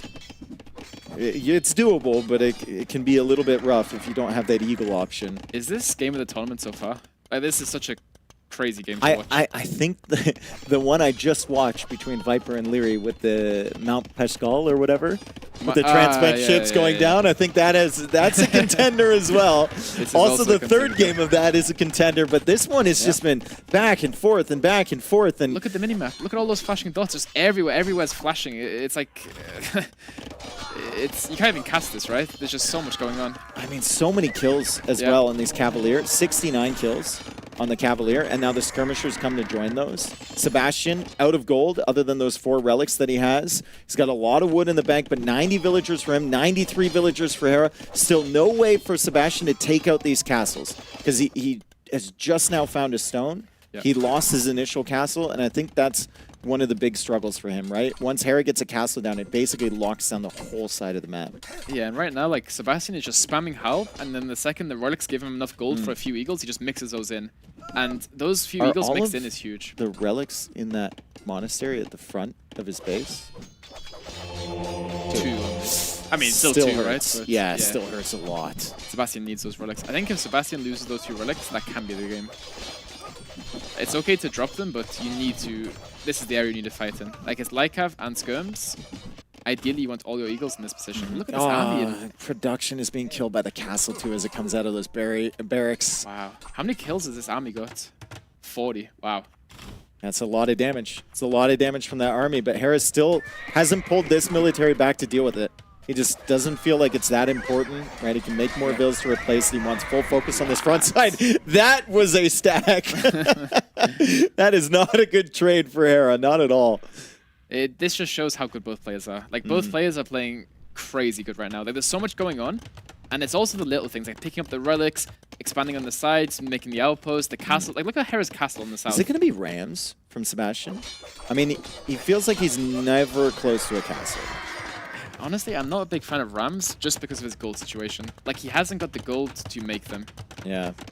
He's got the food to upgrade them, but I don't think he can make any of them at the moment. I mean, it's only 75 gold, but every single time I see someone going for Rams in a late game scenario, it's kind of like a last-ditch effort, right? Yeah. It's the only thing they can think of. As Hera builds a forward monastery, he's going to bring those relics in. Yeah. Now, one thing to consider in this situation is that there is a time limit, as Hera goes for a castle at the back to take out those stone walls that were griefing the gold. So in the far south of his base, there is a castle working away to gain access to that gold. Excellent job there from Hera. But there is a time limit. Yeah. 130, we're getting close. Still got a ways to go, but at the end of the time limit, it is determined by score. The victor is determined by score, and that KD from Hera, which is ridiculous, is going to give him a ton of score in this match. I remember what you said to me at the start of the set. If one person's going to go to the time limit, it's going to be Hera. Yeah, so, exactly. Yeah. It's just crazy how he manages to claw himself back in these games. Like, honestly, early cast stage, I was like, okay, this game's over. What's next? Next map, Amazonia, but it's crazy. Now, Hera goes for 62 halbs. 62 halbs for Sebastian. Yeah. I think the Legionary Witch should be the finisher. Now Hera brings in the 3rd relic. Very well played by him. I mean, we could have had a situation where it was full Halb Skirm if Sebastian still had his castle alive with the extra little javelins. The whole chase skirmishers. Exactly. Also, Legionary for Hera. Yeah, that's the death blow. Look at his resources, so much res. Rams coming in. Okay, so the units are inside the Rams, and whenever you garrison a unit inside the Ram does more damage, so let's see what happens. What do you make if you're Sebastian versus those Legionaries? I guess Plumes maybe, but you don't have a castle. Maybe Arbalest, but... Skirms. It's like, it's the only thing you can do, but you don't have the unique tech. Just make Skirms. Yeah. Seems to be a good unit. As we see the Cavalier coming over, there's plenty of Halberdiers around here, but Hera going to be repairing that castle behind. He's got another castle going up. All of his skirms are coming over on this side. Like I said with Rams, it's usually a last-ditch attempt, and this is all of the gold that Sebastian can muster to try and put into these Rams to secure that little bit of gold up north of the castle. His Rams are going to go down. Hera's going to hold this position, and Legionary is going to be coming in. He already has 11 on the field. He's got a couple more in the queue. Yeah, and also I like what Sebastian did there. He saw Hera garrison the castle with his knights, and he instantly ungarrisoned the Rams, because he knew Hera would ungarrison on top of the Rams to try and kill them. Is this too much gold being spent on Legionaries here from Hera? I mean, all of his cavalry are gone. Never mind. It's just enough. 170 average APM. That's a lot of formation spamming, I think. So Dave, you're about 35. I'm about 55 APM. What do you mean 35? With your controller, of course. Yeah, okay. Yeah, so like Hera is like double our APM combined. Like, yeah, I know. I guess he likes his formations. What can we say? Army high for Hera. The KD is crazy. 84. I mean, it was just such a comeback from Hera. We've seen it so many times, and at no point in that game did he ever think about walling anything in his base. Yeah. I don't even think he had a quick wall there the entire game. No, I don't think he did actually. Looking back, He played completely open. And it's the fact, it's like the confidence to play that open, because a lot of players, if they're attacking and they're in a bad spot, they might start walling the base. They might start dropping a second TC, not knowing that they have to push to come back into the game. So I think that game also shows maybe some of the limitations, not of Sebastian, but of the civilization of Mayans. Yeah. Right? Because you're just looking at the tech tree and you're like, okay, he's got +2 knights. What am I making? He's got +2 knights and skirms. I can't make monks because the skirms are going to kill those. My eagles are dying. My pikemen are dying to the skirms. I have less mobility. It was just a masterclass from Hera. Really, really solid stuff. I'm just updating the Wikipedia page, just seeing what's going on, you know, like. Lewis is officially a hate watcher. Well, that's what you said. I was hate watching Leary because I need Viper to win for my own sake, because I think like Leary is somewhat safe and Hera is safe no matter what. Yeah. Actually, I guess Hera should be safe, right? If you're playing Sebastian, who has high book ults, and maybe Winchester has one today, so it's so confusing. If you manage to beat Sorokuma in the tiebreaker, is he still the GOAT? No. No. Then you're the GOAT again. We'll have a ceremony and everything. We'll pass the crown. See, once again, like here, it looks like Hera's so dead, right? He's so much idle time, so many villagers killed, like... If you pause the game in this situation, like this, like when the crossbow's on top of the vills, you say to yourself, okay, this is 99.5% to 0.5. The game is donezo. Yeah. But then Hera just... But I think part of it is just like we didn't show it here, but Sebastian realized Hera could overrun him. He was retreating with his army fully, and then he was at the top of the hill, and he's like, maybe I can get value out of this fight. And he took a really bad one instead of retreating back to his base and meeting up with the reinforcements. And you know what the scary thing is? Like, Sebastian didn't really make any big mistakes. Like, okay, maybe like a small situational mistake here and here and here, but there was no big mistake you can point at and say, this is why he lost, right? It's just Hera doing Hera things.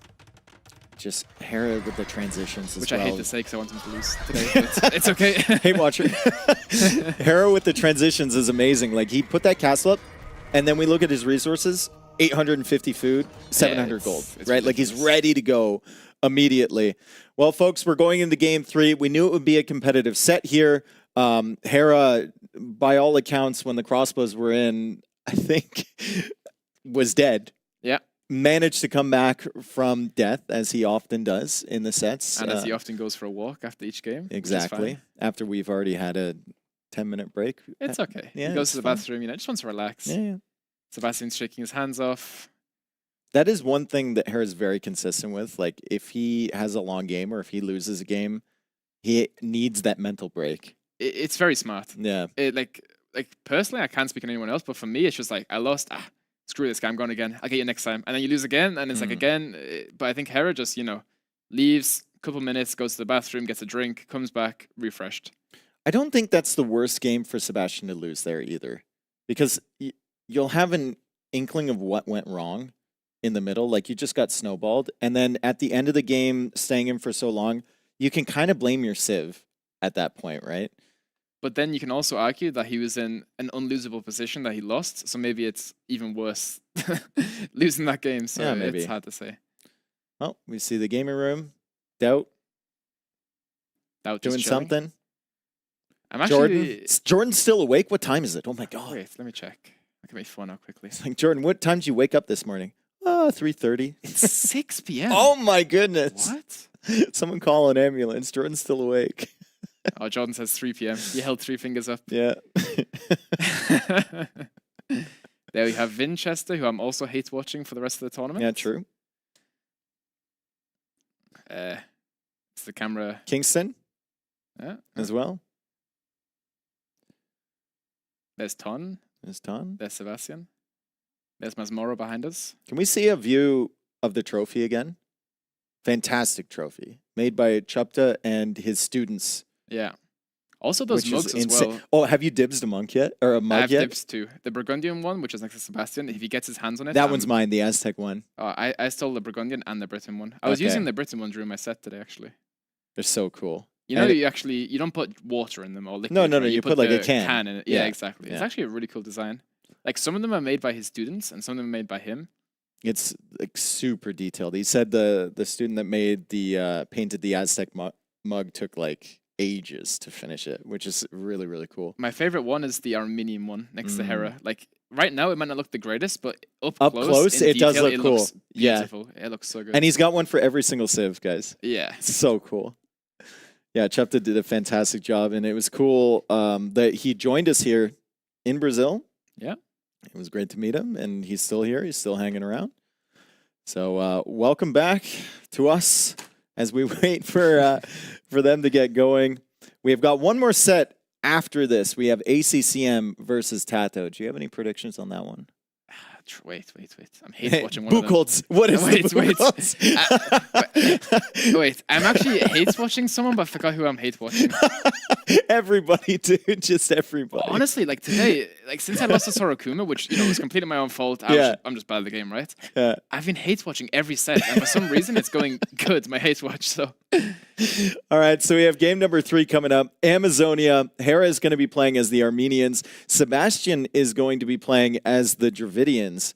Now, I don't know which Civ you would really prefer here. I think Armenians have a devastating kind of late game on the water, but so do Dravidians, and I think the start for Dravidians might be a little bit more comfortable.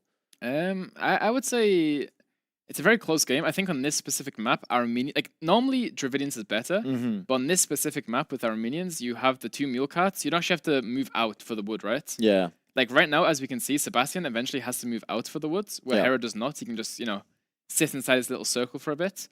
But then, like, in the late game, having bombard cannons on the land is very, very important. But then again, Hera has the Dromans, so it's a very even matchup, I would say. Yeah, Doc going up, couple of villagers, probably going to take the oysters pretty soon.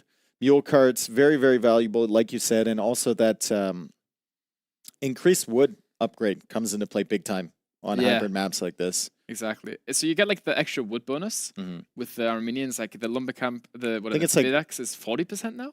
Well, it's 40% more effective on the upgrade. So I think it's 26% versus 20. Question that. But yeah, and also the mule cart, you don't have to replace it, right? So you're saving wood there as well. Yeah. So it's very, very good on the wood Armenians. Ball comes in. Or 28% rather, not 26.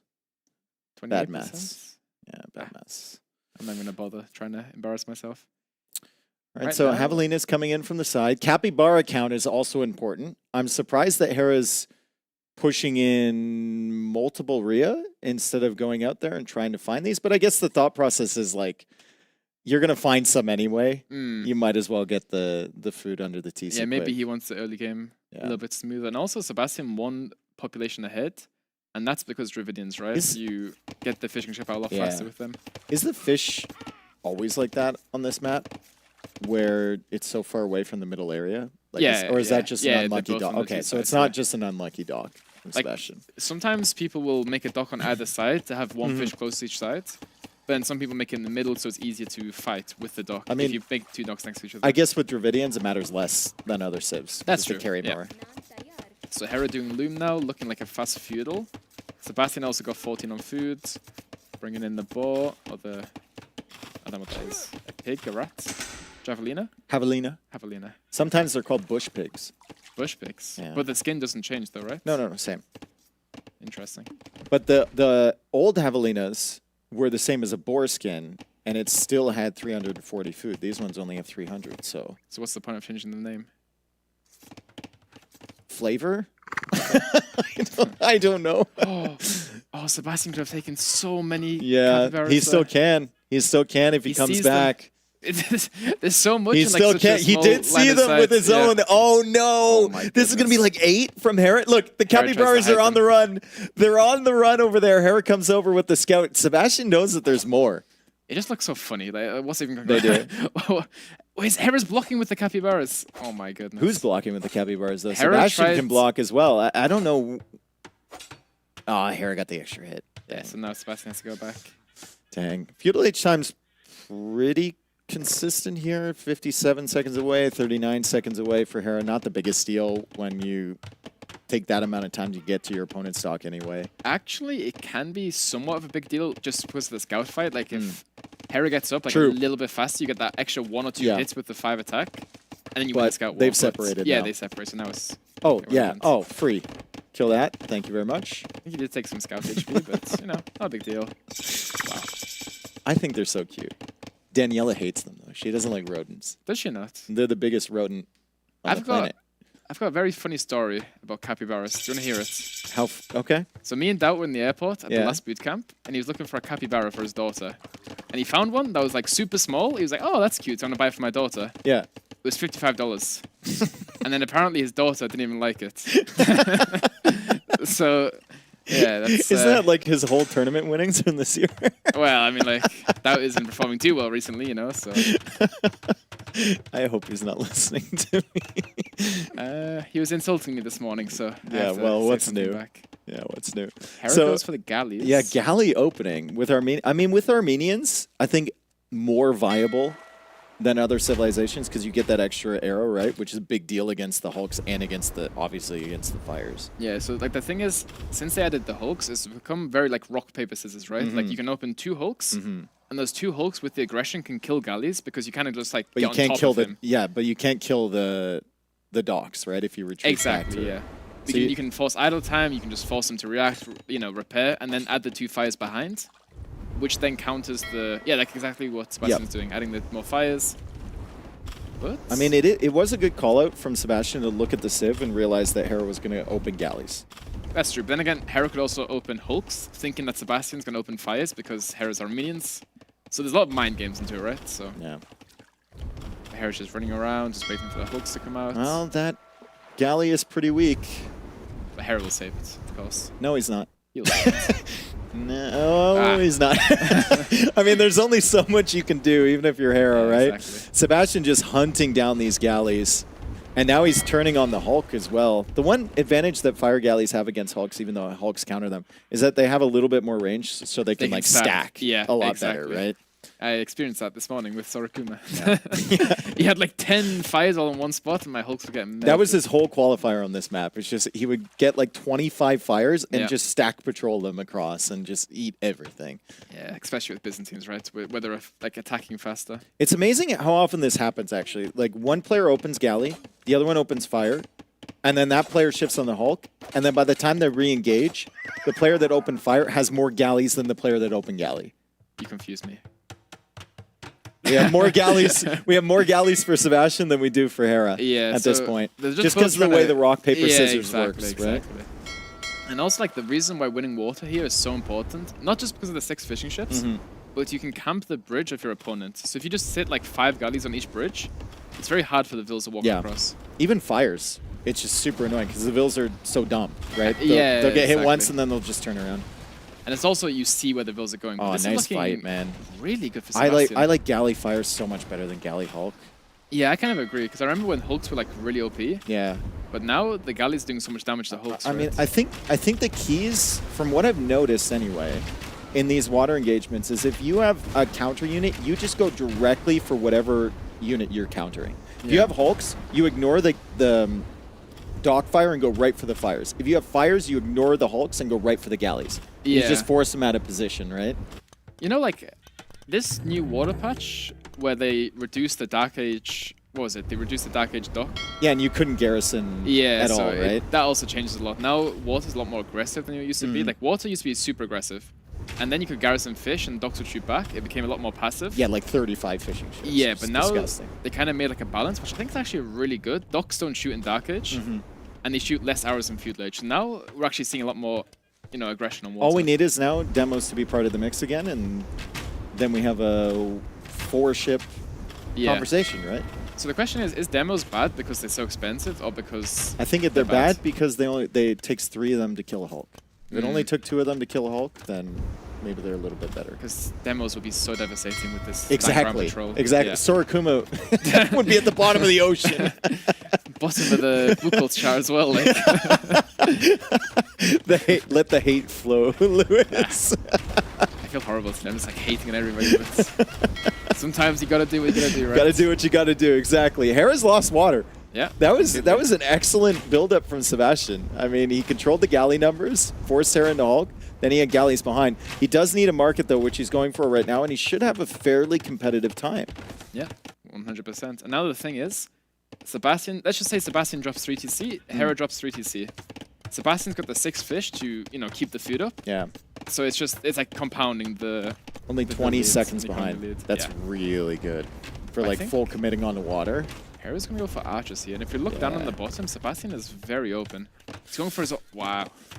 That's a very good read. I think he's range on the actively side. scouting this as well. Yeah, he is. Yeah, that's so good from Sebastian. He spotted the range already, and he'll just have skirms ready. A lot of times players, like, they get into a good spot, but then they kind of think, oh, I'm in a good spot, let's just relax. But Sebastian still... And look at what he's got on the bridges, right? He knows how annoying it is. He's just going to camp the ships there, and he's going to stop any expansion. And Hera will need to leave from there at some point. Exactly. He's also got some ships on the middle, right where the... Exactly. Oh, right my goodness. Yeah. This is like basic stuff, fundamental stuff that every player knows they should do, but it feels like every player just forgets. Yeah. Yeah. Stable coming up, spotted, of course. Everything spotted. But now, like, this is the thing, right? Sebastian can go elephant archers. Because the elephant archers should counter the crossbow, and they should counter the archers. Yeah. No, the stable. If he's got the food for it. I know he's got the fishing chips, but there's not a lot of actual fish. He's also got a market, so he's fine. Yeah, yeah, he's got the oysters in a market. He's gonna be okay. And also, like, there's a lot of shore fish around the side, so when the big fish do run out, your fishing ships are eating. At least they're doing shorefish. something. They're doing yeah. something, exactly. Especially with Dravidians. Like, shorefish isn't that bad with Dravidians. That's a good shout.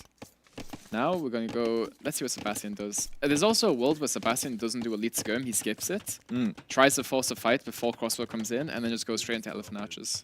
Fortified church there for Hera to help him out. Hera is attempting to cross the bridge now.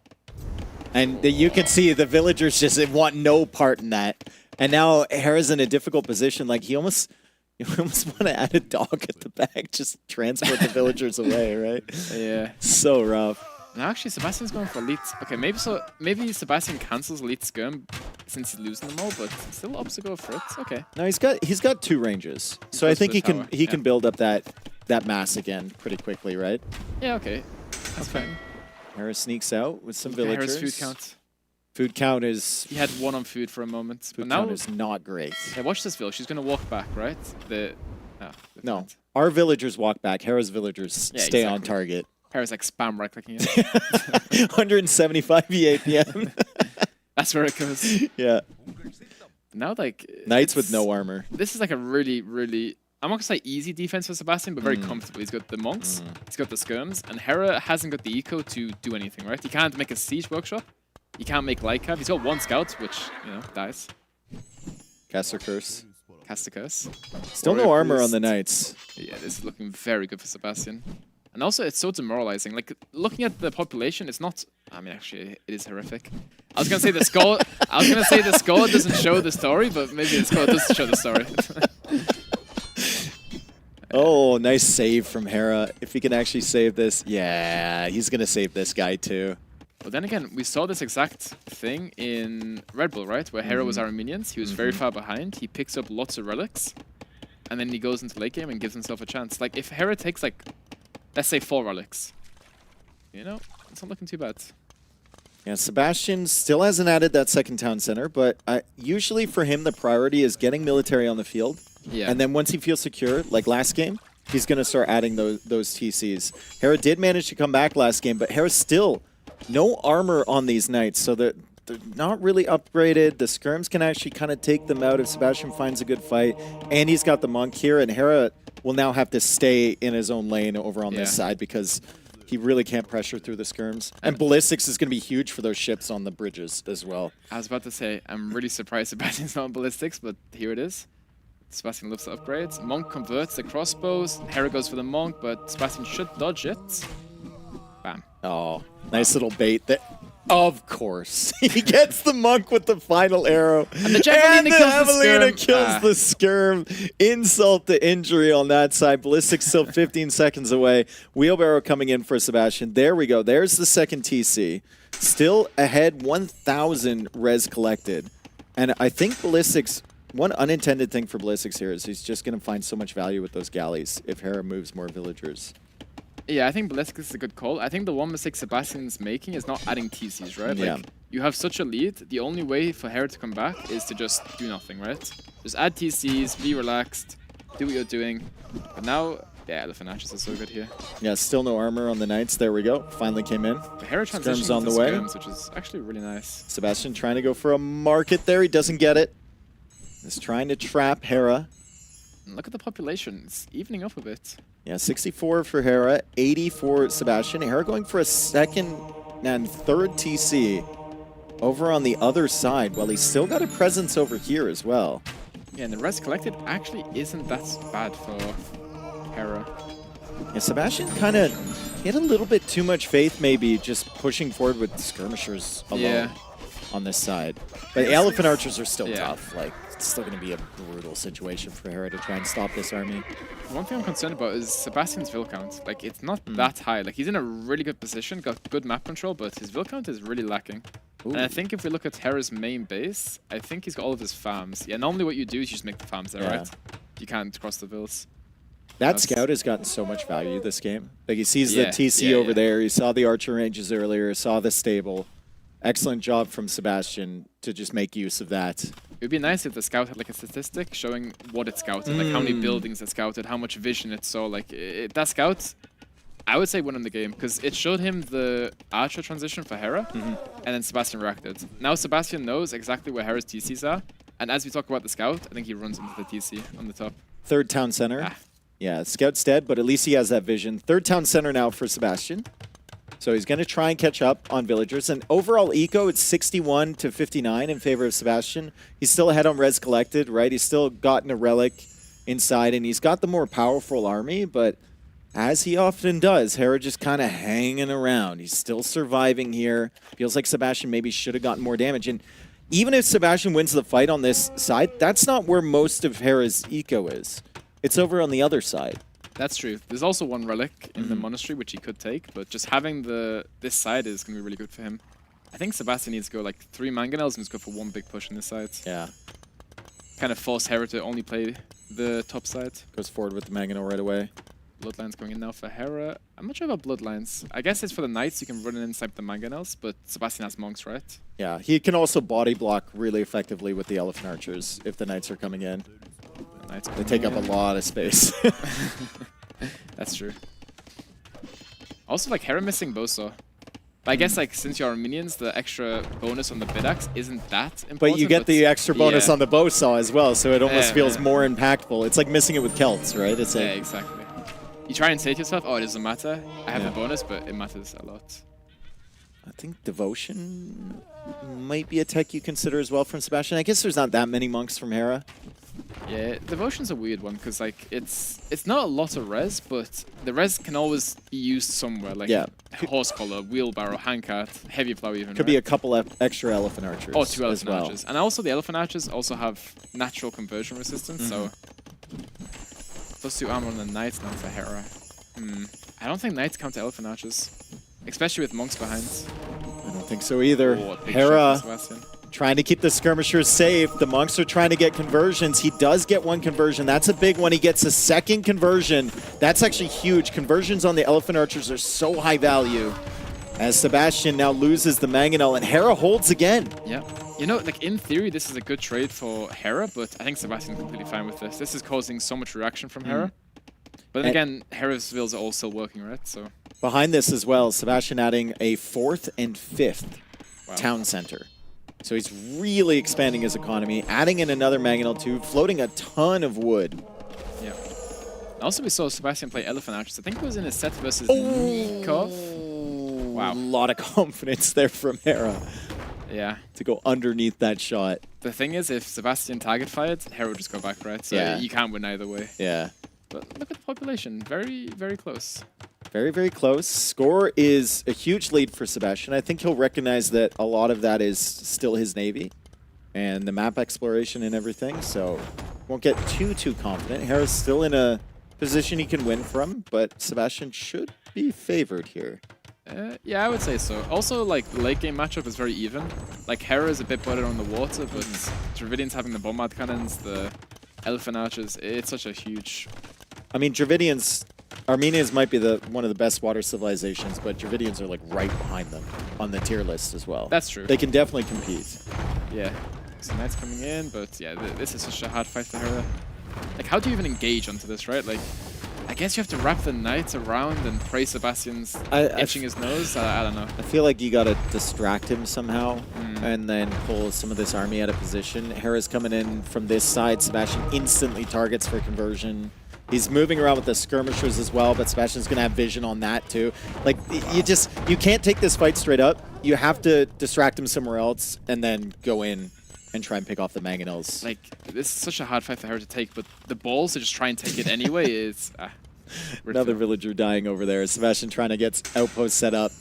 Look at the population. It's even. Like, Hera just comes back from nothing. A lot of that is skirms, though. It's a lot higher value units, it feels like, for Sebastian. That's true, but the high value units do get counted by the skirms. Yeah, true. But he has got the Mangonels too. Villager count is even, though, which is impressive. Yeah. Very, very impressive.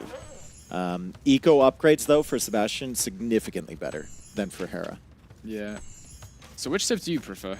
I think I like Dravidians just because you have... It's like comparable water, but you also have bomber cannon, which is just huge.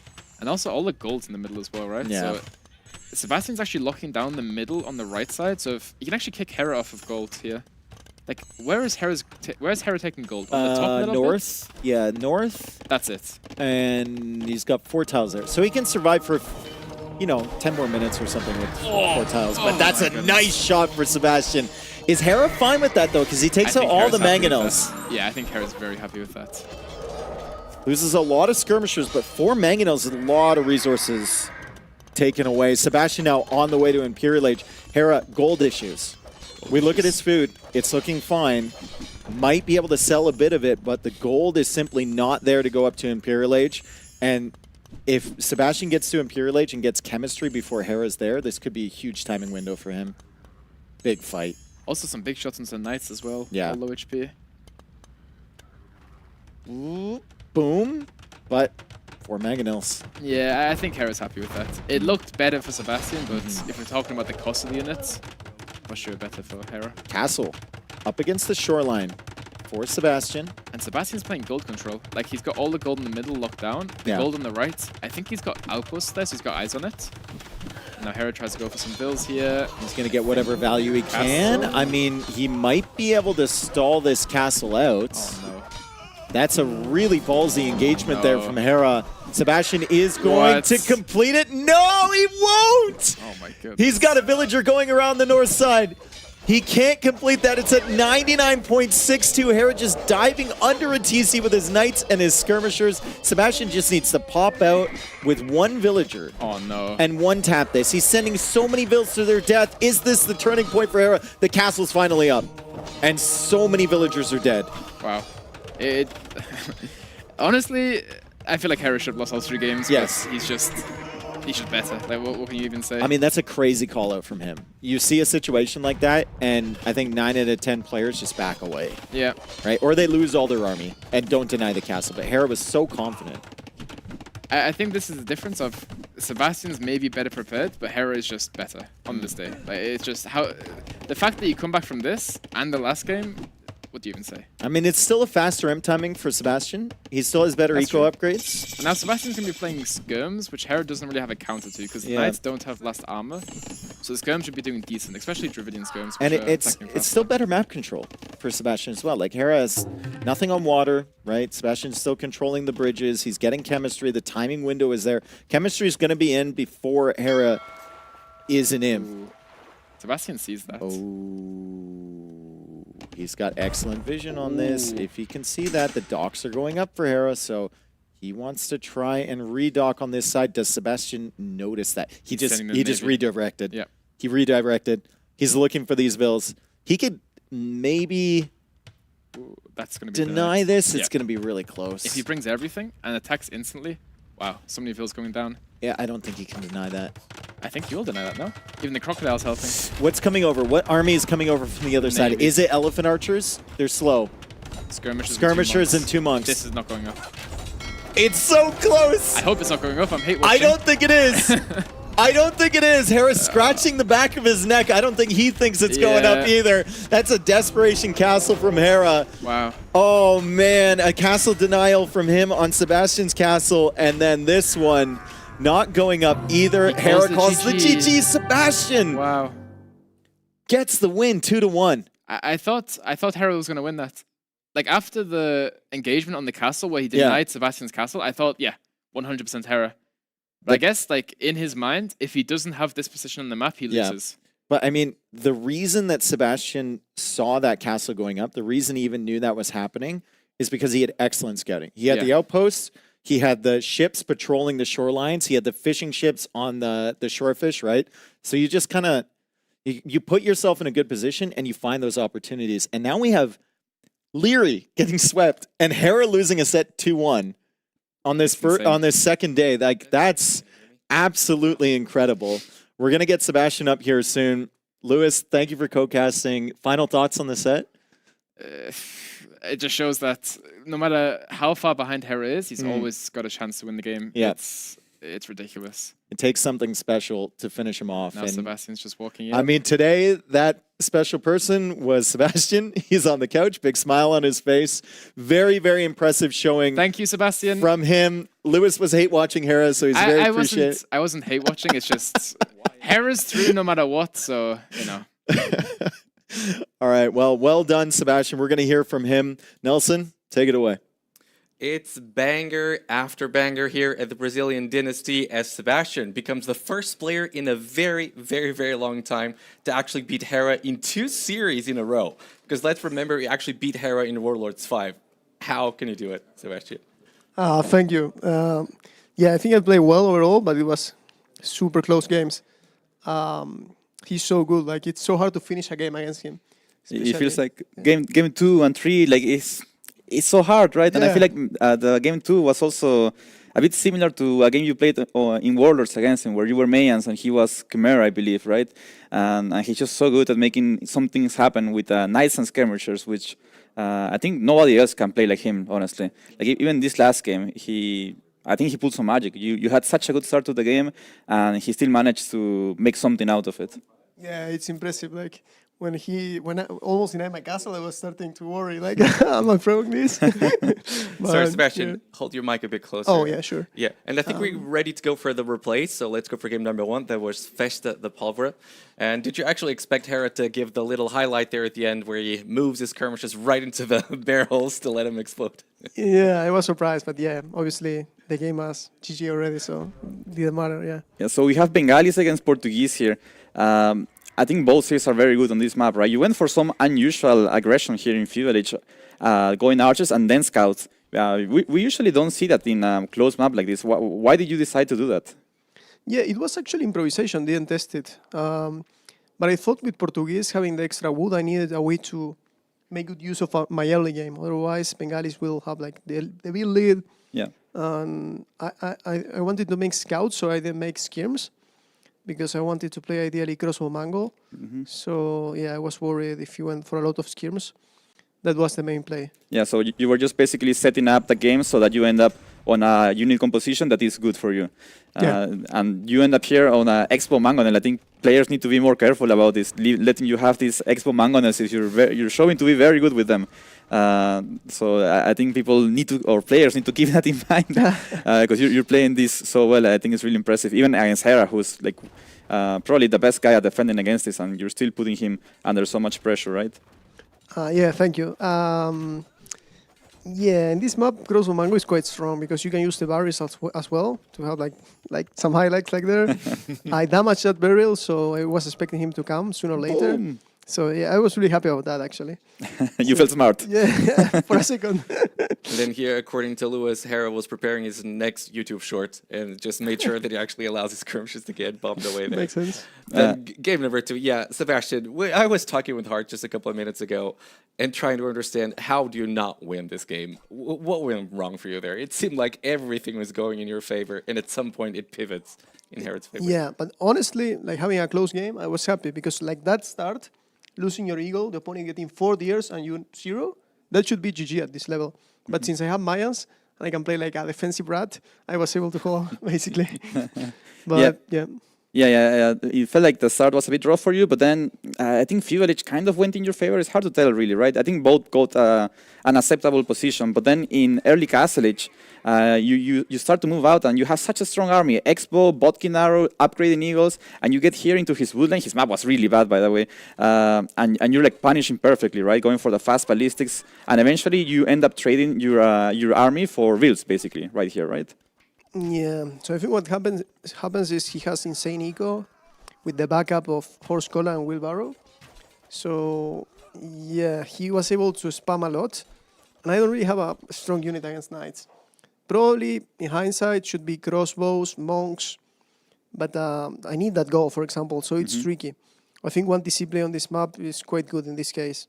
Yeah, so he played it really, really well. He went for like an all-in. He was so behind, and economy 18 villagers behind right here, and you're even finding damage. But he just kept pressuring, right? The skirmisher knight. He knows he has the better army composition here in Castle Age. You're gonna struggle with mobility, and he's just abusing that.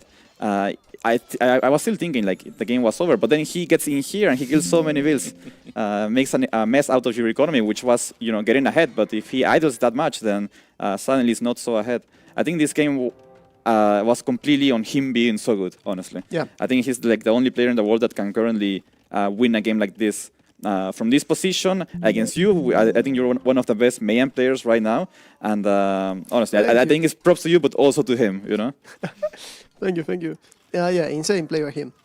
So I was thinking, how can I lose this game? That's what you usually need to think when you have an advantage, right? And I was like, okay, I will not do any counterattack. I will stay on 1 TC. And even with that, I wasn't able to hold. So yeah, really well played on his side. So much pressure there with the Knights. And I mean, honestly, even at some point you had like 8K score to his 10K, soon to be seen here on the screen. And you were actually in a good position, but the score wasn't reflecting that. You had control of the goals. He was on 0 basically. But I think the score maybe made you think, like, underestimate your position a little bit, because you lost all the buildings in the front, so your score was bad. And he just started taking good trades. You can see here he has 0 on gold. So if he loses some of the cavaliers, he basically can't make any units to counter halves anymore. So maybe with a bit more patience at this point, the game was still winnable for you. If this castle goes down, for example. Yeah, there was the time limit as well. That scared me a bit. True. So yeah, something to keep in mind. Like here in this map, Hart was sort of wondering if going straight for the galley from the beginning here for Hera was perhaps a mistake when players are so close to each other. How do you see that? Yeah, I think Hulk or Fire is safer usually. But let's say if I open Hulks and he's on galleys, then he has the advantage. So it's like a coin flip. But this strat, I learned it from Hart, actually. Just go fire ships. Fire ships, don't even think about it. Just fire ships and the forehead right in front. Work against Nico as well. So yeah. Nice. Somehow it works. It doesn't make sense, but it works. That got you to a good position into the game. You go to Castle Edge with a slight lead. He actually plays very well and manages to put himself in this position. Even build count, army composition, not bad. Once again, he plays Skirmisher Knight perfectly. The elephants, like such a strong unit, but also they take a bit too long to kill the knights, right? So they don't defend the monks or the mangonels as well as Expomas would usually. Yeah, I agree. Here I rushed a bit. I was a bit impatient. I think I shouldn't have done that. So I immediately went back and said like, okay, I need a castle. But yeah, he got me here. Yeah. Did you get deja vu? Did you get a couple of flashbacks here to game number 2 once you lose those mangonels? Yeah. And I thought the Wessel was going up 100%, so I didn't check. Yeah, I mean, I was watching as well, and it looked like it would go up, but I don't know, he just killed everything somehow. Yeah. And you were up to him, obviously, you were thinking about not losing the elephant archers. Here he forces a fight, which was very good. I think when he resigned, like if he didn't go for the castle in the middle, the game was probably still playable for him. He was a bit behind to Imperial Age. It wasn't going to be easy, but it would have still been playable. What was your plan going into him? Would you go like full water here or just land? I was probably going to secure the right side of the castle, play skirms from left, and probably transition to champions. So not sure what champion is better if you put the unit text. Oh, okay. So yeah, that was my plan. Champions and then elephants, if I have gold. Yeah. Well, very well played. That was honestly 3 great games. Yeah, really good games. And 2 excellent series, one after another, I gotta say. So, Sebastian, you're probably gonna face Viper tomorrow. I believe we still don't have the matchups ready, but it's likely to be the case. Viper, which also has been displaying some incredible Age of Empires. How are you feeling about that matchup? Yeah, looking forward to it, yeah. I'm happy about the win, and yeah, I would like to face Viper, yeah. Beautiful. Love it. Okay, guys, we're going to go into a short break. When we're back, we're going to be having the last series of the day. That's going to be ACCM versus Tado, casted by T-West and T90, the duo of the Ts. We'll be right back. Don't you guys go anywhere.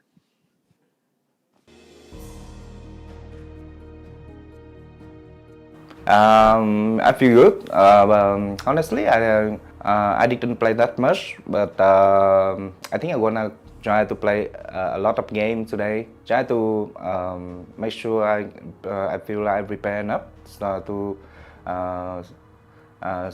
I have a good feeling for tomorrow.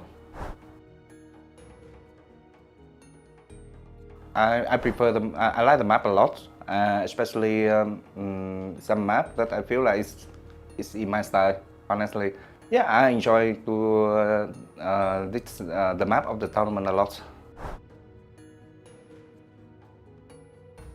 Yeah, for the player for the first round, I think I don't want to face like Hera, Lyris, and Sluggy. I didn't face them in the first round. Yeah. Every LAN tournament when I face them for the first round, and I just like going down in the rest of the tournament. So I just don't want to fight Hera and Lyris for the first round, and I don't care. I face anyone.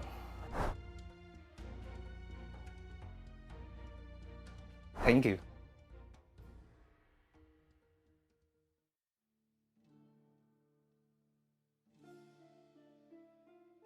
Yeah, like there's a lot of players here, like even the ones that didn't qualify. So we had a lot of opportunities to practice with a lot of players, and even if they don't want to, they don't have to practice for it. Maybe they are not as prepared, but they are always willing to help you. So it's good to have different point of views as well. Like, and now we not that many players. Like we are used for the boot camps with 4 or 5 players. Yeah. Now there is 10, so there is way more people to play with, and as I said, like having different point of views helps to see more strategies, and I think it's really helpful. Like so far it has been really nice, and I'm enjoying a lot. In general, players are like, we know each other for a long time, even if we were not part of the same team. So the environment I think is really cool, and like you can feel on, for example, on Team Game Tuesdays, we usually have like really good environment, random teams, the vibes are good, and I think in general like the level of the team is really high, and we have a really good chemistry.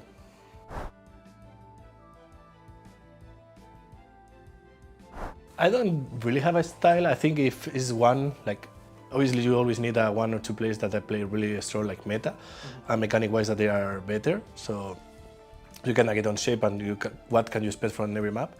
And there's also a way like to find new counters to the main strategies, or like in this case, if I play with Winchester, I know he will try to play a bit off meta sometimes. So it's good to have that kind of players that can put you on, like, surprise you, and it is interesting for sure. Like, you can learn way more options for every map.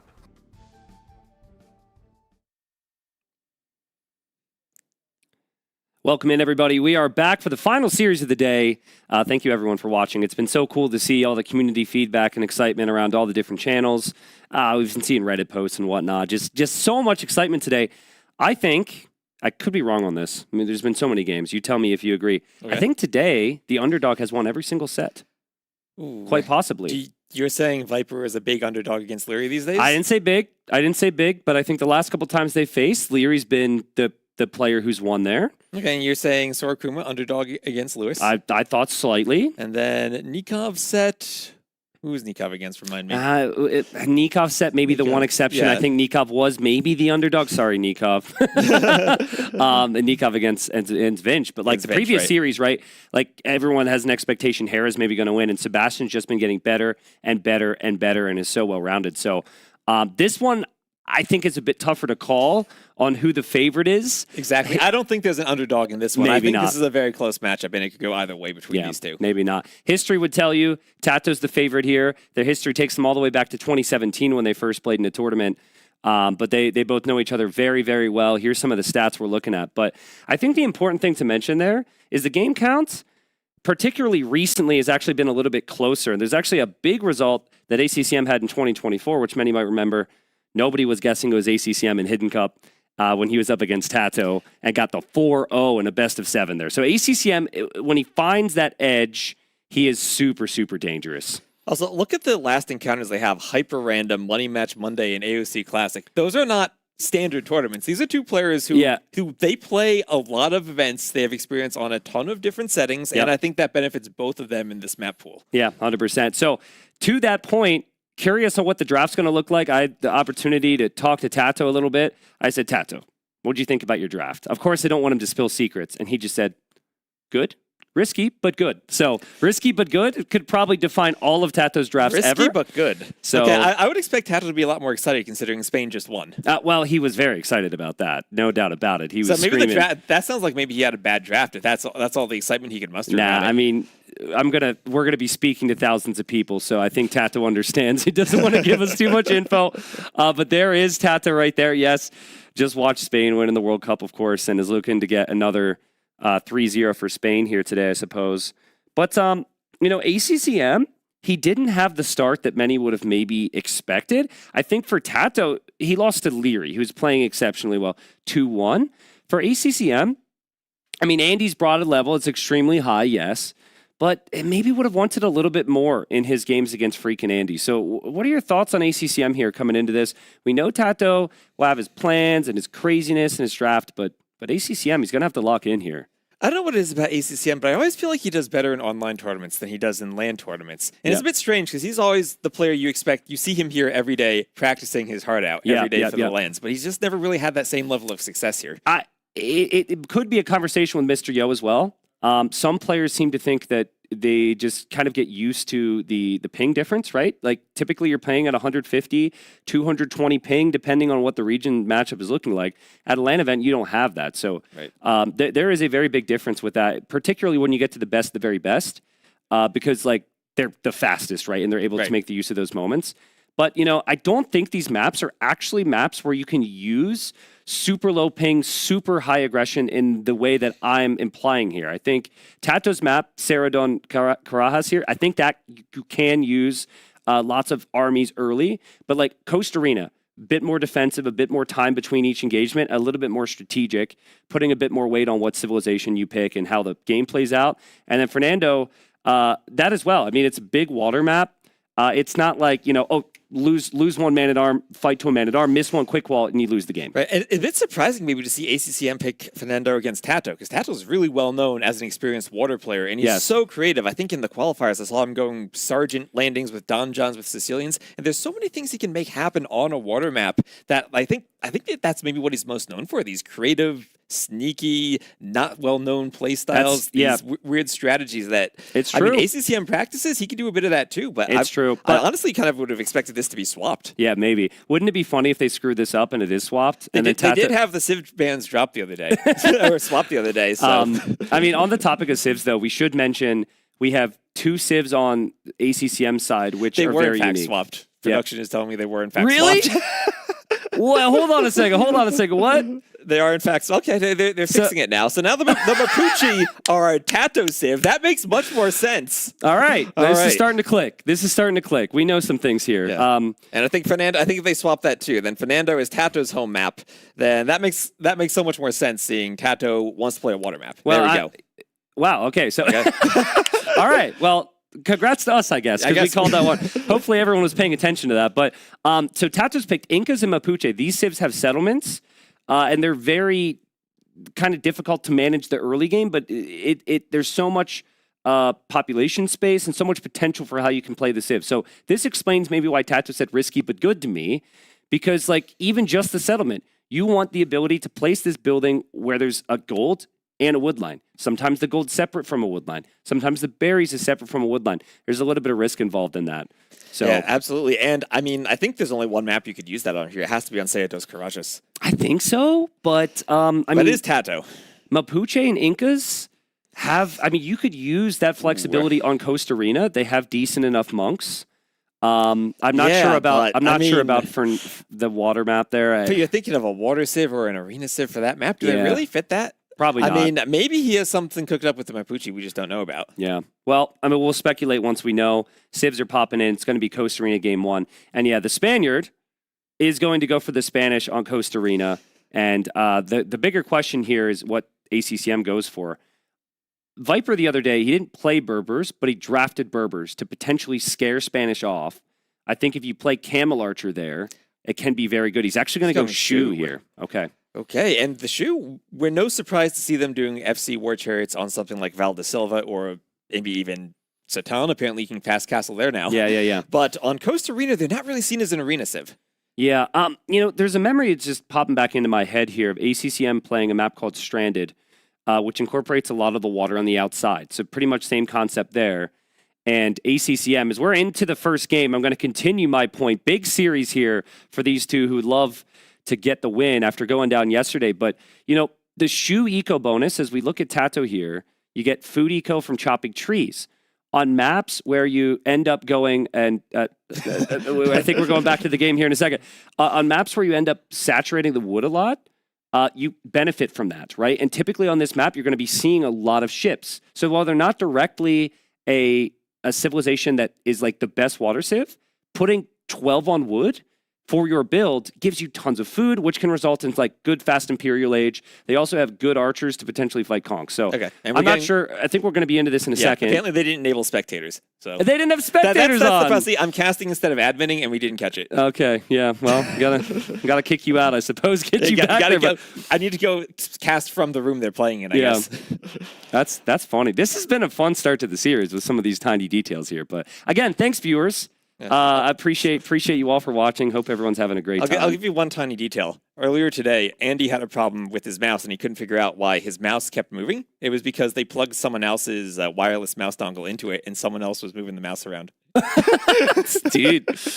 Oh, I feel like that's a good opportunity to troll somebody. Yeah, it really is. Oh man. Yeah, I mean, it's when you're all here together hanging out, there's always these tiny things that happen. I was practicing build orders against the AI on Miguel's laptop or setup and trying to convince Tato of some strategies earlier today. Hasn't gone for any of them, so I'm sure that maybe my builds were a little bit off. But here we are, game number 1, and this is Tato. He's gone for the Spanish, and he as well has a little Minecraft mod, I believe, for his board.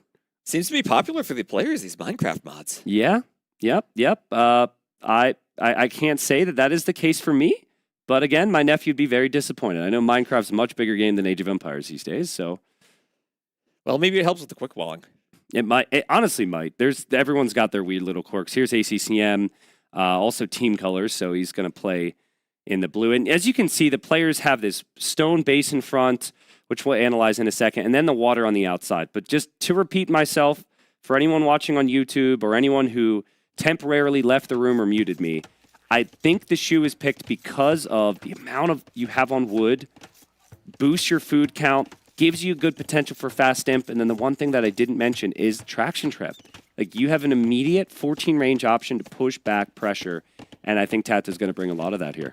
Yeah, and it's always so tricky to use those traction trebs if you get in a castle fight, which we do see on Coast Arena quite a bit, because you can get them out quickly, but they're not as strong against buildings as normal trebs or even bombard cannon would be. Yeah. Yeah, I think the important thing is going to be that gold. The golds and the stones are always along the forward wall. So as the players are going to start to focus on the fish on the outside and possibly invest pretty heavily into protecting that, near the stone walls on the front is where most of your stone and gold is going to be. The players only have a little bit of gold as the boar is trolling Tato. A little bit of gold on the shoreline there. I think it's, what, 1,600 or 1,800? It's 450 per oyster, and you have 4 of them. So if you do some quick math, 1,800, I believe. 1,800. I'm really anxious. I think if I get this wrong, I'm going to be just completely It is made fun of. 1,800. There you go. Yeah, there we Capture go. will tell us. But one of the things you can do with those gold when you build the dock on it is you can skip a mining camp and just put a few vills on the oysters, because both your fishing ships and your vills can collect from them and drop off at the docks. Yeah. I mean, we've seen multiple iterations of this map over the last, 4 months or so, right? Because we first introduced this in Titans League, and in that season of Titans League, the first 2 weeks didn't have the updated water. Then they updated the water where you could garrison inside the docks and fire arrows, only the arrows were like really, really strong, and since then they've nerfed it. So there's still this ever-changing flow. It does feel like water's a little bit more present in the meta now. Like the other day, Lewis was Spanish, which you would assume conquistadors, and he actually went forward docks. So maybe both these players will think the same and like really lean into the water first. I mean, we have in the past seen some landings on this map where you transport ship in the Dark Age and go around. There are a ton of strategies, but I don't think in this game players would want to do that. It feels like ever since they had the water changes, a lot of those creative strategies we saw at the start has kind of morphed into more meta strats. Also, with respect to the players who went for the transports, I think the map was new and it wasn't as figured out. And I think they didn't know enough to know that maybe that is a little too risky. While we have a moment, they're about to go feudal age. So you've done the scripting for these maps, both for Titans League and this and so many others. And I know, T-West, you put an insane amount of time into very specific things. So while we have a moment, is there anything super, super nerdy here that went into scripting this that you just need to tell people about? I know there's got to be something. Well, you told me to do a bunch of specific things for Titans League, and then I wanted some specific things. Okay. So originally this was not my map. This was by the Mad Catter, who is a prolific map scripter. And he has a 40-minute video on his YouTube explaining how the circular walls were set up. And I saw that, and I was like, you know what? We can also use diagonal gates in the map. So if you look along the walls, there are not just the standard straight gates along the middle of the map, but there will also be some diagonal gates. Okay, so the diagonal gates were not possible before. I remember the walls being kind of weird because of the straight gates. So how much time, if you had to guess, and energy did you invest into diagonal gates Probably here? about 2 or 3 days. Yeah. That's what I wanted, guys. And I didn't actually know. Like, I know T-West. I know there's going to be some level of like dedication to it, but I didn't know the specifics, so that was not pre-planned at all.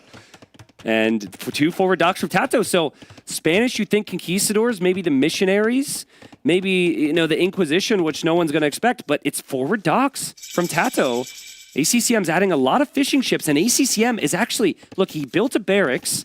I think he was playing fast castle crossbowman to stop a castle, and he's like, wait, if he's fast feudal, it must be water here. And ACCM's actually changing his whole build order. That was a really good call out from ACCM. Yeah, and the question is, how quickly will ACCM figure out what type of ships that Tato's going? Because when you go for the forward docks, your first 2 ships are going to be shown to your opponent. Yeah. I don't know how you feel, but I always feel if you're that far forward, it's good to open with fires because they'll do more damage to the docks initially. I can't figure it out, dude. If I go for fires, my opponent opens hawks and I'm behind. If I open galleys, my opponent opens fires and I'm behind. It's really tough. But I just need to restate it. That's sick. that ACCM saw Feudal and immediately knew what it meant. He did not see the docks. He just has enough experience to know the only thing that Tato would possibly consider here is this. He could have easily continued on with his fast castle and maybe been in a worse position here. Yeah, and now he's going to add the barracks in too. Wow. But, and a range. That's interesting. It's actually going against what I just said. I was like, congratulations. Like, you're saving all the wood for the ships. But to be fair, he can queue 3 Hawks right away.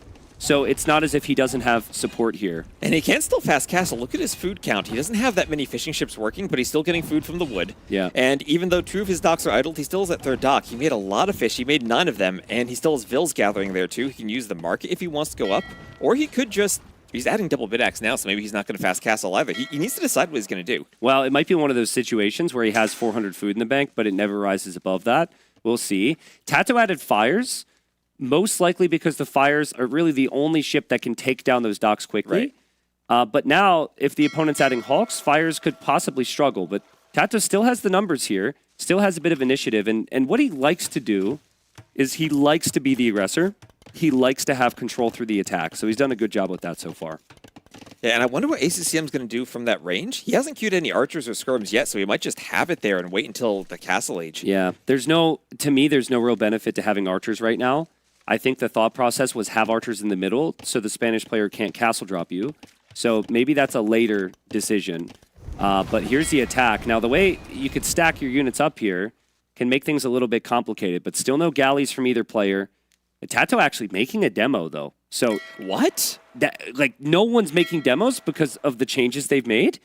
He could bait his opponent forward, and the demo goes in, and Tato, he hits. He doesn't get kind a of did kill. something. It did do something, and actually, if he chases right now, and he gets 3 kills as a result of it, that demo was awesome. But he needs to chase right now before this gets repaired. And it's tricky now because you're chasing underneath the docks. He's feudal, so they're at least shooting 1 arrow. The fish will be safe, and he'll have all of his production there to get more holds out. Oh, man. Oh, it's an awkward day to be a villager, though. It's an awkward day to be a villager in there.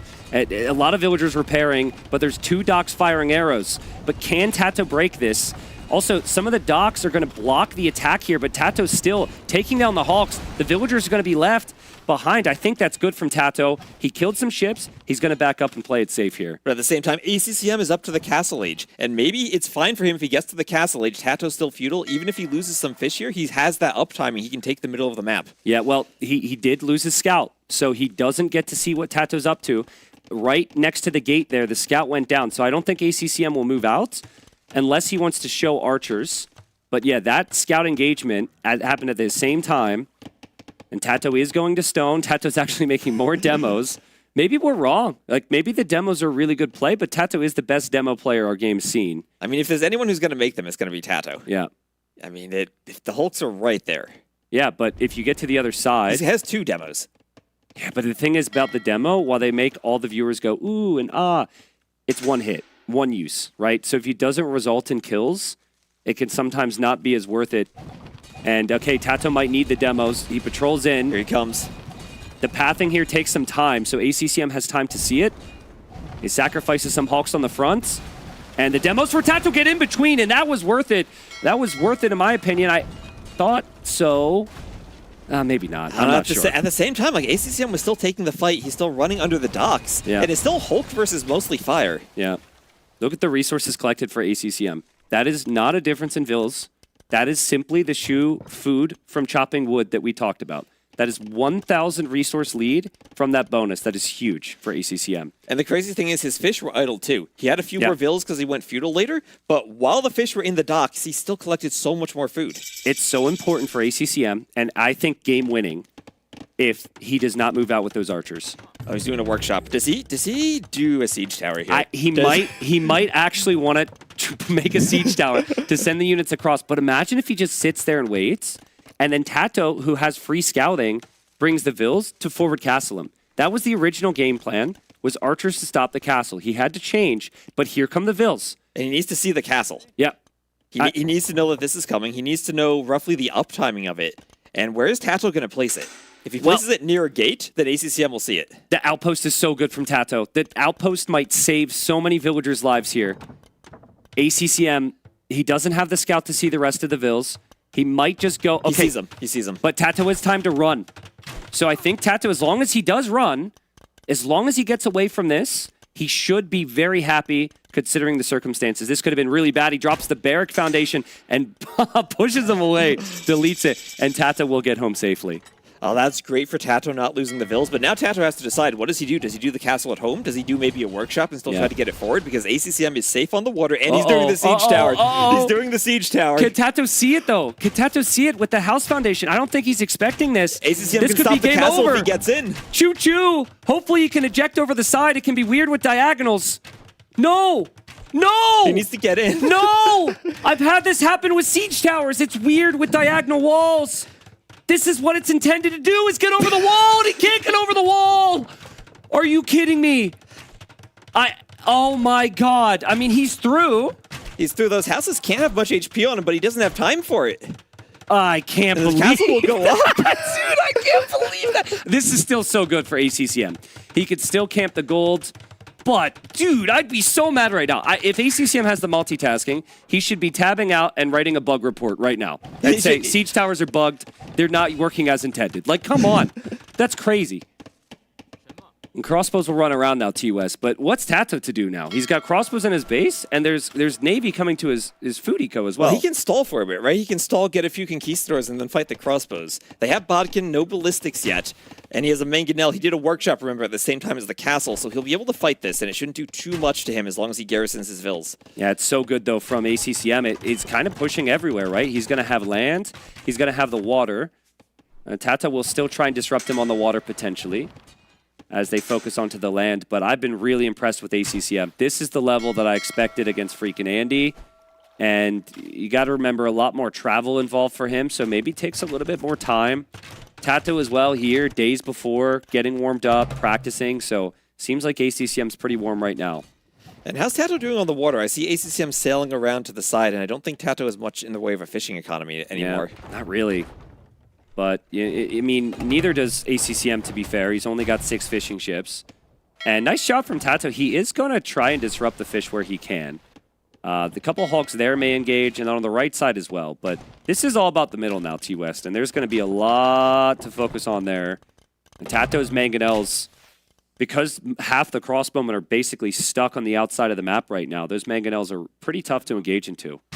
Yeah, and the good thing, though, for ACCM, the castle isn't forward on him. He has time if he wants to go imp himself, if he just wants to boom, add more crossbows. And the Shu are going to be a really smooth transition if he gets in. He has more crossbows in. He used the siege tower again. Nice, nice. Uses the siege tower, gets into the wood line that you can't get back, which is unfortunate. And Tato is just going to run over here and clear this up. But I like what ACCM's trying to do, because the middle is still a problem if there's mangonels there. And I think that Tato's going to start to creep in a little bit closer to that main gold. Remember, the gold is on the front in the middle of this map. There's some raiding from Tato. But yeah, that TC, that gold is everything for ACCM. And that TC does somewhat help him protect the gold from the mangonels. That's a great mangonel shot from ACCM. But that kind of limits where Tato can move his mangonel if he can't get it in range of the TC. Remember, conquistadors cost food. So I still really like making crossbowmen here, because you're saving all your food and you can produce that on villagers. And that, combined with all the food eco you're getting from the tree chopping, is very, very helpful long term. Crossbows take the engagement here. It seems like they really want to get to that tower. They can hop in the siege tower, yeah. They can run away from the conks. And now Tato deletes his own wall. And now the siege tower is just taxing on in. And, I mean, this is annoying for Tato, right? This isn't what Tato wants to do right now. So this siege tower is paid for itself. Yeah, and the conks do pierce damage, so it'll take a lot of shots to destroy a siege tower. It can just run the crossbows away. See you later. Just passing, bro. Crossbows come back on this side. ACCM's multitasking is insane at the moment. And keep in mind, there's still the action in the middle, which we always need to pay attention to, and the water on the outside. In the middle, he's lost a couple crossbowmen. But my goodness, what a game, dude. The multitasking is truly insane right now. And both players losing almost all their fish now. But ACCM, he's been on 3 TCs. He's starting to pull ahead in villagers. And Tato might be under a bit of timing pressure here to make something happen before ACCM pulls too far ahead. Yeah, okay, so this is actually, with most of the armies on the outside sorted, it's actually now a conversation on the middle. And especially with the stone count climbing for ACCM, because he might want a castle there. Interesting, though, Tato's queued at transport, which we'll have to pay attention to. Oh, he's moving conks around. He still has the forward docks. He's going to transport the conks in. Whoa, dude. It's the siege tower of the sea. It's the sea tower, only that actually exists. It's the original siege tower. It's the siege tower without the siege. It's been a long day. It's been a long day. Big shot from Tato. And soon it will be 3 mangonels in the middle, and this is all as the transport ship is going around the outside. And I don't know if ACCM is expecting the pressure from out there. Oh, that was huge if he loses another mangonel.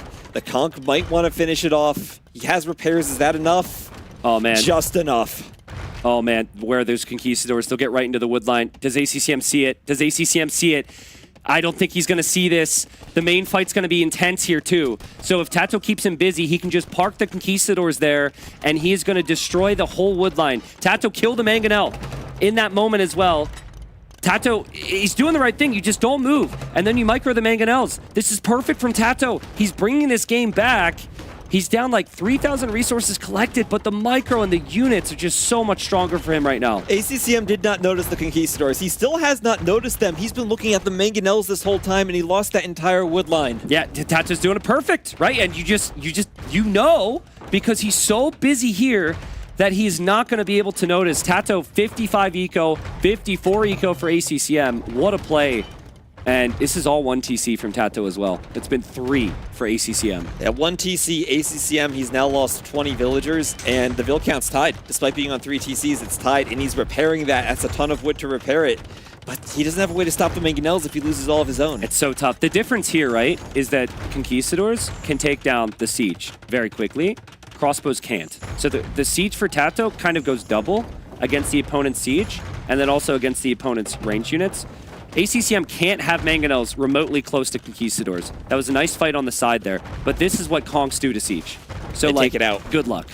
Yeah, the only thing ACCM can really do to protect the mangonels is monks, but he doesn't have a spot to garrison the monks and keep them safe from Kongs if that TC goes down. Yeah, it's so tough. I think Shu monks as well. I don't know if Redemption's there. It's even a big question if he's going to have the gold. He did complete a castle on the left, which is good preemptive thinking. If you're going to lose your gold, you can at least take that gold now. And Tato actually re-walled that. And he might break in again with the crossbows. That's actually really nice from ACCM earlier on to just make that hole in the wall and make sure he had a spot for his crossbows. Yeah, Tato sees the castle. Castle's never a great sign. Tato went from thinking he just won the game to, oh shoot, okay, opponent's got a really good fighting chance here. That's probably what happened to ACCM with that siege tower earlier. True. I mean, but what a call out from Tato. Usually you're not going to think of the transport at all because it's like so far away. But then the other aspect of it, it wasn't like he had clearly won water. The opponent's docks were still up, and there could be a random Hulk or 2 out there. We saw earlier today in the Leary Viper series, players can lose transport ships. That they can. So, oh man. I mean, ACCM, I know he's took some losses here, but great recovery, has the eco lead again, and it's still the same thing as we said before. He is not spending food as much as Tato is, with Tato going for Kongs. Yeah, and Tato's still trying to break through, even adding a ram to the push. Now he has rams, mangonels, conks, and missionaries all together. Also, both players had managed to pick up relics. It's 3-2 now for Tato. The missionaries can pick up the relics now. And Tato also expanding his town centers around the bottom, taking some more wood. It's interesting expansion from Tato. I actually think if ACCM hits Imp, that location is going to end up being very important because you don't want to expand your eco into a position that gets trapped. Traction trebs will likely come from the northern-ish area, northern, middle, whatever. So I like that TC spot from Tato. Right, it's a bit harder to tell against the Shu because your traction trebs don't come from your castle. They're going to be from workshops, and they're a bit more mobile than normal trebs. So if ACCM can spot that, he might even have an option to try to go down there first. Yeah, it feels really quiet right now. If I'm Tato, I think my opponent's on the way to the Imperial Age because there's not a lot of army activity from ACCM. In fact, where are his crossbows right now? Are they just waiting in his base? Yeah, they're just camping there. Yeah, it seems like it. I think he's going to play tower defense here, T-West. He built one. I'd like to see another, and then maybe a university. He has a university. He could go guard tower. He does have Bodkin already. Yeah, I think you can't fight this army otherwise with Siege. We've established that. I think he just needs a tower near the workshop, though, in front of the farms. If he has that, maybe it's a bit easier for him.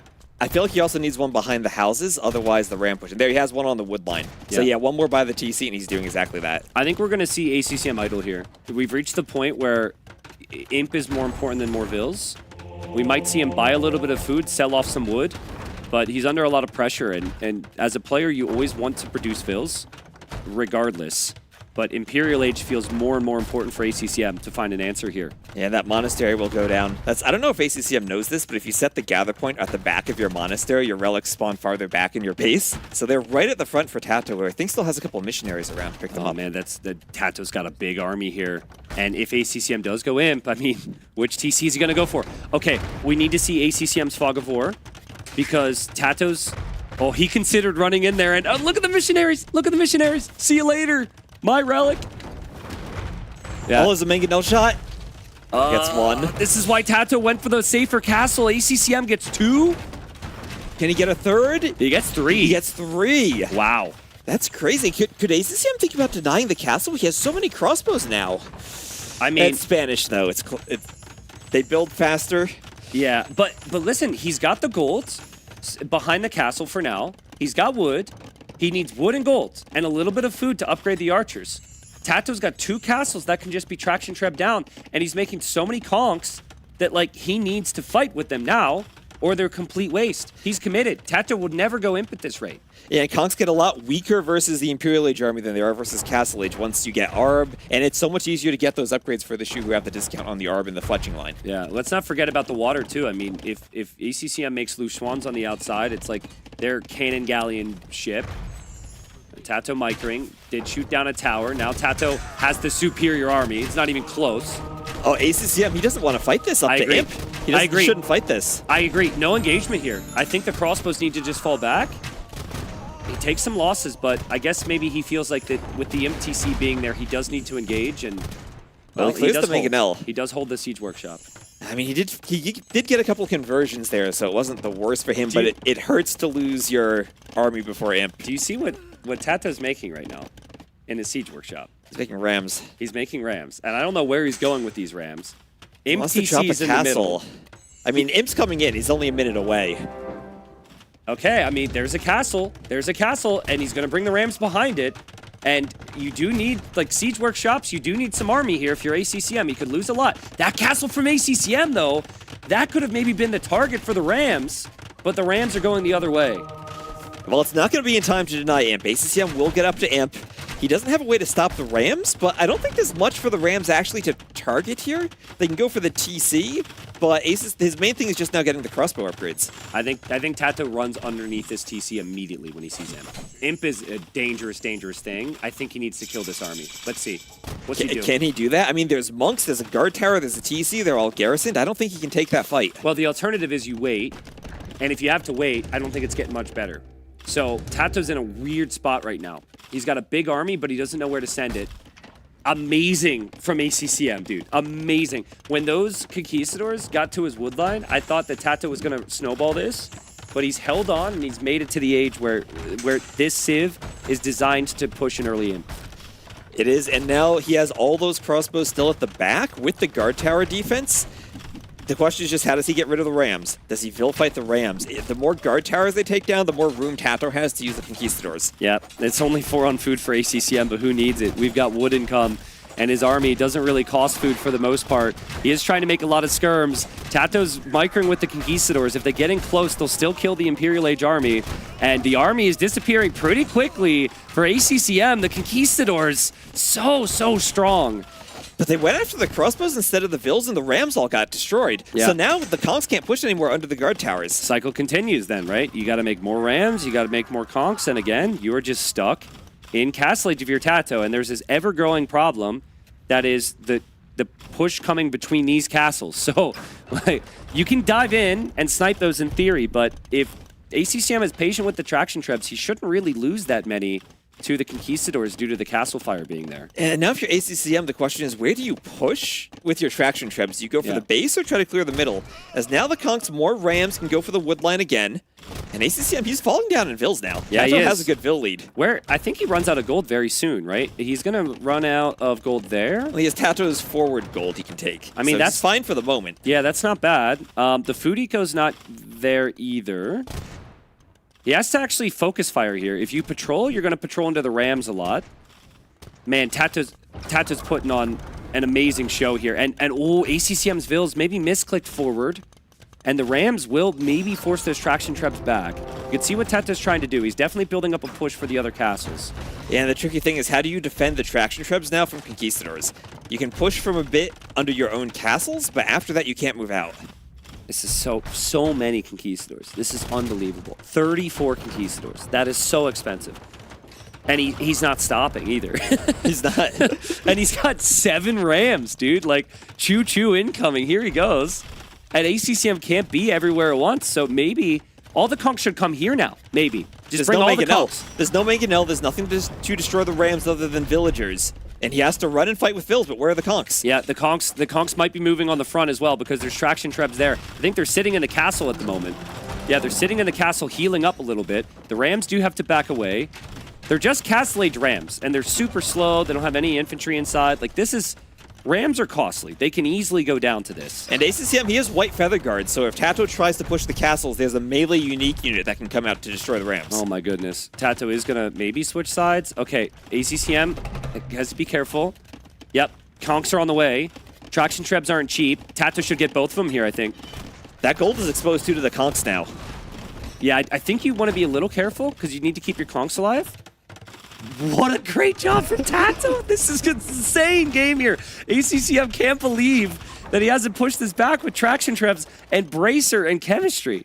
Well, that's the problem with the traction trebs. They're so slow at destroying buildings. It takes a long time to push. You need a lot of them actually to get a good push. I feel like if ACCM had normal trebs and could go double castle treb production for 4 trebs, he might have been able to push that castle already. Look how many conks, T-West. Look how many conks. Look how many Rams. Look how many conks. The battle music is starting and the units are going to dive. This is right before Arbalest, which is half the army for ACCM. He's hoping to upgrade. He needs to upgrade. 20 seconds till that upgrade. The tower will go down. The army is going to go down. And suddenly Tato has doubled the population even though he's down in age. What a masterpiece here. And ACCM, he's just finishing Arbalest for all 0 of those Arbalests left after that fight, and there's nothing to stop these conks. That is truly special Age of Empires, honestly. We've seen some great games this week so far, but that is just unbelievable from Tato. I have seen so many games. We've all seen so many games end because of trebs and like bracer and chemistry, right? And conks are so expensive. He doesn't have a fish boom. He was 1 TC at half of this game. How has he been able to do this? It's honestly, the conks are just such a great unit for using in combination with Siege. Yeah. Everything that's good against the Siege, you want Mangonels, the conks clear it. And the conks themselves, you can't really destroy them all that quickly. It takes a long time, they have a lot of HP, and they just sit back and heal. Yeah, and he's trying to mass them now. The ARBs that he got upgraded, he's trying to mass them from the ranges. But, I mean, the ranges are going down, the units are ejecting, they're getting sniped from the Conquistadors. Typical Tato, he's not going to stop. He used this to maximum effect, so he's going to continue going. But I mean, ACCM pretty soon, the only eco he's going to have is behind those castles, which is just the most claustrophobic looking eco ever. He's not going to have any room to move around, and no gold soon as well. That's been the ever-growing problem.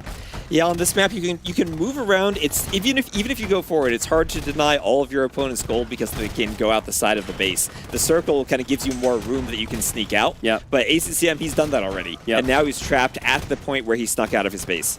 This is just so cool to watch, man. Like, viewers watching, type a 1 in chat if this just makes you want to go try and replicate this right now. And then type 3 in chat if you would not be able to do anything nearly this good and probably die and just come back to watching. That's me too. It's amazing. Like, he makes it look so easy. Like, Rams and Conquistadors cost a lot of resources, man. Look at those missionaries too, healing the Conquistadors. And don't forget, behind this, he has 5 relics. He pulled those 2 relics out from ACCM's monastery when he was forward earlier, and he's at 124 vills, 5 relics, and he can do whatever he wants now. He can even think about just going imp and waiting for trebs to push the castles. He's on no time pressure. Before he had 2 choices: main base, side base. Main base is gone. It's time for the final boss, and here goes Tato. He is up against ARBs, but that is a lot of Conquistadors, and the traction trebs, which are needed to push back this whole thing, is just going to get sniped, and the Rams are going to come in. Nice micro from ACCM, actually, with the Mangonels. Because Tato has to back up.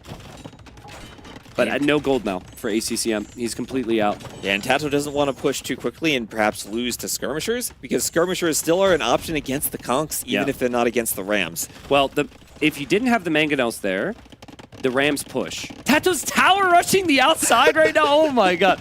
That's crazy. Another thing I've never really seen. Well, you can do it on this map. Usually you're maybe Koreans or an imp when you try to do it. But the more ACCM chops, he's going to start running out of wood.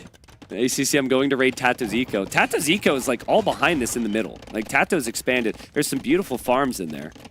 But my goodness, like he's healing up. So with herbal medicine, his units will heal up much faster. And yeah, guard tower's on the way to protect. And that's great against the Imperial Age Arbalists. Guard tower is something they can't destroy. You place the towers down, and then you just zone them off. Yeah, Conks are maybe going to consider going back in. There is a point where Tato will actually be pop-capped, and then he might actually go Imperial Age instead of more Conquistadors. But now is not that time. And nice job from ACCM. He's taking down the Rams pretty quickly, but holy Conquistadors, get murder holes fast. He needs murder hole. I mean, the Conquistadors are going to run through. I mean, there's nowhere for the Bills to run. They're trapped against the wood line. There's no TC. The bill count's dropping. I mean, normally you would not want to lose this many Conquistadors. Normally this is bad, but this is not normal. This man is not normal. Check his PC. He's insane. And yeah, I mean, all the eco for ACCM is inside of these two freaking castles, and he's got a small army somewhere running underneath the TC and through the castle fire and through the towers. Like ACCM is 48 bills and 39 of them are in those murder castles. Holes! Murder holes to save the day. Again, there's a couple viewers right now who would have clicked murder holes first thing. You know, they wouldn't have to rush that in now. They think ahead. You know, if this were a community game, murder holes would have been clicked 30 minutes ago. Yeah, and it feels like a community game because Tato's going to get it too. Because why not? I mean, but he lost 25 conks. Like, that was really bad. But he's got 100 more bills. Surely he can just stop making conks for a second and go to the Imperial Age, and then at least wait for Trebs. Well, maybe he's thinking, if I'm pop-capped, then I have to go imp. If I lose all my conks, I can make more and keep staying in Castle Age. Yeah, true. I mean, with the market, sometimes you don't actually want to buy food here because that increases the amount of gold they're going to get if they sell food. So what Tato just did to go in... buy 400 food. Yeah, so he had to, but there is some logic to not doing it because I think we're going to see ACCM sell food at any moment as well. So what a game. Well, I mean, the thing is, food is risky to sell because you don't have any farming space. You got the towers in the back, you're under the castles, and you don't have anywhere to place farms. Yeah. This is so cool. I mean, it must suck to be ACCM right now, dude. I honestly, I'm not good enough to play at these LANs, right? But our embarrassing moments as casters were typically not on camera. There's some poor clips out there. I'll agree, but like typically we're not on camera. I'd want to just like put a piece of tape over the camera right now if I'm ACCM. Like, don't look at me. This is. Not that he did anything wrong or anything to be ashamed of, but like it's got to be so uncomfortable to be in this position and know everyone's watching you go down to this. And the Rams are they're just looking for stuff in the base. There's nothing there. They're going for the university. Maybe even go for the docks. I've seen a visible shift for both of them. I think maybe it's GG. Yeah, there we are. A visible shift from both of them. Must be fun to be Tato. That is one of the craziest wins there. It was a great back and forth game. I actually think both players played like amazing the whole way through. From a strategic standpoint, ACCM adapted a little bit because he knew Tato was going to go water. That was 50-50. He then went for the crossbows to deny the castle, but Tato had dropped the outpost, so he knew he couldn't go forward castle. Then the siege tower, I mean, sometimes, even here in the top 12 of AoE, you have games, you have sets where one player didn't play perfect, right?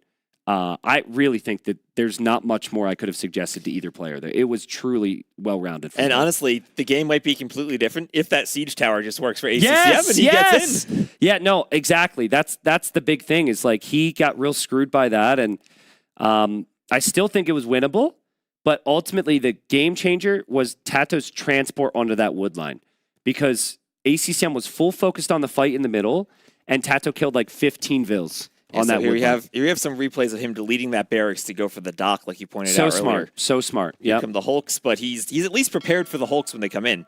And I mean, the extra dock even gives you extra garrison space to keep your fish alive. Yeah. Yeah, this is all 50-50, man. Like, perfect play from both. The demos from Tato were awesome. I miss the days when that would be destroyed chips, though. Yeah, no, I agree with you there.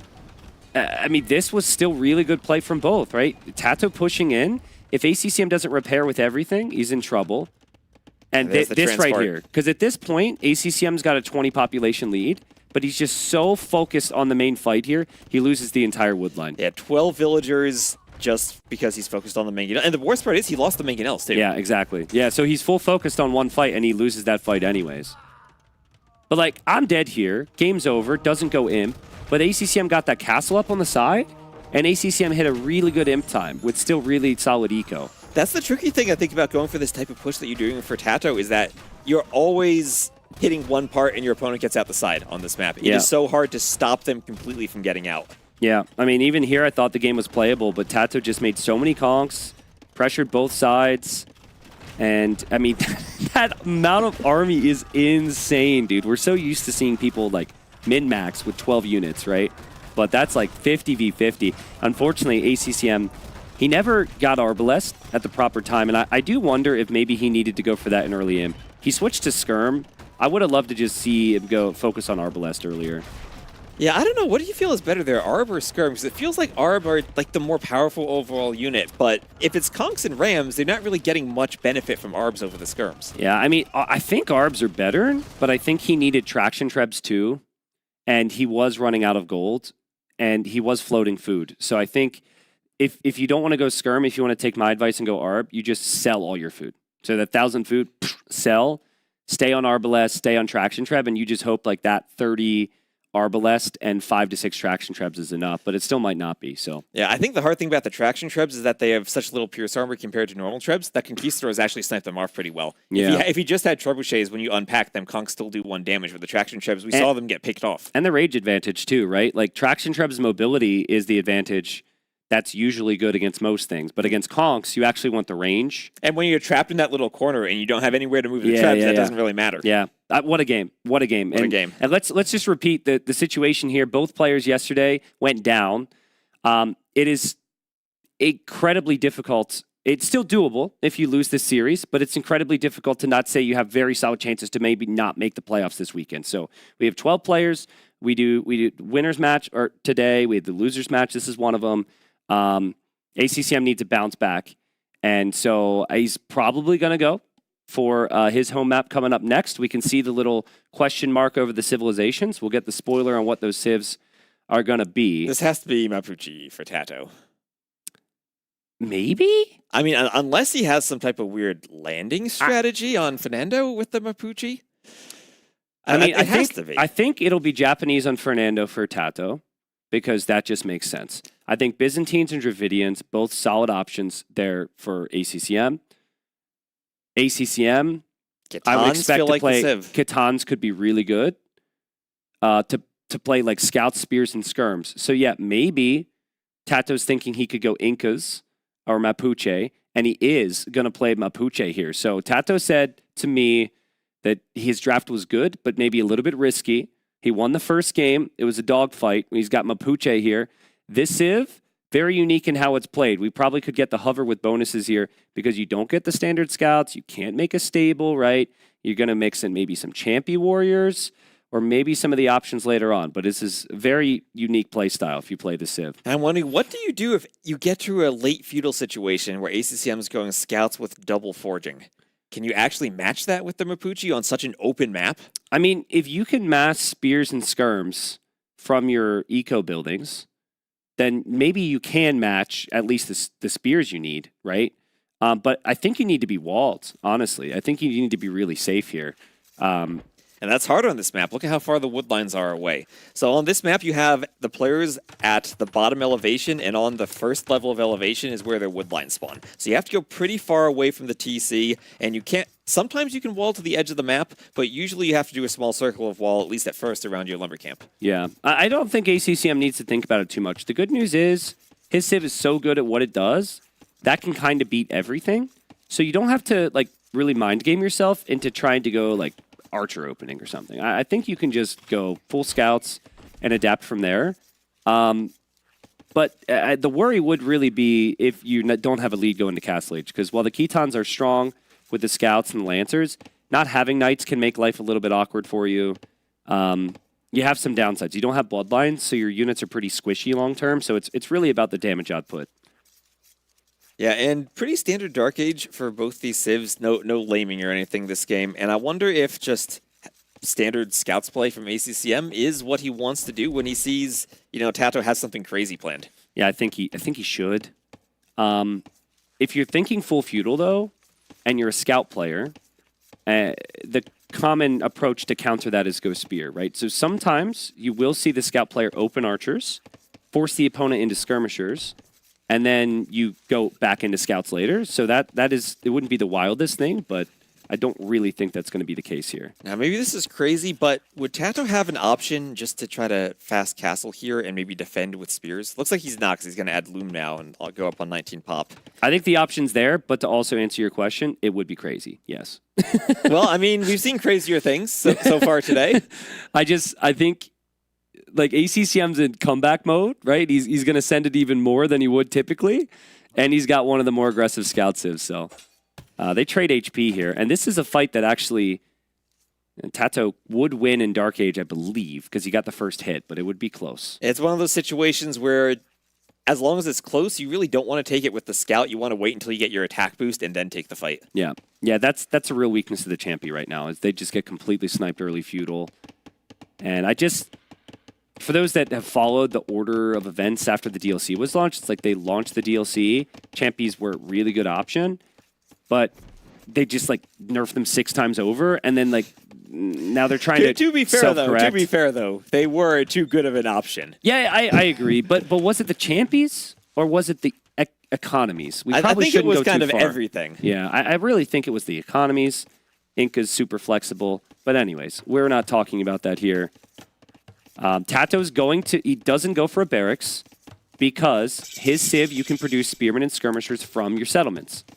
Now, it's a bit slower production speed to balance out for the fact that you can make it from, like, here 3 settlements versus 1 barracks, but by the time there's more scouts, I think Tato's going to have some defense at home. Yep, and he's going to be scouting. He'll be aware that ACCM is opening with a stable, and he should be prepared to queue spears. So, I don't know if this is catching on at the very highest level, but there's a player who's gained quite a bit of elo, and this player goes, like, 3 spears, 3 skirms, adapt. And it's adapting into, do I add more spears or do I add more skirms? And typically you see a lot of army. So let's see. I mean, there is a weird part here. So I've tried this.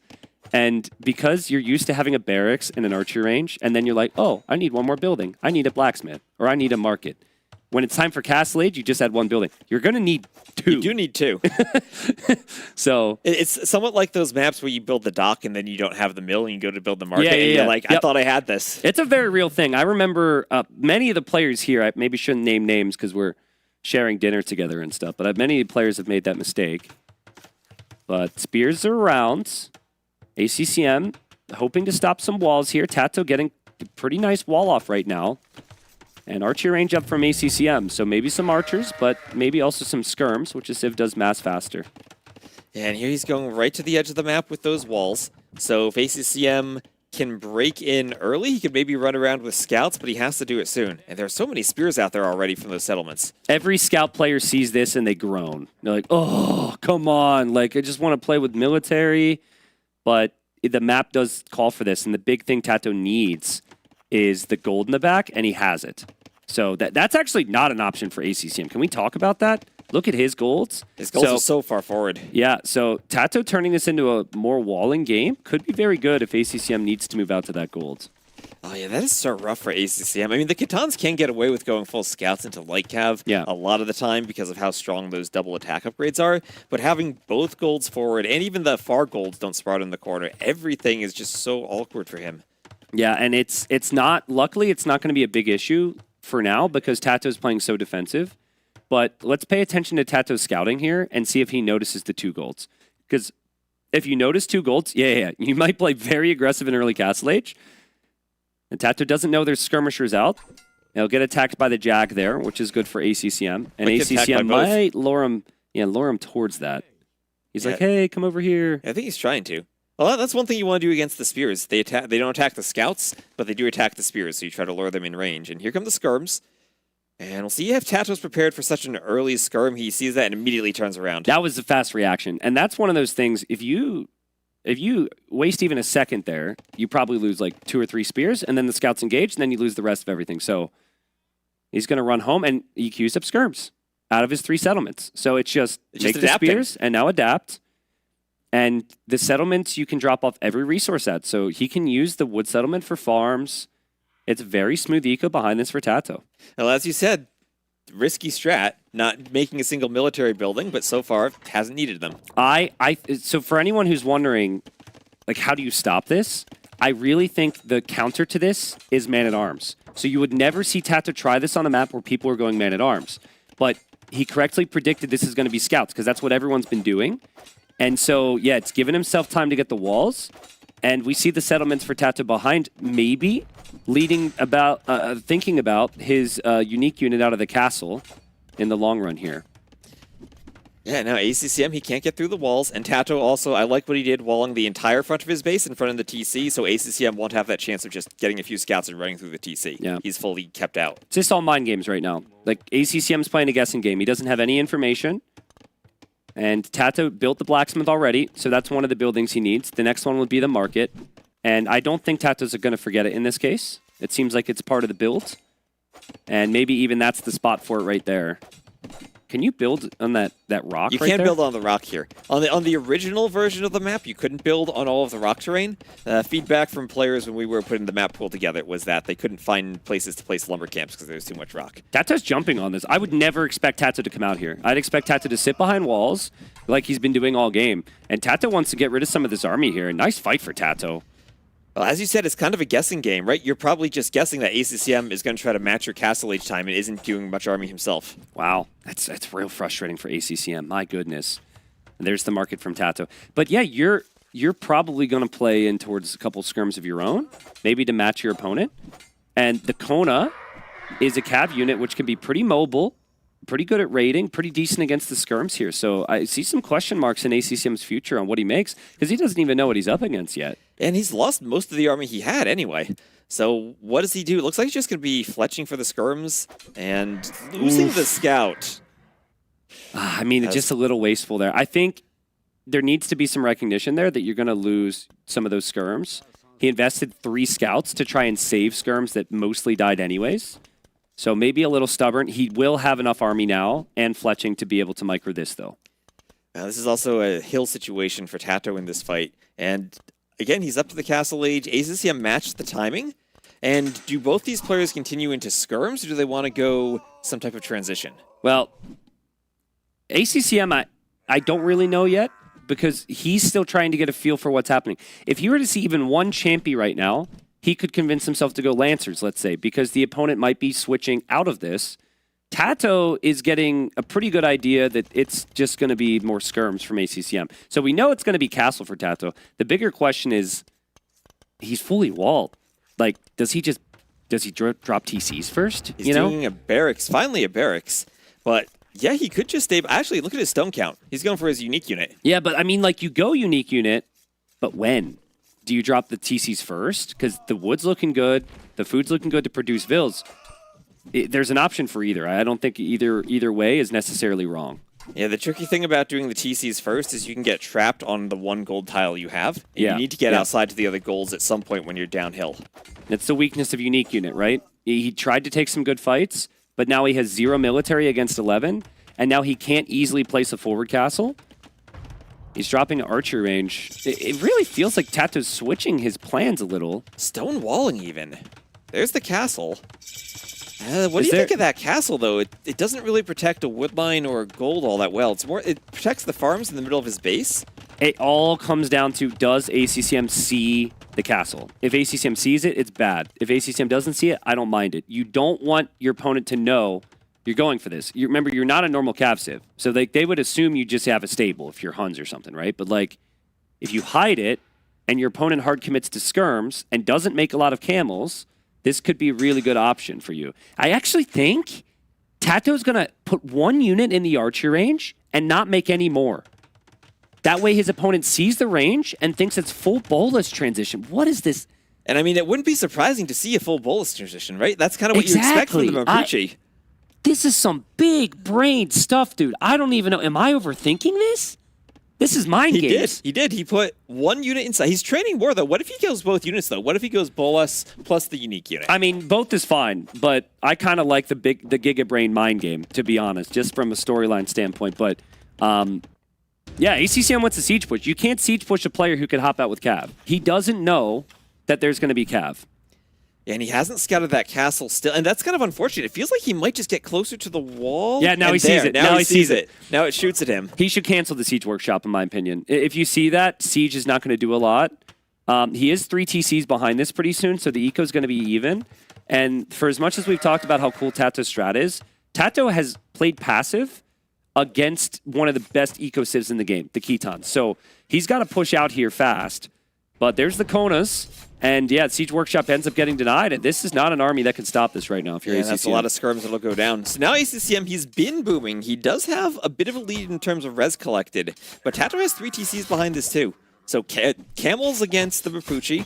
When they go in Cav, a good option. They should beat the unique unit, but the Bolus Riders can still kill the Camels. You know, I was expecting the Camels to do better there, but let's not forget there's no upgrades on them, no bloodlines, no armor, and more importantly, no forging. So you don't have the double forging at play. So that was a very nice clear up from Tato, who's fixing his eco. And the other thing is the Konas aren't that expensive. I don't have the exact cost memorized, but they're not nearly as expensive as some other unique units. And they certainly caught ACCM off guard. I think he exactly was, after seeing that range, expecting the Bolus Riders and kept going for skirms to fight them and just got caught out of position thanks to the melee Cav.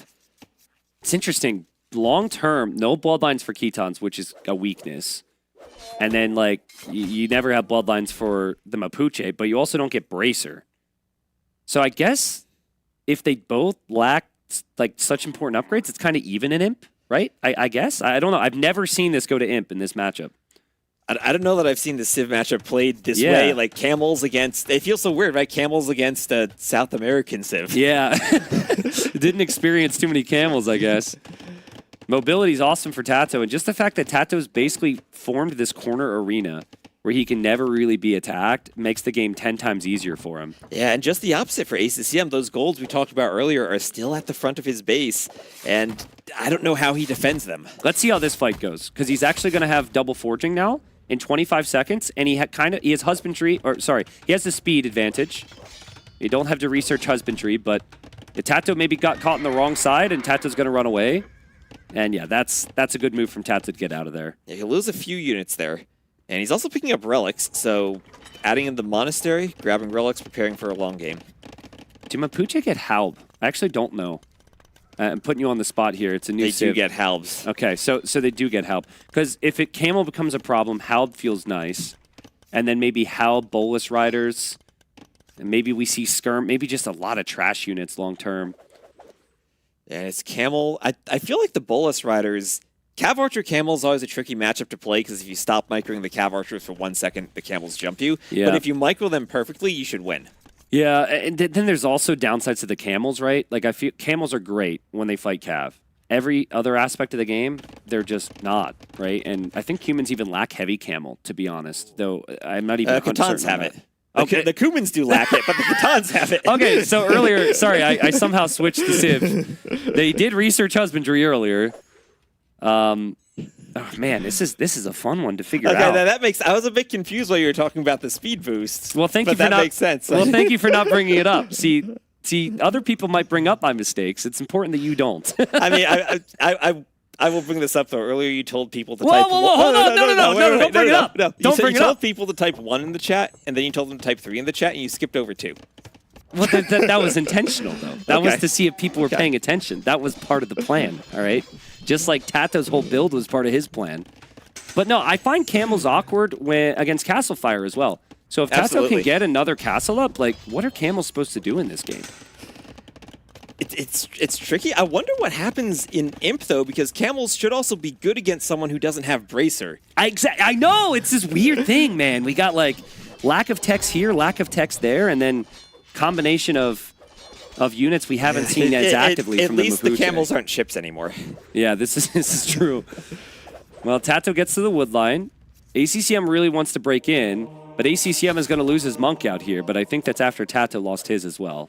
And finally, Ballistics coming in for Tato, so he'll be much better at chasing those fleeing Camels. And unique tech on the way here. And that unique tech is Malon, and I believe that's the skirmisher tech. So the skirmishers will do pass-through damage. That basically turns your skirmishers into a scorpion, and the same with the bolus riders. Yeah, it's going to be huge for the Bolas here. Tato's going to have to engage on this. But, like, I don't know, like, I think ACCM's hit a point in the game. He's sick of chasing. So he's like, I'm going to make you respect me, and I'm going to break in. Tato says, oh, I'm ready for that. Double gate behind, brings in the army that just gets the pass-through damage. We'll see if that plays a big role. But nice job. ACCM camels. comes in from the other side, and these camels have +4 attack as well. They're very dangerous. And Tato doesn't want to take that fight anymore. And it's so tricky to get your army across the map when you don't want to leave the skirms exposed, but ACCM's done a great job so far. This would be such a big win for ACCM. Obviously, to just make it 1-1, but also because this has been a frustrating game. Like, Tato has made this series hard. And to win this, just like remind yourself of how good you can play.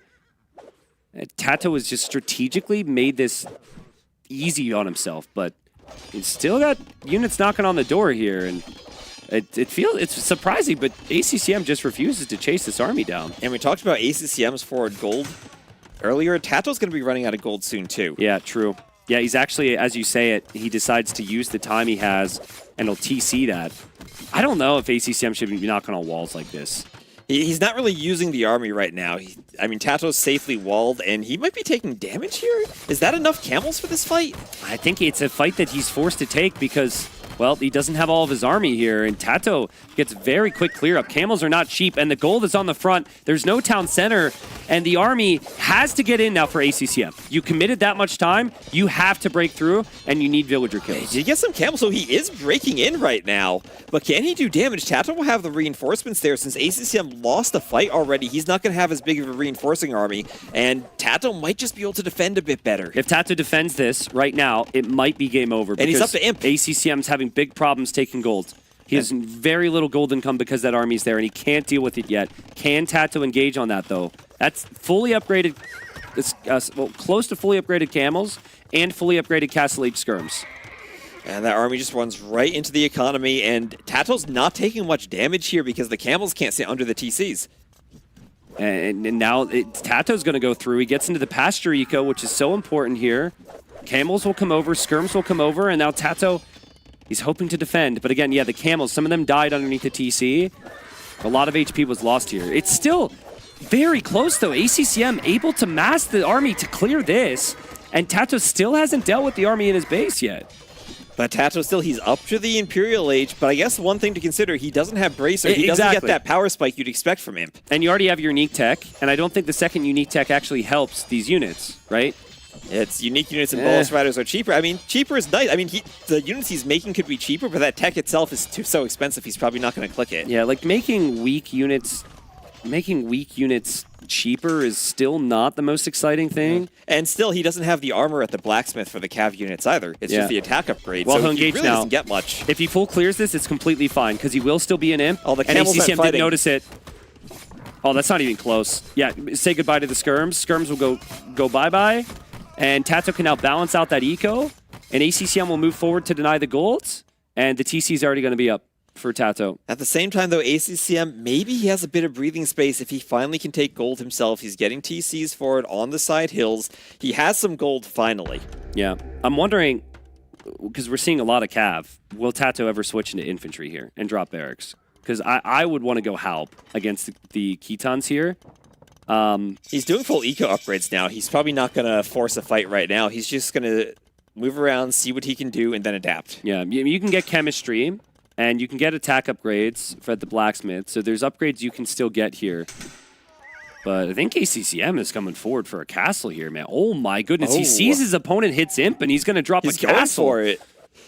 He's pulling back, though. He's pulling back. He doesn't think he can take this fight. He has so many skirms now, but it's hard to use them against all the cav. He's just going to settle for a castle right in the middle. And the elite upgrade is in for Tato. That's a good castle. If you place a forward castle when your opponent can just treb it down, that's suicide. He's stalled production. I think ACCM feels like he's really far behind, but you just got to hope for Imperial Age. Hope that Tato's units are a little overrated maybe, and that Tato takes a fight before the upgrades. But Elite's about to come in. Elite is in now. Elite Konas. It's in now. Elite Bolus Riders, I But think. he's going to be fighting underneath a castle, too. They're mostly getting cleaned up. And the skirms are there for the Bolus Riders. I mean, a lot of Kona's died. Castle goes up for ACCM. ACCM still holding, but does he see the castle in the south from Tato? And that's a great castle in the south. He saw ACCM expanding for gold. He's going to deny that and also take another gold and the hill. So all the fights now, he's going to have a hill bonus. Yeah, and there's not that many skirms either for ACCM. And I think we've established camels are just not good enough. Like, these bolus riders are going to be really, really, really tough to stop. And Tato says, thank you, I'll take all the gold up here.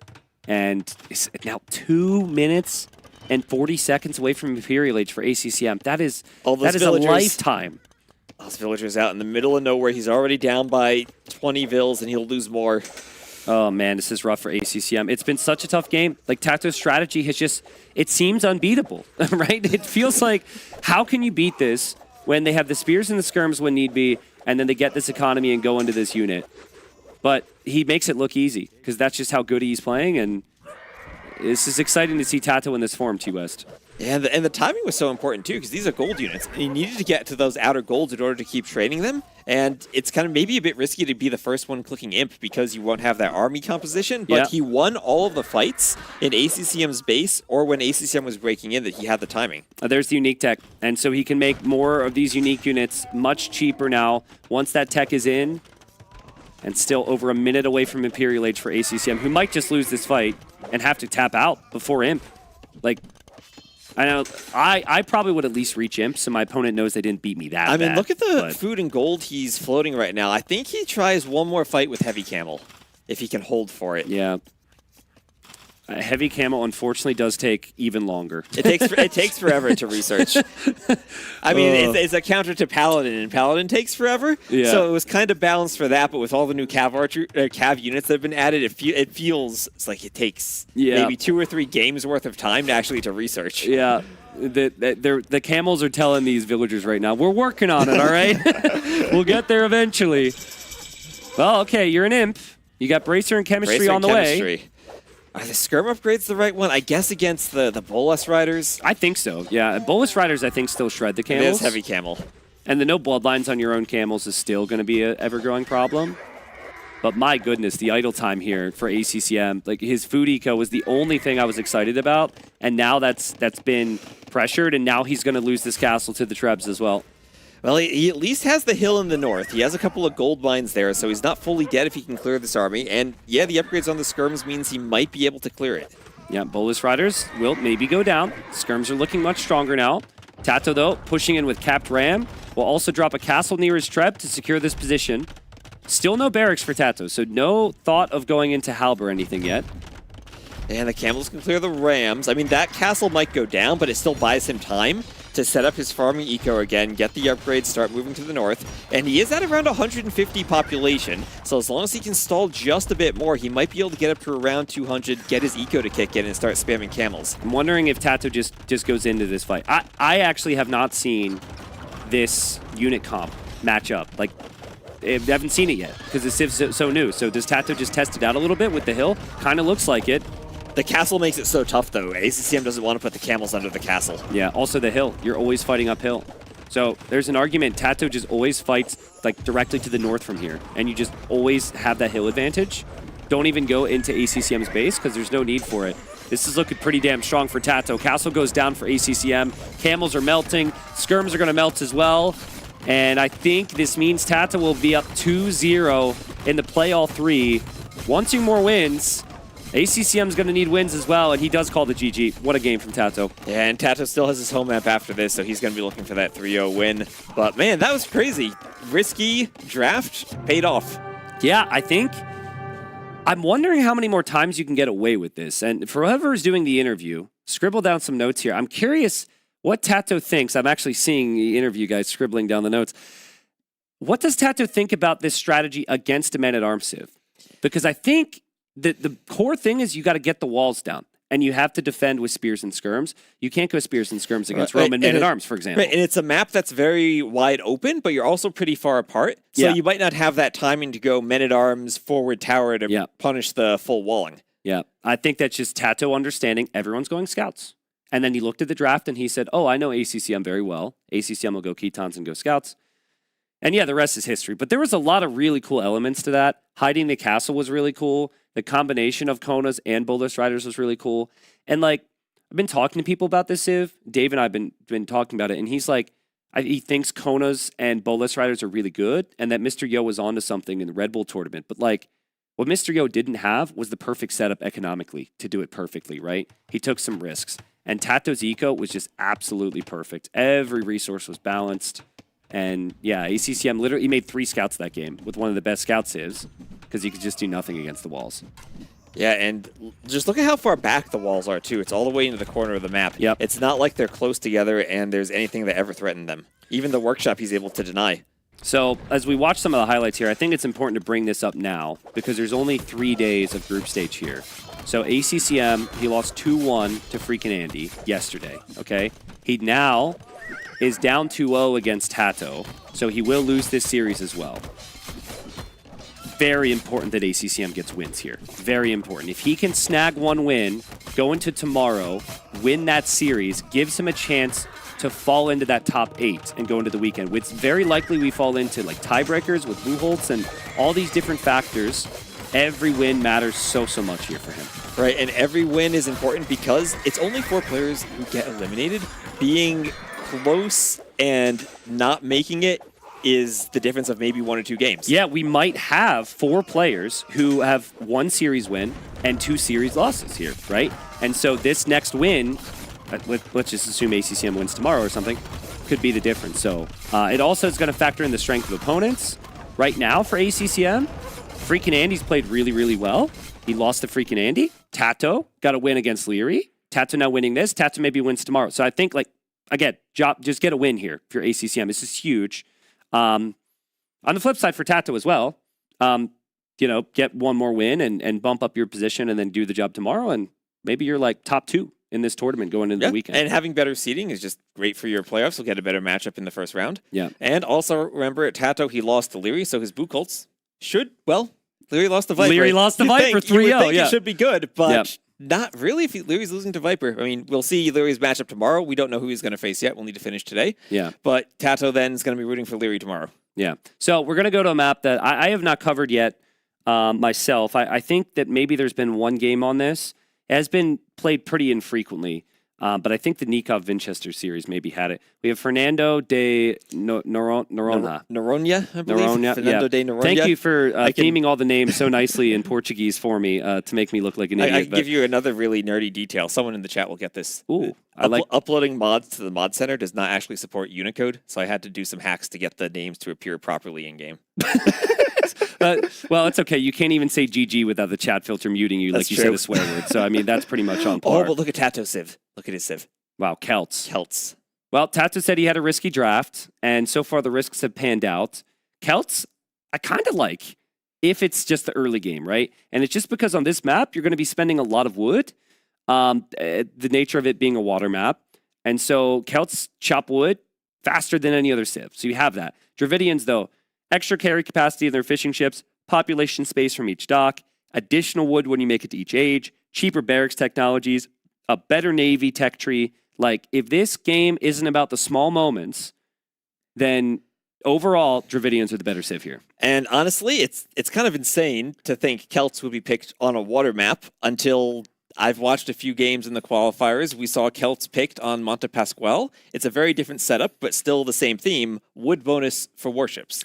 I think the reason for this is because now, in the past, if you were on a water map like this and you didn't make Navy and you tried to go landing, your opponent would just go kill your fish, right? But now you can garrison your fish, which at the very least gives you a little bit more time to figure out making a ship or two or defending.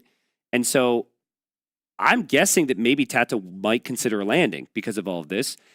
It's risky, but if he could go Celt Man-at-Arms, which is also one of their bonuses, super fast Man-at-Arms, pressure ACCM might not expect that. And another thing, in the qualifiers on this map, we saw Fast Castle become the meta. I think that's changed with the new balance changes from what I've heard players talking about. This is only the 2nd game we've seen. Yeah. But it could be maybe an option if you wanted to do something with the Celts and just really get a wood bonus really quickly. Were they docking on the back for the Fast Castle? They were docking on the front for the Fast Castle. Wow, that's kind of crazy. Which is crazy with how strong the fish arrows were in the Dark Age. Yeah, because both players dock the front. Going Fast Castle seems extremely risky, but Okay, I mean, yeah, definitely been a meta shift. Some players really like it. I personally really like where it's at. Players who are very boomy and defensive, they want the old arrows back. They want their docks to shoot ships down faster. So depends who you talk to, but no sign that Tata's going for a barracks yet. It could just be that he's going to go full send with the water here. Yeah, and one of the things I see on the side of the map are the whales. That's one of the things everyone was complaining about when they played their practice game. Someone had a whale 4 tiles away. They had a whale 6 tiles away. So you had to do whale balance? Yeah, I had to do a lot of whale balance. You'll see at the very backs of the islands on the far corners, there's no whales back there. They're all towards the front. And it's an important part of your build to figure out how you're using the gold from the whale if you want to maybe skip a mining camp, or even more importantly, if you get landed. Yeah. Because denying gold is not an option for a landing if your opponent still has fishing ships on the whales. Yeah, I actually think that makes the landing significantly weaker, the fact that the whales are there, because a player cannot get pushed off of gold entirely. But I gotta say, can we go back to the whales real quick? Just show them. Those are the smallest whales ever, dude. They're smaller than the fishing ship. Do you have any whale facts you can grace us with in the chat? I mean, I am engaged. I've been with someone for almost 8 years who's a marine biologist. Unfortunately, I don't want to misrepresent the whales. I don't want to get the wrong species or just be wrong. So, because I'll never hear the end of it. So I'm just gonna say no. But maybe someday we can come. I just know whales are bigger than that, right? Like that. Okay, so what you're saying is next time we need to invite your fiance to be the caster to give us some whale. 100%. She's super down apparently to do an Age of Empires 2 animal fact.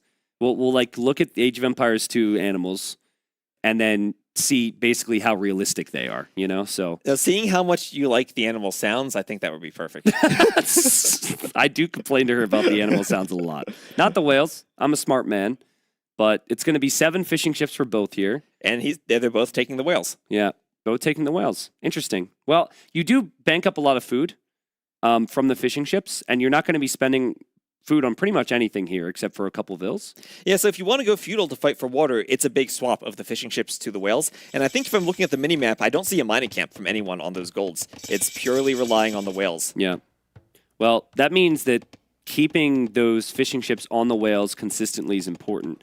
And I think ACCM's whale is ever so slightly more exposed here. Just like that's the direction Tata will likely arrive. And so he'll just need to make sure he has some navy there. He will open with Hawks. Tata will go 2 Hawks, 2 galleys. They're really far apart from each other, and I think sometimes that affects the opening you want to go for. You're probably maybe a bit less inclined for early fires because you're not going to be fighting the docks. Also, that island there means we could have a weird ring around the rosy situation. Let's see what direction Tato goes. Here we have ACCM to the left of the island. Tato's going to go to the right and then probably loop to the north. He's looking for the docks. And I think we saw this in Nikov's game too, where he ended up looping around the island once with his initial ships before he found the docks. Yeah, well, you might convince yourself your opponent's docked the back, but I think if you see these Hawks here so quickly, you have to know that your opponent is on the front, in theory. But Tato is going to loop around. Luckily for him, he had some galleys here ready for the Hawks. And it will actually confuse ACCM too, because he's like, oh, he didn't go Hawks at all? He's just going to go galleys. Yeah, and he might be surprised if he doesn't see them as they loop around, because the houses don't have much line of sight, and Tato might be able to sneak on the fishing ships from behind. Look at resources collected here. That is the Celts bonus right there. So long term, yes, there's some weaknesses. But Tato's not planning on long term. He's planning on winning this game before the Imperial Age. And so far, I'd say it's pretty good. He's also sneaking in a couple extra fishing ships here, so he's being pretty greedy. I also think he researched fishing lines at a certain point too, which would increase the efficiency. And Tato's also getting fletching right now, so he's really going for a lot of techs here. There's that fishing lines. Remember, fishing ships are a bit less efficient than they used to be by themselves, so they need fishing lines to get a bit of their fishing efficiency back. Yeah. I don't know what they're using without fishing line, but apparently it's working. Did ACCM get fishing line? There's the Hawks. That's kind of a big deal, right? He did not. Didn't. Okay, so slightly more workers for Tato and slightly more efficient at the moment. Yeah, remember, this also is Tato's home map, so he must have something planned with the Celts. I'm sure he's been practicing this map over and over with, at the boot camp with all Yeah, the I mean, players. apparently it's just win before the opponent is able to take advantage of better technologies, right? But look at ACCM's food count. I feel like with that market, he's able to buy himself up to the Castle Age faster. The question, though, is with the garrison, do you get enough of a bonus from an early Castle Age that you can then pressure your opponent on water? Yeah, I would sell my stone here. You can maybe go for second, third TC later on, But with this matchup, I'd be really scared Tato would have an advantage long term. Or sorry, like in the short term, and you just don't want to allow that. Both players are going to lose their Hulks. So in theory, we should see both players make fires because there's quite a few galleys out. But that still hasn't really happened yet. Neither player has blinked on that. And yeah, Hulks get picked off, and ACCM just a little slow to react there, in my opinion. And he gets punished for it. Tato can get that one, and then clicks forward immediately and gets that one as well. Oh, that was wonderful. That felt like almost like the old Pike Patrol from the old days where you get your ships that little speed bonus to try to pick off enemy ships as they were running away. That was really well done from Tato. And remember, resources looked good for ACCM, but Tato's up. Tato's on the way up already. And now ACCM almost runs directly into Tato there. And it's going to be galleys and a couple fires from both of them. But that warship's upgrade should be a bit faster here for Tato. Yeah, it felt like the timing advantage was going to be the best opportunity for ACCM.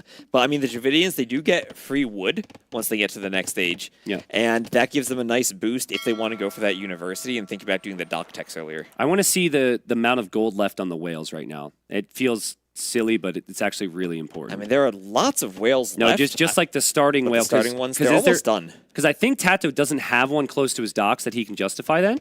No, I'm wrong. Okay, so he has that one. For ACCM, does he have another one? He's docking in the north, so he's going to find another whale. Okay, so they can still take that gold as well as the gold that they're going to be mining, and that's really important. Yeah, and also, I mean, there are options if you want to transport around. There are not just the big islands in the middle, but little islands if you want to do docks and find more whale spots. Yeah. Kind of like Monte Pascual, but there are oysters and whales all scattered about. You should never be out of gold on water as long as you haven't lost water.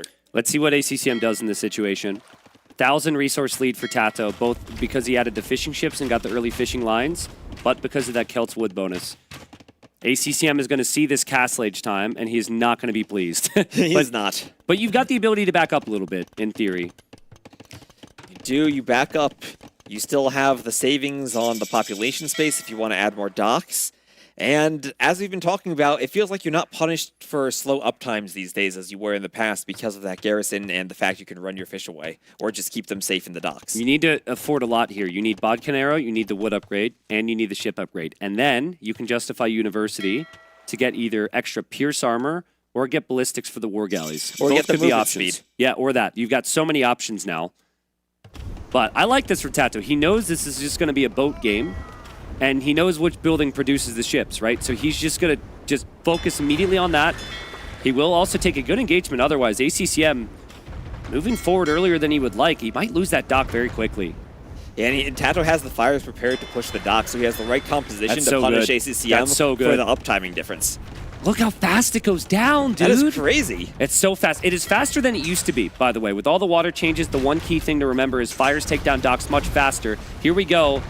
There's a weird choke point there with the rock, and this will depend on what the micro looks like with the galleys behind. Still no bow saw for ACCM, so he's up against Celts, and as Tato's dodging nicely, he also doesn't have the wood upgrade, which could be really bad.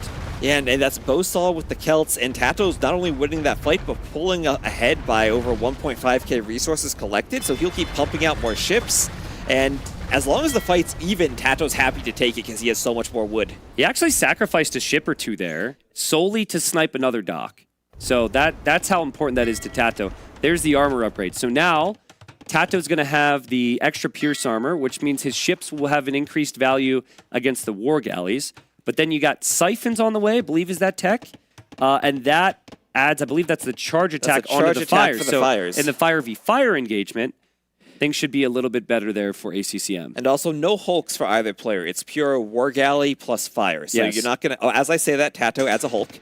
Yeah. So And maybe there's- he's thinking you still want to go mainly war galley fire, but a couple of hulks added in just to do more damage might be good against the fire. And there's clinker construction. That'll make the ships faster. It's actually really nice just to help you with the micro here. And again, they're on the opposite sides of this island, which is just really awkward. Yeah, it's just, once you build one dock, you want all of your reinforcements in the same spot, so you just cluster your docks there, and the way they set up actually makes them super far apart from sailing around so much. So Tato sees that engagement. He will notice the Siphons upgrade, I'm guessing. And whether or not he feels that strong, I'm not sure. He could just join him in that upgrade. He's looping around. He's got the speed. And it might not be very easy for ACCM to get away from this. No, Tato has the numbers, and he has the fires against the war galleys. ACCM wanted his fires in front on the other side, but now Tato's everywhere. Tato has all his ships here at once. Wow, this is incredible from Tato. He baited him in here. It was all part of his plan. He let him come through, and he gets to the other side, and ACCM is not going to be able to get away with much here. He does try and leave. Luckily, he got the speed upgrade, so he's able to get away, but that was huge from Tato. Yeah, now that KD 33-21, that was a great fight for Tato. It was looking good for him before that. Now it's looking even better. Tato's playing incredible here, really. Maybe I was underrating him because he lost yesterday, but maybe forgot it was up against Leary, who's in incredible form. But like, Tato was almost in everyone's top 5 for years, and he maybe dropped out of that. Tato right here is looking incredible. On every single setting in this series, he has had full command on what he needs to do. And here, I am trying to figure out who's winning. I assume he's going to win. He's got such a big numbers advantage here. He's got all his fire ships stacked up, and I don't think ACCM has any choice but to fight. No, he has to fight that, but he's going to lose the fight. He has to go back towards his docks. And I feel like once you lose the water on this map, there isn't much you can do to come back. Yeah, agreed. Not if you've committed like this, right? Like, they both hard committed to water. This is the one, maybe true water map. And now you're going fires to try and recover, and Hawks are just going to get mixed in yet again. Tato, he still does need to keep pressuring because he eventually won't get Bracer, which is a big weakness for Celts, but we're a long way from Imperial Age for both right now. But I mean, maybe the interesting thing is that we're still the same villager count. It's 46-44, and it's not like Tato has a huge fishing advantage either. He's only up by +4. Yeah. So maybe the Dravidians still could hold on, try to get maybe towards Imp. They do have the Therisidai, and they should still have a much better Navy if he can hold on somehow. Yeah, so maybe, like, this is where I would love for demos to be an actual option. But I think that it's because you have to research and upgrade that's so costly, it's just not for ACCM. Maybe you buy the stone and build a second TC and just kind of slowly phase out of water and just hope to survive in the long run. Because like the alternative is just continuing to feed army into Tato here, and Tato's camping your docks, which doesn't make it very easy. Yeah, and the more you fight when Tato's winning the fights, the less efficient your resource is. Yeah. And Tato knows this. Like, Tato's not overextending, and Tato just camps the docks. So any new ships that hop out take damage. And especially the Hawks are going to take damage to some of those war galleys that are in there. Though there's only 4 for Tato. Yeah, now Tato's basically gone full Hulk now, seeing all the fires that ACCM had. Yeah, and he's got a demo raft in there, which will not do very much, but it does contribute. And I think it's the Hawks mainly. And I think this might be the GG moment, T-West. Great job from Tato. He went from like 2 Hawks to, well, 15 now. To 15. And he's also going to go for a Siege landing. Workshop and a stable at the same time. A stable as the Celts. Yep. Yeah, Hey, that's knight's crazy. a knight. A knight's a knight. Right. A paladin's a paladin. We won't get there, but we can dream of paladins, right? More docks going down. Just Tato snowballed this so quickly. And this isn't even needed, right? Like, this is the cherry on top of a perfect series from Tato. Every unique plan, and you could argue that like every game except maybe the first game was really unique, has worked perfectly for him. It has. And honestly, that stable and workshop remind me of one time Tato was playing ACCM in hyper random and had a huge lead and just made a wonder. That feels like the same thing. He's building buildings to say ACCM, it's over. Let's Get out of the game. Get out of the game. Exactly. Mangonel on the gold, Knight on the wood line. Villagers are going to run in. Who knows what they're going to do? And ACCM, I think, is just stunned. Like, this has got to be a painful feeling, right? It'll be 0-2 in sets. He will have that win that he got against Andy, one of the games yesterday, but he is going to need to hope for some help tomorrow and hope to get victories tomorrow. Otherwise, he may not make the final weekend. Tato's a beast, and Tato is a lot to be proud of there. What a player. A beast. Another 3-0 for Spain, and we were thinking this is maybe a close matchup. But Tato, he found a level above the level he's been playing at recently. It was really impressive. I just loved the depth of it, right? Like, a lot of players can show you the first step, and then the opponent matches it, and then the second step, and then the opponent matches it. And then maybe you break them on the third step of the strat. But, like, game 1 was, like, 8 different things, right? Like, they both matched the other's level a million times that game. And then Tato still could find that next thing, the next creative move. Same, like game number 2 was kind of similar as well, but it always, the whole series was Tato's doing this. What is ACCM going to do to react? And I think maybe that's the theme. Is ACCM couldn't be the one to dictate the control of these games in every single map. Yeah, it felt like Tato was so well prepared, and that's what we want to see from everyone who has been at the LAN, preparing with all of his teammates, testing all these strats, knowing that Celts were a good civ for a water map now. Yeah, apparently. I mean, if you play the early game that good, clearly it's good enough. Congratulations to Tato. We're going to hear from Tato, as well as one of his teammates and close friends, Mesmora, on the interview couch. And in the last series of the day, Tato gets his first victory here at the Brazilian Dynasty. Tato, it's always pretty tough when you have to go against Leary in the first day. And I kind of wonder, or I imagine that could give you maybe a little bit of the wrong impression. Maybe you start asking questions of yourself. But now that you have such a dominant showing against NCCM, you feeling confident about your preparation? Yeah. Even after the first round against Lyria, I felt quite okay. It was just minor mistakes to not close the series, but overall I felt like I played my really good Age of Empires. So I wasn't too sad about the result yesterday. And today I was confident if I played my best, I could have huge chances, and everything went really, really well. It was a very important set for both you and ACCM. Whoever loses has, well, let's say the chances are a bit lower than they would be with a win. Coming into the draft and everything, did you feel comfortable with your picks and everything? I was confident with two of the picks. I wasn't too sure about letting him Dravidians, but overall I think it played out quite well actually. I need to rewatch that game. I'm sorry how were the resources. You had a big lead. Oh, yeah. okay. We'll look at it in a second now. We can start with I think we can start with the first replay. That was Arena Custeira. I kind of wonder, what was the idea behind the shoe there for ACCM? Well, I guess it's the food bonus, but overall I don't think it's that huge. I'm not sure if he wanted to counter Spanish. I don't remember in the draft if he picked them. I think it was third pick for him. Yeah, but then I had the Spanish then. Right? Yes. Yeah. So I guess he kind of tried to counter my castle with the crossbow timing. And I was kind of expected it, so I was really aware. Like I wanted to be safe with the outpost. I was like, he's preparing something for sure. And also, I think he played too much water in my opinion, but I guess he had a lot of efficiency, but I'm not sure. If we're able to see the game, we could talk more about it. But yeah, you went for the proxy 2-dock strategy, which is, we see it sometimes. You did it with Spanish, which is a bit of a mind game. Lewis kind of did the same against me. Did you have I'm sure you saw that game. Did you want to apply the mind game as well, or did you think you might? But you don't expect the Spanish to go forward, right? Usually you will expect to go FC, castle drop in your face. So I think it's a good mind game, yeah. And you're still one of the few games that people that keep making demos with the current meta. Did you feel like you got enough value here? Oh, we have to talk about this first. Yeah, how triggering was that did you get secondhand trigger by seeing ACCM not be able to drop those crossbows? I think he wanted to drop on top of the gate and you cannot. So I wasn't sure like why he couldn't drop. I guess it was also the diagonal or something. And Tristan was saying something about the diagonal walls, which sometimes it's tough to get over. Yeah, that was unlucky. I think if he doesn't hit the diagonal wall, he cannot jump over. He might misclick on the side, the bigger ones on the side, right? You decided to go full castle age, even seeing him imp. Was this your plan all along, or did you try to adapt as the game went on? I adapted.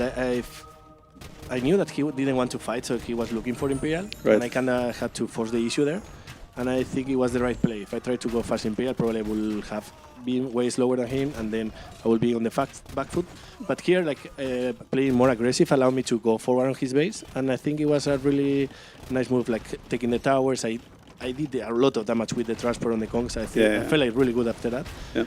And Kongs is like Imperial unit. I don't need to go to that. They melt everything. So I was confident. Like having Kongs is like having Imperial units anyways. I mean, you tend to play quite big castle age. Or I mean, feudal boy is sometimes castle boy. You might have to make a new account with that one. Yeah, I mean, at this point you're just such a big lead, right? You build towers on the outside as well. Just cementing your clearly dominant position. Yeah, it felt like a very comfortable game for you after the... I mean, it was a bit dicey with the castle drop. You wanted to do it forward initially. If he finds your villas there, that could be big trouble, right? But yeah, I think this was a perfect decision-making from you. That outpost kind of saved you, right? I knew that it could be an option for him, like prepare crossbow. So that's why I sent first the outpost. And then when I saw the villa, I was like, oh, okay. Okay, so for this map, I need to ask you this question because Tristan's got a gun pointing at me right there outside of the screen. Tristan really wonders whether this strat with the Mapuche would have worked against a civilization with men-at-arms. A civilization that tends to go for men-at-arms. I think it can work.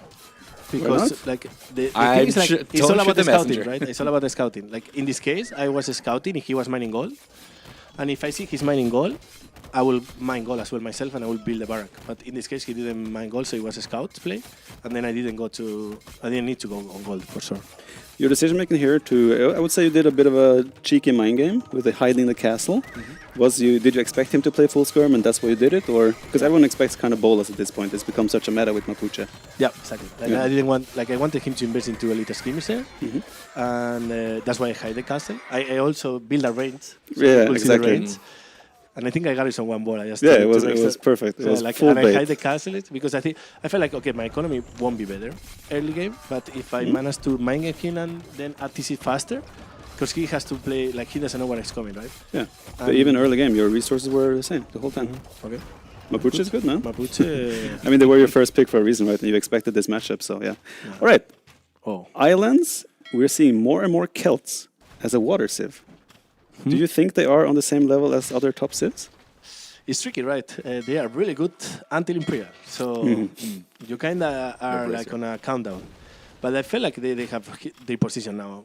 While before, I don't think Celts would ever been played on islands. For sure. But now the bootbone is really strong because you have whales, and basically you can have your full whole food and gold economy on the water. So that means that if you have all your villages on wood, that's a lot of extra wood. For sure. I mean, we already see Rest Collected, right? You have 1,500 more than him, right? And that's mostly like wood, right? As well. Yeah, and think how much this translates into ships, which is a lot, right? I mean, this was a perfect surround by you as well, baiting him in there, coming around with the full surround, and game was pretty much over. I assume here you felt pretty good about yourself. After when I was trying to trap him, I thought he was not going to bait, but he did, and I was okay. Then the game is over. I prepared the landing as well, so he could not be comfortable going back to land, to water, sorry. And I will have the chance to land him, and then Dravidians, they don't have redemption, so if I play knight cheat, he will struggle a lot. Yeah, I think the second and third game from you was strategically perfect played, so thank you. Well done and congrats. Thank you You so have much. good chances tomorrow, and tomorrow is going to be fun, no? Yeah, amazing performance, Tatito. And yes, indeed, with this, we actually finished the second round of the Swiss stage. The Swiss stage. And usually at this point, we would have been revealing what the matchups are going to be for the next day. But unfortunately, we haven't. Okay, so I'm being told that we do have the matches. Ooh, Okay, nice. so I actually was told that we were not going to be able to have it. So there you have it. So let's start reading from the upper row. It's going to be Viper versus Sebastian. That was pretty much expected. Then we have Freaking Andy, and he's going to be facing versus Hera. Another very interesting match here. Then we skip to Leary. Leary will be facing against Mr. Yo. Already a very, very good combination here. Matchups. Tatito will be facing Sorakuma. Well, first reactions on that one, Tatito. Sorakuma, I actually never played with him or against him. Like I don't remember last time I played him. Even on ladder? I think on tournament I have never faced him, and on ladder maybe I have faced him like one or twice. Right. So I don't know what to expect, but so far he has performed really well. Like first day against Mr. Joe, being this his first LAN was really impressive performance, and today he dominated Louis. So definitely I need to watch out, and I will need to watch a lot of games tomorrow. Then we jump over to Winchester. He'll be facing against ACCM, so another pretty tough matchup here for ACCM, unfortunately. Lewis, which now has got some hopes up now that Viper has got such a crazy performance today, will be facing versus Nikov. And that pretty much rounds it up. I believe we don't have the order of the games. That's something that we're probably going to have in a couple of minutes. I'm pretty sure we're going to be releasing all of those things on our socials. So to all those of you who still don't follow us on Instagram or Discord or YouTube or whatever it is, make sure to do so. And this concludes, like we said, the round 2 of the Swiss stage. Tomorrow is decision day here at the Brazilian Dynasty.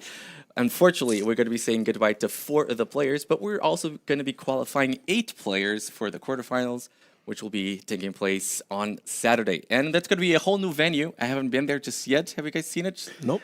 I have not either. Very curious. Very curious. It's also a little bit wondering how that's going to look like with the whole production moving over to a whole different venue. I think it's going to be a long night, a logistical challenge, and a very long night to our production team, which, by the way, has been fantastic.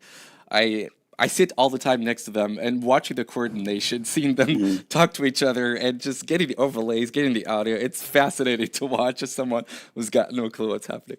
But we're going to be closing here the stream. Thank you, everybody, for watching. It's been a fantastic day of Age of Empires 2 here at the Brazilian Dynasty, and next day promises to be even better. Thank you so much for watching. Be sure to be here tomorrow, and see you soon. See you tomorrow.